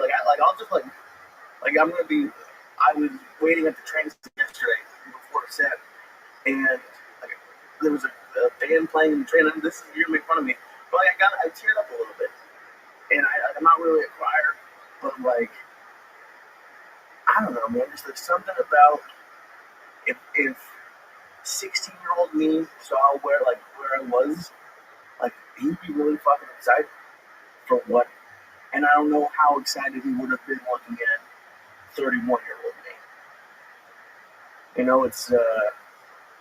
It's been pretty crazy, and it's crazy because it's a lot has changed in 5 years, but it's also been like the last year has changed a lot of things for both of us. I mean, I'm becoming a completely different person. Last week, I was thinking about my fucking same as the other pandemic. 14th was on a Friday, and I got the call that was shutting down the movies, the store, and all that. And then Monday was official. And you guys are making me fucking crazy. I was doing 40 years a weekend, right? 2 podcasts, 4 fucking planes. I was trying to raise a daughter, and I was fucked up 3/4 of that. Fucked up. Edibles, getting up at 7, doing 18 bottom hits. It was just too much. And it was, you think you're happy. You pick up money, you do stand-up, your sets are good. The store was fucking at its best ever. Yeah. I'm never forget the day they said, like, just was like, thank fucking God. And they were like, yeah, I'm not open up in June, not for me. Like after like the third day, I'm like, what the fuck is going on? And I knew I was leaving already. I knew this was the perfect opportunity. When I came back here to shoot the Soprano movie, I'm like, what the fuck am I doing? I really was. I'm coming over to here at night over here. You know, by now, I'm like, what the fuck am I doing in LA? And then I went back, and that pandemic hit, and I was like, thank God. And they called me, like, do you want to reschedule your dates? I'm like, leave the fuck alone. I'm not rescheduling shit. Call me when this is over. Oh, it's going to be over in September. You better be prepared. And they kept calling me to go to Florida and Texas. They were wide open. Like 2 weeks after the pandemic, like, yeah, go to Texas. Agents are calling you. I guess Pennsylvania was doing down there. Like, guys, I don't think you heard me. I ain't going nowhere. And they were like, fucking get pissed. Really? Oh, because I was like, they're like, what do you want to do about these dates in July? Do you want to keep them? Do you want to reschedule? Cancel them. And they're like, what do you mean? You can cancel? Give them their money back. Don't reschedule. And then I moved it on. And I remember that I went to a party. This is already open. Not full, but it was kind of open. Okay. And I went to a party at the Florentine's house. And my sister goes, she goes, I was there last week at Pike Casino. And they still got your flyer up. You're going on next week. And I was furious. I went home and called the agent. I go, give them their fucking money back. Oh, you're there? He went, no. Give them their fucking money back. I got so uncomfortable during the pandemic. Yeah, you really. Oh, I was uncomfortable. I was irritable. I didn't want to hear it. I was sick. I was living in LA. Like, I was just done. Like, I was done. Like, for me, the pandemic was a fucking godsend. And no part of you. I mean, parts is a big deal. It's like a big place. But like, no part of you like wanted to get on stage just to like get that out of your system. I was burnt the fuck out. And I had no idea what the fuck to be burnt out. And I was burnt out emotionally, physically, and mentally. Like, my body was done. The anxiety was up to a different level. I was popping the Xanaxes, and the Xanaxes were giving me anxiety. No, yeah, they were like fuel, but it just bounced. It's called a bounce or some shit. And I couldn't focus. I could not focus. I still remember Harvey coming to the house and me going, when is this kid gonna leave? Like, I can't have him here. I couldn't have people in the house. There was no fucking way I could have people that close to me. What was fueling the anxiety or the burnout? The burnout was 10 years ago. I didn't think he's gonna be burnt. I'm not one of those guys that we're gonna start now taking a 12-day vacation to Hawaii. First off, it ain't gonna work out for me. Because I see everything in 3 days. After 3 days, if I didn't see it, we'll catch it next time. I ain't got time for 12 fucking days, you know. That was my mentality. You know, I'm a basketball guy. If you're not practicing, somebody else is. Absolutely. Hey, if you're on the beach, for 12 days, there's a motherfucker out there that's practicing all day. And you're down there hanging out with Flipper. Well, that works for 3 days, Uncle Joey. I don't drink. You know, I don't drink. So after like one drink, the sun hits you, I get a migraine. That ship sailed. You go to the water, you know, you see some people, you go to a restaurant, trying to go, I gotta make money. You know, that was always my mentality. Right. I don't understand people going on vacation. I never understood it. We ain't got time because I don't want to hear you. I'm like, bitch, you went on 2 vacations. You went on 2 vacations for 18 days. One for a fucking wedding for 9 days. Who the fuck are you? My main thing was like, who the fuck are you to go on a vacation? When you got $1 million, then you go on vacation, you don't have to worry about it. But you go on a vacation, by the 8th day, you're like, this is going on the Visa card. And I just lost 10 days of work with my family. And they're at Disney robbing me blind. Yeah. You know, that's all you're thinking about. But these are the same people that are coming to you 3 years. I don't know what's going on with my business. Well, every summer you go down the shore like you fucking earned it. But you're Johnny Bumby. You're not Johnny Bumby.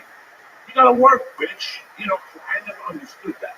Has your mindset changed over the 5 years? Fuck no. Okay. I still don't want to go anywhere for 3 fucking days. I got shit to do.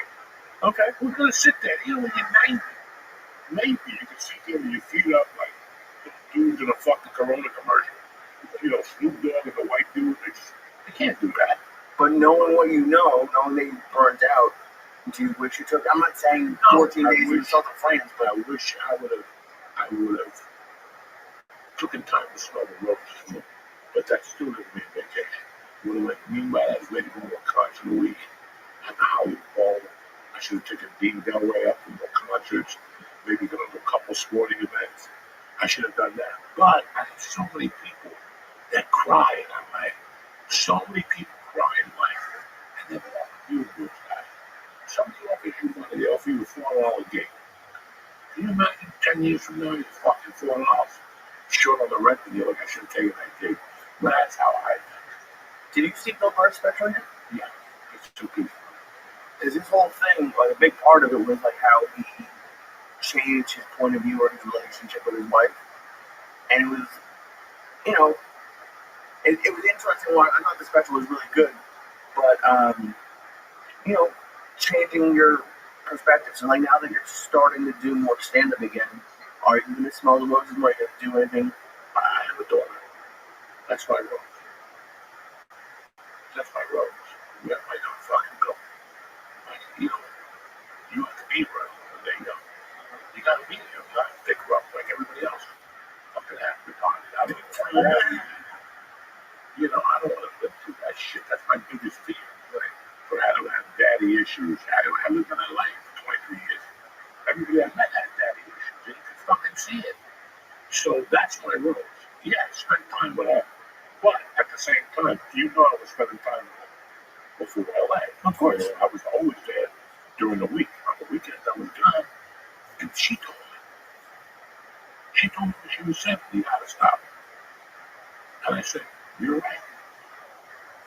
You're right. I got shit. Like right now, I got shit people want from me. I ain't missing a softball game.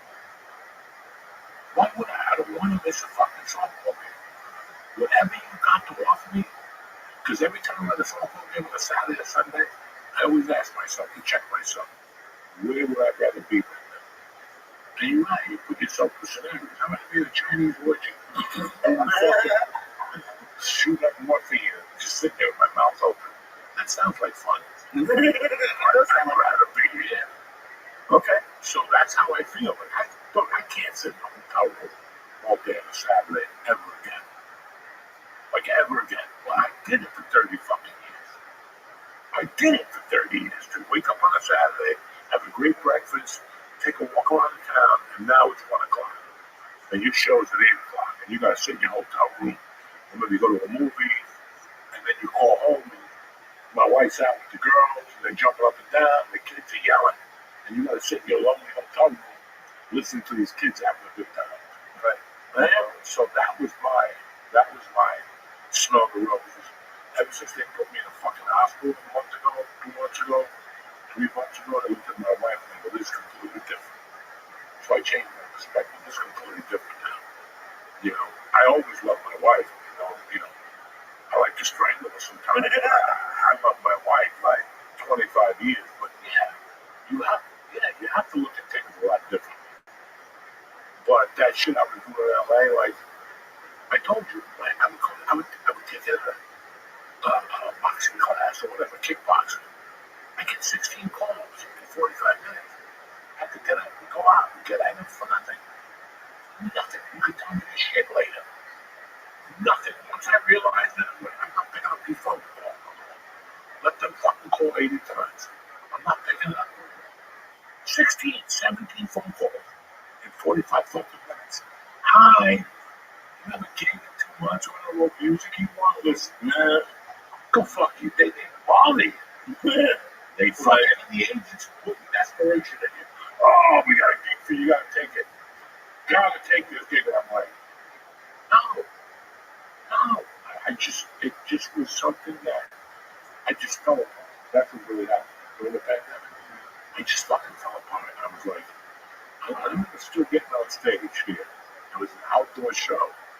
I didn't even do one of them. I went out there. I see bats flying around. Shit, fucking. There's a fucking something moving in the weeds. And I'm like, I got up there and I had to look around the whole time. You can see mosquitoes are biting me and shit. I'm like, I'm not doing this. I ain't doing stand up for a while. I didn't do it for a long fucking time. And then after I got back on stage, that's what I stood up. That's crazy. Couldn't even break through like a barrier of, couldn't even break through, couldn't take a material, couldn't be funny, didn't even care. So I stopped again for another level. So like, I'm gonna get on fucking stage. I was done, guys. And I'm done now. I get people offer me shit all the time. Movies, I'm like, fuck it, I gotta go live there, do that. It's like nonsense. If it's like a high-end fucking movie, and I'm like the shit movie, yeah, because I'm learning something. But for me to do a movie, for fucking people I know, go away for 4 days, I'm not doing that no more. I just don't. You know, if it's something exciting like Tom Cruise, I'm pushing him off a plane or something. Right. Fuck, I would love to Tom Cruise push that motherfucker off a plane. Oh, yeah. I love it. I'm just saying. That's You what want I to want to do. I don't want to do no fucking. They want me to go to Vegas to be a mobster. I'm not doing that the second week of July. Get that. It's 140 degrees. Yeah, I gotta shoot. Fuck you. I'm not doing that shit. I'd rather not have insurance. Jesus Christ. I'd rather not have insurance. I'd rather pay the money than have to put up with that. I want to do something that's cool. Right. You know, stand up, same thing. If you think I'm leaving for a Thursday and Saturday, you got rocks in your fucking head. I'll tell you, I will leave Thursday night after the show. Jesus. I'll know that once I start thinking about it, I'm like, I'm not staying here Friday and Saturday. I'm catching the first flight out of here in the morning. And that's right, because I know me. Right. But if you do, that's what changed me after podcasting. A little bit more patience. I want to be around my family a lot more. I want to be, I was out there in the wild for 23 years with those savages. And there was a lot of people that I really had a good time with in LA. There was a lot of people who meant the world to me in LA. But there was a lot of motherfuckers I didn't like. A lot more than what I liked. You know what I'm saying? Oh, yeah. Like, I liked a certain amount of people. I feel more comfortable down in Jersey. You know, okay. And this is the comfort I needed. There was no way I was going to pick up after LA and move to another state. That was not going to happen. I was not going to leave LA.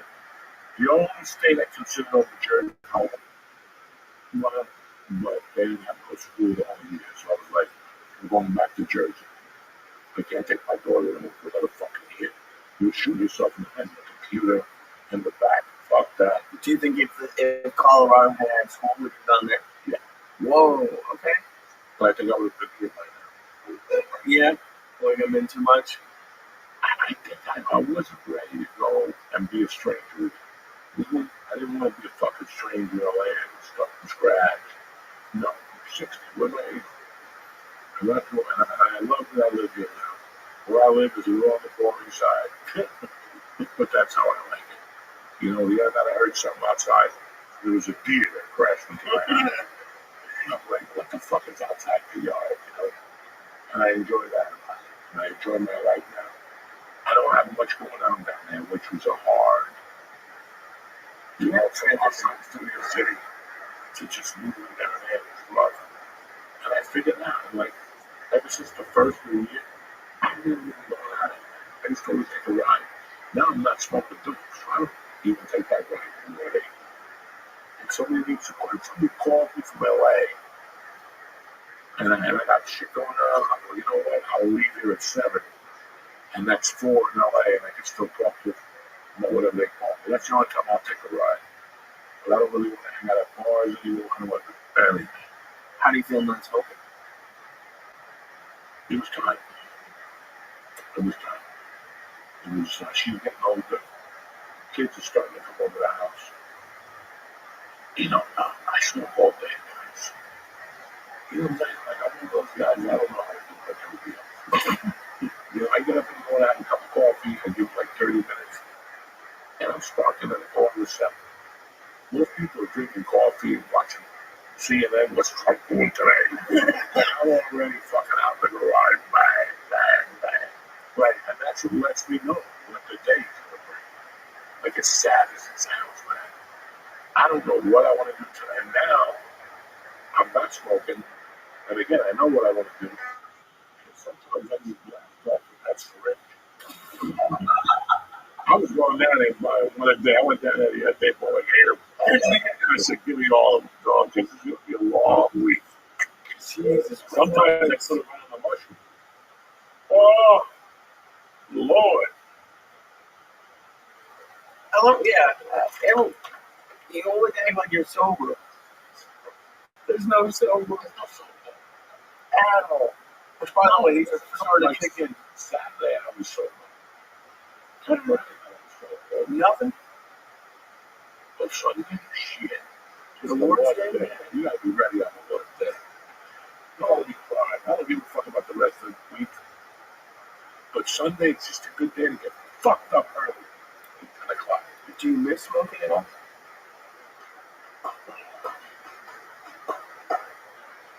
Yes and no. 'Cause I'm addicted to this. You know, going to get it. It's good. 38%. You fucking dry it. You know, I have systems in my house. I have like the drawer when it's wet. Then I dry it in here. Then it gets promoted to the top shelf. And now I'm smoking. I have like 4 kinds up here. But I have 3 kinds down there. So I have like this little game. Yeah, of course. Now the little game is over. Well, you did it, I don't know, 40-something years? 50-something years you smoked? Every day? Do you ever, like, think, like, fuck it, I'm just gonna smoke? No, because I don't want to end up that close. But it doesn't make it. Listen, I don't know if that's what it was. But I know that I've been out of the hospital for 2 weeks. With no problems. I'm not fucking gagging. I'm not choking. So it's weighing on the stuff. Yeah. And shit. It might feel a lot different. Shit. I gotta do what I gotta do. You know? Right. But right now, who knows? I'm the type of guy that once you're off something for a while, just go, why don't I go back to it? I'm already off this for a month. I'm going to start this up again. Which, for me, it wasn't funny. Right, exactly. Because I had to go down to the week for every 2 days and mix the weed around. You gotta find there's just so much weed in Jersey. So you're looking at 3 stores every day. I'm looking at 3 different websites when I wake up in the morning, looking to see who's got the best weed. I don't need that shit no more, man. I'd rather put my energy into whatever the fuck I'm doing now. Right now, I'm just trying to get healthy. I got a couple shows coming up. I'm gonna do the best job I can do. That's it. I have nothing else on my agenda. Everything else will suck my day. How does it feel? Because like, I'm trying to compare you to me, or even just you 10 years into stand-up. Like, now that you have all the power and all the control. What power and control? Because you can say, what do you mean?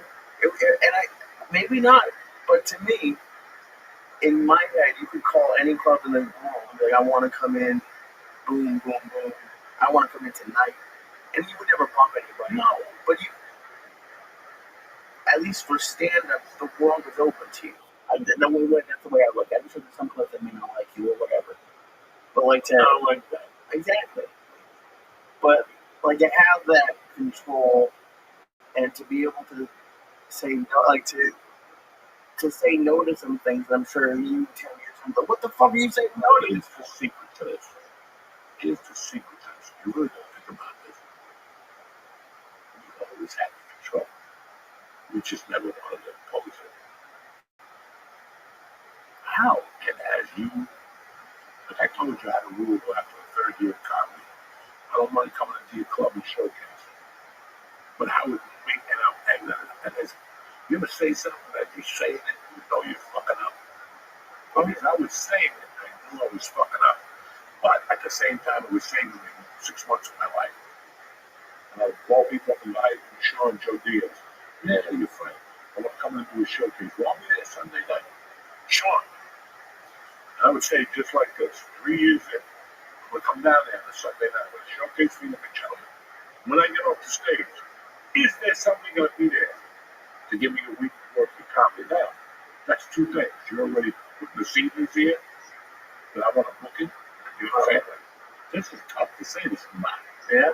And number two, I don't want to get off the stage after I kill, and you tell me some story that you're going to tell the owner. Right, you're just some $100 a night manager. I'm not going to your fucking club. And they hang up on me. Holy shit, some people tell me to fuck myself, but I didn't give a fuck. Saved you. That little control thing was the whole thing that at least I got. Then they started with the other send the tape. How many tapes I sent in my life? One. And it was blank. Fuck you, man. We've always had the control. It's just we don't take it. And then we get pissed off when people walk all over us. Right. I ran into a situation. I wanted to fucking yell at someone yesterday, but he's associated in a way maybe with a club that I want to work at. And they're not.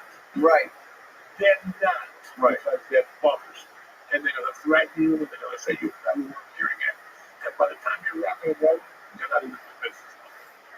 Like the people that were in the business in 1987, when I got to LA and grabbed from a manager, I never saw them. Right. They got into real estate, they got .com business. Right. Yeah, they got into .com. I really left. In 99, everybody got into that business, .com, and the tech. A lot of those people left. So these people are the ones that feel like, oh, how do I wait till you come to the club and do that? That's control. Anything who knows a comedian knows, you don't tell me what the fuck to say. Because whatever you tell me not to say, I'm going to go up there and say it first. That's why you don't put no boundaries on a comedian at all. So when I go over to your club, you're like, oh, excuse me, I don't want no fart jokes, no poopy jokes, bitch. I'm going to open up with a fart joke just to piss you off. Yeah? Okay, I saw this guy, Kevin Fitzgerald. Kevin Fitzgerald, you two guys are all youngest up in Georgia. Kevin Fitzgerald had a show on the Animal Planet. He was a vet with white hair. I don't know, you guys know. Old dude. That dude looks old. That dude will fucking pick your throat out. You know, he was in Vietnam. He was one of those crazy motherfuckers in Vietnam. Then he came back on the GI Bill and became a veterinarian. And then somewhere along the way he became a comic. But before that veterinarian shit, he was the Stones bodyguard. He was on tour with the Stones when that shit happened. They got stabbed, the Altamont and all that shit. Kevin Fitzgerald, you look at him, he looks a little weird, but that motherfucker got stories, and that motherfucker's dangerous. So, in 1993, he was at the Comedy Works, and he did a joke about this is your brain, and this is your brain on drugs. Remember, it used to be the egg. And when he got off stage, some big guy came up to him and goes, Bill Hicks was here, you're opening for him. Mr. Hicks said not to do that joke. Next time you open, he went back, thought about it, and goes, fuck Bill Hicks. He went up there and did the joke. The muscle guy came up to me, and Kevin goes, I would take his fucking throat out. But Bill Hicks came up to him and said, hey, we told you not to do that joke, and you did it. You're on tour with me. Fuck, I would have said, I would have done the joke. Guys, you have to somewhere as a comic say, this is what I'm going to do, and if you don't like it, I'm moving the fuck out. But that's what when they tell you, like, you can't say this at my club. Well, you call me. No. And number two, I'm saying what I'm fucking saying. And if you don't want to hire me after this, that's funny. Right? But don't you ever fucking tell me what I cannot do. Because I've been struggling with, I don't like feeling like this, but the feeling that I felt in New York on stand-up is a little bit desperate. And I don't like feeling like it. But there's just no, it's hard. You're just kind of out there. You're out there, bro. And with like, it feels like the Titanic, like when the Titanic sank, everyone's in the water. That's where I am. Like, oh well, yeah, right now for sure. But I'm just talking like, just even comedy-wise, you're just waiting for someone to help you do something. And like, if someone told me I don't want to hear this joke or that, like, okay, whatever. You know, feel desperate, but always have your fucking mouth. I don't like feeling desperate. Right. You know, it's like when I stopped doing coke. I was a completely different comic, a completely different individual. Because I had it rough when we fell.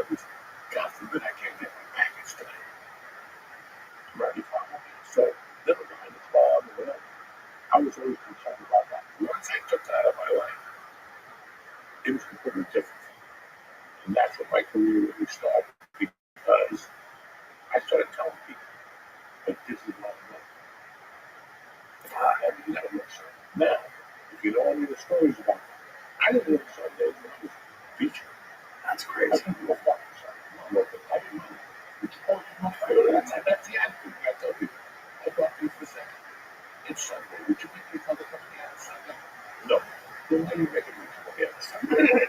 Call your mother next time you order something. And then look at you like, it's the truth. It's like when they do all this shit. I'm going to issue for you at 5:30 downtown LA. Again, would you send your mother down there at 5:30? No, I wouldn't know why you sending me. Call them and give me a decent time. And they'll even say, no, I'll go call them. Give you a decent time. Right. But like that's where I'm going with it because they'll give you a decent time because they like you, they want you. If you're just a nobody at the beginning, they're like, fuck you. You don't want to come to 5:30, then fuck off. People describe the stories and right, but it was the story. Of course. Okay, and then Phil's auto garage. Right. Midnight with a bunch of fucking three-quarters of like kids in Brooklyn. The hipsters, yeah. Whatever the fuck they call them. Little fags, whatever, sick man. With the little fucking raccoon eyes. Whatever. Right, yeah. It's completely different. Of course. But I still remember doing open mics at 2 in the morning, and one day I decided I wasn't going to fucking do it no more. And then I started doing those early ones. You can't fucking work. Hamburger Harry's at 4:30. There's no reason. The only reason to go in there is to get a loose and put it up on the thing. Look, here's my 5 minutes. It's just hanging stuff. They're rough, and I know the issues you're in. Right. But you have to, right now, they're giving you a wall. Yeah. You're a smart Jew. You got to figure out how to go around that wall. And they're going to give you another wall. Right. And you have to figure out how to go around that wall. And that's what we're discussing. In the beginning, we got into it. We're talking about how important basics is. Like I was talking about, I could take leave on the week. Fuck my wife. Fuck Mercy. I'm going on the road. You do it every weekend. And I'll take them to 3,000-seat theaters and do 2 shows a weekend. And after 5 years, we'll be in a great company. Until he has to do a show in front of 20 people. He's going to lose it. Lose it. Your legs will start twitching because that you didn't cover the bases. Just like that old commercial. Remember Benzo, George? You didn't pay me now. You just pay me later. Yeah, but you're not paying me. Fuck it. So you're rolling now. Instead of right now, you're a big man in New York. Mm-hmm. They're not going to open the doors for you. No, you're intelligent. You know that. You got to get that. Now, I'm going to be as honest as I can. I couldn't figure out New York. That's why I got the fuck out of here. Because I didn't know 4 people would bring to the show. Right. Well, George, he disappeared. I was paying $10. I'll be right back. You know, but I'm thinking of lighter, whatever. But, so you can't do bring a show. Right. Fucking it happens. I got so lucky yesterday with people. And then the spots on 2 in the morning. Every once in a while, we would love to give me a spot. Mm-hmm. But I would stop around every person with coach and do the coach before I had my spot and have to cancel my spot. Right. So there's always a fucking night there for me. So I chose to develop in Colorado. Right. But you're doing a great job here, considering. Now, like I said to you, I would love to walk in with you from New York Town. You can go through 20, you can do 10. What's that going to do for you? Nothing. And now you're forced to money. Right. And I've never asked you for that. But I Right, because I know it would end off. Mm-hmm. If we did it in 10 different clubs, I would hate you. I like the fucking kid. Right. Dude, one of my, and it's, I don't know if this is something to be proud of or not, but like one of the things I was most proud of in LA was that like I never had to call my parents and ask for money. That was one thing that I just took pride in. And, you know, I'm sure there's a lot of people listening who don't, whatever they think about me being a stand-up, I know that I'm working really hard at it, and it's what I want, and I don't want to look back in 10 years and be like, oh, I only got in because Joey called X, Y, and Z. I'm having, as much as I'd love to be in at all the clubs right now, and I'd say yes if they called, I'm having fun, like, doing the bar. The only place that I'm happy right now is barbershops. I do barbershops, Every fucking month, someone invites. I feel like it's like they're fucking. They bring you to a barber shop, and the shows are great. But I've done like 8 barber shops. And it's like, what the fuck? I'm only got no hair in a barber shop. But I love it. It's been, dude, New York is, and I did, it was a weird, like, 'cause yesterday I did, I think, 3 mics. 2 of the mics would have got canceled. And what I use mics for now is I really only use them to just say the words. Johnny Rock in LA gave me great advice of just like, you can't go there looking for a response, you just go there to practice. And like, that's what I'm using it for now. It's just as a, because if I hadn't have done those mics, my set last night would have gone as well. Because I changed.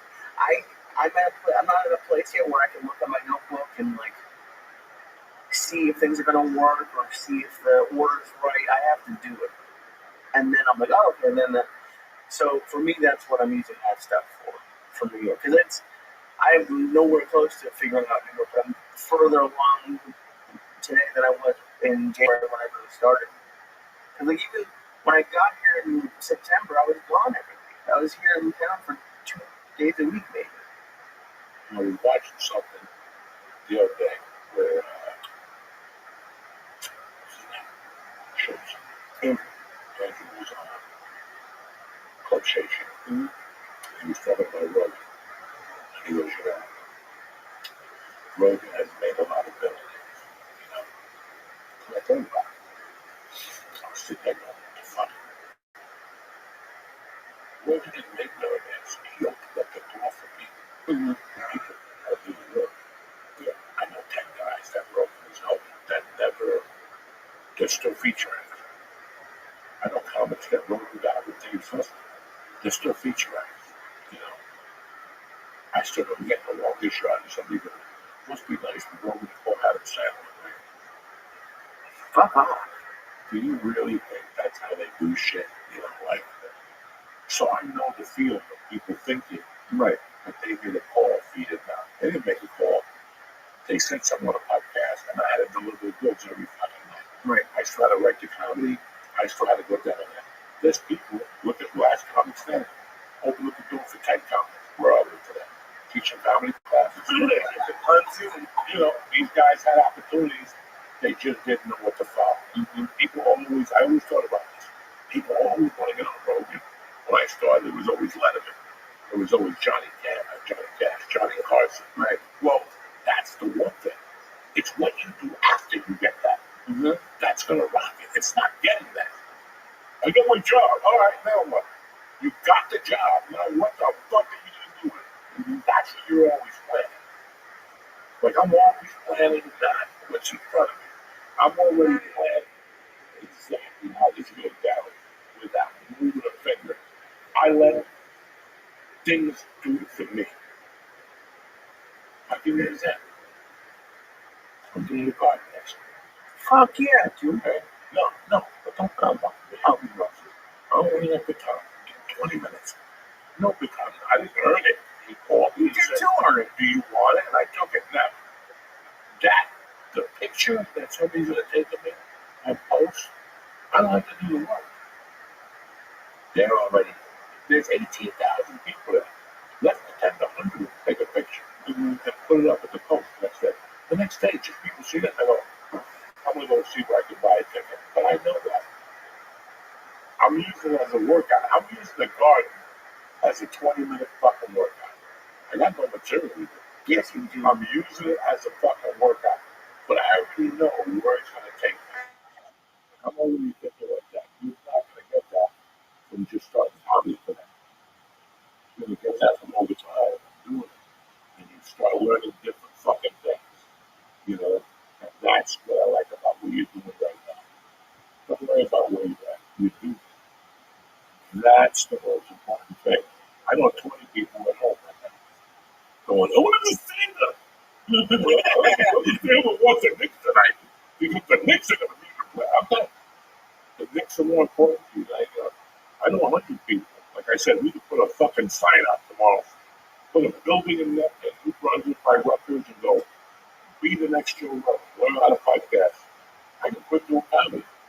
You have a sucker in there every fucking 20 minutes.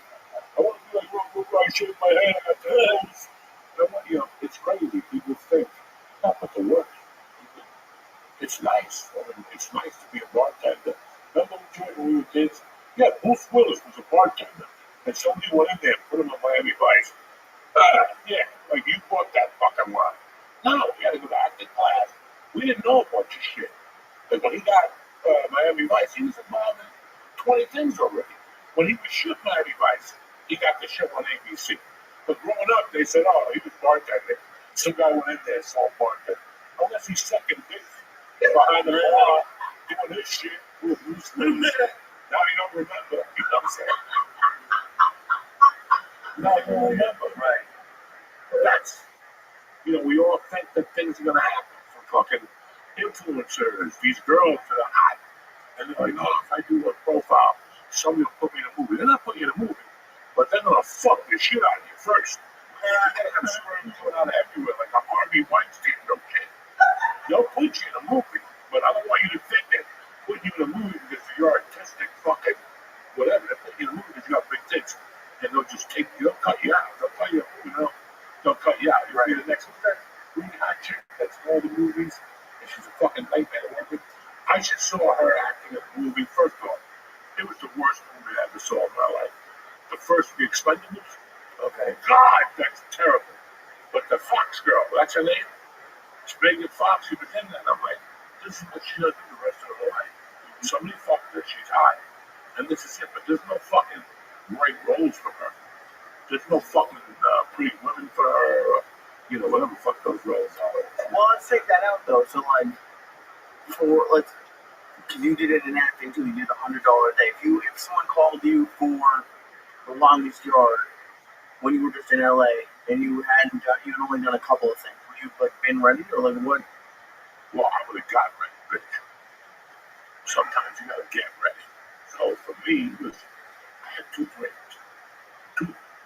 trains of thought here. The one train of thought is you could just read a book so much.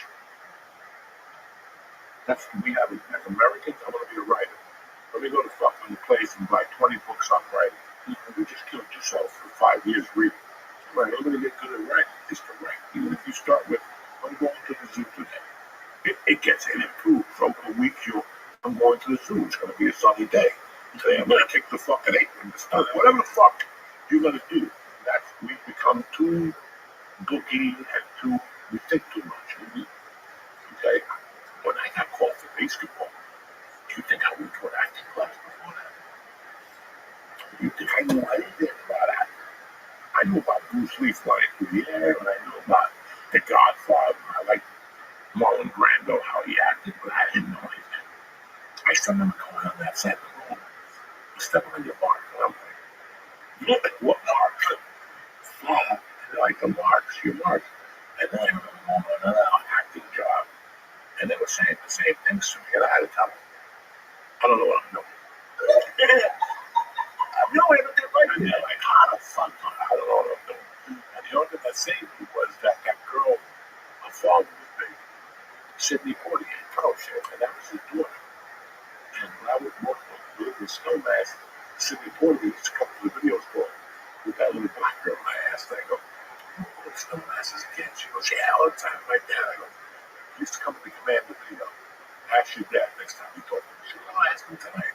She came back, she's like, yeah. Oh my God, yeah, your dad used to come in. So she was kind of nice to me. Yeah. She was like, I'll show you what to do. I don't know what the fuck I'm doing. Bro, as soon as that movie ended, as soon as that TV show ended, I borrowed money from Josh Wood and I got to do an acting class. Right, you follow me? Because now I was getting serious. Right. I thought I was just gonna fucking, go up there and they were giving me lines and shit. So I didn't know. Oh, did they? You want me to read? Oh, yeah. So I didn't know what I was doing. So then I went to an acting class and then overall, right, as I was doing the acting class, I started booking while I was doing the acting class. And it kind of came together. But I didn't just do it. Like, there's people that'll tell you, there's schools in California that if you go to their act, they'll tell you, you can't go on auditions for 2 years. 2 years? You know what? Fuck you. You don't even know what you're talking about because now they get to blend it together. You know, like when they get to go to class. Right. It's like being a union plumber. If you're an apprentice, you gotta go to Peterborough twice a week and learn how to fucking burn this shit. You know, and you're on the job. Right. And you might start as a laborer carrying pipe. Right. But eventually all that shit's gonna mix together.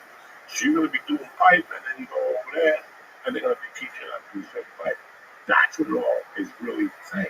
1,000%. But I would never tell you, you're gonna be my comedy student. Don't get on stage. No, I want you to fail. Right? I want you to come with questions for me every week. Going, I did my best material, and they threw a tomato at me. All right, let's start with the videotape. Let's see the videotape. But that's what I think that people they get too booky, and then they'll end up doing anything, or they get into something without really. So it's kind of a catch-22. It really is.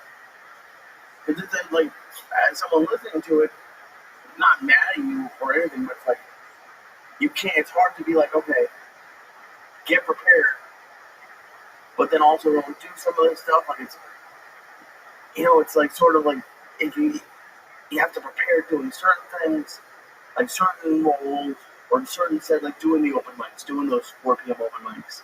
And it's hard to know when to cut it off for yourself. You cut it off when you think it's time to listen. You know the difference between professional and an amateur is anything.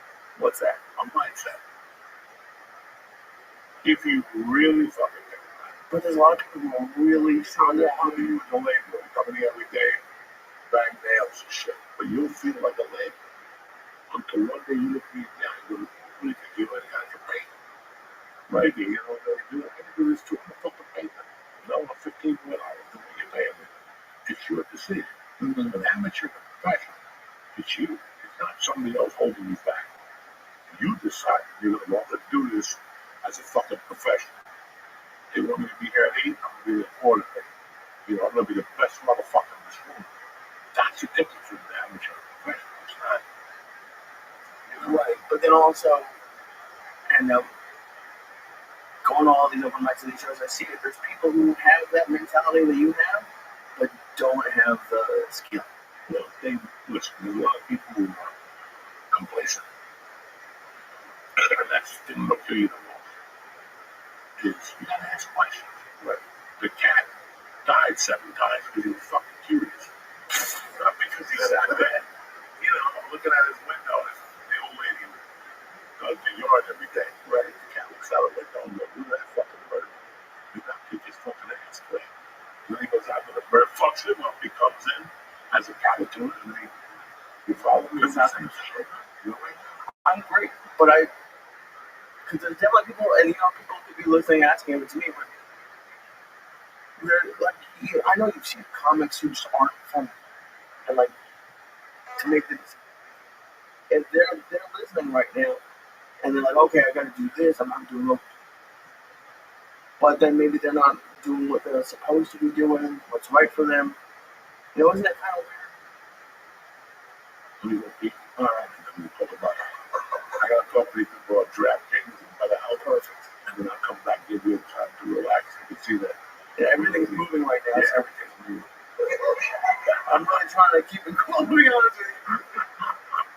We'll be back in 30 seconds. What's happening, beautiful people? Uncle Joey here to talk to you about March. When it comes to college basketball, nothing is for certain. You'll watch upsets, buzzer beaters, top picks going home early. Get in full action with DraftKings Sportsbook. Understand me? Whether it's the live betting, exclusive content, promos, parlays, it's the thing to do this March. You know, the birds are chirping, the sun is out. We need some more action, okay? Now, if you haven't put a bet in with DraftKings before, first time, here's something special for you. Ready? New DraftKings customers, new customers only. You're going to bet $5 and you're going to get 200 and bonus bets like that. People are friends. Bet the unexpected with DraftKings Sportsbook. Download the DraftKings Sportsbook app right now. Use code Joey, Joey. That's code Joey for new customers only to get 200 in bonus bets when you just bet $5. A fit to get in. Who's better than you? Only at DraftKings, where the crown is yours.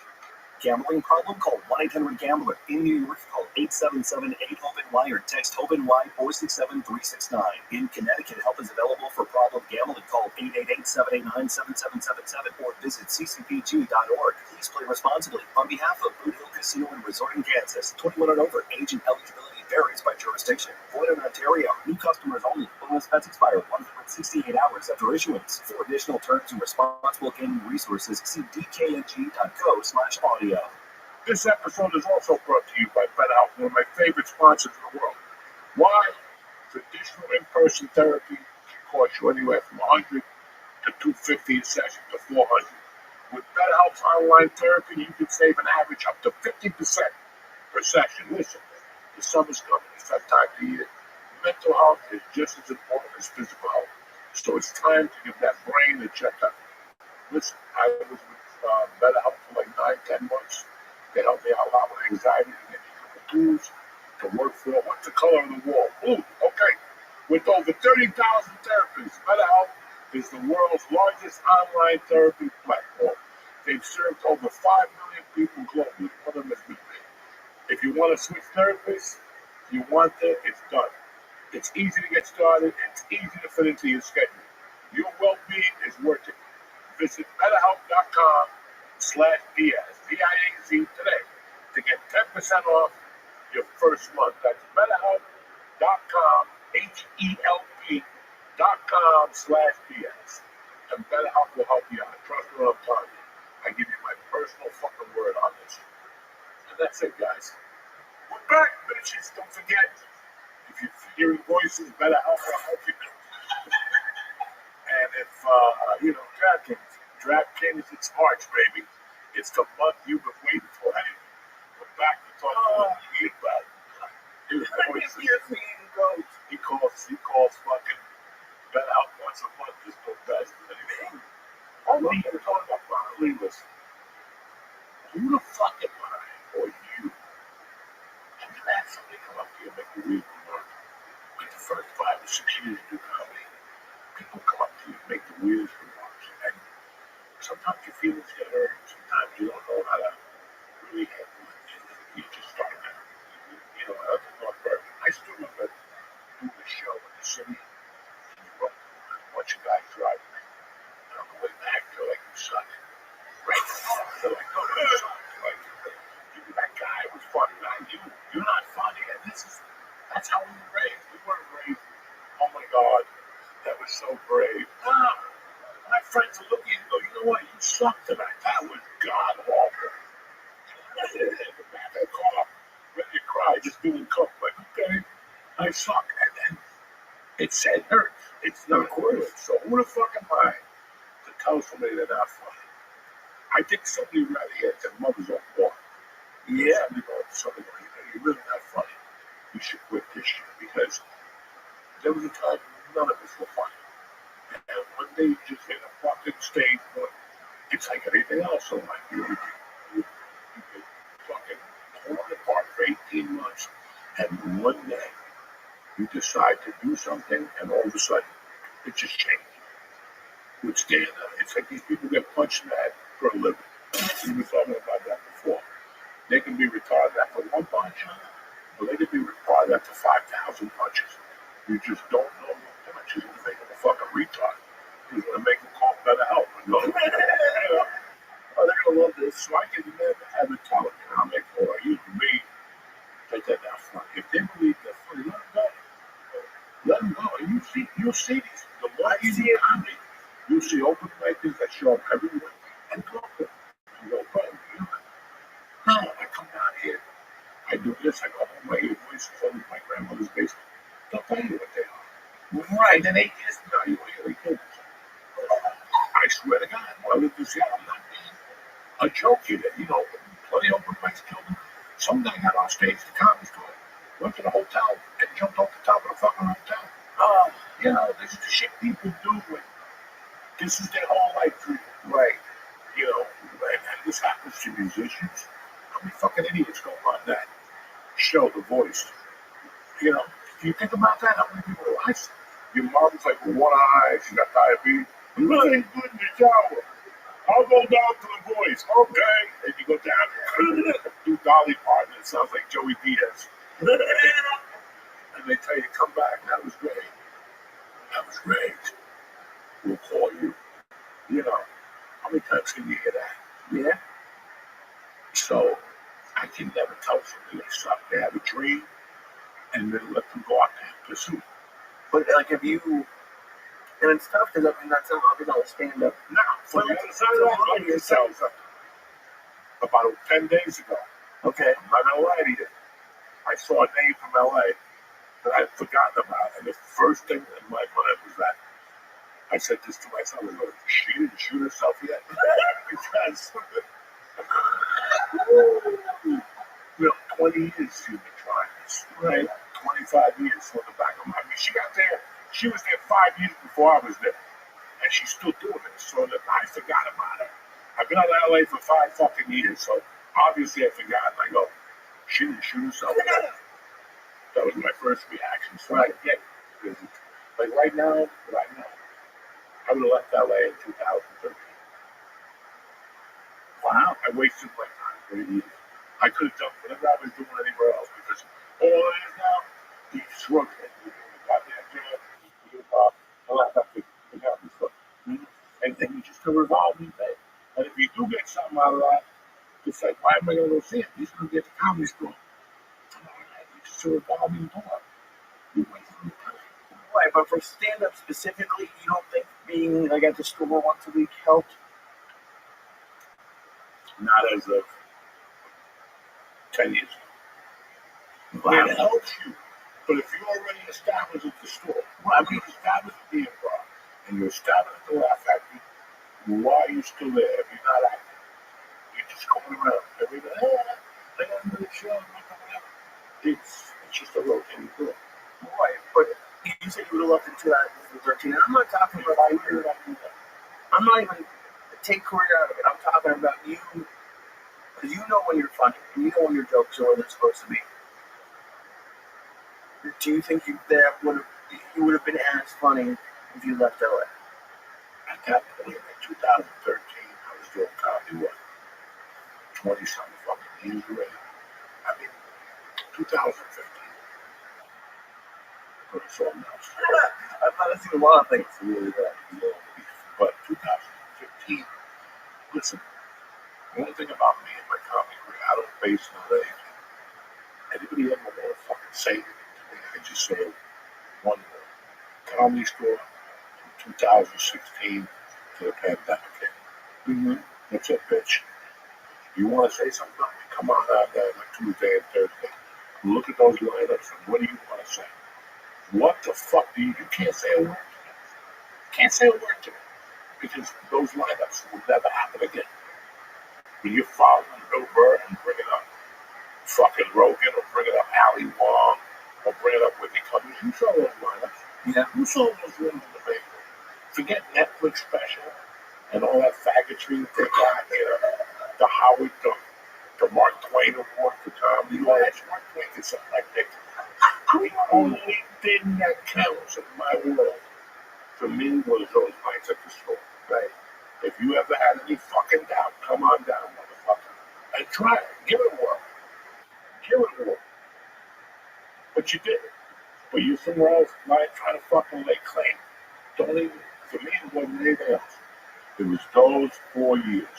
When you walked in there on Tuesday, most people would faint. Because I know my fucking faint. When I would come around that liquor store, you know, you get all low and I'd go like, why am I going down there? I'm going down and destroy my career. I'm going to the ABCC, whatever the fuck that is. If I have a bad set down, it's going to get around. Mm-hmm. So when I would hit that fucking stage, I made sure. Like I just heard Judd Apatow went back to the store. That's because Papa's not there. Because Papa Jack, you so bad, you got to go. When you're not that funny, then you go to another club called, what's that club they Largo. That's where they call it alternative comedy. Oh my God, that's so brilliant. That's where you go. But on Tuesdays and Thursdays, that kind of comedy didn't work. That comedy was never designed for the comedy store. Right. Like if you go into the club in the city, I'll take you to the club in the city down, that shit wouldn't work at the comedy store. It would not work. She engraved the Marines.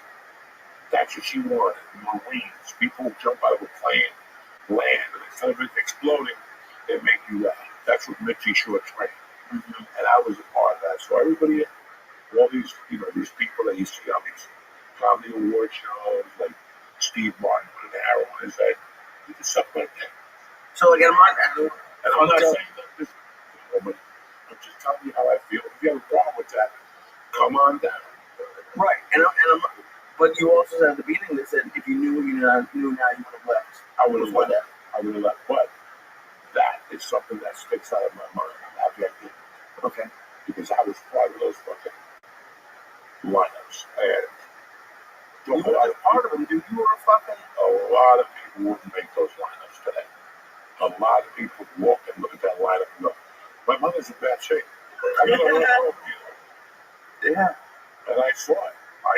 For years, you could be an okey-doke comic and walk into the store.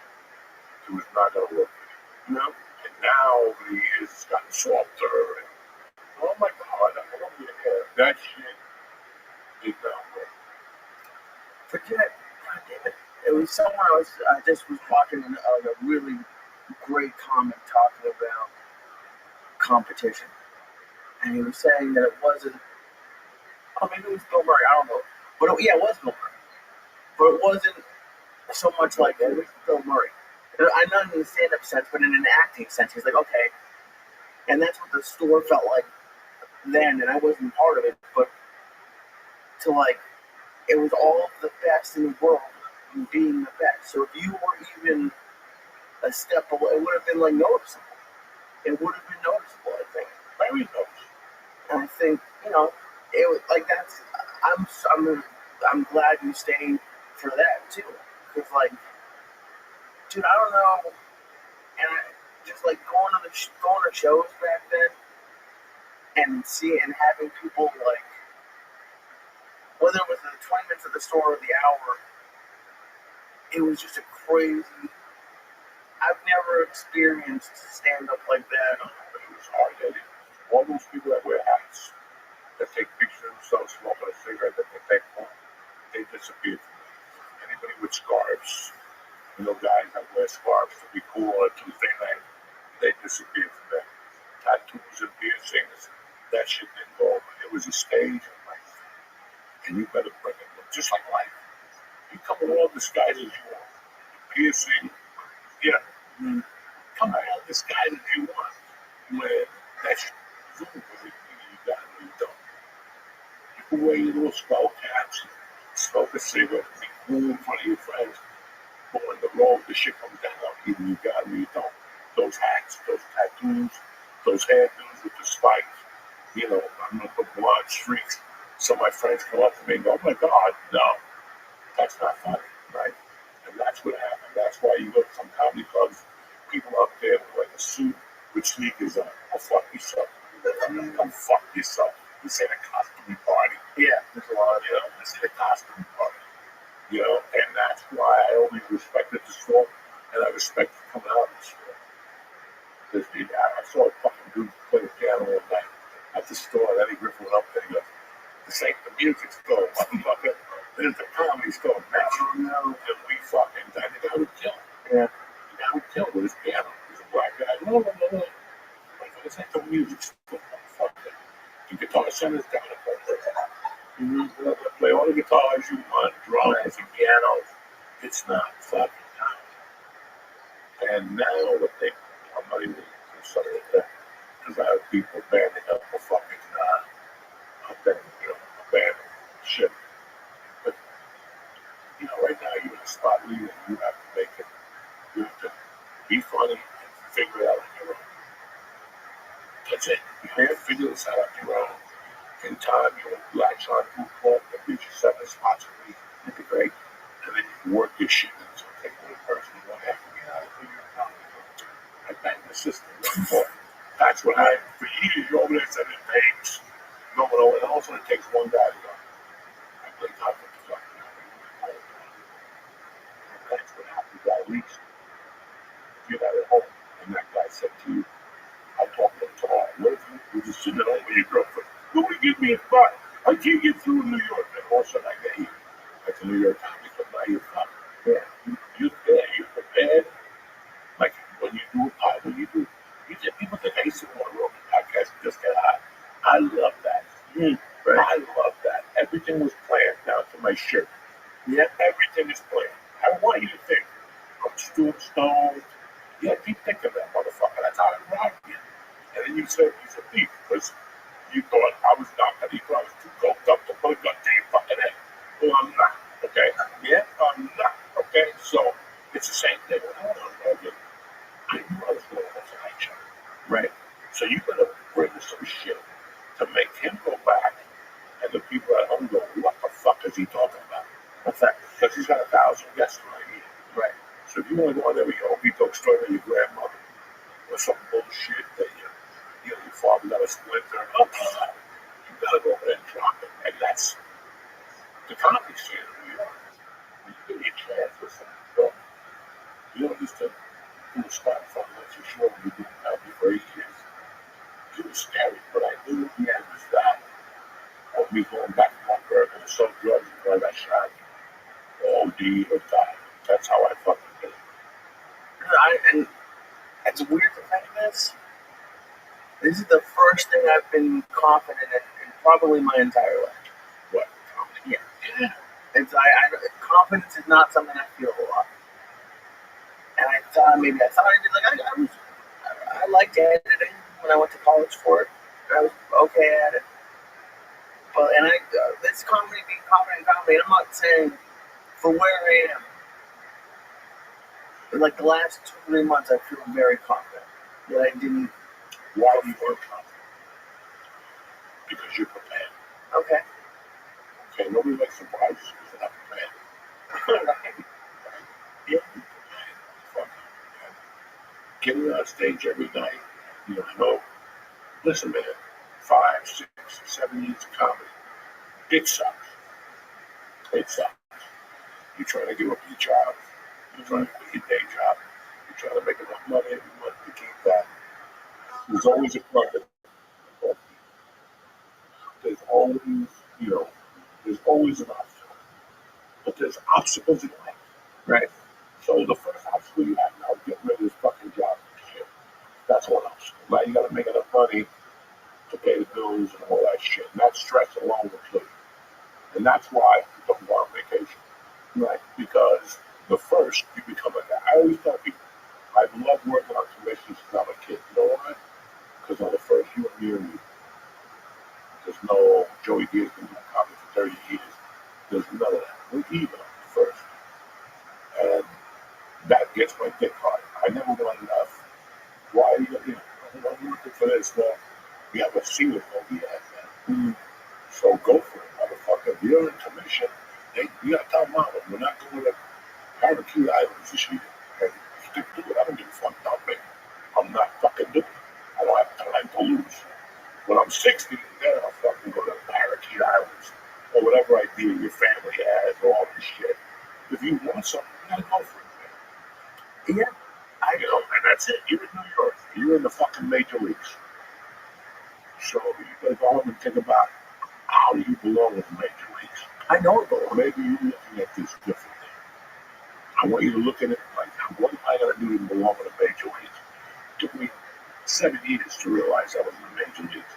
I stopped smoking coke and I go, I'm in the major leagues. Oh, fuck it. What the fuck am I doing with my life? You're in the major leagues, not as major as LA. right. But you're right there. So you have to switch your thinking and get, how am I going to get noticed?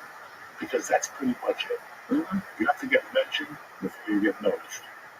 So somebody's going to have to go, man, have you seen this new fucking genius I had? He was on fire the other night. This place, you're nuts. It's such a fucking catch-22. And you guys think, well, don't ever go to LA, you can't get an agent. Well, why can't I get an agent? Because you have to have something. Well, the only way I can book a movie is if I have an agent. Well, figure it the fuck out. Right? And you walk out of the office going, what am I going to do? Okay, I got to go down to the fucking thing every Wednesday. George, remember?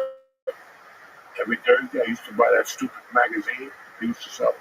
And all the newsstands in New York. Well, sell those in LA too. And you got to go in there and open the paper and go, oh, we're going to do a college film that shoots at night with 3 Chinese kids that don't know how to shoot a film. They're going to shoot that film.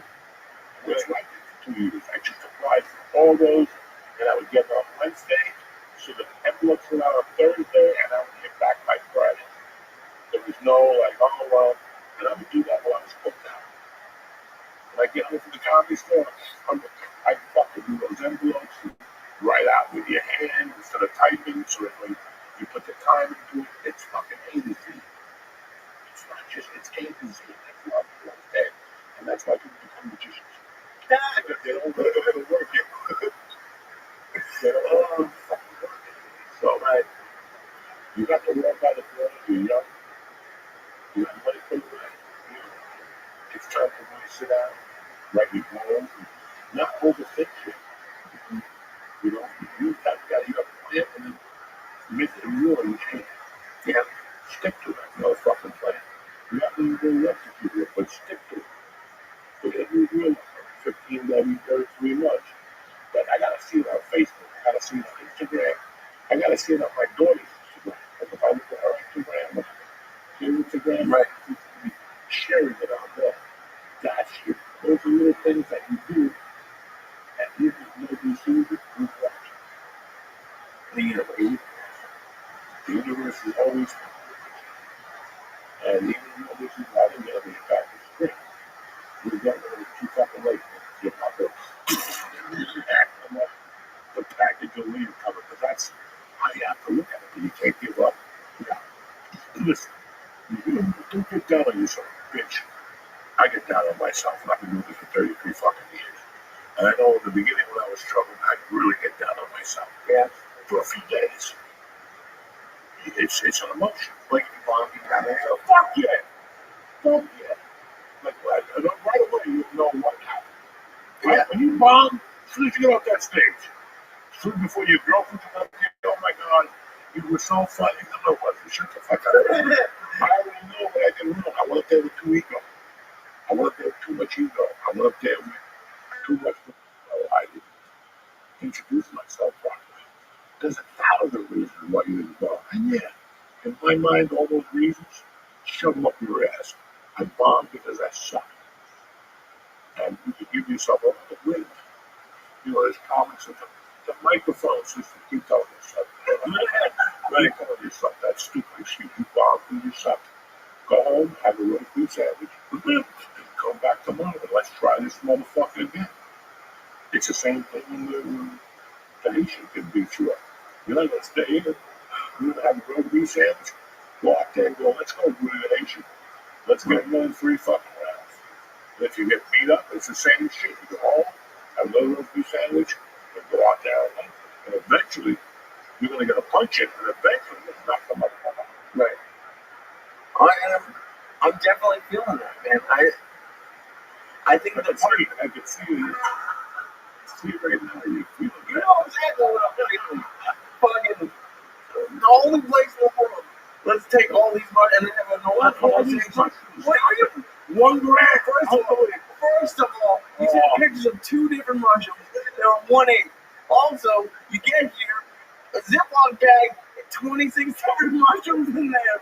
I gave the mushroom. No, you did not. I swear to my daughter, I weighed the And mushroom. even if you did, that's still 2 grams of mushrooms. That's fucked up.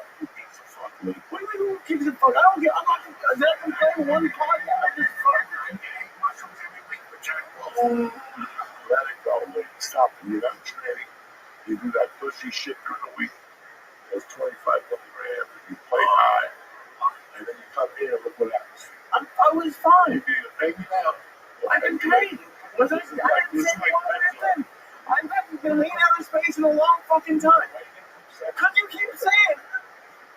No, let's do it, Callie. I'm not too fucked up. I gave you a smaller one. No, you didn't. I'll show you right now, motherfucker. A smaller one. I'll show you. Yeah, it was short, but it was thick. I gave you a smaller one. A smaller one. Look, I showed you this. You're using pictures with 8 months ago. You showed this too.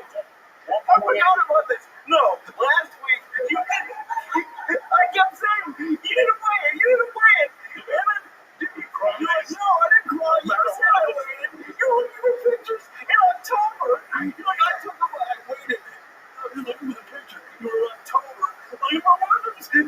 shit out. You want another mushroom? I don't know what he's saying. That's Oh, fucking you know what I'm fucked up. saying. I don't know nothing. Yes, you do. He's just over there getting all like, it's like Gaza, beat up your mom. What the fuck is wrong with Because you keep saying I'm doing shit. I mean, I'm lying and I haven't cried you? It once. takes you 20 minutes to eat them. I'm so sorry. The mushrooms don't taste good. You can, oh, they don't taste It's good. terrible. I want to eat them. You eat that fucking lizard meat. What lizard meat? That shit you've been eating for 30 years. You keep saying that they paid the restaurant paid Google Moms to take lizard meat off the review. You can't do that.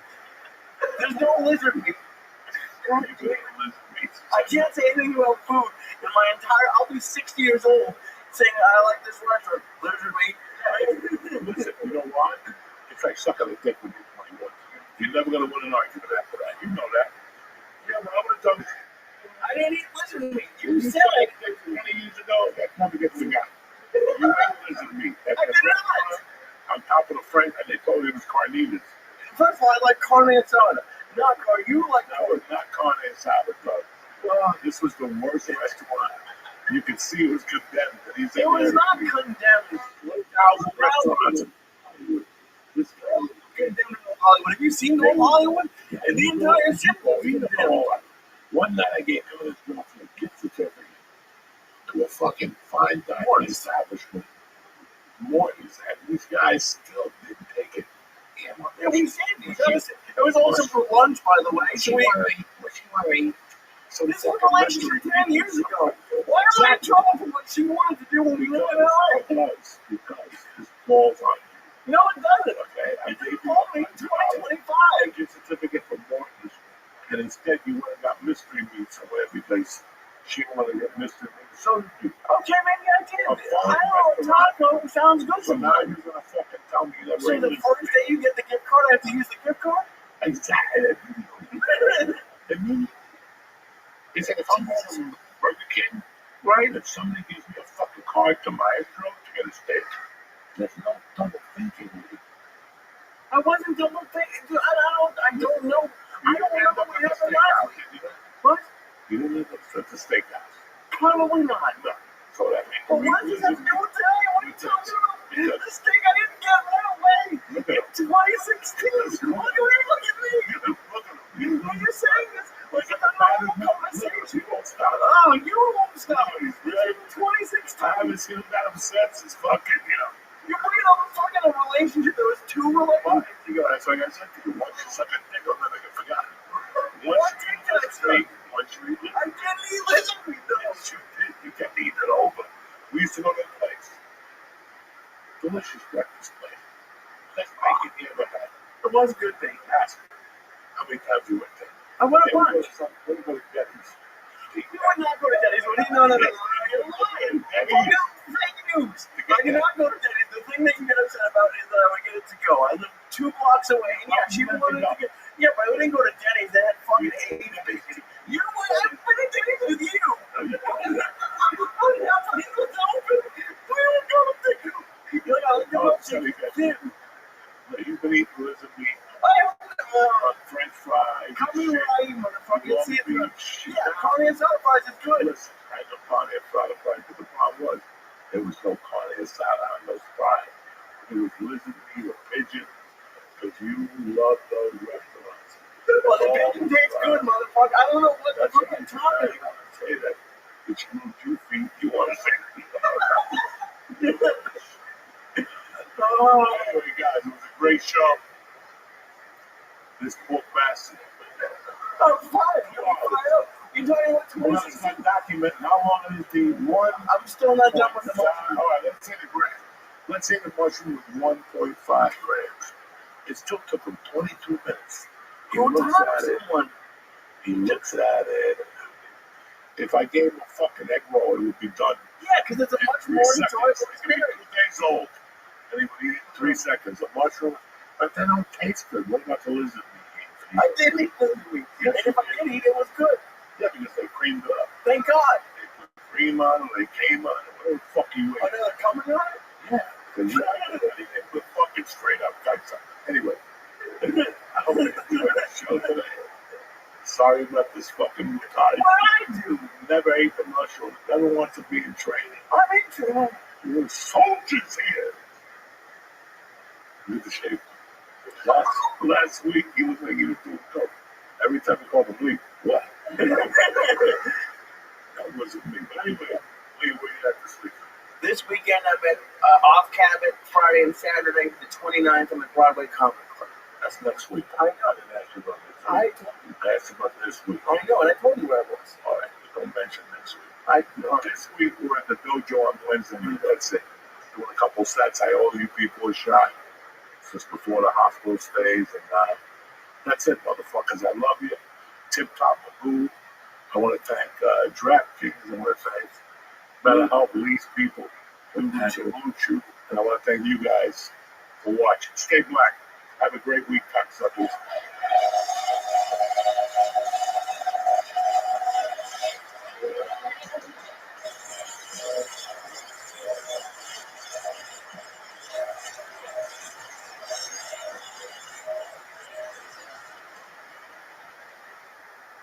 What's up, beautiful people? Uncle Joey here. If you want the maximum out of your sex life, you need Blue Chew Max. It combines the active ingredients like Viagra and Cialis into one chewable tablet. Bam! This baby's gonna get the job done for you quickly. It acts fast and it seriously lasts. And if that's not enough, Blue Chew's online service sends your ED meds right to your door. Nobody knows nothing. You talk to the doctor, he approves it in 2 days. And listen, in 3 days, you'll be jumping up and down with the new margarita. You know what I'm talking about? Getting started is easy and totally online. You chat with a licensed medical provider, and if you're approved, you get your prescription in just days, guys. And listen, whether you don't have ED or you do have ED, no matter what, you're showing up with 3 guns. You follow me? She's not going to want it. She's going to call you the next day. What'd you hit me with, Papa? Anyway, make life easier by getting harder and discover your options at BlueChew.com. There's a special deal for the Church and New Testament family. You're going to get 1 month of Blue Chew for free. That's what I'm talking about. Okay? It's March. What is it? March, April? Forget it. You start now in March. By July, you'll be a savage. You understand me? So do yourself a favor. Go to Blue Chew and press in promo code Joey, Joey, and just pay $5 for shipping to get that party started. You understand? That girl will be fucking jumping up and down when you get through with her with that Blue Chew pill. That's promo code Joey. Visit BlueChew.com for more details and important safety information. Like, don't eat 10 of them, you know what I'm saying? Then you really fucking knock people out. And I want to thank Blue Chew for sponsoring the show.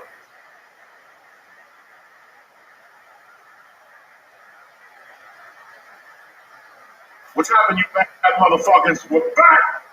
Like herpes. It's March the 11th, Tuesday. A beautiful day to be alive. I know I wasn't here last week. Shit happened. I was in county jail, but we're about to start this motherfucker right now. The church is in session, bitches. Uncle Joey here. Listen, it's time to make feeling good nice and easy. Ditch all the boring guided meditations. All you need is Via. Via is changing the game in natural wellness, combining high-quality, hemp-derived ingredients with powerful cannabinoids to create serious results. Whether you want more focus, better sleep, or a boost in your love life, Via has you covered. Listen, Uncle Joey, you guys know my tolerance is off the chain. I eat like 2 of these daytime. They call them daytime 100 milligrams. I'm ready to go. Last night I ate 8 pieces of toast with butter last night. Who does that? You understand me? That's what Via does. So, customize your Via experience by choosing the type of relaxation you're looking for, along with the level of THC you want. With products ranging from 0 to high cannabinoid levels, they'll have something for everyone. So, if you're 21 and older, treat yourself to 15% off and get a free gift on your first order. Use our exclusive code Joey, Joey, at ViaHemp.com. Again, Joey at ViaHemp.com. Please enjoy the free shipping on orders over $100. That's ViaHemp.com, code word Joey. Thank you for supporting the podcast. Welcome back to Joey!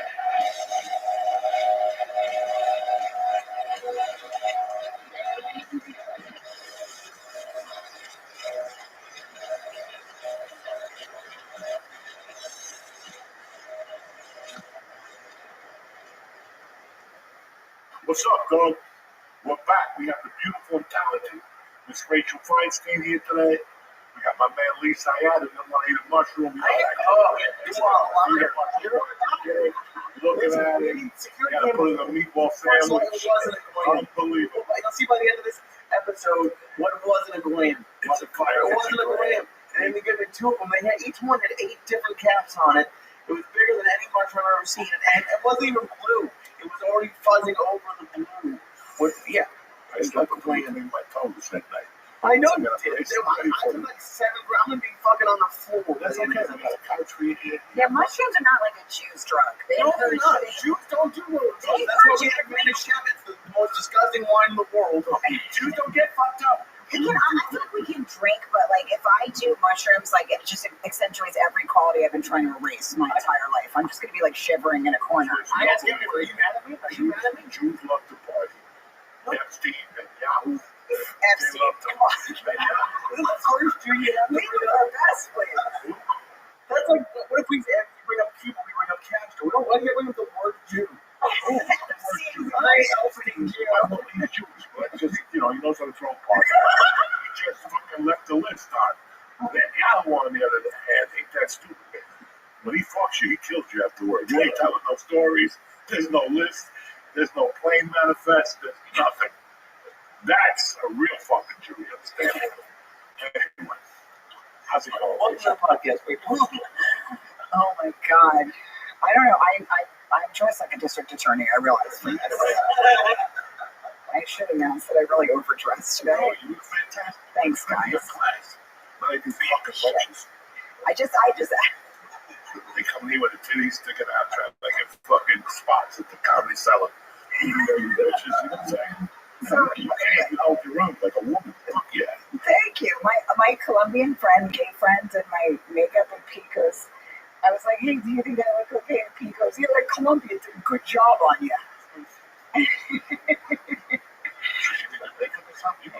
Yes, he's like, yeah, Colombia did a good job on you. That was just way funny and a compliment. That was the best I was going to do. Is he gay?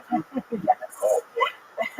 Gay Spaniards are the best, right? Oh, yeah. Anybody can be gay. Meet a Latino guy, that's a fucking They faggot. run it fucking Those motherfuckers are old school fags. They get the training in the Bronx and the bodegas. You ever see the movie Brooklyn? No, Brooklyn. Brooklyn. Brooklyn. It's a Spike Lee movie. Spike Lee Yes, movie. I saw that. Yeah, a long time ago. The best scene in that movie is when the kid goes into the bodega. And the Puerto Rican trannies in there with Ray tipped over. He got like a black guy from the night before. I grew up around those guys in the Bronx. Right. Like, why would you throw them on the dry cleaner? I always saw a Puerto Rican tranny.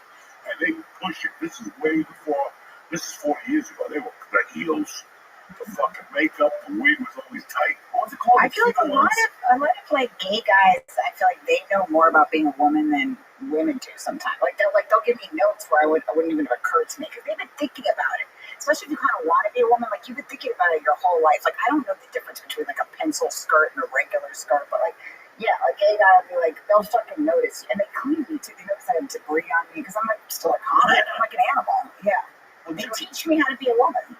You were saying that in San Francisco when you were there, there were like these Cuban dudes who had a girlfriend. Yeah, Cuba in the old days, you could have a boyfriend that was really your girlfriend.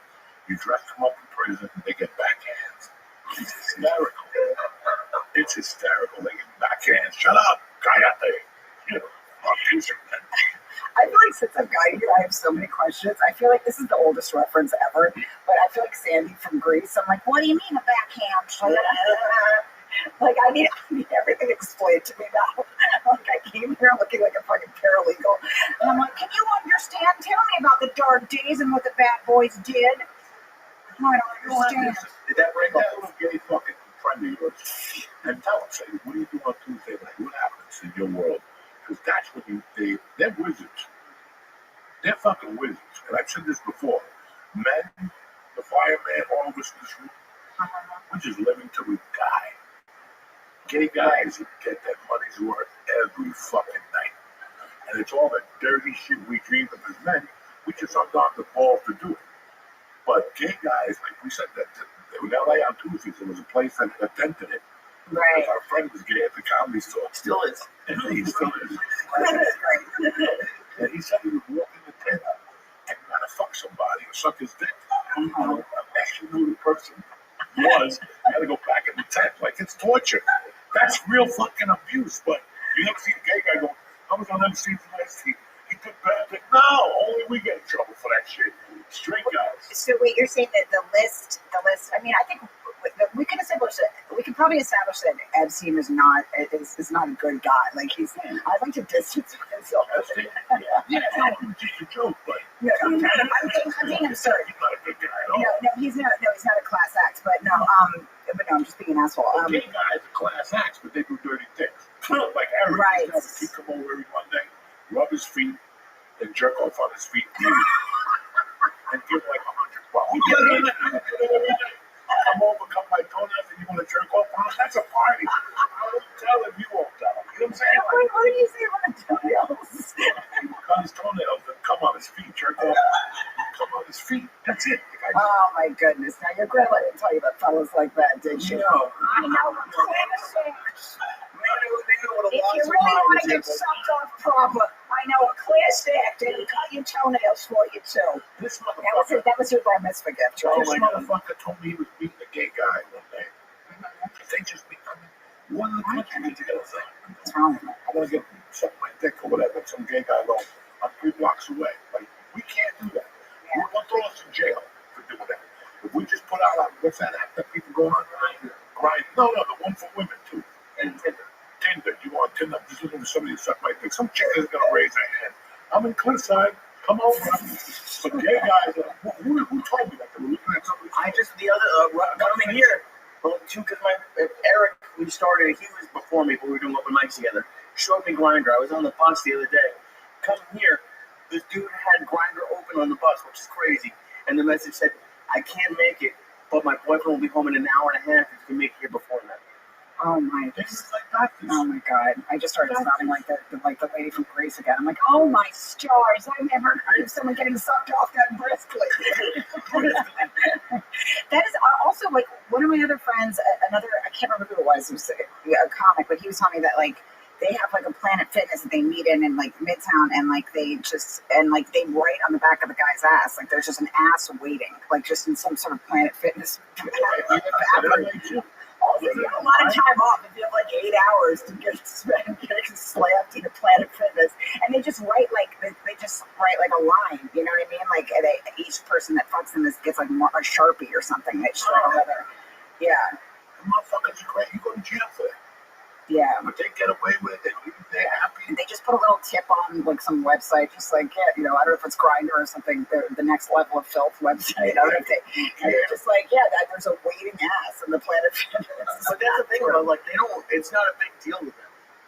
Like Eric used to do it between open mics. Wait, what would he do exactly?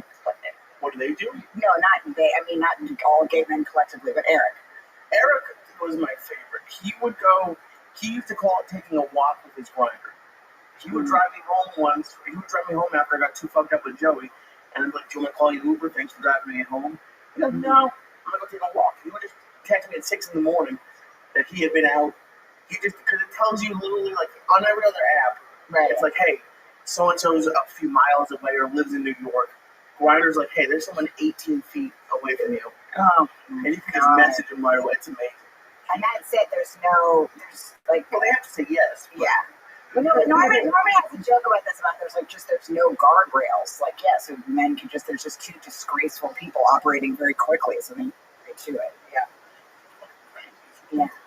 I can He imagine. told me that he would take his victims to eat hot dogs. And I'm like, why hot dogs? Yeah, I got it ready. Wait, the fuck? He was I don't even call them victims, though. subconsciously, you gotta get it ready. They're sucking on a dog. And then So the hot dogs are like prepping them for the dick. It's hilarious. after that, I'm like, I wish I was No one would ever come up with it. No one would ever be like, I take them to have hamantaschen first. Then they can go down on me. Yeah, no one would I'm taking ever. all my dates to hot dog stands. Now I'm just trying to think of what would be the prep food for For Jewish food? no for going down or for pussy. A nice brisket would be nice before. Brisket, yeah. If you're black and they see that brown meat, you know. She wanted to do the grandma's voice again. Whenever I would want him to eat me out, I would say, go have a taco first so we get used to the shake. All right, let's not be so disgusting. You get nervous over there. Well, yeah, it's already fucking kicking in. I'm nervous. I'm looking fucked up. Are you really fucked up? Yeah, it's about to. Yeah. It's about to is amazing. You can barely form that sentence. It's about to is great. That's pretty much, yeah. I'm feeling fine right now, but it's definitely kicking in. All right, relax. My ass. Lay back. Lay back. It's going to be all right. Everything's going to be fine. I want you to do a step. I think you're going to be a star in show business. Oh my God, at least 20 years, 20-something years. Yeah, forever. Yeah. I moved to New York, yeah, like right after I graduated high school, and I started stand-up pretty soon after. I moved with this guy in his band called Dick Sister. Dick Sister dumped me. I was like the Yoko Ono to Dick Sister. They really didn't want me around. I was on tour with them, which consisted of like 2 dive bars in Michigan or something. And he was like, "Yeah, you're bringing the band down. You got to beat it, kid." Yeah.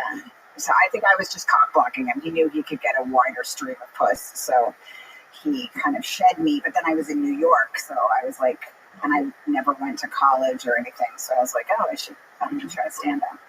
I moved from Bethesda, Maryland. Oh, Yeah. shit. You're back from Maryland. Yeah, Maryland. I'm surprised you didn't bump into Ari down there. Oh yeah, Ari's from Maryland. I always forget that. Yeah. He's. Bethesda. What's that? You did? Yeah. Where did you do comedy in Bethesda? Oh yeah, I know Tyson's Corner. We used to go to the mall there when I was a kid. There was a comic from New York that moved there and ran a room on the weekends. Mm-hmm. For years. I forget what his name was. They finally closed it down. It was a hotel. Right. And then after we do the set there on Fridays, we would shoot headliners. Was it a Holiday Inn? I feel like I never heard of That that. was the Holiday Inn. Yes, I think it was one of the first times I ever did stand-up and just bombed in front of my entire family. Yeah. Like all my aunts was there. Like, you know, you accidentally make eye contact with one of your parents when you're bombing, and it's just so horrifying. You're like, Jesus, you should stop being piano. It's even worse because, like, my parents are really open. So then if I do something sexual in front of them, it's particularly humiliating because it's like they're so encouraging. Like I think I was doing some joke about like a mediocre hand job when I accidentally made eye contact with my father, and he was like, "That's very good. Do you really?" And it almost rather is disgusted that he's gently encouraging my terrible hand job joke. Hand jobs are never good anyway. Yeah. After you 10, who wants a hand job? Nobody needs that. You're right. It's unnecessary. Some guy was telling me, he's like, oh, I still go to this massage place. They give great massages. It's a knock and tuck or whatever. I'm like, that's disgusting. They come up with that sticky hand, with that little Chinese hand. You have no idea. That's disgusting. Handies with everything. No, they tried to give me a hand job in 1995, and I ran out of this place in Michigan. Who was they? I did the switch. I went to Michigan and my shoulder was hurt. So I said, massage, go in there. The chick at the door was fucking tremendous. I'm like, massage, yeah, $60. Okay, well, now, okay, I go in there. So they told her DT. This chick looked like she got shot. And the fucking hit with a missile. It was fucking not good. And she came in like, hey, John, $40. Why would I give you another 40 on top of this? So first of all, I didn't have it. I didn't really have the $40. I started arguing. No, it's $3. But no, I just didn't want a hand job. Yeah. I don't want for a fucking hand job, do you think? Yeah. It does seem like an unnecessary step. Yeah. I mean, just to either go all the way or that kind of. It's a fool's errand. Who wants a fucking hand job when you're 30? You want it all, bitch. It's like going to a strip club. That's why I want a strip club. Yeah. Because they stop at one point. You go to Toronto. Those fucking strippers are crazy. And then there's other places you can go to, but usually the girls that do that, you don't want them. It's like going to a nude beach. Right. You go to a nude beach, nobody's there. You want to see naked. Yeah, there's a real supply and demand this year with the tits at a nude beach. Nobody wants to see it. Yeah, they're never the ones you're searching for at all. The guys are skinny. They got no muscles. Their ass is dragging. It's true. Why would you take your pants off? I wouldn't take my pants off anywhere. I know what my little Cuban ass looks like. I had a cousin that would always breastfeed, and she would breastfeed like in front of everybody, and like it's like but it wasn't the tits you wanted to see. Like again, real yeah. And also, she had both out. Like you don't need the second tits. It feels very unnecessary. Have you seen me do it on Instagram? Every once in a while, I feel like I'm scrolling for too long. There's people who breastfeed on Instagram and they don't take it down for some reason. No, it's disgusting. I mean, at least one little. But why does the nipple have to be out on Instagram?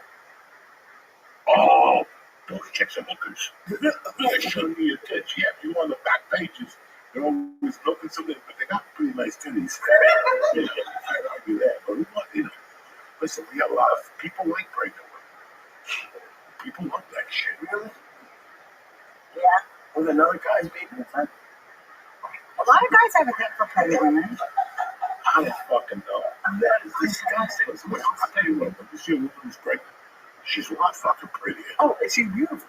It does. Cleans your skin up real nice, like ladies. Yeah. It's true. Fucking angles all over the place. That's okay. You know what I'm saying? I ain't perfect. I was covering it the entire time. Like I was dressing like B. Arthur the whole time I was pregnant, and then just trying not to address it on stage. But then everybody knew when I told them.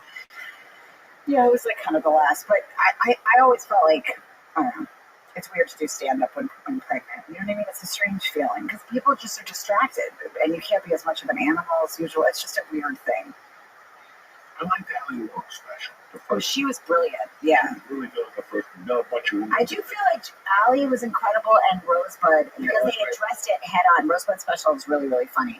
I feel like they addressed it head on, and I think at the time it had been uncharted territory for me, so I really didn't know how to. Yeah. Well, I've never seen this. Allie's was brilliant. Now I kind of wish I could go back and not hide it because I'm like, oh, now that they cracked it open, why not? Why did he feel like you had to hide it? Well, at the time I had a pilot, and they told me that they were going to be shooting the pilot. They basically had like a verbal agreement to buy the pilot, and they were like, we're going to shoot. And then, of course, I got pregnant as soon as we sold the pilot. So I didn't think they were going to want to shoot me pregnant. And so I tried to hide it and just I just wore a lot of loose kind of menopausal capes, and it was ridiculous. And then I told them, and they were like, oh, no, we'll shoot. We don't want to shoot you when you're pregnant, but we'll still buy it. I had a script deal, but I didn't have the pilot. They're like, we'll still buy the pilot. We'll just buy it after you have the baby because we don't want to shoot you holding groceries or whatever, box of laundry or something. And then COVID happened. And so then the pilot never happened. Yeah. It was for Fox, yeah. Yeah. But I was like, as the moment I sold it, I just like went into, it was like in the Fox building or whatever, and I just went to the bathroom and puked, and I was like, I'm telling you I'm pregnant. But we had just gone to like check, like we went to like a fertility person to see if I could get pregnant, and they just said I couldn't. So the doctor said something like, oh, a lot of women, they really want to be pregnant. They can sometimes imagine that they're like, no, I'm pregnant. Like, because I'd already had a miscarriage at that point, so I knew what it felt like. And I was like, no, I'm pregnant. But he just kept being like, oh, wouldn't that be nice, sugar tits? It's not an option for you. You're a little too old for that. But I could tell I was, and I was, yeah. It's so crazy what, like when you first start comedy, you hear people get deals, and Yeah. they come up with a sitcom, and you say to yourself, maybe that'll happen to me, but it does. And then you realize what a pain in the ass it is, and how the stars really have to be alone. Yeah. Like they really not. Yeah. No, it's not. But we had two of those fucking It's deals. true. And one were almost ready, and they're like, well, no. Everything has to be aligned because then they make you get a show created. You know, everybody's got to like each other. Yeah. You know, usually they give you a deal for a year. You got to find the writer. That alone is 6 months. That alone took 5 months. You got to talk to different people. You got to see what the fuck they bring. And you know, you don't want to. If you're a dirty comic, you know, I want to get it written by, you know, what's a good show? I don't know, some fag show on CBS. The one with the ghost. You ever seen that show? Yeah, the show about ghosts. Yeah, I was on for like 4 years. Worst show I've ever seen in my fucking life. I would love to see you on a ghost show. I would love to be like in some kind of reality haunted house with you. Wouldn't that be so fun, Joey Diaz with ghosts? No, I don't like. I think you'd be funny with ghosts. I don't like ghosts. I don't like midgets. You don't care for that? The fact that you put midget after ghost is fascinating. Oh, they're on the same wall for him. They're not real. Wait, Do you believe in ghosts, or do you just not like them? I believe. Yeah. Yeah. I see. Yeah, because we had a weird thing because we bought this house. So this is my first house. Pete bought it. My husband bought it with Bitcoin. And so we live in this Bitcoin house. And it's like 100 years old. It was the only place we could buy a house because it was the only place that they would take it. Like, it's all cops and FOIA. That's my neighborhood. Not a Jew from Miles. It's like if the 9/11 Memorial gift shop were in the neighborhood. That's where I live. But they were like, it's the only place they would take Bitcoin because there was like a bank there that would do it or whatever, you know. So it's like 200-year, I don't know, it's a really old house. When we first came to the house, they had the Victorian outfits were laid on the ground, like when I went to go look at the house, and it was like a little baby's Victorian dress. It was disturbing.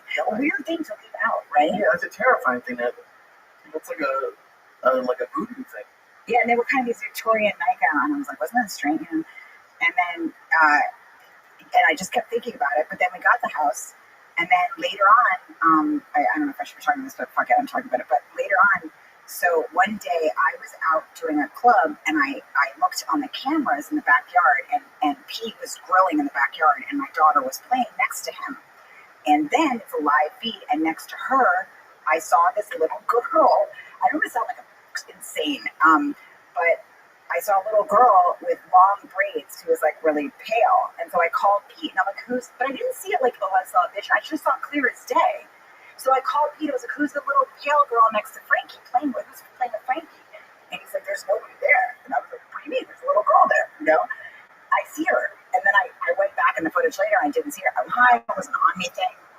Later on, when he was in the father house, I hear these really loud sounds at night.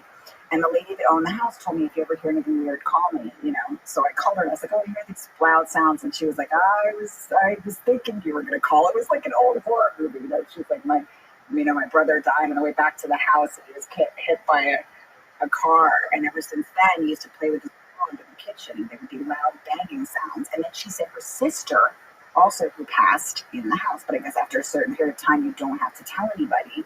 You know, it's like a certain amount of time goes by. What's that? You have to hold a secret that somebody died in your basement. I think it's good. I think there's like. Why is there a statute of limitations on this? Just to I want to know. What is it? That's just Ruby boy. Relax. He doesn't know anything. He has no idea what planet he's on. He's just rocking. I love that he's just kind of like rocking back and forth. The pillow is getting in my way, but I don't want to. Yeah. Why is there a statute of limitations? I want to know if someone died in my house. No, so do I. But I never bought a house in '73. The people that tell us that the husband fucking hung himself in the garage like 4 or 5 years earlier. So it was the same shit. I used to hear that motherfucker come up the stairs at night. It was terrifying me because he'd be at a firehouse and I could hear things on the stairs and like. 6th grade, I moved out of my house. So I'm fucking spirits. What would your mom do with the spirits? Did she try to clean them out? Because I was like. They burned sage and stuff. He lived there. Because I asked somebody for what I should do, and they said holy water. So I was like, I don't know. I'm like a Jew. I don't know how you get holy water. But so I had to ask a Catholic to get me holy water. Will they give holy water to a Jew? Tell me the truth. They will? Okay. Just go to church. Just be like, I am Rachel Osline. Just go to church with the coffee before they put the lid on. I don't know what the fuck. Really? Oh, so there's just like a little bath there? I know nothing. Reese blesses and everything. Yeah. Bullshit too. I got no holy water. Fucking. Really, it's just anything. You know, I mean, these fucking. That's where they get it. You just dip your, Steve Simmons or something. I don't know right now, yelling stuff at it. You go to church, you have to like do the sign of the cross. This one, I always mess up and I try it. Yeah, but don't worry about it. Don't worry about it. Such an idiot. But there's a second one, right? Isn't there this one? Yeah. That one's cool looking. Yeah. Yeah. That's a quick one. Yeah. That's like Catholics in a rush. Yeah. And what time to fuck it, you know? I wanted to be Catholic so bad when I was overrated. It just seems so cool. It does really? seem cool. Yeah, it's overrated. Being Christian, being all like Yeah. Christian is so much better than Jewish. It looks better. But A, Christmas is better. B, did you ever have to like go to like the hot holidays when everyone else had the day off from school? Yes. It was. The microphone's gone. I wonder how many times you've had to do it for me. I just look like such a dumb hole right now. Like all the men have to help me with the microphone. I'm like, how did it But no, it's not fun being Jewish. And now it's fucking.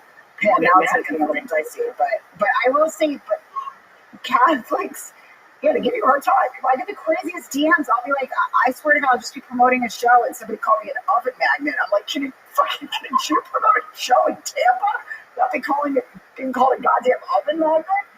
Also, oven magnet is, I guess it's just some derogatory term for Jews, but it's particularly hilarious because it's like this person's obviously not a Holocaust denier because they acknowledge that we went to the ovens, but like by calling us oven magnets, they're kind of acting like we just couldn't get enough of the ovens, like we just gravitated towards them or something.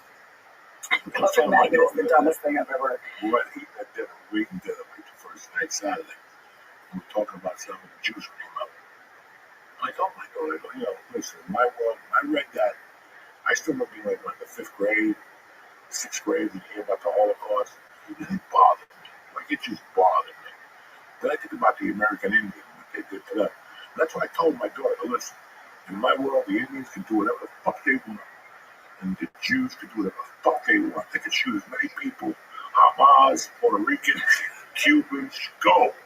Because they got thrown to the wolves. And for years, I was like, nobody stuck up to it. Nobody went over there with a fucking missile and dropped it on a fucking German. What the fuck was going on?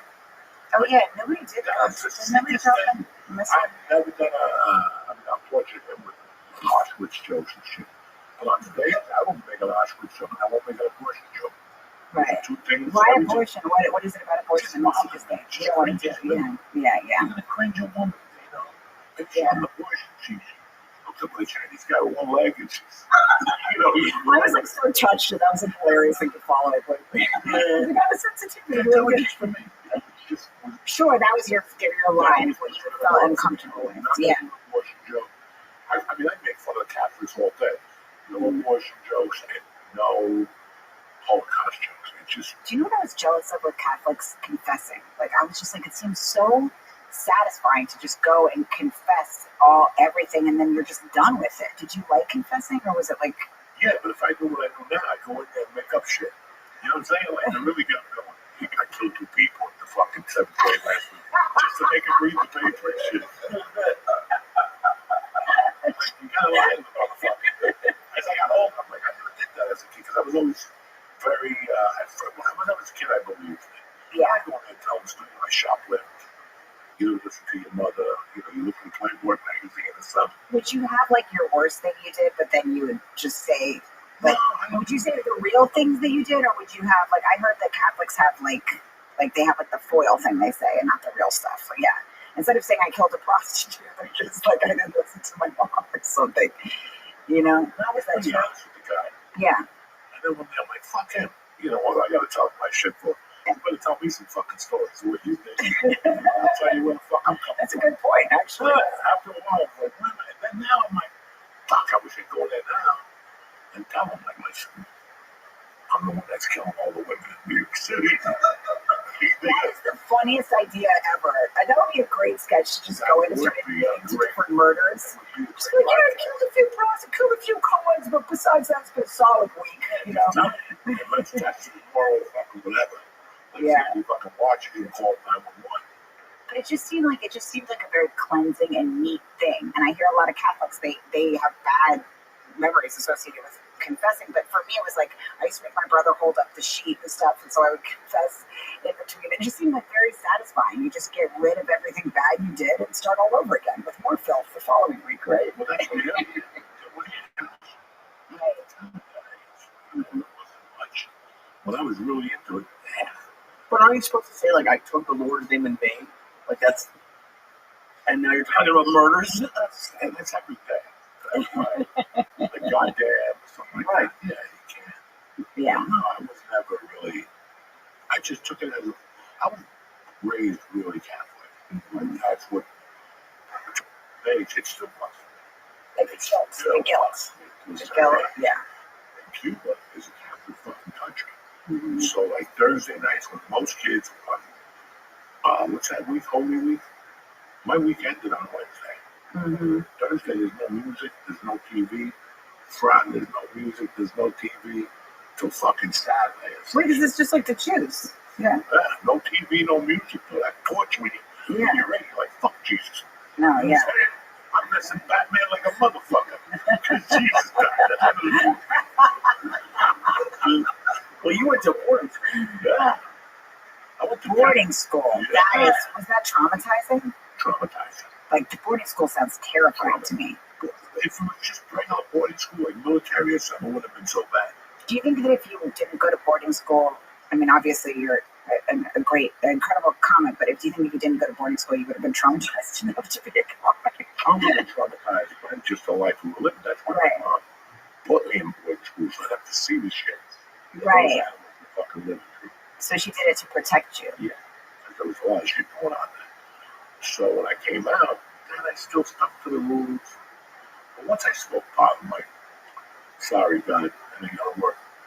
I think that, I listened to your book, I read it. I'm the type of guy that if I go to church even now, and I look at the 12 stations of the cross, I get really sad. Like I cry in church. You know, like wipe a tear. That's why I couldn't get high and go to church, because I get so fucking depressed. Yeah. Church, you see the 12 signs. Please stop yawning. I'm not yawning, I'm about to puke. Oh, yeah. Really? No, I'm okay.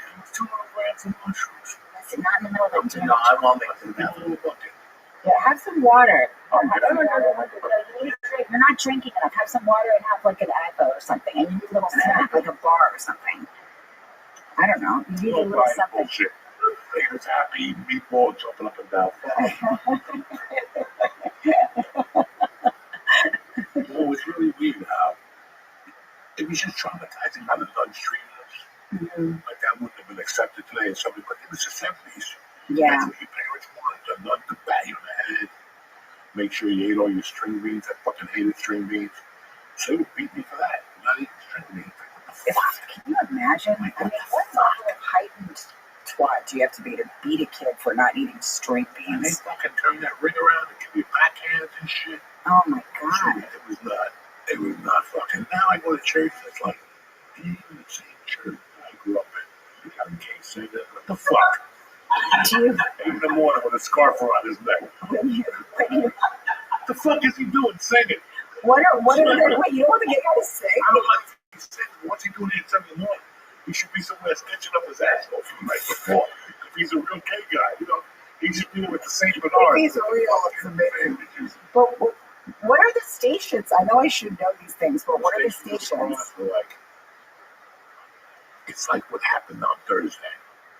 They came together, and then they take him to the judge, Pontius judge come. Oh, I thought it was like levels of sin. How dumb is that? I thought it was like, oh, we get a hand job. That's at the first station. Well, they don't tell us. They were telling Joey last week. It was what's that? It was before Easter with the on the forehead. Yeah. Ash Wednesday.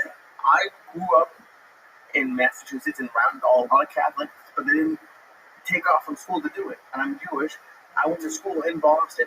I was 19 years old before I was walking around being like, why does everyone have dirty stuff on their head? I would think that too. I didn't know. I mean, one time I had a babysitter and she was very religious and she was like, oh, do you mind if I give your kid she was going to bring my kid to church and it was Ash Wednesday and I was like, oh, and then she smeared my kid. Kind of smeared. She put the schmutz on my girl. Yeah. And she was like, I didn't, but also I kind of feel like that's a second question. I was like, sure, you can bring her to church, but she didn't ask if she could schmutz or put schmutz on her. But she did. But it's okay because I like Catholics. Yeah. I believe, I really do. And today I really believe, because who else would give me a fucking baby at 50 years old? Right. You know what I'm saying? Like, just to get everything out. Like, when I sit there and look at it, I go, what the fuck? Yeah. It just didn't come from the, Well, somebody knew I was hurt. yeah. So, And then did you feel like you started over when you had the baby? Like your life? no, I go to church now. I'm like, I ain't doing this shit. Look at Diane Sawyer over here with my duck question. Did you feel like that was a turning over? Like, shut up. I was going to go to college and look at me interviewing him. Like, is that your There's so many things that bother me about churches because they're not even real. Yeah. And my wife said something. She goes, one day your daughter got sick of church. Nobody turned that up. I'm like, fuck that place. I'm not going back there again. Yeah, no, that's But she even tried her religion, that country shit. You know, they stand around. I'm fucking know. And she was like, those people are fucking weird too.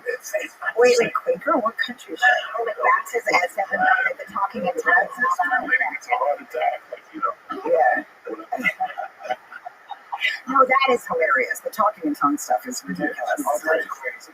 Do you think that when people are doing that, like that they're fully experiencing it, like that, or that they think they are, or do you think people go in there and just like fake it to get people off their backs? They fake it. It's like you see people with ego calls, the guy's playing the drums. He's been involved for years in a coma, and also this fucking charlatan comes over and hits him with the Bible and stuff, and he's singing dance tunes and shit. It also just seems like exhausting. Like it's exhausting enough to have to get up and sit down. I don't know if that's true in church and temple, right? You always have to stand up and sit down. That is annoying enough. Imagine if you had to just go around like chirping and screaming and all that nonsense. What Jesus would want a fucking fat nut to smack a kid? Yeah, no. That's why I took it like that. What Jesus? Jesus told you you could smack me, you little fat fucking. No, that's insane. Is your wife religious? She was. Also, I feel like there's a difference between church and religion. Like, I feel like there is, I mean, I do think a lot of the evil shit I was a happens little in turned the off at the church. I gotta be honest with you. What am I doing? I go, you know what? I don't know if you know this. You're Catholic, right? If you don't go to church on Sundays, it's a mortal sin. And if you kill your wife, it's a mortal sin. And I mean, like, there were so many gaps that I didn't like. Like, we gotta rewrite this motherfucker. Yeah, and it's the same level of sin as missing church and killing your wife. Like, now the church says you want to eat fish on Friday. I don't give a shit off of that. Because I don't know how I'm gonna feel tomorrow. Yeah. But I will eat fish the whole night. How's that? We'll make a deal. We'll eat fish on Friday. I'll make sure I'll just eat fish on Friday. That's the most they give me. Yeah. You say, I'm giving up chocolate. I'm giving up espresso martinis. Nah. No. I don't even drink espresso martinis. You want to keep your options open. Keep your options open. But that's crazy that it's the same. Trump. Good. Let's see how that works out for you. Fucking. Don't even want to fuck you anyway. Now you just make it easier for yourself now. It is funny when a woman will take herself off the table and everyone's like, where are we? We were set. Yeah. You know, it's just, religion is great to a degree. And then you have to ask the people, what the fuck are we doing here? Yeah. So religion is me coming in here, giving me half of my salary. What fucking religion is that? Right. You're supposed to give me something. I know you want me to keep the light turned on. I'll agree to that. But meanwhile, you're driving a Cadillac or BMW. No, that's why I don't donate, because I'd rather give somebody the cash. Then directly, so you actually know where it's going. Give it to American Heart Association. If two people are driving fucking cigarettes, whatever. You know. The two presidents are driving Bentleys, and everybody else gets. When you donate, if you read the fine print, they're only supposed to get like 17%. And the rest is their all like, what do they call it? Administrative. Well, fuck, how many administrators you got? Yeah, I'm a little suspicious about that too. Phil Yeah. donated $20. Fine. That's the shit that pissed me off. So something happens like the fires. Let me tell you something. They've had so many benefits for this these LA fires. And the best is with 3 comics that don't draw, and the proceeds go to the fucking fire. Listen, they're never going to build a house. They keep doing shows. Well, also, I don't understand why they don't. I feel like people should put them right to the victims and their GoFundMe's and their. But then, like some stuff where they're like, "Oh, we've got free skincare." I'm like, they need a fucking house, bitch. They don't need powder. Yeah, like they'll be like, "Oh, free spray cans for anyone that was affected by the fires." Prove me wrong. New Orleans, Katrina. That man went to jail for 10 fucking years for dipping into all that money. It's just guys, they steal everything. You can only tell by like how pretentious everybody is by what they decided to give during the fires. Because sometimes, yeah. Benefit to come over their homes, like support everybody. Get the fuck out of here. Get the fuck out of here. My wife said that to me one time. You should do it. No, get them out of here. Wait, like in the home? Yeah, like what those people do? Not presentations. When they come over. Sell Tupperware? No, that's stupid shit. Like even the man this year. The fucking guy wants 2,000 to go to this party. Like, who the fuck are you? 2,000? From 2,000, you know what, 5 Chinese women with 3 men with sticky hair? Do you have any idea what I can do for $5,000, for $2,000? I don't. I want you to explain it to Well, me. it's a nice time, trust me. How many hand jobs can you get for $5,000, Papa? I don't want it. We'll take a You break. ain't giving bedtime stories. It's like, I'm dying to do it. I love all that shit. I love all that shit. Take a minute here. Lee has to pee or throw up. We're gonna talk to you about I know he is unwell. Yeah, look at Do you have any idea what state you're in right now? you should have had me. We want to talk to you about a few sponsors. We'll be right back, cops and smokers. What's happening, beautiful people? The church is brought to you by Nicotine Pouches. They've taken nicotine pouches to a whole new level. They use the best ingredients, none of that cheap stuff. You know what I'm saying? These pouches are made with natural coconut fiber instead of wood pulp. So you're getting a smoother experience that won't hurt your gums. Thank God for that. I love this strawberry watermelon. Just do me a favor, Nick. Make it a little bigger over here so I can see what flavors I got. Every week I gotta look at this thing. Nick, this gigantic. This is all. I love the strawberry watermelon.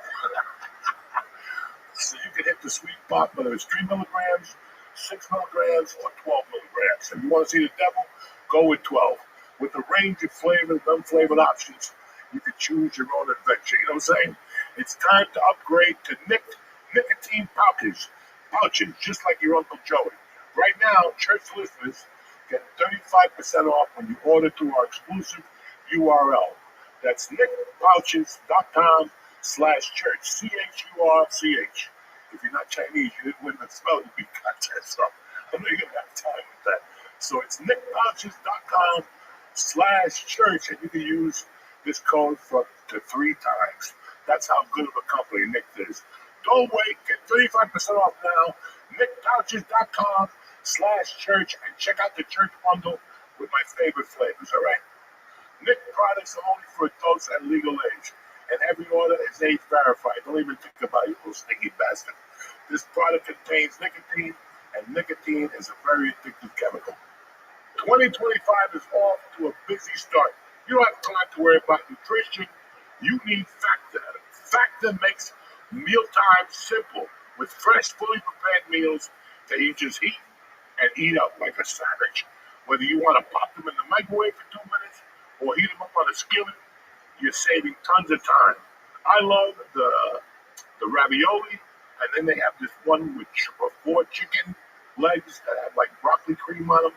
Delicious. Listen, Factor has 8 dietary preferences, so no matter what your lifestyle looks like, they have something for you. It was easy. I went on the site. They asked me what I wanted. High protein, blah, blah, blah. It's easy to get started. Factormeals.com/Factor Podcast and use code Factor Podcast to get 50% off your first box plus shipping. You ready? That's code Factor Podcast at factormeals.com/Factor Podcast to get 50% off plus free shipping on your first box. I ain't saying Flash Podcast no more. Enough. I don't know. Factor Podcast. What's going on here? Anyway, I feel good when I eat the food. The chicken legs are tremendous, and you'll enjoy them too. So, back to the show. Thank you for supporting the church, New Testament. What's happening, beautiful people? We're back. We're back from the break. Now we're back with the beautiful Rachel Feinstein. What else? Thank you.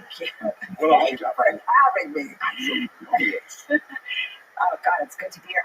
I bombed so bad once near here.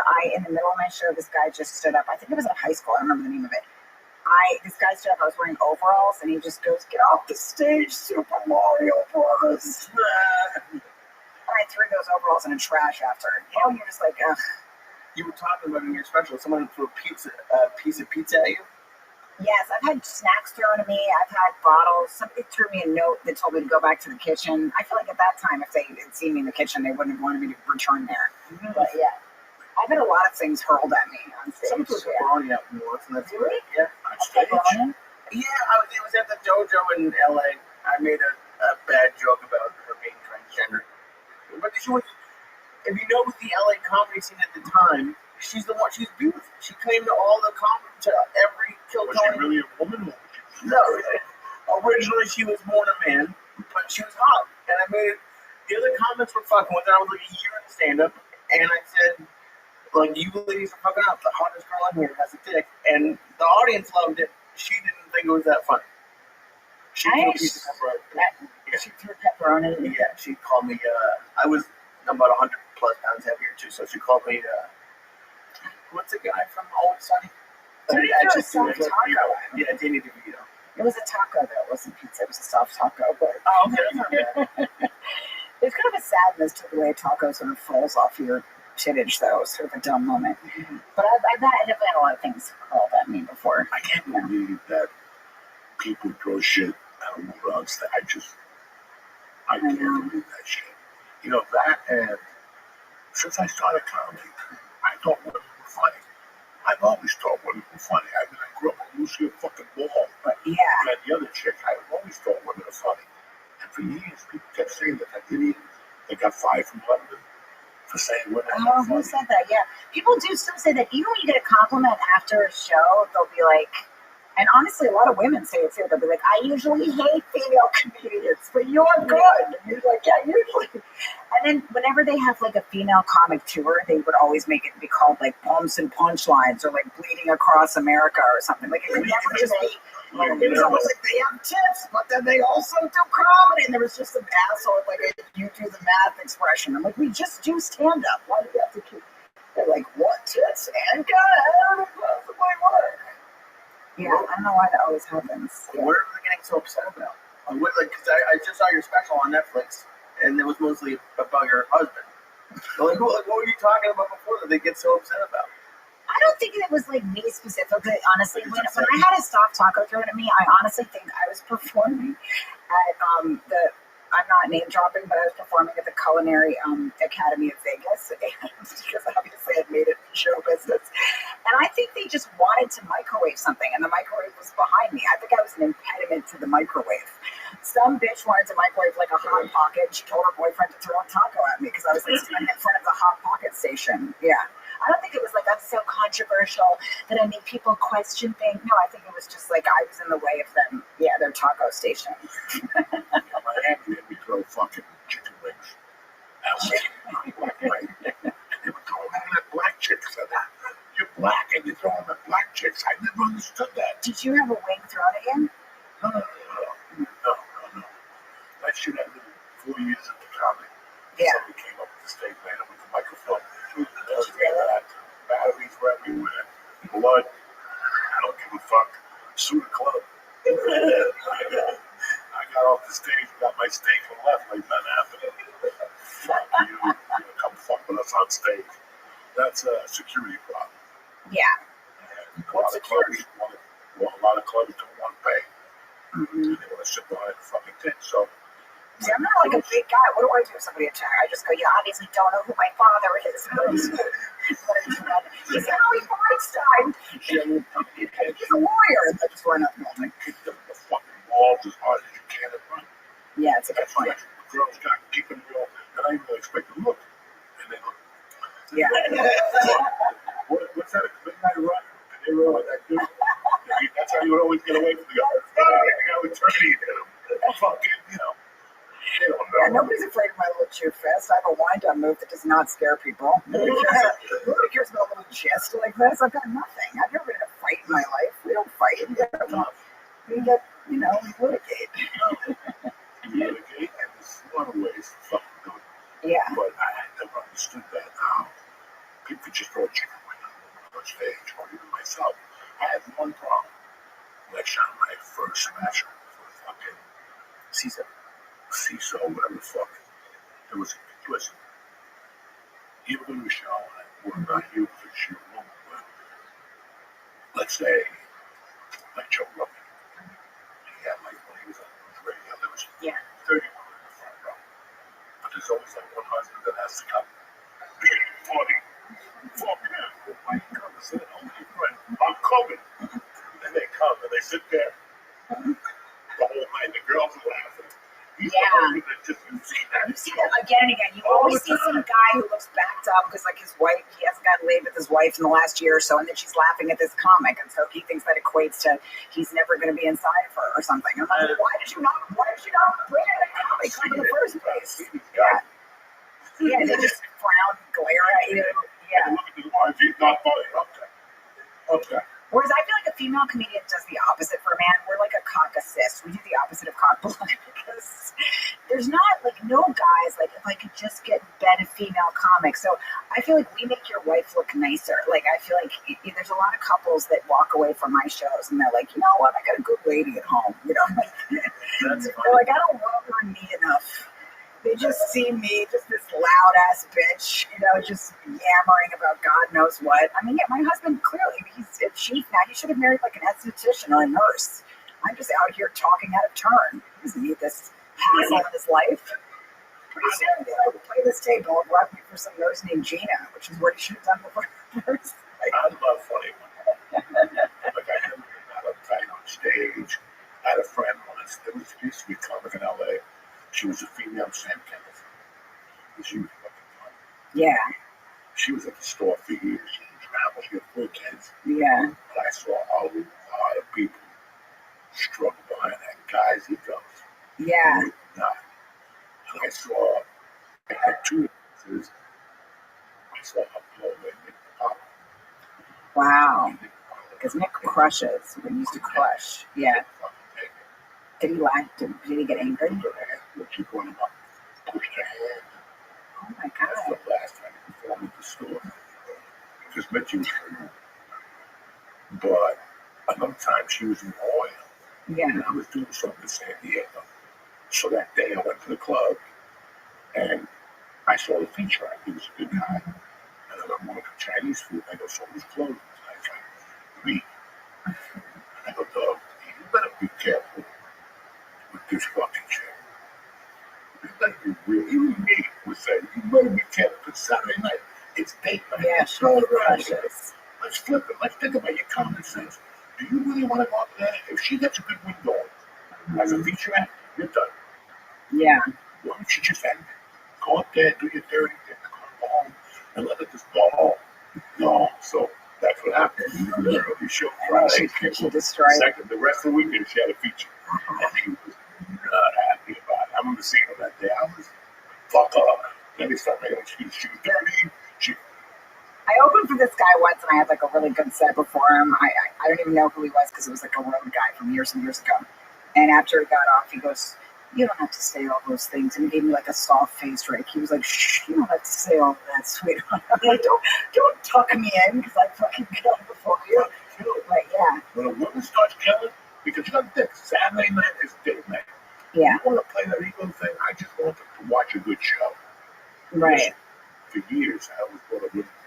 You were always really nice to me because I mean, I only met you once, but many, many years ago, I auditioned for Mitzi, and you were really sweet to me afterwards. Like, I didn't know anybody in LA. I was staying at my elderly aunt's house, was like an hour and a half away. I was still a full-time nanny, and I was just so nervous about my audition for Mitzi. And she passed me, but I just didn't really have the money to go back to LA and keep, playing there.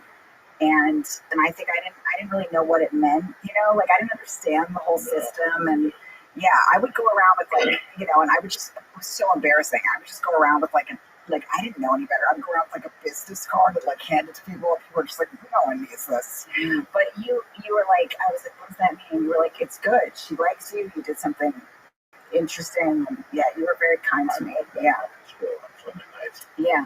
When they walked in, there was one man, again, trying to fucking be movie stars. Sure. She looked at college. Yeah. Mitchie didn't look at you as a pretty chick. She looked at you for being funny. That's why you saw with more shapes and sizes like that. But when I was in LA, I always felt like insane just because I'm just like such an East Coast person.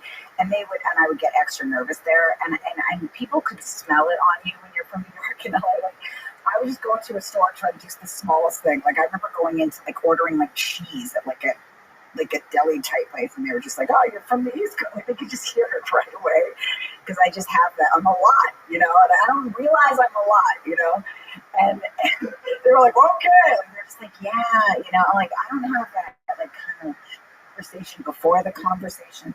In my mind, like immediacy is politeness. So I just come in and I'm like, can I get like and they're just like, whoa, settle the fuck down. Yeah, like this guy's just been napping on the beach all afternoon. He's like, bitch, fucking take some mushrooms. Why are you in a rush? But so there's that feeling when I see somebody that's from the East Coast in New York. It's like in LA, like it's like handlebars. I'm like, oh, okay, you were nice to me, and you're like, I get you, like oh, you're sweet. Nice. I'm watching all the auditions. That's why I took that job. Yeah. I could sit next to her. I didn't know you, but I could sit next to her. So when she was watching me, somebody could come over and go, hi, Miss. And interrupt her. Oh, so you would like protect her. That's cool. I sat next to her. So nobody, if a friend of mine was showcasing, they would get 100% attention from her. The same thing for me. When I showcased, Eddie Griffin sat down next to her. And he told me, because I didn't want no motherfuckers. And he didn't want to know why you were standing, because that's what you do. You sit next to him. And when people come over, hi, Mitzi, get the fuck out of here. Yeah, I remember being in like, I remember I got like close to getting, I don't know, what was that show? They brought In Living Color back, and I was like, about to be on it. Like I got to like the top 5, but I didn't get the show. I don't know what year it was. It was at least 10 years ago. It was a while ago. MySpace was popular. I went to audition one day. I knew this woman. She had put me in a lot of roles. Very nice. I have her phone number on there because she called me a couple of years ago. She goes, you haven't come into audition. I go, I'm in fucking Jersey. She goes, oh my God, I'm so happy. But she asked me if I knew you. I'm like, I don't know fucking Rachel Feinstein. I did meet you many years ago. You were nice to me. Facebook, MySpace. Yeah. And I sent you a thing. Really? Someone wants you to audition. I forget what her name is now. Oh, that's so cool. I mean, I knew that she was fucking single, not to try. Now she got like 4 daughters. That's how long I was out there. Yeah. So she asked me, and I would always, she would always like ask me when I thought, what do you think about this girl? So she came to you. I don't know the fucking Rachel Feinstein. Yeah. She had a store in New York, and MySpace. I never heard back. Really? Definitely didn't see that message because that would have been Christmas morning for me. I would have been so excited. But I remember being out there. But you were nice to me. I talked to you at the store, and you could tell that I didn't know what the fuck was going on around me. You're like, she needs a little guidance right now. And you like explained a few things to me, and you were nice to me. And I think earlier that day, I had done some audition out there, and I was really nervous for it. And like in LA, like they have these auditions that are like their office is also kind of like their living room. Like everything's blended together. In New York, everything's separate. So you have your fucking office and you have your house. Like I just didn't understand what the fuck was going on. I was like, there's a bunch of bitches on couches. Like it's like California, they're like cozying up. There's a fucking dog in my audition. Like I'm like, what's good? I practiced this audition for like a month. Like I was so nervous about it. I was teaching myself how to like weep on camera. It was an emotional scene. I'm in the middle of auditioning, and the dog just starts sniffing my dumb crotch. And I'm like, this is my mom, my bitch. She's like, don't worry about Zoe. This just means she likes you. It's like, yeah, your dog can't just eat me out during the audition. I have to get through this.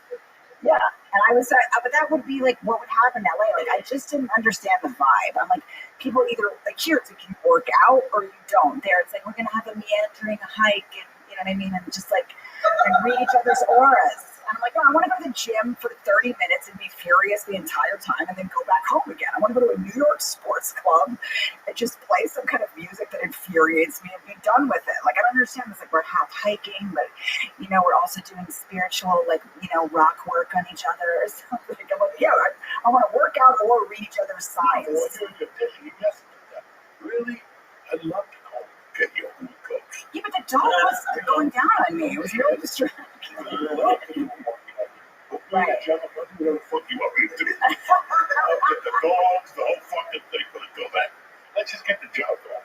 And I noticed that in New York, I went to 3 auditions in the city. They were all in hotel rooms. Right. They were always in somebody's. One time I went and I saw fucking hotel room. Yeah. Really good looking dude from he married to Victoria, the soccer player Beckham. Oh yeah. He was staying at the hotel. I'm like, what the fuck are you doing there? Hey, I'm not gonna have.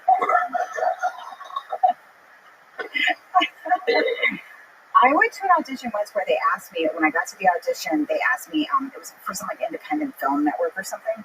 And I was just doing that, just bullshitting. I didn't know shit about independent film. I knew nothing. I was a deep moron. And I feel like also I get credit for having more information because I'm like sarcastic and Jewish, but I'm like, I didn't go to college. Like, I don't know your I don't know your like art film. So we're in the middle of the audition. A lady was like, why don't you tell me some of the film? But I was being funny, so I was kind of getting close to getting it. Like, they liked me. And then she's like, why don't you tell me the films that have most inspired you? Like the indie films that really changed the your life. And I was like, you can't say like, I couldn't be like Caddyshack, you know? So I was like, that's what I did. I went to Emerson, and it was sucked. Because everyone was like, oh, my favorite film is, it was that French one. I can't, it doesn't matter. It was in French. And I was like, I like Anchorman. Like, I feel like all those art films are like the Bully and the Red Balloon or some shit. I was like, Coming to America? Yeah. I don't know. So I said, I remember that I go, there was an actor, there was a movie with Diane Lane, and it was like, it was an independent film, but it was a movie where I think she has an affair on her husband, and I think it's Unfaithful or something. Yeah, yes, right. I loved that film, and the guy in the film, I can't remember his name, but they said, what are your favorite independent actors? And I said Gabriel Garcia Marquez. They said, if you could be with one man, like one independent, like, actor in a movie, like, who's the sexiest one to you? But I didn't remember the guy's name in Unfaithful, so I said Gabriel Garcia Marquez, who apparently is like some elder author that wrote like 100 Years of Solitude. He was like 96 or something. And they just looked at me like, this girl doesn't know what the fuck she's talking about right now. I was like, oh, you know who, if I could have 24 hours, no questions asked, who could really punish me? And I was like, Gabriel Garcia. But they're like, I think he's, are you sure you know what you're saying right now? They're like, because he's dying, and I believe he's 97 right now. They're like, yeah, bitch, he has colon cancer. Yeah. He could be your grandfather. And I'm like, he can do anything with me. No rules and no apologies. And I just didn't know what the fuck I was talking about. It's crazy, man. Yeah, it is. But, I feel bad for people that don't do stand-up at least, or don't have something they can do immediately, because it's like, at least with us, no matter what happens, we can go on stage. We can go have fun with our friends and talk some shit. Like, I'm not sitting around waiting. Like, once that doc was eating me out, I knew that I wasn't going to get a call back. But I could go up to the store that night, like, meet you or have something else exciting happen, So I do feel like it saves me from waiting for this, imaginary call from, like, Mr. Hollywood that's going to put me in the pictures, Because at the end of the day, like, I could still go have a laugh with some friends, Stand-up, I don't know. Stand-up is a fucking wild animal. Yeah. I remember what stand-up was till Roseanne was on Larry King Live. Mm-hmm. And he asked her, he goes, why did you throw the ABC executives out of your Christmas party? She goes, I'll tell you why. Because none of them knew what the fuck they were talking about. She goes, you gotta remember one thing about comedians.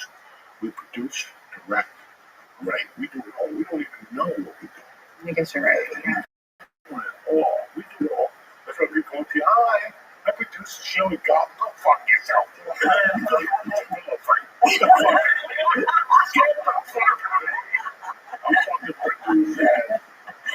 You're right. We do have to do all of it. Yeah, we do have to like develop some level of street smarts too, because we're just hurling our bodies all around the world. Yeah. No. I think that stand-up around you. I mean, a lot of actors got famous, and they all went to the store, or they did stand-up. Michael Keaton, Andy Garcia, they all experimented with it just to see what it took. Yeah. It's the ones that become actors, and then when things get bad, they want to do stand-up. I'll smack you in the fucking face. Those people do some of that live. I love it to death, but they're not stand-ups. Right. Yeah. They're not stand-ups, and it pisses me off when somebody will say to me, "You know what's really funny? This guy." And I'm like, hold on, that's a comedic actor. Yeah. That guy gets cut. You didn't say the line right. The line is this. Okay, and he has to say it again. And all these idiots gotta laugh all over again. No, we don't have that stand-up, bitch. No. Okay? They're a comedic actor. Yeah. You stand-ups. It's me, a fucking microphone, and bricks. That's it. Fuck your chicken wings. Fuck your nachos. If you watch all those early Richard Pryor fucking albums. Was it something I said? The other two that I like that you can't say now.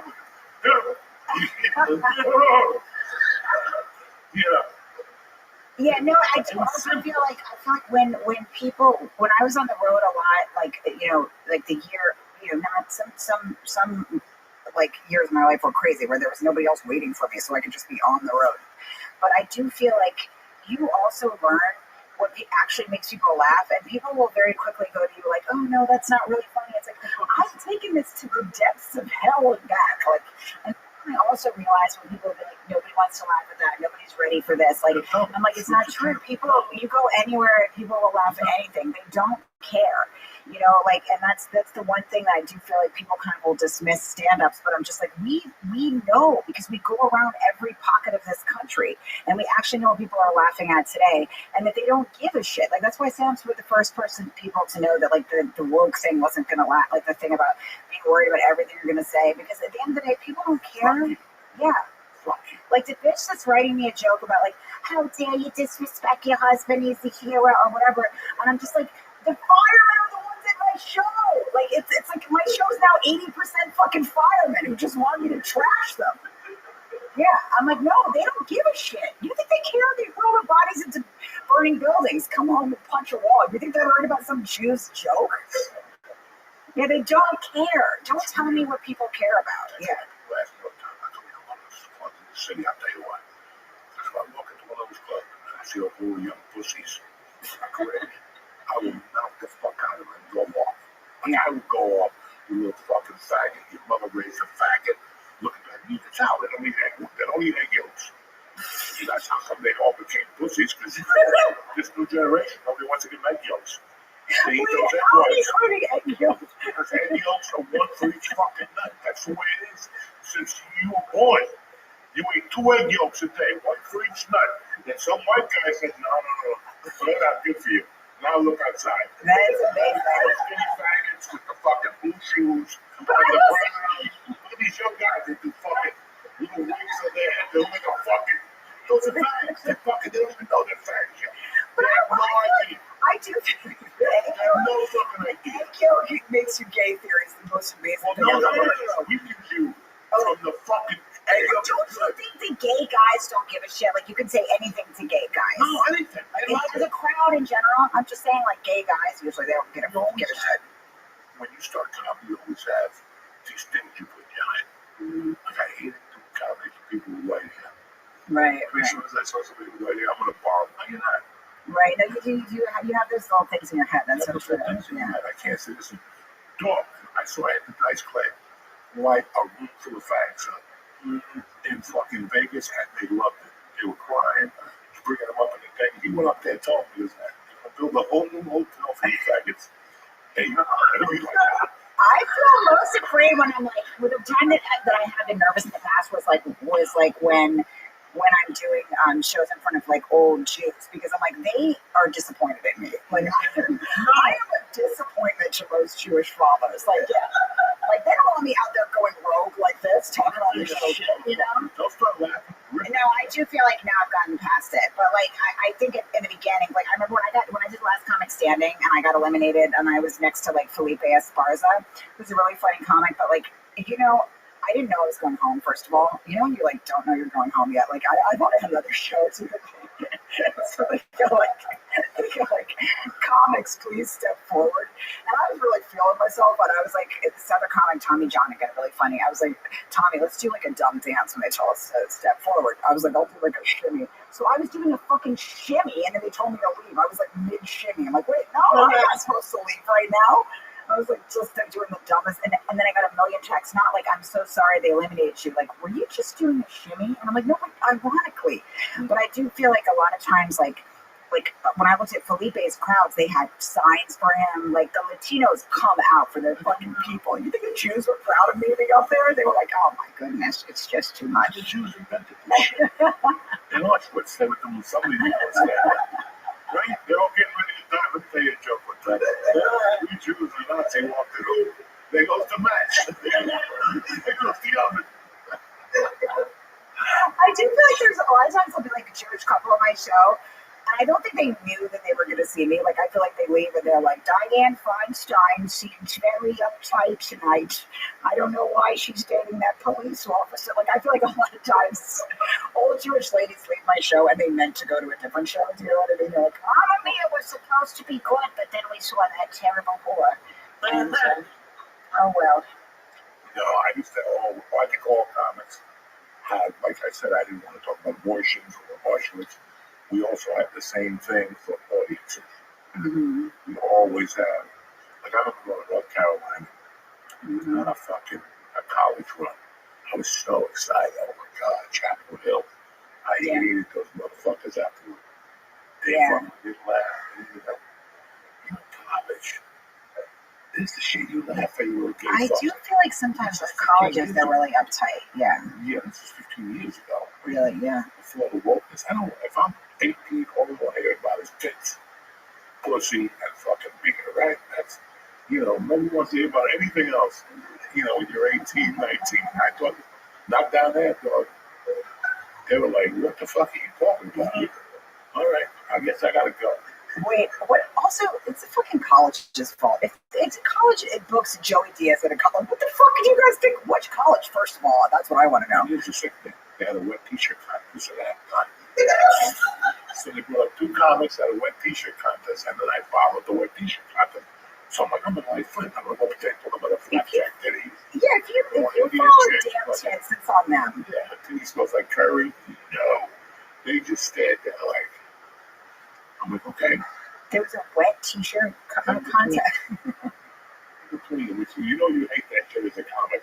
You just want to get back to your Oh my God, the worst thing I've ever had to follow. I did a gig once and the woman was like, oh, just so you know, really quick before you go up. And she said this, I swear to God, Joey, she said it like it was just an offhanded thing. She goes, oh, so they're all ready for you in there, just one quick thing. And then you go up and I go, oh, what's that? She goes, just a special needs choir singing the Star Spangled Banner. Which I would argue. She said offhandedly. Oh, nothing. Just a special needs choir singing the Star Spangled fucking Banner. And then you. I would argue that it's better to follow. I'd rather follow Hitler because I can trash Hitler. I can't trash. I'm going to make fun of a special needs choir. I would much rather follow Hitler than follow a special needs choir. What was this? Do you remember what it was? It was like at a temple in I think in Jersey. It was like a temple in Jersey. But it wasn't like during the day. It was like an evening, some kind of fundraiser thing or something. And every day on Friday I did not want to see a bunch of little retards fucking. I think some of them were their parents, so they were like emotional and weeping. And then they're like, and now keep it going for this trash pig. Yeah, everyone got it sold to them as the special needs choir. Yeah, and by the way, the special needs choir was jumping up and down afterwards and hugging each other. Like, they didn't think they could make it through it. So I can't go up. I mean, you can't acknowledge it. Don't you think it's so much better to follow Hitler than a special needs choir? It's because Hitler can make fun of him, The Midwest have the goofy things. Yeah. The Midwest always have the fucking people before the show. I want to give a special shout out to all the fucking Army people in the area. All of that 1 or 2 fucking kids that joined the Army. Send it to fucking town. You know what I'm saying? Like, yeah. No,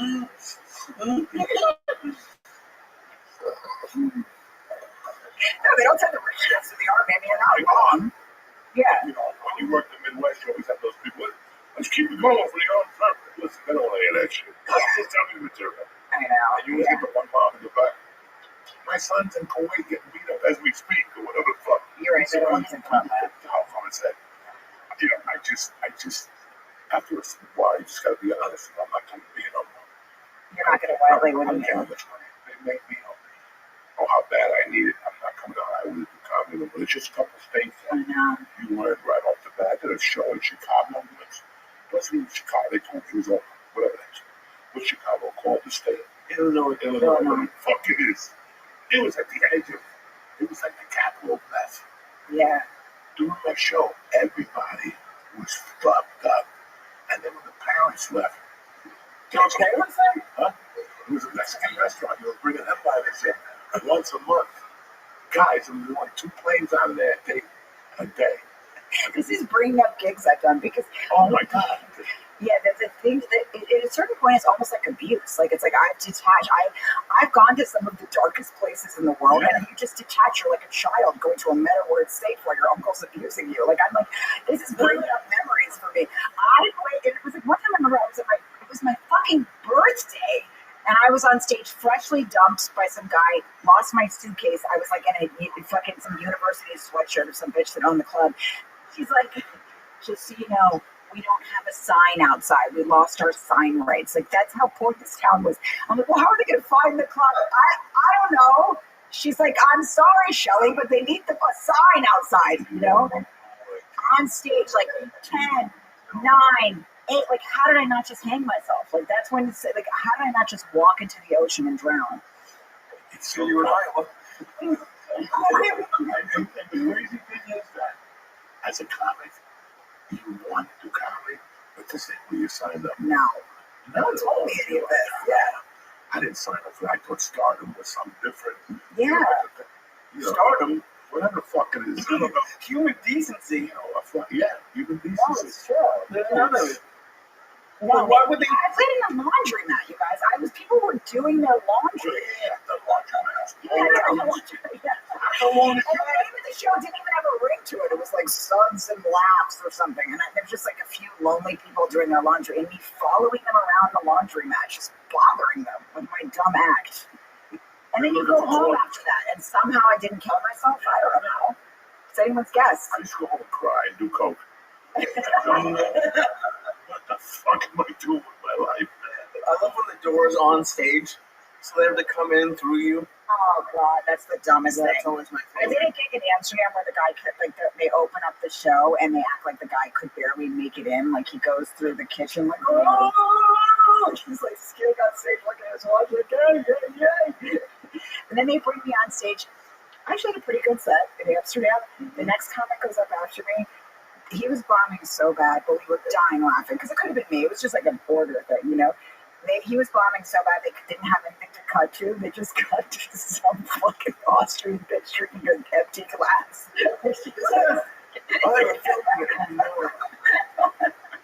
She was just like, Yeah, I mean, there was many moments on stage where I was just like, I wish, but I had no backup plan. That was the thing with me. Yeah, nothing else. This fails until I kill people and sell drugs until there was a club in New York, the old Triple A. Do you remember that? I do. No, I started at 11. I was in there one night with a suit on. I'm like a fucking idiot. Like, I'm going to make it. I'm in New York City. And I'm doing comedy for 9 people. But I see the chick's hand going up and down. It was expired. She was giving me a hand job in the old Triple M. Like she met a homeless girl. Are you outside. serious? Yeah. Oh Like, my and then 2 God. nights later, I saw Leguizamo go up there. And he treated it like it was Madison Square Park. Yes. And that was when I learned, oh, it's just a set, guys. Yeah. But once you see a girl doing a hand job, you're like, I'm not, this is not what Lenny Bruce talked about in this movie. No. Lenny Bruce did not talk about this. Look, nobody does. We forget, but then when people bring it up, then But I will say, like, at least with you guys, like, you go off stage and you, as comedians on the road, you get laid. Like, do you know what it is to be a female comic on the road? Like, you might die. Somebody could kill you. The club a lot of times tells they think it's like a good thing to tell the audience where you're staying. They're like, and all our comics stay at the Holiday Inn. It's great for the guys. They're like, here's where you can come below me after the show.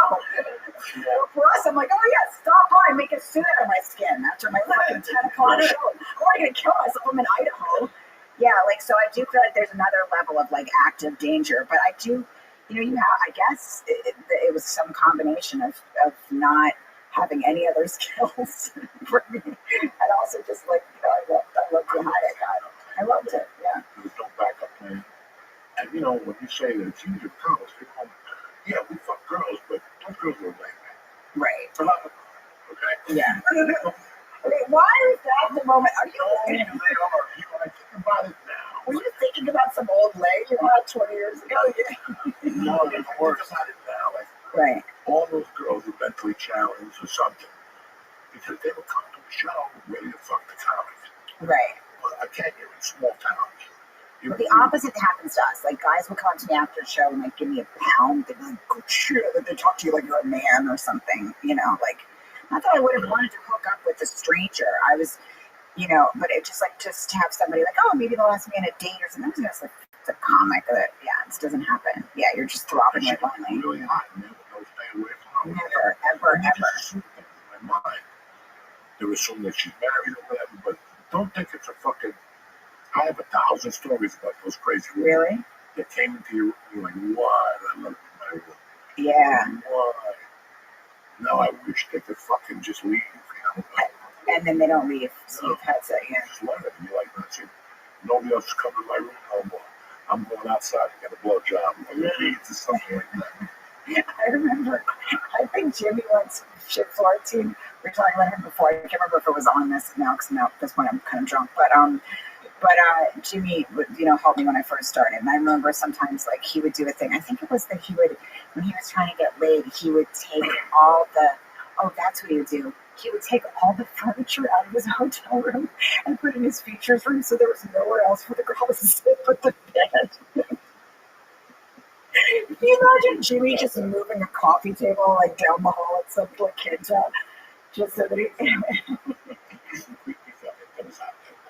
Yeah, no, it's weird on the road. I will say that. Yeah.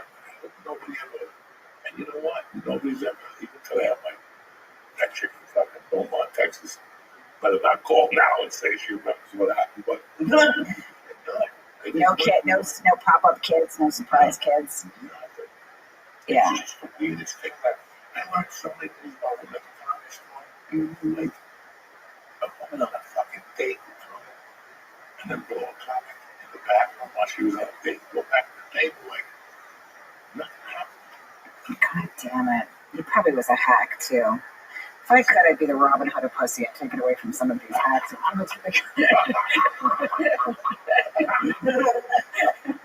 and give it to the good writers.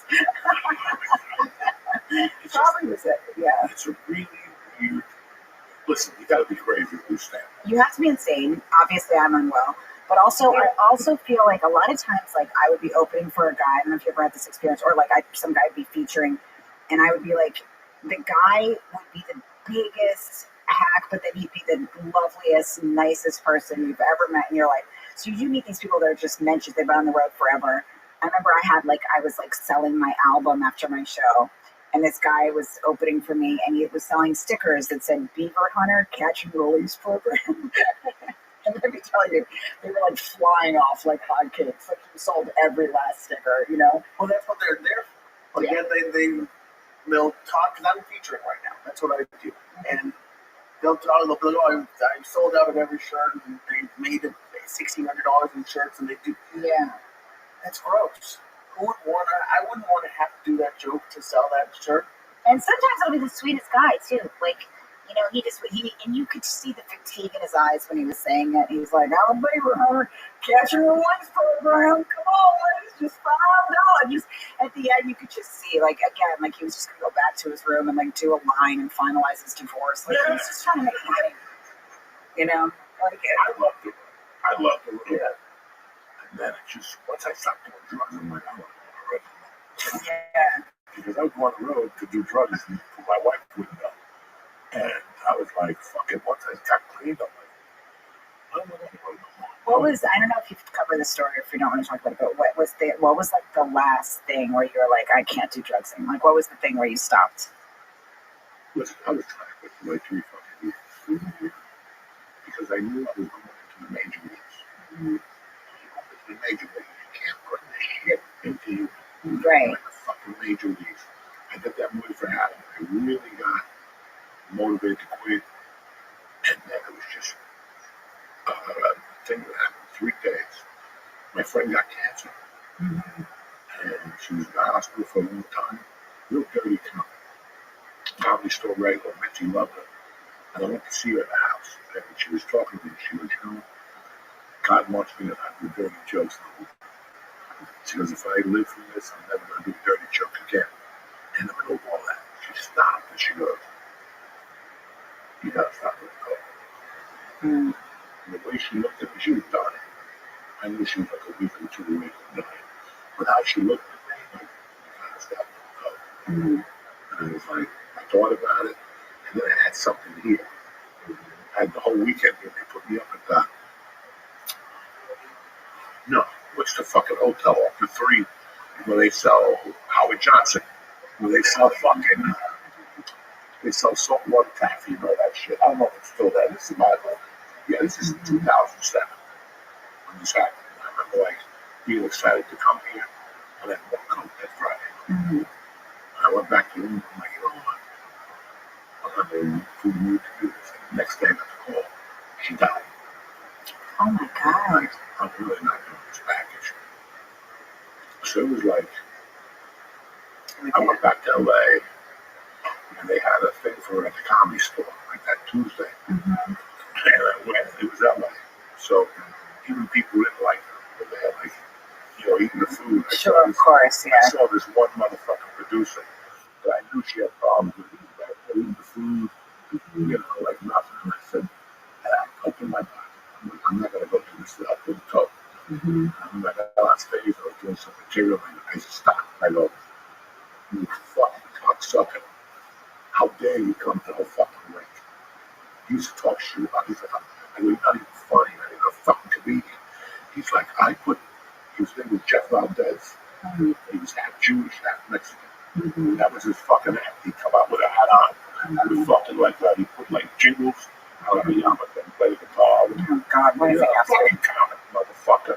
He was with my name was on the woman like that from sucking dick. His wife was there, everybody. But I don't like that shit. I don't like somebody who like, okay, I'm paying my respect. You don't need to pay respect. You don't like him. Get the fuck out of here, you fake fuck. I just drilled into this motherfucker. And I just said, listen, I'm going to wrap this up in 5 minutes. And I go up the stage, and you're still here. I'm going to fuck you motherfuckers up. And this motherfucker goes, with my attorney's here. I'll fucking move you. So I put that mic down. I had 20 comics on. I'm like, Joe, you don't even you had to leave. And I remember that night I didn't do the coke. Mhm. And I was like, fuck. In that week, my wife brought 2 kidneys upstairs. Oh. And they were going to die. They had anemia or whatever the fuck it was. And I liked the one. I didn't like the other motherfucker. The one kid, I didn't like. I'm like, die. But the other one, I was sad about. Like, he was going to die. And I kept feeding him oatmeal and shit. And I went to bed that night. I was doing coke. Mhm. And I went to bed that night. And my wife woke me up before and she goes, DJ died. And I went and closed the door. And I go, you know what? This other cat can't die. And I ran to him. I got on my knees and I go, God, if you save this motherfucker, I'll never do coke again. Trust me, I was like, thank God. I had my fingers crossed. You know what I'm saying? Behind me, she's deal. She's fine. Yeah, sure. I got these motherfuckers. I can't live. Mhm. I never did coke again because I made a promise. That's And it incredible. was a promise to God. It was a promise to me as a man. I had to do that. It was time. Like, it was just time. And I tell people all the time, I did so much. I did more in 18 years than I did my whole life. I couldn't imagine if I wouldn't have done coke all my life. How much more I would have done. Do you think you would be alive today if you kept going? Or no? No, I was No ready way. to die. Right. Because I was already getting jokes on my back. Yeah. Like I could feel the joke on my neck and stuff. I knew. And again, I didn't want my wife to find me on the floor. Yeah. There's some people who cut out that. They find you, they call the ambulance, and they move on with their lives. I knew she couldn't handle Mhm. it. I knew if she woke up and saw my little fat feet, Yeah. she wouldn't have ran. It would have been rough for her. So I was like, I'm saving her life, I'm, saving my own. And that cat lived. But I got a fucking chain with that cat. Oh, that's such a I got a beautiful pillow for thing. me, baby. That cat. And I bet you anything, you telling that story will really, really help somebody. You never know who your story is going to help. It's it's a powerful story. I was living there 48 years, and that would stop me from snorting coke. I would take furloughs to get an ounce of coke. No, they were going to test me on Monday. I didn't have to drink vinegar. Yeah. And fucking put Drano on my drink, to turn on My the drink is business. amazing. Please, you have no idea. So it was just over. Like, they Yeah. Way like I took this to the play. Yeah. And it was something you knew. It wasn't God, it wasn't anything. At one point in your life, as a man, as a woman, you gotta go, this is over today. Yeah, it's over. Like, It's a this wrap. ends today. There's no Yeah. comeback. There's no relapse. No, there's nothing. Yeah. You're a fucking man, bitch. You know, and now you get these people out clean for many days, drinking water. I'll smack you. You weren't even supposed to do drugs. Yeah. I'm so fucking proud of you, son. You all right? I'm fine. I'm good. He does not know where he is right now. I'm here the whole time. Every hour it's almost jarring because I'm like, oh wait, he is here. Is he okay? I'm fine. It's just really weird when the shit you gotta put up with people now. The stories, the fucking. And you're like, it's that easy. Either you want it or you don't, bitch. Yeah. What's it gonna be? What's it gonna be? Yeah. It's that easy. But people, want to do night rehab. If you're not ready to stop, you're not gonna stop. You say, Something in your nose. Yeah. Let me see who's going to jail. What happened in jail? They don't get the Bible. Oh, the Lord. Fucking 2 feet off that fence. That Bible was up in the air. Because they always come to pick them up. This At the end of the day, you're ready or you're not. Whether it's your cradle dictionary or a fun-loving kitten, you're going to fucking be ready when you're ready. No, it's true. I feel like sometimes just something... But also, I feel like that lady, you loved her and she changed the course of your life and you knew that she really loved you. I do think that kind of, look, don't play soft piano music under my monologue, but I know nothing. But I'm just saying, like, I do feel like sometimes that kind of drug use, and I say this as somebody who has loved alcoholics my whole life, I do feel like it comes from a sense of, self-loathing. And if you know somebody loves you, and if you really see it, it can change the course of your life. Just really believe in that moment. The jaw went open to get the alcohol. He's got muscles, steroid, it just takes that one. It takes like that one person. Maybe I don't know, it was just weird the way she said it. She said, God wants you to stop smoking. She stopped her conversation. She looked at me. God wants you to stop talking. I'm like, fuck. Okay, good luck. But And also who she was very close to you. You knew she was about to pass on. she was always close to me. Right. When I was selling coke at the comedy store, I would give it to her and make the whole. And I would go over the next day and get it. Right. We're knocking at her spot. I need that shit. But she had that insight probably towards the end of her life. Yeah. My husband was a crip. Yeah. She was Mexican. My husband was black as could be, tough as a nail, crip. But coke is, yeah, I mean, like. He ran his own set, and one day he comes to the comedy store. I talk to you about it. I gotta get him on this Adam Sandler. That's my favorite motherfucker in the world. Like, you're a crip. Adam Sandler's going, I'll kill for Adam Sandler. So I had to bring him on the show. I told him he was like a probation officer. And Burt Reynolds got a hold of him for like 8 hours. He's like, I'm getting friends with Burt Reynolds. I'm good shit. That's amazing. I know my probation officer wants to come for it. Like, but yeah, I got problems. I do feel like coke also, like, I did coke for a few times when I was like in my early 20s. I loved it. I don't really have as much an addictive personality really, but I was like, even I knew, I was like, this is delightful. Like, when you find your drug, I was like, this is my drug. But I'm so vain that I look like shit the next day. Like, you look jacked up. No, it was mangling me. Yeah. Yeah, and I was like, I'm 20. Like, I can't do this to myself. I was like 20, 21, yeah.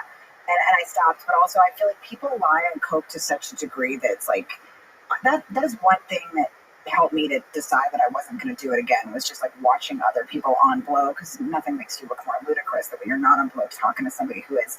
I remember I was dating this guy and he's like, I'm not doing it. I know you want to fight right now, but I'm not on it. He was just like a wild alcoholic. Just blow all over your nose. He's like, I'm not taking the bait. I know you'd like to pretend I'm high right now, but I'm not.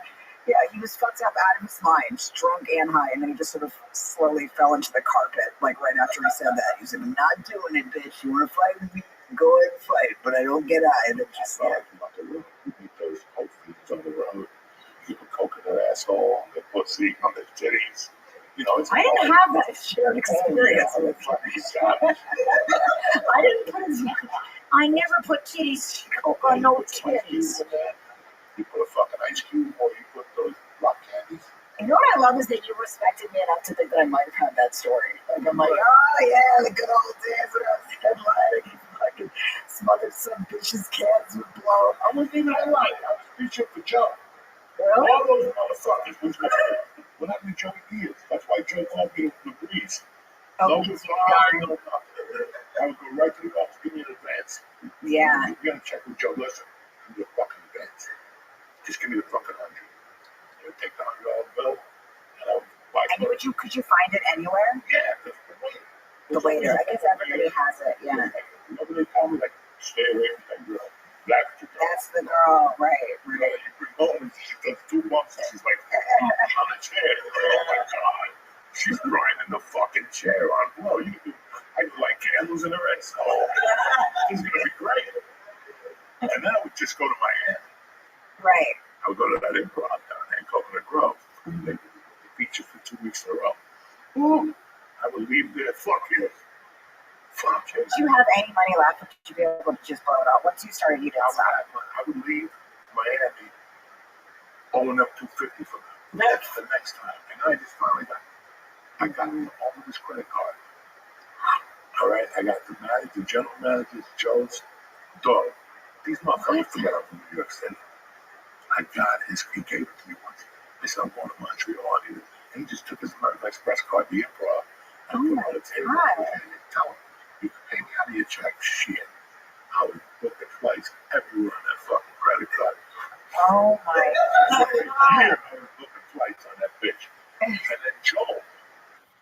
You know Joel, the guy from fucking Tempting? Like, I don't know if you remember him. No. He's one of the owners. I was there the first night he got on. December, like 30th, 1999, 98. He was just a fucking assistant manager. And he was so green that he would turn and count the money at the end of the night. But he swore, if you look at the tape, I'm the one that take the money right off the top right now. Which over here, another 100 advance. But he thought, give me the 100. He's like, you have to let him go. Call fucking Joe. And Joe was the boss there. Wow. Call Joe with him. I got whatever I fucking want here. He didn't even know I already had 100 nights, but from top of the, that's what the Buck boys. Rob the same. Wild. They took $19,000 on a Friday night. Dog, Miami improv. That's why they made my check. Oh, what is this Were shit? you on the road with him? Like doing No, I know I don't pay. I'm 36. Right. I'm terrified. But no, I swear to God. Wow, that's insane. And did they just that like stealing from the safe of the owner, like that is like that's wild. If you're that stupid, I gotta rob you. Yeah. If you're gonna leave money out and look somewhere else, like a TV show, I gotta rob you. I'm that stupid. I don't think that's just 100. I'm not greedy. I'm so ADD. I'm like a perfect person to steal from. I'm shedding debit cards. I was in some dumb stack that's wide open like a fool. I was buck wild on the road. Yeah. So Yes, you knew you had to. I'm on the road driving. I go to Kmart and take some expensive. I wouldn't even look at it. I walk right and look out. My aunt gave me this coffee maker. Really? All right, let's switch it. Give me a receipt. I'm lost in this holiday. Do you want check or cash? That's a tough one. No, it's like, Right. you don't want fucking cash. Give me the cash. Then they give you the tax. The plus tax. Mm-hmm. So you even get the tax back. You have no fucking idea. Did you ever feel like, were you ever afraid? Like, it seems like you never worried you would get caught. Who taught you? Jersey, just being like growing up in Jersey. That's the thing here. It's like I grew up in Bethesda, Maryland. Like, yeah, the most like naughty thing we did was like steal stickers from like the mall or something. Yeah. You just get better at it. Like, Yeah. you know the fucking body moves and the body language of people. They have no fucking idea. But I always said it because let me rob you. Don't rob you. Even if I'm a just to show you that you're in double. Can somebody knit that for me, please? I'd like it on a sampler. If you're gonna rob me, I'm gonna fucking rob. Like that. Also, you have to know. You have to be ready at any moment. Doesn't that make you anxious when you're robbing people like that? Like, aren't you always thinking you're about to get clocked? Like, do you have to sit in the diner like next to the wall or something? Does anybody know what I'm trying to say right now? Can you help me? Like, you don't have to sit by a wall because you know somebody always wants to yeah. I don't think you'd stick around for that long. Look, I charged the guy $2,000 to join the market in Colorado. He gave him an application, okay? If you're that stupid, and you don't need to call him. I never heard of those people. Yeah. Do you understand what I'm trying to say to you? I'm an old school fucking How do you say that you want to No idea. Don't even start. We can sit here for days, not even hours. That'd be amazing if he was like he was at a pancake house applying to be the general manager. And he's like, I got a better offer for you, kid. I still have casting directors. Oh my god. Oh my god. I was with a certain agency that like was casting director, and I would get a pound of weed, and I would take like half ounce and do the bulk trick. I would spray little bottles so it's a green heavier. Oh my god. Next day, you take that weed is dry. That motherfucker's not gone. Call me back. I don't know what happened. Oh, yeah, we're fucking. And then I just got to the point where if you didn't give it to me, I was not taking it. And that's when you're complete. I had no parents. I had nobody to say I'm ashamed of you for being in jail. I was like, fuck it, let's have some fun. If you're gonna. Did you change, like, once you stopped doing blow, did you change, like, the way you operated everywhere? And did you tell people? Because I would imagine if you go back to these places, they're like, oh, there's crazy Joey Diaz. I can go, do lines with him. Like, did you tell people that you weren't doing it? Or how did you stop yourself from the temptation? Pretty much every when I met my wife. The only thing I never met my wife is I always had another lighter, 7-Eleven. That's just as old. If you're going to put the lighters right there, Sure. That kept my powder dry. Right. It was just stealing those lighters. Every once in a while, I did something like that on a movie set. I got to take the roller skates from the first movie I was on. I just started stealing roller skates. I was stealing the movie. There wasn't roller skating over size 8. Everybody was walking around with roller skates. Yeah. Basketball. That was my first movie. Really? I didn't give a fuck, But how did you stop? Like, how did you have a time where you, like, comedy? Yeah. And there was times I pulled the comedy. And once you knew, you just knew you hit the end of the road, so that there wasn't really as powerful a temptation because you're like, I've done that. I've done every possible. I see people do it all the time. Yeah. They get help, they get steady, 6 months, and they do something that's so stupid. Mm-hmm. It doesn't even make sense. I went to strip club to the comedy store in 97, Flat Row, living with a stripper, fucking, and I'll never forget it. Like, we go there early, work at 20, the check, it's like $130 check. That's how poor we were. Yeah. I started going up there on a Friday, seeing like 3 bottles of Jack Daniels for the weekend, whiskey, he tasted beer, and I could took those motherfuckers. In case Jack Daniels, you're not gonna hold that for a long time. That's what I'm going. I'm becoming like, if I even fuck around up here, it's gonna ruin my fucking comedy career. Right. And that's the whole saying. Don't let your character ruin your destiny. That's a beautiful saying. I never heard that. Yeah. It's very simple. Yeah. If you like to something, don't mix it in. You love. Yeah. And that was my problem. I just got to a point. I got on my own. And I never did it with people. I would do one round to comedy store a week. Just to get to the fucking wing going. Today I was thinking about that. I was going to towards the end, we were talking about how high my tolerance is. Yeah. When I quit coke, I would go over there and buy a half an equal. 125 at about midnight. Wow. And I could wait to get to the light. Because I had no light. I just want fucking half of it. That's a half an equal. The whole thing. And by the time I got to my garage, and upstairs, I was a little high, and I had to get another half an equal. But I could snort a half an equal one shot. Yeah. That's pretty fucking sad. Yeah. That's pretty fucking sad. Like, so I just didn't want to mix my personal life with the comedy store. I didn't want to. It was, the fucking world. Yeah, we did stupid shit up there, but not enough to ruin my career. I never got banned. I never got banned out there. You got, what they used to call that? Bands, yeah. Like, nobody ever said they wouldn't have you back, even after you robbed their safe. That's when you got a good personality. Really? After calling and seeing it. Eddie Griffin was banned. A lot of people, she was banned for a while. And then you worked yourself out here. But Yeah. she's talking, don't take it, you got no more. You know, the beginning. Take it out, it scares people. The fact that she just had to say that again and again, just exhausted this poor woman. She's like, for the love of God. She was great to me. Like, she knew who I was. Like, Yeah. the second I was a regular, I threw fists from her. And she loved it. And did you have other people that were like, after that, your friend that passed, that cared that much to say that to you? Did you have other mentors, do you feel like, after that, or just people that kind of helped you to stay clean and not to go back to that life? Fuck no. Okay. Because they don't listen. They don't give a fuck. You know, Right. they don't care. Like, I was telling my nephew this year, this last New Year's, was the first time I saw somebody strong coke. Maybe 15 years.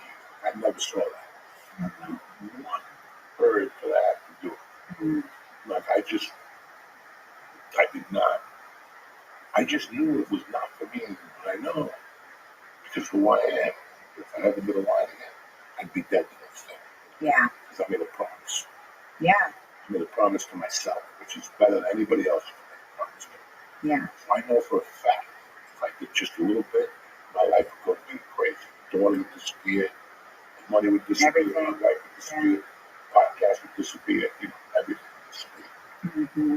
So I always knew that. Even if I didn't start it ever again, just breaking my fucking word as a man, I would have been done. Yeah. I bet it has helped other people. I love my man. I love to go into a fucking, you know, these little young faggots now, they're selling meth and all this shit. What are they selling? Oh, only you can use the most beautiful thing and then Fucking walking in between the windows, kick that door down, shoot up, watch them beat themselves. Get up against the wall, suck my dick. Yeah. It's hysterical. That's what we did in the 80s. Yeah. Nobody was ready for cocaine. Nobody was ready. So after all the gangsters started doing it, when I came back in 84 from Colorado, all these people that were like decent people were doing it. They didn't know that side of the business. Right. Like, this is great, selling coke, rich. And then we have these motherfuckers from North Bergen who will kick your fucking door down and take it from you. And that's what we were suckers. Right. Business. They didn't know anything about it. Yeah. I just saw people singing and dancing and getting their dicks sucked. But they never thought about the big bad wolf.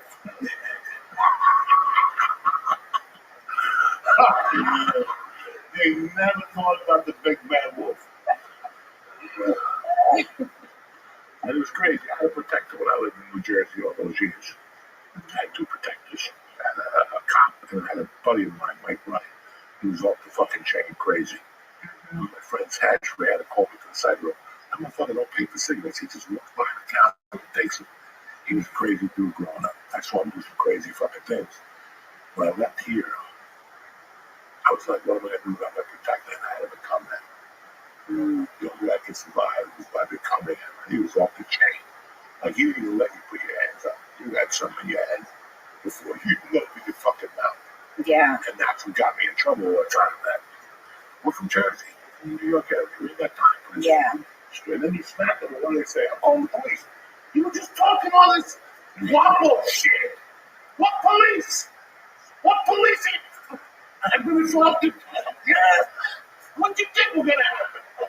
You just called the motherfucker. And you thought he was one of your real buddies from fucking, you know, church, you know. Oh, you're another buddy. No! You're going to get knocked in the fucking head. That's it. There's nothing funnier than someone that doesn't expect to be punched. Yeah. These YouTubers, they think it's cute coming up here and saying, oh, what you think is fat? How about I smack you in the fucking mouth? Let's see how fucking fat you are, motherfucker. And how about I shoot you? They call them 911. Yeah. Or they call them the returning, you know. Wait, you guys, am I fat? And I didn't know. That's all I took from that. No, I do. You can't read the comments. I read the comments and I drive myself crazy. Yeah. That didn't slide with you. That didn't slide at all. Yeah. It just didn't fly. Like, no, if somebody said, fuck you, respect, okay, we're out. That would not say it. I'm going to call the police. You just said that. You knew it. You knew it to expect. You know, if you didn't, you're a fucking idiot. you gotta get it. Yeah. That's what today's society doesn't see. Yeah. You're a tough guy with a tattoo. I think it's a tattoo. And they're a tough guy. Bro, knock it the fuck off. When I was growing up, you had to 20 years to get a tattoo or be in the Navy and shooting shots. You had to do something. You had to do something. Okay? You had to do something. These women with the tattoo. You had to suck 1,000 dicks when I was a kid. You get raped at a biker rally. And if you live, you got a tattoo of the heart on your fucking foot. You know what I'm saying? If you lived, and your sperm didn't kill you. Now, you know these women, a gun, what the fuck? Yeah. No, I mean, I get I don't care. acting like I read your point of reference for us yet. I don't care. Okay, I don't care. You gotta say the truth. Hypnosis. Yeah. When I hear these tales, I'm so surprised somebody hasn't punched me in the face. Like, I'm just like, I guess, because I have a mouth on me, but I haven't been tuned up yet. Never say that for, no, but I do think also it's just because I grew up, like, yeah, I mean, the worst thing that could happen to you was, like, yeah, you would get kicked out of, like, Hebrew school or something. I mean, I didn't come from a tough line of men either. Like, I come from, you know, like, lawyers that can't process dairy. Yeah, like, that's, like, the worst. Yeah, that's what I come from. Yeah, nobody has tough stories in my path. Like, yeah. Two egg yolks, nobody was allergic to fucking peanuts. All these little, my daughter made the best fucking brownies this week. Yeah. She put walnuts in them. I'm like, thank you for putting the walnuts in. She goes, you know, these little fags. My daughter feels that way. 12-year-old little girl. He tells me shit from that. I'm like, okay, I'm not fucking crazy. Right. You know, because it's the truth. Ever since we started eating egg whites, kids thought, I'm allergic to walnuts. I'm allergic to raisins. Are you fucking kidding me? Are you an Irish motherfucker with 9 kids? The father's a fireman. You're gonna come home and tell him. I'm allergic to peanut butter. I can't eat that. Motherfucker, taking cats off a tree. You're ready to fucking peanut butter. I don't give a fuck if you want to fucking athletics. I don't give a fuck. You're eating that peanut butter. But now the parents play along and go, yeah, he's allergic to seafood.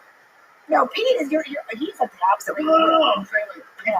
Women who allergic to lobster, well, bro, you better suck a good dick. You know what I'm saying? You're allergic to lobster. What the fuck is wrong with you? You're a woman. You gotta eat lobster. That comes with lobster, sperm, balls, and fucking and banana pudding. How the fuck?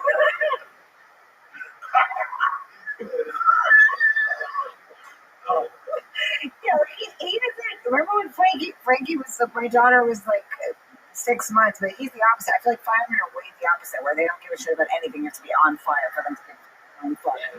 But like, yeah, I was like, she can't eat carrots yet, you know. Like she was trying to give her a carrot. She's like 6 months. I'm like, she can't eat that. He's like, I wouldn't worry about it. I know PR. I'm like, you're not supposed to test it out on your own kid. He's like, don't sweat it, sugar. I know infant CPR. How about just don't feed her carrots? Yeah. But no, I mean, I didn't, these stories are fascinating to me. I literally have no point of reference. Like, I'm like, also, I played some of these clubs. I'm like, this was going on? Well, I had no idea. I thought the biggest scandal was when they didn't give me my bonus on the Late Show. You know, like, I had no idea this was happening. I heard about this Kansas City one. Yes. The steam would break the wind. The Also, I think I came in a little after, like, people were doing this level of blow. That was 2003. The first time I knew it was 2001. That fucking guy, Roger Paul. Oh, yeah. He didn't come back and call me. I'm shooting. I shoot it. He goes, can you do the car? I can't do Tuesday, Wednesday. Okay. Yes. I get the fucking dead boy. I was like a 10 bird. I look at the wall and just come. I'm like, fuck. What do they do that? I don't know, you know. And I look at the fuck. You got your license on that. You go tell them I'm going to drive. He's like, you fucked up. All right. And I get to love you. We walk out. You drive. Okay. Get the girl and do it back. They start smoking coke. And I'm like, I hope you can save me some. The guy's like, no, we're going to do it all. I go, I'll stop this fucking car and get that fucking car. Don't play with me. It's 9:45 at night, please. Okay. We just found it right in my pocket. some of these clubs are fucking, you know, dude, it's terrible. It's terrible. Yeah. Complete different podcast. This form of road, I don't want you to get talking. I don't want you to get fucking. It was one bad. I remember. Oh yeah, there's a lot of insanity. Like British, right? It was a teacher. We're looking for a waste of lovely ladies, but I don't know, she was yoga, like harassment, she was bad in all the black hats. Right. Somebody was rich literary.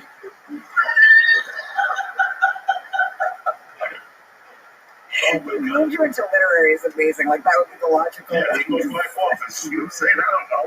I don't fucking know what if he's literary. Oh my God. So I mean, like I You have no fucking idea. This is the craziest world. I had no idea any of this was going on. All I know is Joey's a bad boy, and I'm never going to this part of Jersey again. I'm terrified.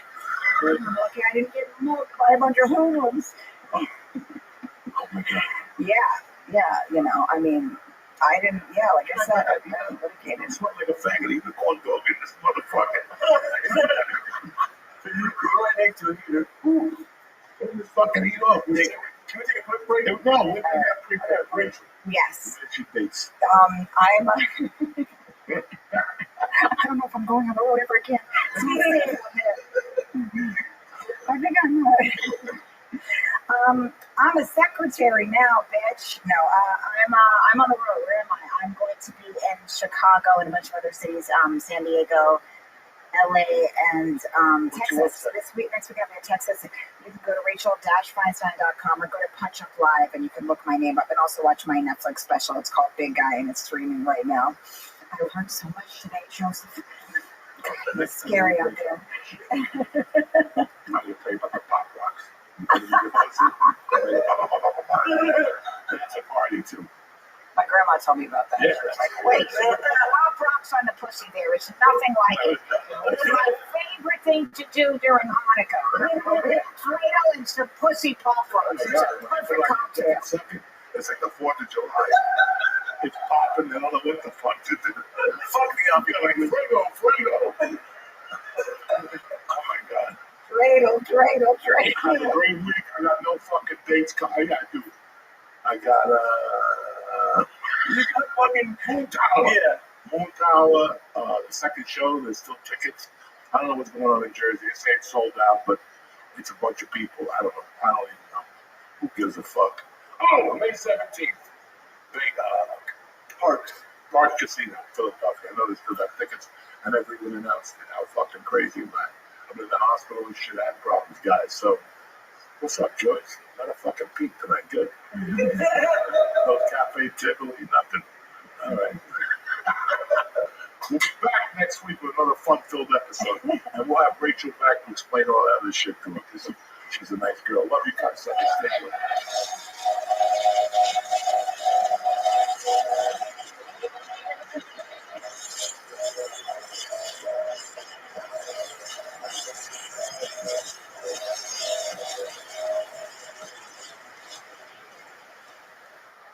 Uncle Joey here. Listen, it's time to make feeling good nice and easy. Ditch all the boring guided meditations. All you need, Via. Via is changing the game in natural wellness, combining high-quality, hemp-derived ingredients with powerful cannabinoids to create serious results. Whether you want more focus, better sleep, or a boost in your love life, Via has you covered. Listen, Uncle Joey, you guys know my tolerance is off the chain. I eat like 2 of these daytime. They call them daytime 100 milligrams. I'm ready to go. Last night I ate 8 pieces of toast with butter last night. Who does that? You understand me? That's what Via does. So customize your Via experience by choosing the type of relaxation you're looking for, along with the level of THC you want. With products ranging from 0 to high cannabinoid levels, they'll have something for everyone. So if you're 21 and older, treat yourself to 15% off and get a free gift on your first order. Use our exclusive code Joey, Joey, at viahemp.com. Again, Joey at viahemp.com. Please enjoy the free shipping on orders over $100. That's viahemp.com, code word Joey. Thank you for supporting the podcast.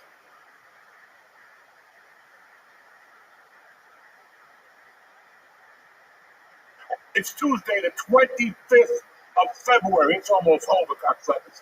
Anyway, we got the church, New Testament.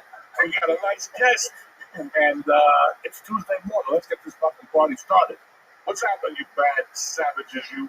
I'm going to talk to you guys about Onnit. Onnit is one of my all-time favorite companies. We haven't spoken about them in a while.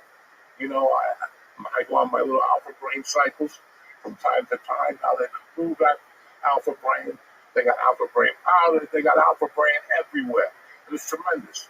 The new mood is still intact. I love everything from Onnit. You know, the kettlebells, the club bells, the whole thing. But I can only help you with supplements. Go on there. Start your year off on the right foot. It's the second quarter. Come on, let's do this. Right after the tax breaks, you're getting ready for the summer. You want to look good. You want to feel good. Everything's beautiful, right? Go to Onnit.com right now. Press in code CHURCH. I'm going to get you started with 10% off and great service and a great quality product.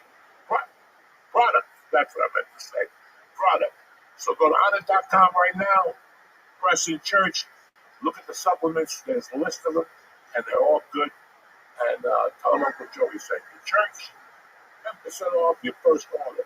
Now, without further ado, let's get this motherfucker started.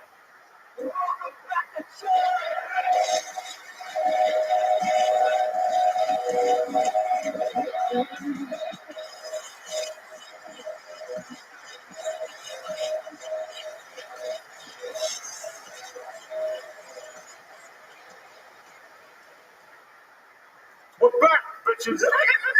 What's happening? We got my main man in the house tonight, Mr. Paul Vizzi, Virzi. I just can't say it because my fault tooth. What other words can you say? We got our word. We got our main man, fucking Lisa. He's sober today, no more. I'm not sorry. I'm still 150 years old. 38 years old. I can't keep doing this. You fucking nuts. We do this till we're dead. We do this till we're dead. The Marines, though. Yeah. That's it. There's Marines don't take 400 milligrams in an hospital. There's no giving up. Before you become a SEAL, they give you like 1,000 milligrams cold. And I've done that And no 800 water, so knock it the fuck off. 1,000 milligrams and no water. You sit there First of all, and teach. no Navy SEAL has ever taken 1,000 milligrams. They don't take it, somebody gives it to you. You know what I'm saying? It's the fucking Navy. What's the most you ever taken? 2,200. What? You only- I took 3,000 was the biggest for me. Yeah, I think yeah, about the same. You go to hospital? No. We send people to the hospital. What the? I swam in the Hudson. What is an edible going to do? You swam in what is an edible going to do to you? You're What the fuck is wrong with me? Oh, shit. That's like white kids from Iowa. I don't know what to do. Yeah. My heart was bleeding. Yeah. These coasters here. Yeah. What are you talking about? No, I listen, as much as I'm laughing, that would be me. What's from the East Coast? Man, your father used to beat your mother, and your heart was beat the same fucking thing. They got divorced before he could beat her. No, but who cares? I mean, the neighbor beating up his wife, you're hiding under the bed and shit when you're raised. You hear it. Are you that man? Are you that man?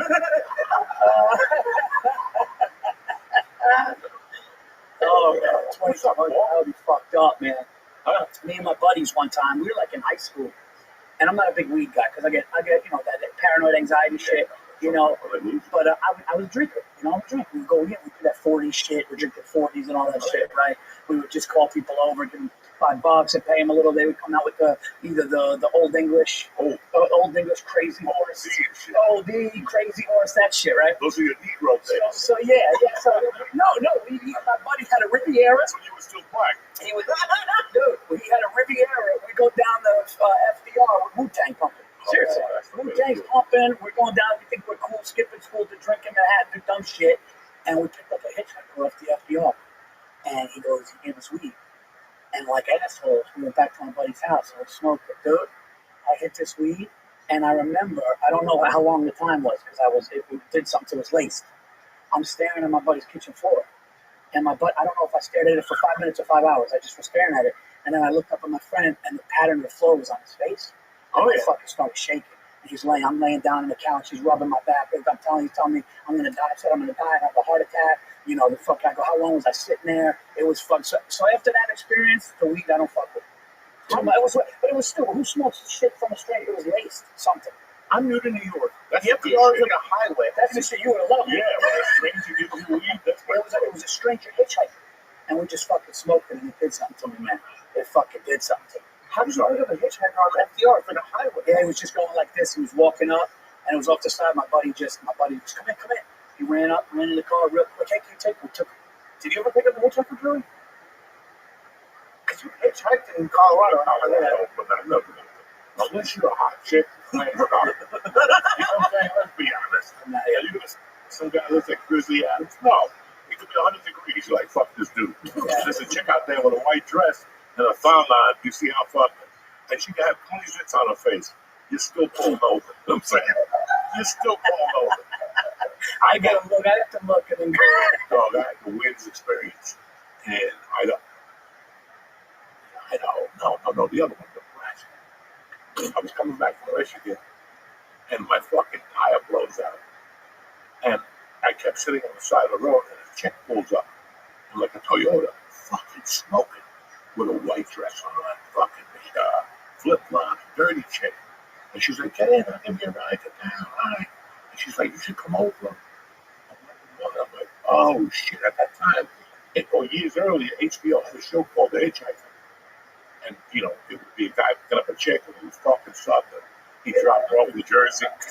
So I'm young. I'm 20 now. I'm not fucking young. I'm 30 something, and she's telling me all this shit. I'm getting fucking pussy. And next thing you know, she goes, yeah, if you're hungry, we go back to the house. We'll eat, and then we got prayers and 6. I live in a Got what? prayers. I live in a whatever, like a commune. Yeah, say prayers, Catholic, or Christian. I'm like, you can drop me off at the gas station. That was the end of that. Fuck it, I'm gonna go say prayers. Trying to get laid. I'll work you to death. I don't want to pray for pussy. You know what I'm saying? A bunch of other Christians and shit. It's tough to focus. When you want to fuck somebody, you ain't praying. No. You're saying, God, how good is Let's that? get back. Yeah, let's get back.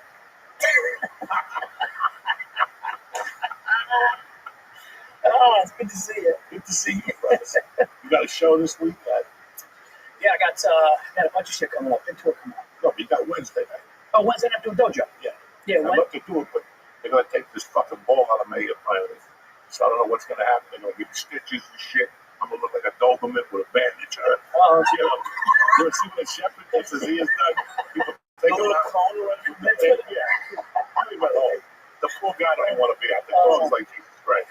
He puts me out with this fucking Doberman's at that. That German shepherd when you fix the ears. When they clip the ears to make a point. So I don't know what's going to happen. I don't know if they're going to give me pills. I don't know if they're going to put me out. I have no fucking idea. Oh, shit. They might just shoot me. He's an Indian guy, so I trust him. You know what I'm saying? Those Indians they got a steady hand. I love like when you say stuff like that, like we're supposed to know what it means. He's an Indian guy. Like, what is it? I don't know. He's good. India only sends the best here. They don't send our meat. What's America? We'll take you online. You want Indian doctor. Yeah. Indians and Really, Jews. it's changed. I was gonna say it's not Jews anymore. It's Indians. No, but it's either. Okay. It's either. Yeah, it's like half down the middle. Yeah. I had no idea. Yeah, they're taking it out. I didn't know they found like I didn't know there was anything in there. They're gonna slice it and clean that motherfucker out. I was supposed to go for a second opinion tomorrow, but every time I call it's a 20-minute wait, they're gonna put me back into the rotation and call me in an hour. Go fuck yourself. They can call you when you're jerking off or you're taking a shit or you're walking in the house with groceries. Hi. And you're like, listen, I just got groceries. Call me later. 43 hours ago. What happened, though? What was it? A yeast infection, and then I got rid of the yeast infection, and something started hurting. I kept going to the doctor. There's something. No, put the scream up. Just get the fuck out. Get the cocaine. Shoot in my ear. Get it out. Get the fucking knife. Let's go. Why we? They went. This was going on since October with this fucking guy. Yeah, I hate that. I go to the doctor. Get it done now. Yeah, what am I doing? How long? And I got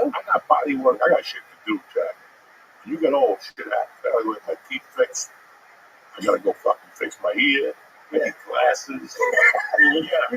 All the senses got to be there. I've been fucking using a reading glass. I've had these reading glasses from CVS. These things are like, you can step on them, light them on fire. Everything else breaks.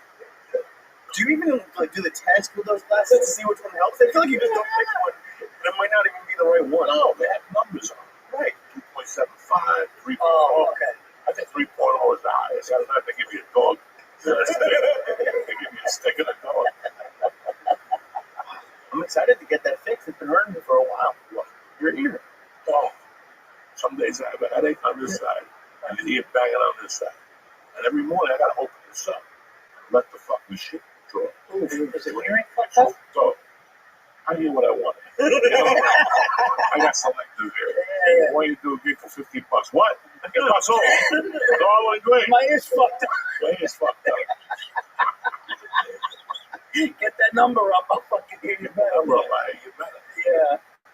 Oh, I know, man. I got all kinds. I got back issues. That's right. Neck issues. I got herniated disc. Oh, You know, because I'm an asshole. Though. Like I'm in my 40s. I play basketball on Sunday, Monday nights. Take it seriously. No, but you know what? You act like it's going to be recreational, and then next thing you know, I'm a dude. I'm close to a triple double. It's nuts. Close to a triple double. What am I, fucking nuts? My wife said to me, she goes, if you fucking get hurt, go home with one of your friends. They're not coming back here if you fucking tear something. did you see that Tom Segura thing? Oof, Did you see that? yeah, that was How come you still playing basketball? well, I wouldn't do that. You know, I was I'm athletic, I guess, but his shit looked like a fuck. That was Yeah. dude, that was fucked up. Let me tell you something. And people, once you're over like 35, it's a different game. Once you're over 40, it's a really different game. It is. Boy, listen, I remember getting out of high school, and one Sunday, out of high school, they said, come to where that football player was from. They had a flag football league. I played one game to come. I couldn't walk the next day. And flag football, I'm with the weights, I'm fucking drinking, I'm snorting coke, I'm the best of my life. And I go play flag football. I can't get out of bed on fucking Monday. Yeah. I was 21. What the fuck? Yeah. You know, it's all changes. But once you get over 40, man, all that shit goes. It's funny you say that because that's what they said. They said the most injuries for dudes over 40 that plays basketball, they tear their knees. It's fucked up, man. Jiu-jitsu, basketball.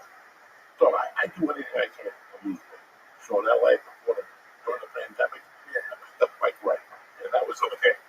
I got the helmet. I forgot about that. Everybody who gets a bike, it goes into the garage after 3 times and collects dust. It's the fuck. During the COVID, everybody was fucking John Paul Yeah. Keely. Everybody was riding their bikes everywhere. Going to the shop ride. I do this. Once the COVID ended, everybody's bike. That's what happened to other people. What did you buy? What's the bike you ride at home? Oh, the Peloton. They sold 2 million of them during the pandemic. Now, like, nobody wants a Peloton. Everybody's got them on a yard sale. Oh yeah. Go to a yard sale. I would give you a small 20. Take it because it's just a Kodak. Now it's like Rent-A-Center. They do it for like $20 a month. They don't buy you camp. Like they were like $2,000. I remember those bikes. Yeah. They were expensive. Oh man. And I took a bike ride. And I went and got my tooth done. And fucking, she gave me a bike. And I got up that morning, my tooth was hurt. I can't see without my glasses. So all the screws were together. So I thought she gave me the amoxicillin and the whatever. The antibiotic. I was the amoxicillin and the bike. And I popped the hood. I get on the bike like Johnny. I take it in the morning. I'm out there on fucking, not Magnolia. Was it Magnolia? The big street where the guy was a restaurant. That's Magnolia. Yeah. No. Yeah. Where Marie D was. Yeah. It wasn't Magnolia. It was Colfax. Colfax. Yeah. I'm on Colfax. I'm having a great time with the HOV lane. Like, yeah, the little bike lane they got. I'm sticking to my P's and Q's. I wouldn't ride behind anybody because they're breathing. And the shit's spitting and you're like, you know, sucking coke with all his germs. So if there was somebody on a bike in front of me, I would cross the street and go opposite, be all right. So I'm driving the fucking bike and all of a sudden I'm starting to feel fucked up. I'm starting to sweat profusely. I'm not sweating. I've only been riding a bike for 15 fucking minutes. What's going on? I mean, it's coming out of me. You know? And also, you can see I'm not even riding the bike between the lines. I'm going outside. Shit, I'm not even in the lines. And then I went to get on the sidewalk and I fell. Oh, shit. I'm like, that's no good. I'm taking this fucking jet back to the house. And I went back to the house and I'm there. didn't make the turn, and I fucking fell. Well, you got it back on the bike? Yeah, I didn't fall the first time. I was just high. Oh, I think I'm not walking from Coldwater and fucking Colfax back to my house. call an Uber. I thought you thought Okay, not that. You ride that bike, man. You say like a soldier. let's put it. You got to bring it back. Yeah, you gotta bring it back. I fucking hit the thing right, make a turn right away. I just fucking went down. And some guy was looking at me, and I'm shaking my head. He's shaking his head. I'm like, it's not good. But I got the bike up again. I got on it again. 20 feet later, I fall down again. I'm like, oh, fuck. Oh, shit. This time I landed on my chest. I thought the fucking thing was broken at it.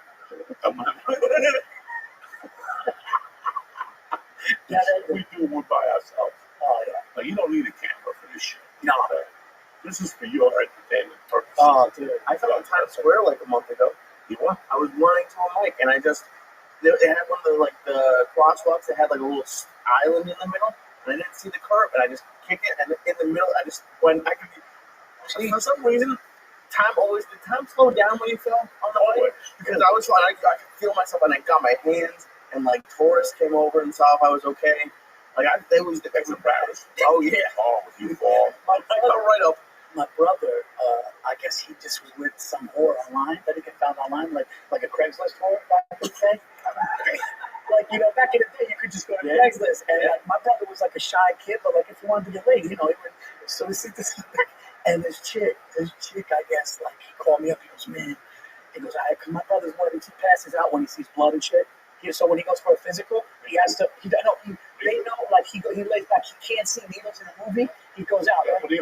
Yeah. So he That's all right. That's what it was. no, he can't see. So He look the other way. he calls me up. He goes, yo, dude. He goes, I think I fucked this woman without a condom, man. I don't know. I just met her, right? So I was selling at the time. I was selling phone cable internet door to door in Queens when I dropped out of college. So I was knocking on people's doors in Queens at 6 o'clock at night selling phone cable internet. That was my job. And they gave us a hard hat for no reason. I had a hard hat. I had a fucking hard hat. You know what I would do with the hard hat? I go, yeah, you see those lines up there? Meanwhile, we did fiber optics in there. But I was just talking shit, right? I had a clipboard and stuff. So people would let me in. This is a true story. A Greek woman lets me in, right? And she had kids, but she was probably in her, like, mid-40s. And as I'm sitting there signing her up, I realized she's coming on to me. She's talking to me about a guy she's not with anymore. And she goes, I like young girls. She was always just like a nightclub with Greeks. She's like, me and my girlfriend took home these 20-something-year-old Greek kids. I'm telling her I'm Greek and Sicilian, and I'm 23 at the time, and she's into it. My brother's calling me. Yo, I fucked her without a condom. Buddy, give me a second. So he's going, Paul, you got it? And I said, Christian, I can't talk right now. I gotta go. Next thing you know, he's on the train platform. As he's going down, somebody screamed, get him an ambulance. He came off the thing and was just so worked up about fucking this woman that he fucking just went down on the platform at the subway.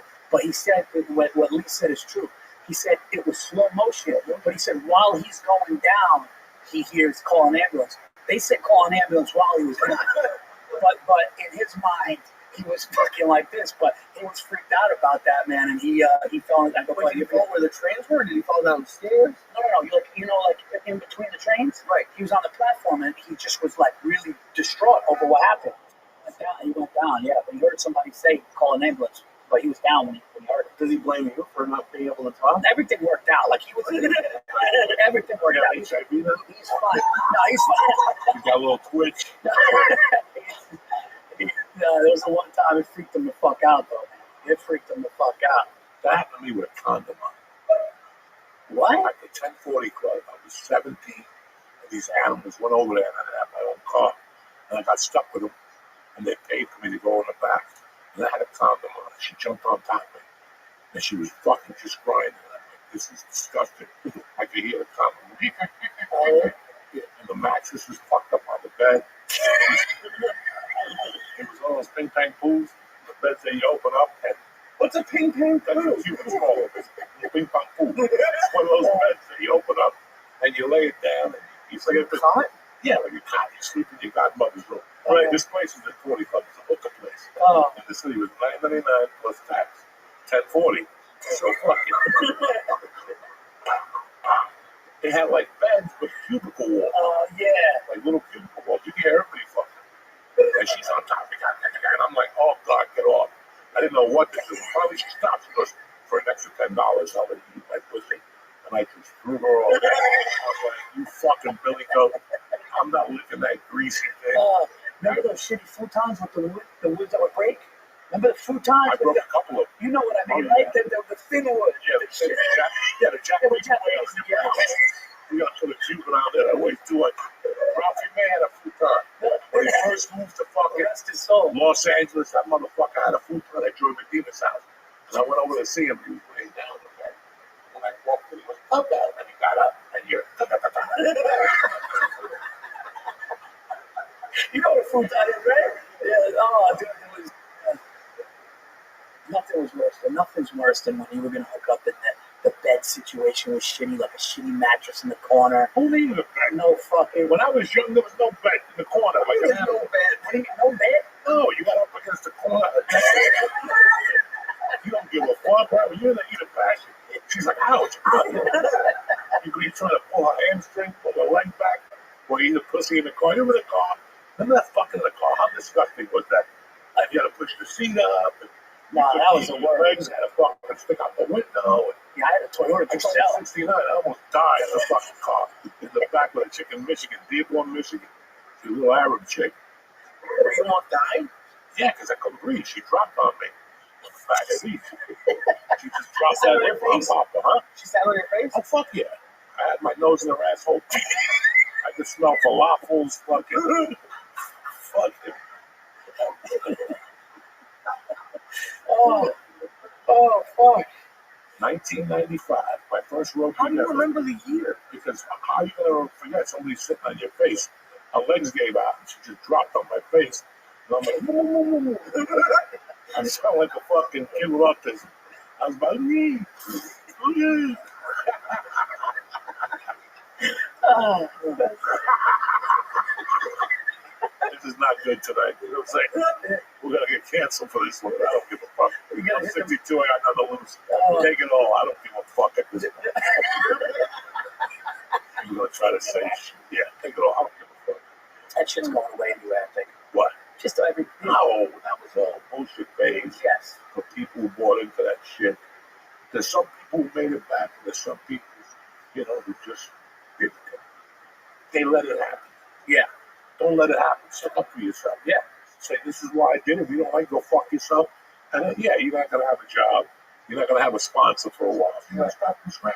And in 6 months, it's the time. But you're right. If you're honest about it, Be honest. you go, yeah, that's the way. Like, it's funny too, because you're breaking balls with friends back in the day. It was never malicious. It was never malicious. I never used a slang word against a group that was malicious against a group. It's just what you called your friends. You would joke with your friends. You talk shit with your friends. Then when you did it on a podcast, and you did it on stage, these people were able to like go at you, and you're going, you don't know me. You know the person. They went after me for a podcast where I told the story about 1997. The podcast was done in 2009. And they came after me in 2020. And I refused. I was like, you bitches can suck my dick. All of it. In fact, I put a story about going down on a one-legged woman in Boulder. I delivered Chinese food to her. And they'll beat their ass and shit. Yeah. But it was also your parole officer. Yeah, she was my parole officer. It wasn't even a woman. No, she was originally my parole officer. Then I got off parole and things happened. Can I ask you a question? When you say one leg, is it like half or No, it's not like I lived. So in my mind, I always thought that this leg was more. She got shot in Vietnam. She was good looking. So when I went to take her pants, I went to take the pants off the good leg because I didn't want to know about the bad leg. I didn't want to get no bad way. You got a nut and all such a thing. She stepped on a grenade. I don't want to hear that. You fucking eat some ass. Also, I got to hear a fucking Vietnam story or whatever war she went. I don't know what happened to her. Very good looking, really good, tall. And then I just put it up. I said, fuck you. If you like that story, wait till you listen to this one. Bam. Yeah. And then it was your brother who called me and said, listen, they want to fucking wave a little white flag. They don't want to do this no more. Because fucking my people from the podcast were not those bitches. Oh, okay. Yeah. It was classic. Well, I think one of the reasons podcasts are so big is because people feel like they connect with the host. It's honest. It's because we're talking the way we normally talk. They're not seeing us on stage doing a bit, telling a story. They're seeing us shooting the shit here, having fun, and it brings them into our personal world. Is what it is. Listen, when I do a podcast, I don't want to feel censored. Right. I don't want people to say this, but don't. This is what people do, and this is how we speak. If this is not what you want to do, go watch fucking a clean podcast. Yeah. Go do whatever suits you. That's the right we have as Americans.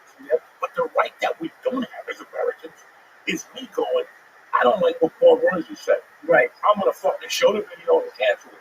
Yeah. That's not a right. There's two people who do that. A man by the name of G.O.D. and a judge, a good fucking judge in New York City. That's right. Like an old Jew judge that looks at you and senses you, and you take it like a man. That's who could judge me.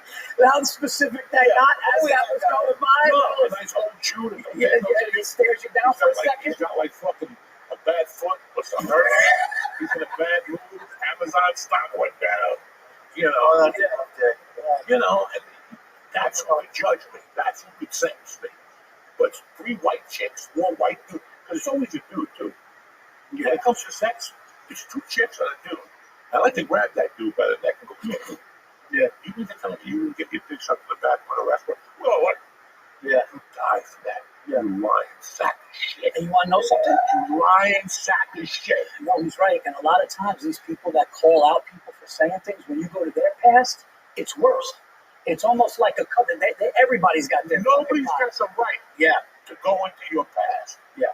If you want to go into my Twitter from 2016, go ahead. You're not gonna like what you see. You're not gonna like what you see. But I don't give a fuck. I could have gone back then and erased it all.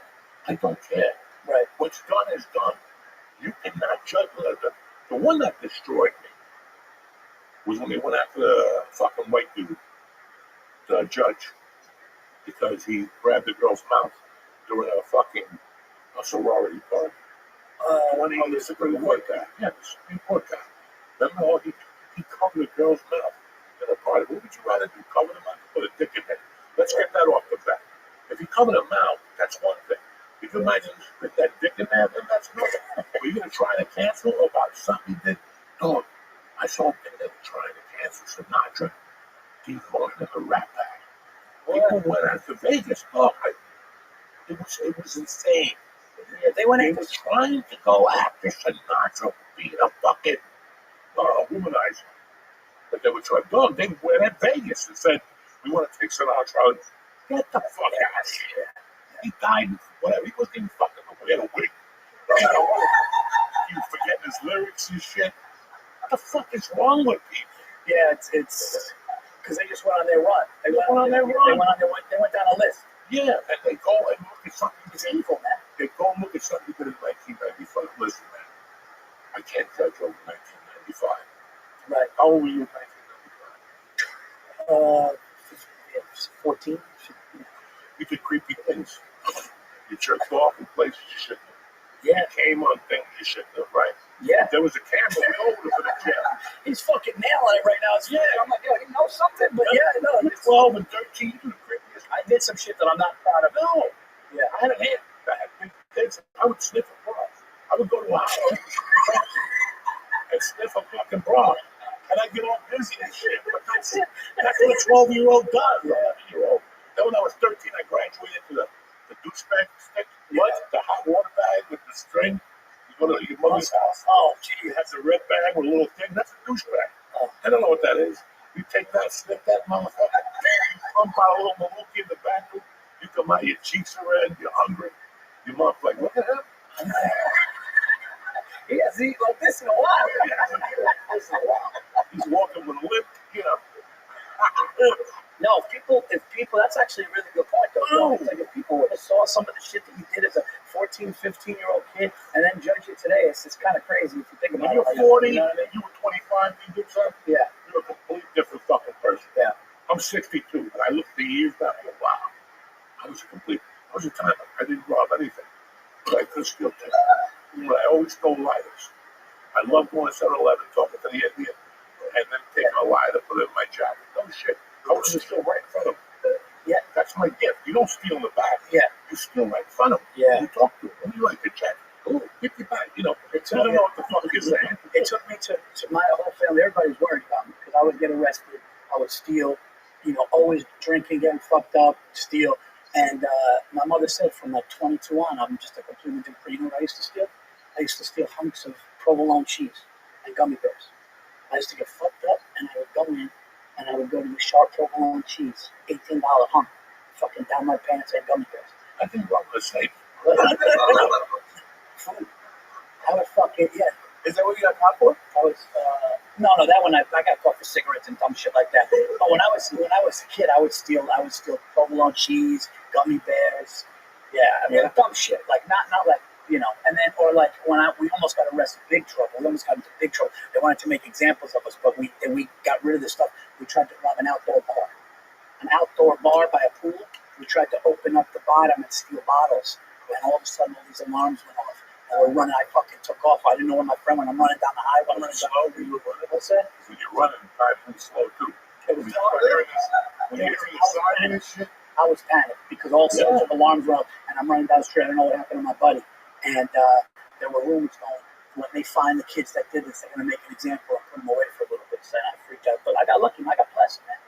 A lot of stupid things. Dodged a lot of bullets as a young man. But comedy and sales, knocking doors, and comedy made me change me. But like you said, from 22 on, I changed it. And once I grew up, but I did dumb shit from like 16 to 25. That's okay. We all do dumb shit. Right. Even if you're a grown man, you start doing dumb shit. But it's going to a strip club. Just do these creepy things. We all dumb. And at the end, you got to ask yourself, this is when I really changed. Yeah. I changed in 2006. After a long shot, I went through hell. And I made a decision. I go, you know what? Somebody said this to me today. And they said, don't let your character ruin your destiny. And that fucking hit home. Like, I was like, what this motherfucker just said? And I stopped seeing the lighters. I stopped thinking like that. Because I knew if I put my effort into stand up, instead of fucking